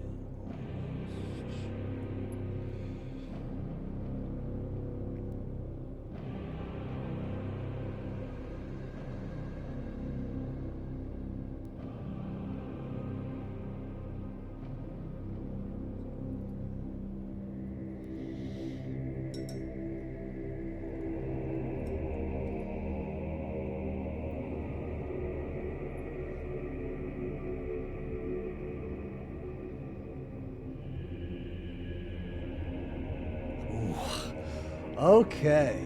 Look at that. What do you guys think, man? Dude, I think this looks fucking cool, dude. This looks fucking cool, man. What do you guys think, dude? Look at that. Look at that. Dude, I think it looks fucking cool. Here's the picture.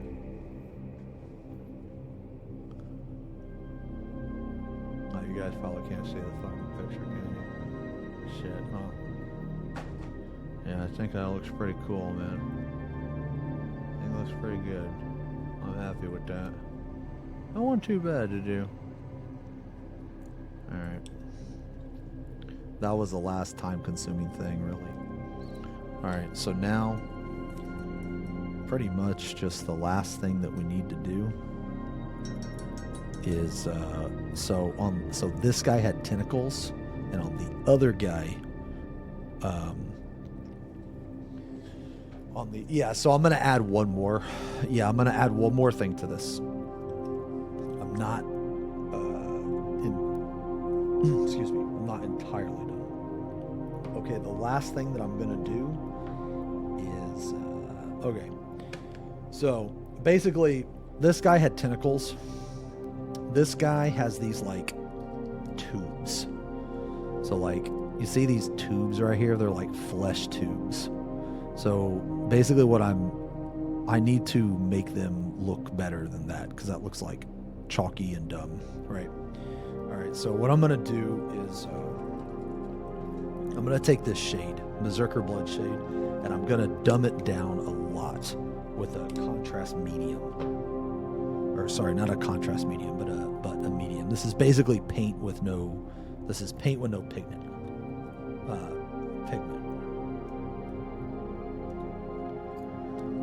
It's basically, yeah, so it's paint, but with just no color.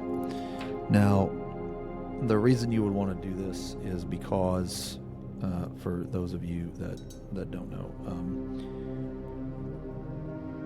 the reason you want to do this is because, like, this Berserker Blood shade, I want it to be dull. Like, I want it to lose its effect. I don't want it to be as strong. So...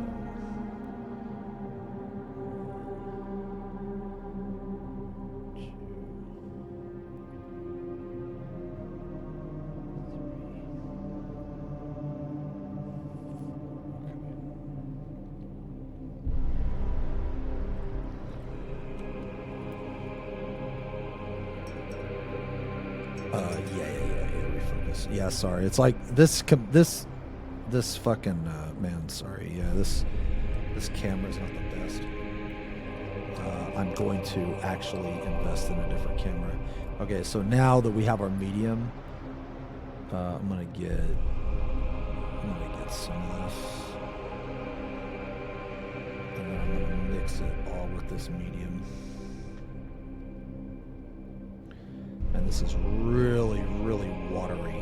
It's like insanely watery.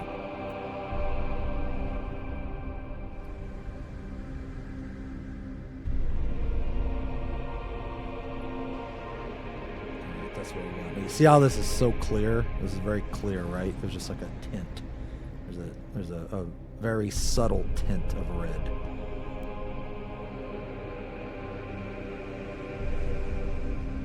There, that's what we want. Fuck, you guys probably can't even tell because that's all right.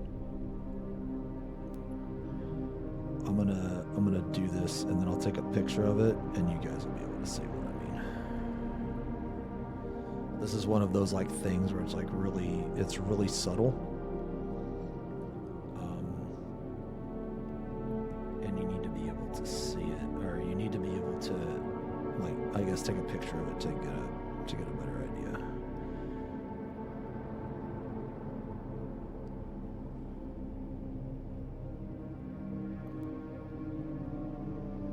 All right. Yeah, so I don't know if you can see that, but see how the tube looks a little better? I don't even know what a light box is. I'll have to check it out. Oh, is that those things that people use to make their fucking models look all fucking neat and everything, man? Yeah, I'll check that out. Oh, I think I actually have... I have some... Oh, it's a shade. Okay. Cazadora. Okay, yeah. No, I'll try it. Yeah, I'll try it. Yeah. Okay, so basically what I'm going to do now is with this... I'm going to let this dry. While this is drying, here, I'm going to show you what this looks like at like kind of full power-ish. So right here is that mix that I have, and that mix is very important. The reason why that mix is so important is because I need it for these tube-like areas, because these tube-like areas, they can't be like perfectly like white, you know. They need to look like that there's, I don't know, blood or something beneath the tissue, I guess is what I'm trying to say. But anyway, so you see these, man. So you see this right here, that mix that we just made, it's gonna fucking pop, man. It's gonna make this fucking pop.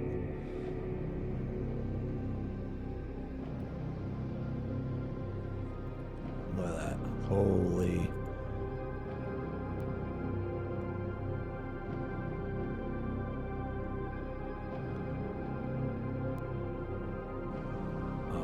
nice and slimy, bro. Oh yeah, there we go. Yeah, that's good. That's good. Oh, this guy, right? Yeah, this guy.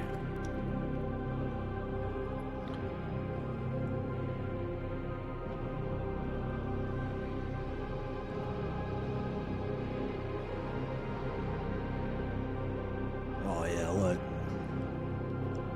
Fuck, man, my camera sucks. I'm sorry. I'll have to get a new one, man. I'll have to get a new one, bro. Okay, so so tentacles are done. All right, tentacles are done. This guy's head is probably done. Yeah, I don't think I'm gonna do any more to that, man. I'm just fucking leaving that there. Cape's done. Okay, this guy might be completely done. Maybe we'll see. We'll come back to this guy. All right, so now that this is dry, so what I like to do is I like to get a really thin fucking brush, man, and this mix. Okay, so I don't know if you can see it. I don't know how well you can see it, but there's little tiny areas where there's like the pipe is there's like a gap here. So what I like to do is I just like to go over this area. But like just there.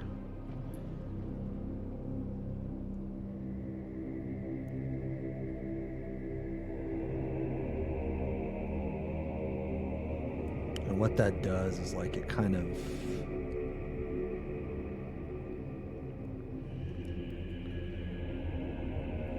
emphasizes the shader on those spots a little bit more.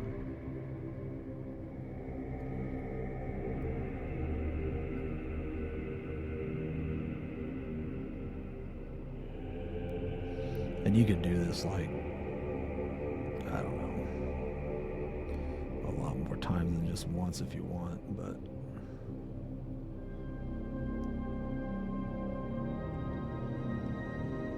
kind of just like doing it the once or twice.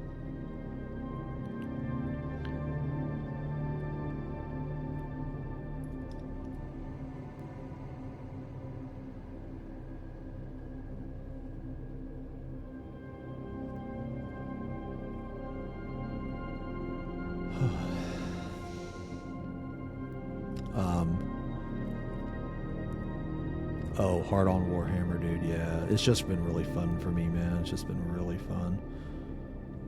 I really enjoy it. I had no idea I'd enjoy it this much, man, honestly. Alright, so, I don't know. Let's take a look. Well, I mean, it might be done, man. It might be done. Might be done. Yo, hey, Rad. Thanks for the resub. 14 months. Excellent painting, my lord. Thank you. Alright. I'm gonna do one more thing. One more thing to finish it off.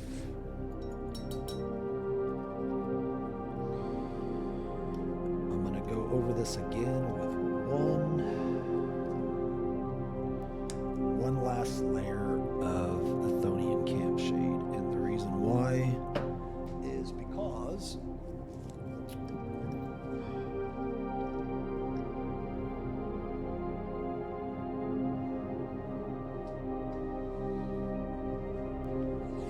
let's compare.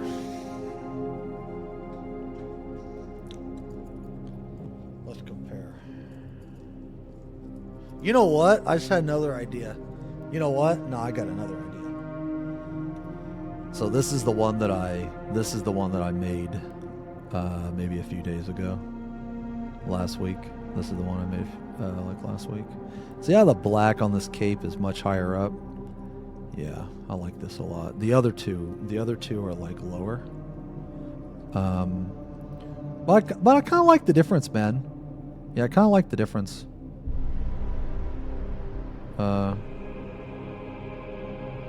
Yeah, I think they're both pretty cool. Black looks dirtier, you know, the darker cape looks dirtier, but this one looks, you can tell there's more gradient there, I guess, so there's ups and downs. Anyway, so I like these tubes here. So what I'm gonna do is I'm gonna make one of these tubes on the back. I'm gonna make it look like this. Yeah, but I like the fleshy tubes. So I'm gonna do that real quick. Yeah, before the cam shade. We're gonna use the let's use the pink.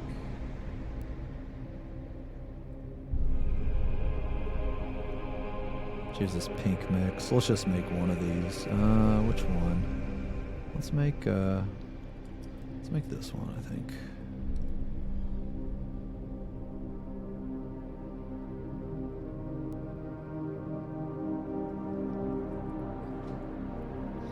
Ooh, honestly, that looks kind of cool right there.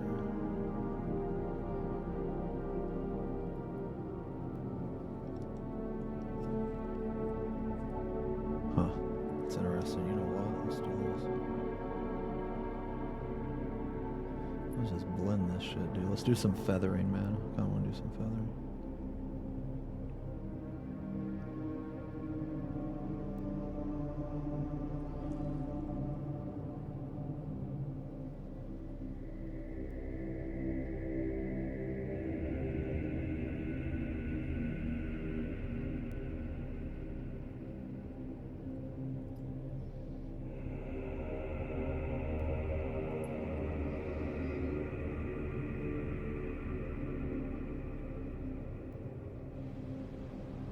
Ooh, that is clean, bro. Oh, that sucks. I forgot to do both sides. All right. Well, rip. That's alright. That's alright. Let's do this side now, I guess.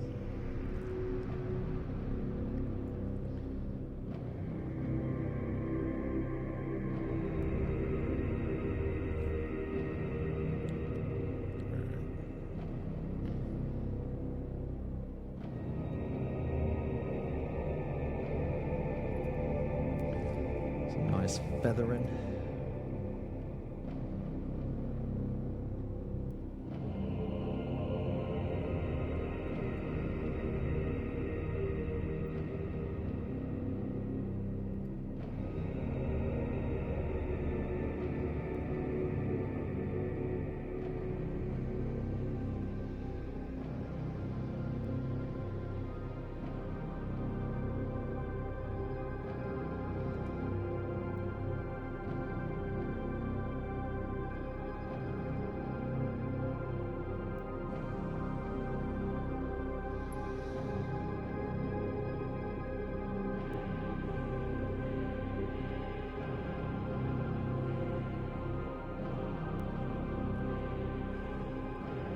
Alright, there we go. It's a nice, very nice gradient. Alright, no, just give that a second. Do you feel weird you have to pay to butter or caca? Absolutely not. Absolutely not, dude. You know, after you paint a great clean one's ass, dude, you kind of like, you have a new outlook on painting, man.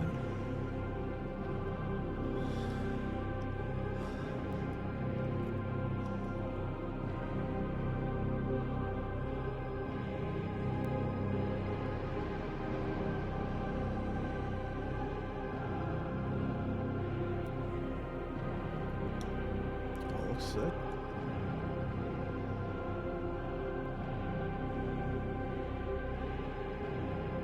Yeah, looks sick. It's not as dark as this. It's not as dark as this one, but well, at the top it is. At the top it is. But I didn't want to have a gradient on this one. I wanted to have it like just pure pink.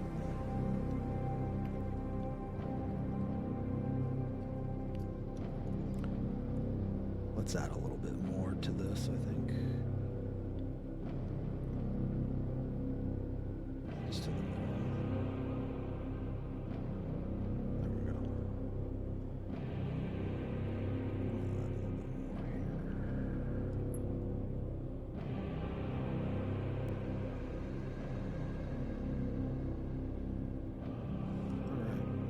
All right, now, so if you compare these two, this armor right here is just a touch darker than this armor. So what I'm going to do is I'm just going to add one more thin layer of Athonian camshade to some of this. And then I think we shall be done. Oh, I have to paint this fucking tube. There's like a tube somewhere, right, that I forgot about? Oh yeah, let me just knock this out.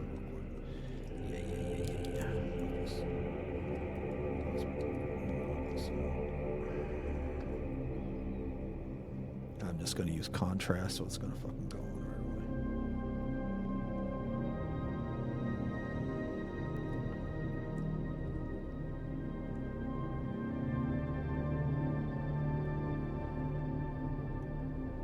How am I supposed to?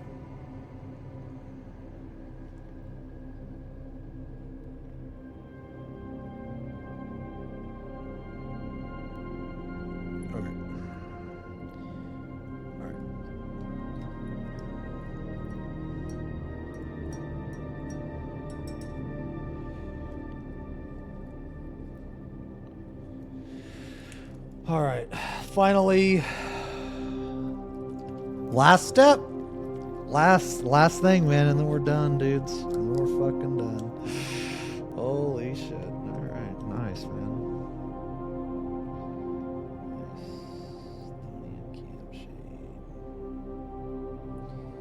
I really like this color, man. We're just gonna.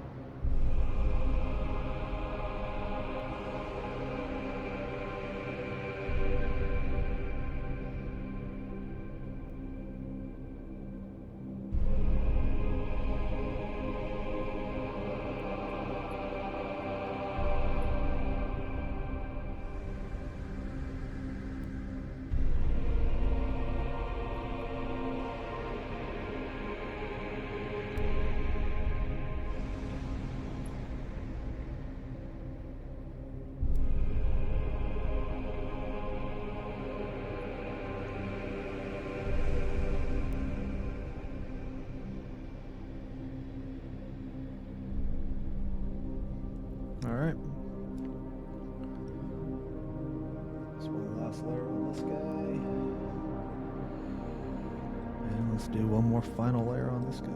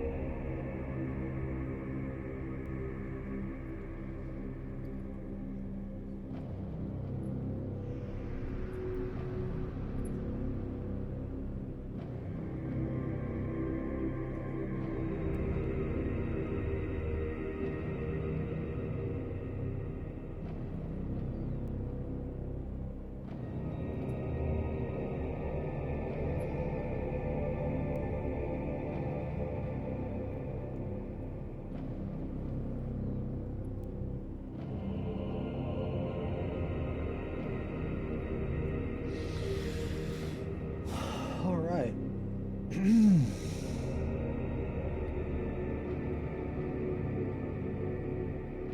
Oh, sorry. One more final touch. Sorry, guys. One more final touch. Good evening, Strummer. Good evening, XFFing. One more touch and then we're done. Almost some blood shade.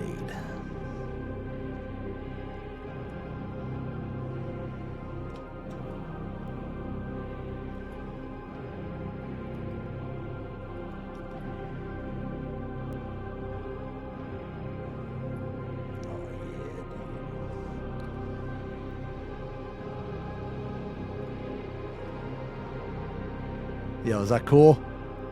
Is that cool?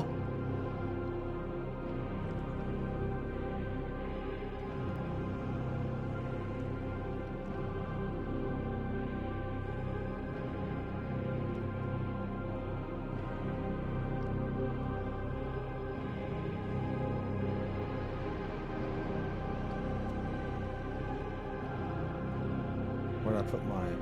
Where the fuck I put the blood shade? Right here?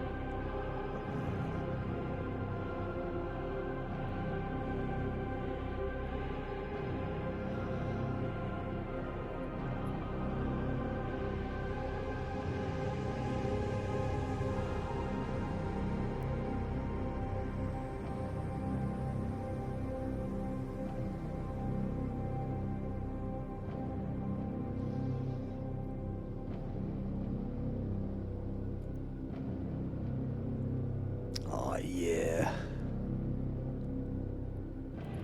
I can take a picture, actually.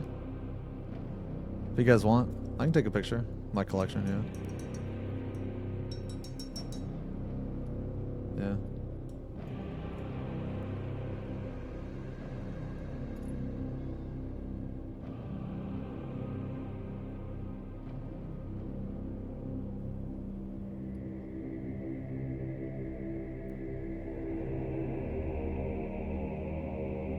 All right. Okay. We are done. All right, we're done. We're done. Here, let me show you guys. We're done. These are the two. Okay, so here is the one that I painted last week. Let me do this. Okay.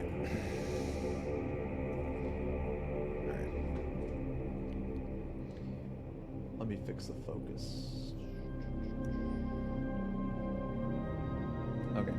Here is the one I painted last week.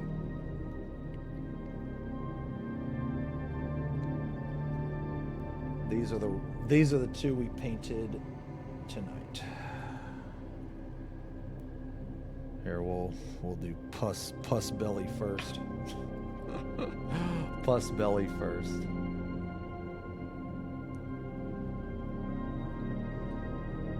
I think he turned out pretty good, man. I'm pretty happy with this. I like the different the tubes here. I think he turned out pretty sick, man. There's pus belly. This is tentacle belly.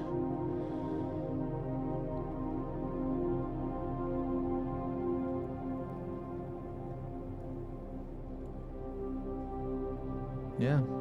I really like painting Death Guard, man.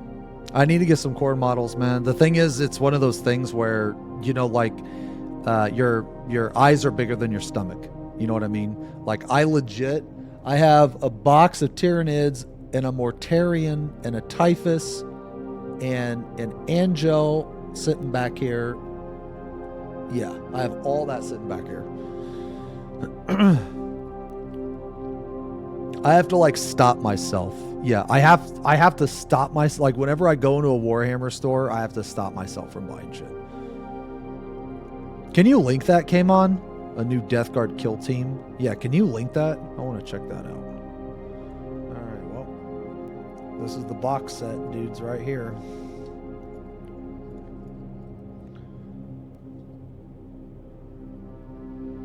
The boys. Don't forget to pet the miniatures! Okay. Calm. Okay. Pet them! Okay.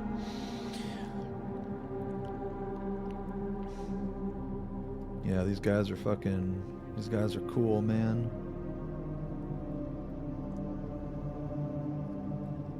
Alright.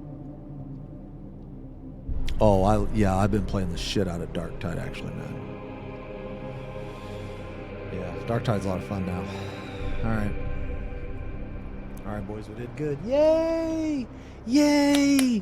Yay, we did it! We did it! What's the, let's see. This is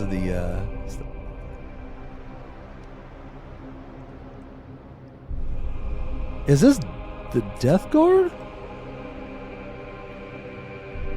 Oh.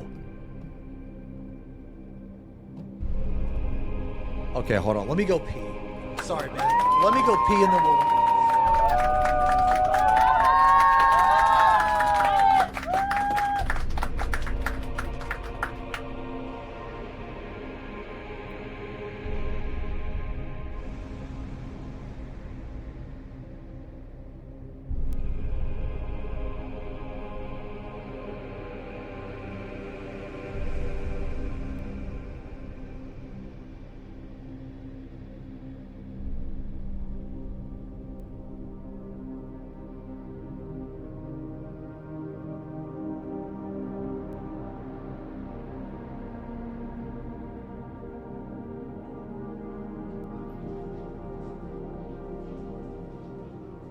Okay, sorry. All right. Damn, man, these are some fucking cool models. All right, let me. Holy shit, man, let me clean up a little bit. All right, let me get these guys up there. All my paints. Good God! All right.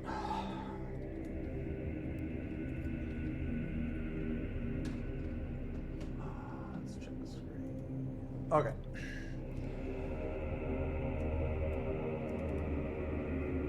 Let's listen to here, man. I will listen to Nerve's new song. Okay. All right, so what is this? This is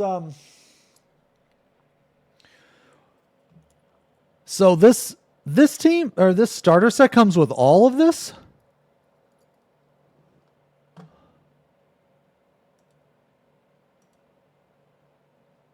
Oh, wait, that thing I was listening to? Oh, wow.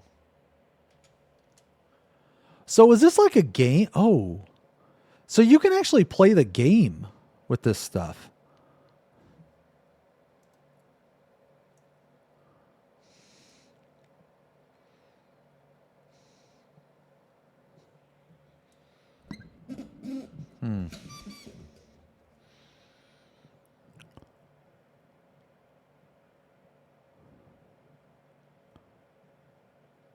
Kill Team is rules for one squad battles. Oh, Kill Team is a different Games Workshop game. Okay, same universe but different rules. Okay, well, but you can play...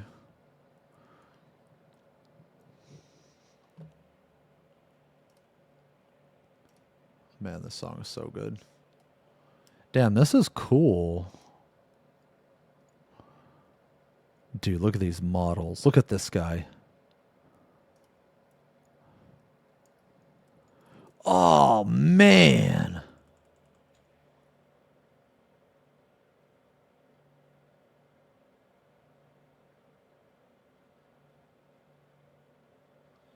Dude, look at these guys, man.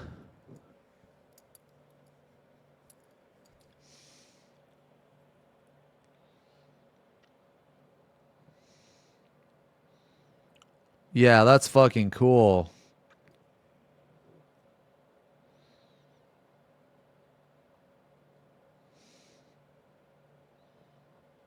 Yeah, this is fucking sick, man.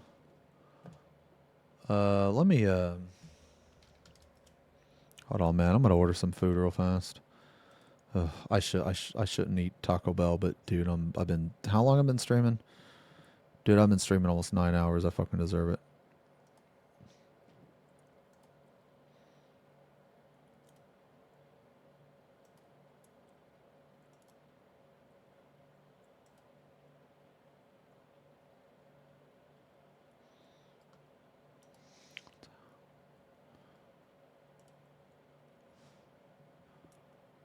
Hold on, let me order this real quick, man.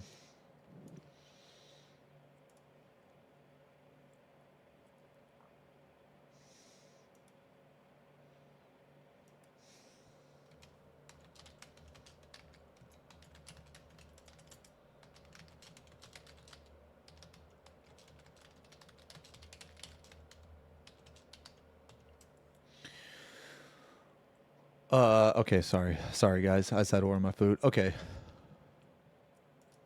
Man, this song's really good. Sorry. I paused it. Okay, so this is basically like a mini version of the game, more or less. Both of these kill teams have been fan favorites, previously available in blind boxes. Okay. Okay, so like, let's say... Okay, Plague Marines return to Kill Team in the upcoming starter. The new edition of Kill Team has taken the Warhammer community by storm with the launch of Hive Storm box. Okay.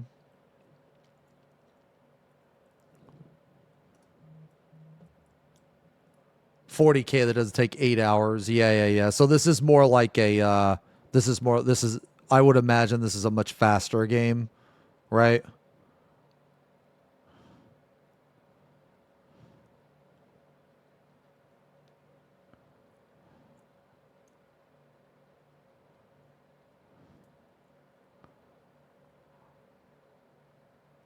The new 64-page rule book. Jesus Christ.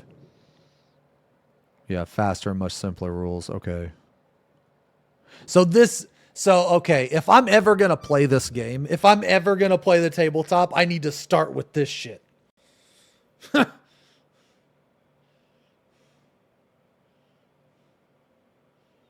Because I'm FP Pong as fuck.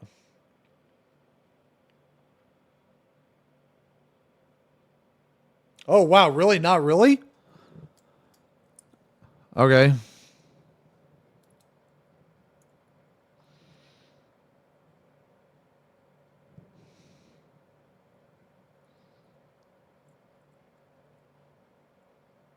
Oh, it's just 15 pages. I mean, okay. I'll put it this way. I have played a lot of like D&D and I guess like BG3 And what other tabletop games have I played? I've played a lot of that. Now, I'm not saying that they're the same, but is it kind of in the same ballpark? I guess if that makes any sense.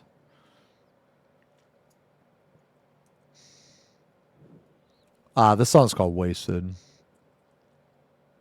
Oh, 40K more complex. D&D rules are light. Okay. Okay.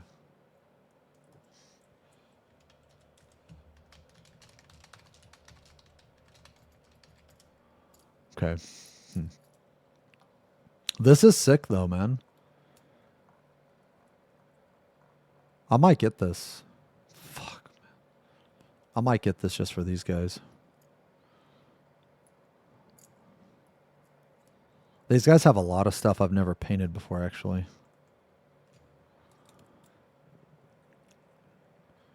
Like this thing, this worm thing is fucking sick. It's like a tentacle, but also a worm with a mouth. Oh, nah, you good, Taco. No, you good, man. Yeah, you good. No, I really appreciate it, though. I really appreciate it. Which ones did you... Actually, wait. Hold on. Which ones did you mention? You mentioned a shade, right? Some yellow shade. I'm gonna put on my notepad, actually. Let's see. I got... Nuln oil. I'm a big fan of shades, man. I love shades. I love shades. What were they? Oxide technical paint.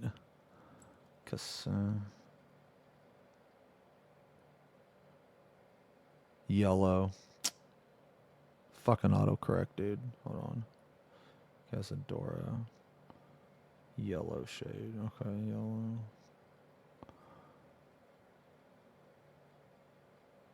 Oh. Oxide. Okay. Oxide. Okay.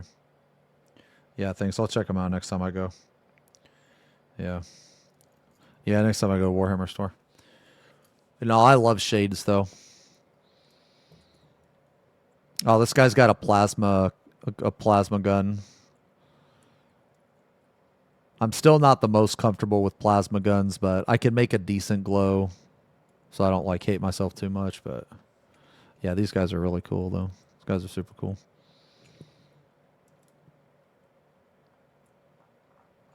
Let's see these guys.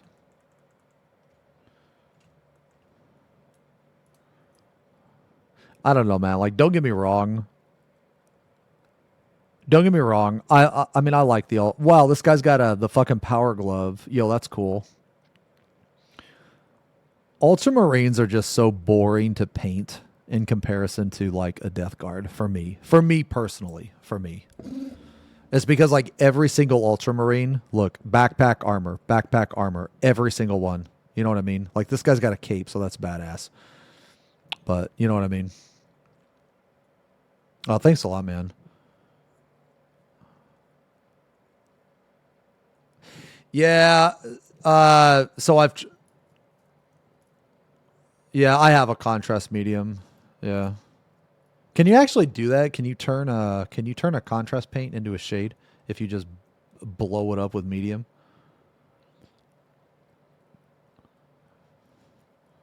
Like if you do like, what is it? Like 50%. Okay, so you would need like what? Like, oh, so essentially I do the same thing with contrast as what I did with the shade.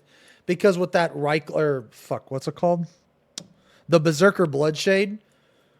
I put like four brush fills versus one of the Berserker Blood Shade. And I turn it into like this super fucking wash.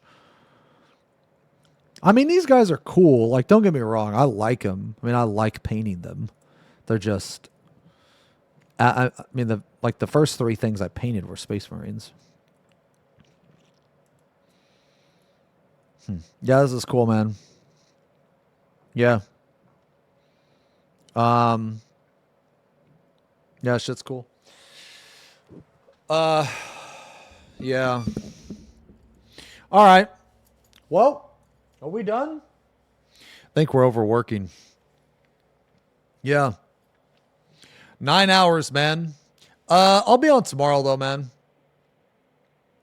Yeah, I think we're overworking. All right, I'm just gonna listen to the song one more time to end it. Yeah. All right, boys. We did it. Yeah. Oh, you can check the VOD. Yeah, you can check the VOD, hero. Yeah, I'm done for today though, guys. Holy shit. I'm done for today. Whew, I'm tired. Thank you guys a lot for hanging out though, man. Today was really, really, really fucking fun. We got those two painted. I'm not sure exactly what I'm going to do tomorrow. I might end up playing a game tomorrow. I've been painting a lot. I don't want to like burn out or anything. I've been painting a lot, so I might play a game, but I might just say fucking paint some more, man, honestly. But anyway, yo, thank you guys so much for hanging out, man. Thank you for the subs, the resubs, man. The gifties, as always, I really appreciate it, man. There was a massive dono earlier. Z, thank you very much for that massive dono. I will see you guys later. So I'll see you guys tomorrow. I'll probably be on just a little bit later because I have to exercise, I have to lift.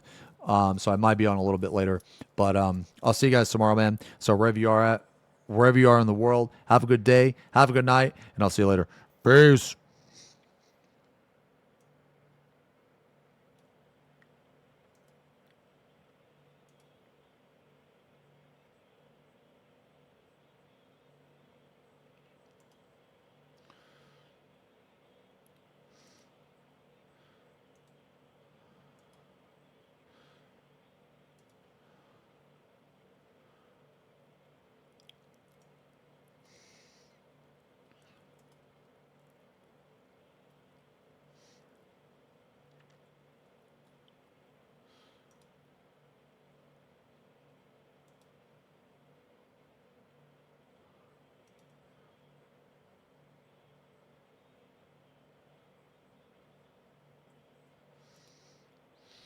Is he insane?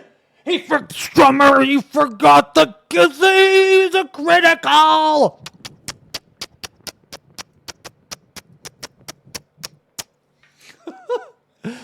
Thank you. Thank you. Do not let him copy.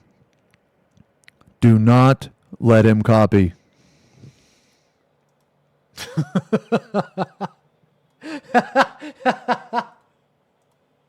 FP Pong sit. Do the coffee thing, T. FP Pong sit. A chat time. Love you guys. I'll see you later. Alligator. All right, guys. Who we hosting, man? Who we hosting? You guys want to watch? Okay, you guys want to watch Sayori, Zerv, or Yuna? Zerv is playing Magic. Yuna's playing Silent Hill 2. Sayori is playing 14. It's up to you guys. Oh, Sayori's about to do UCOB? Okay. All right.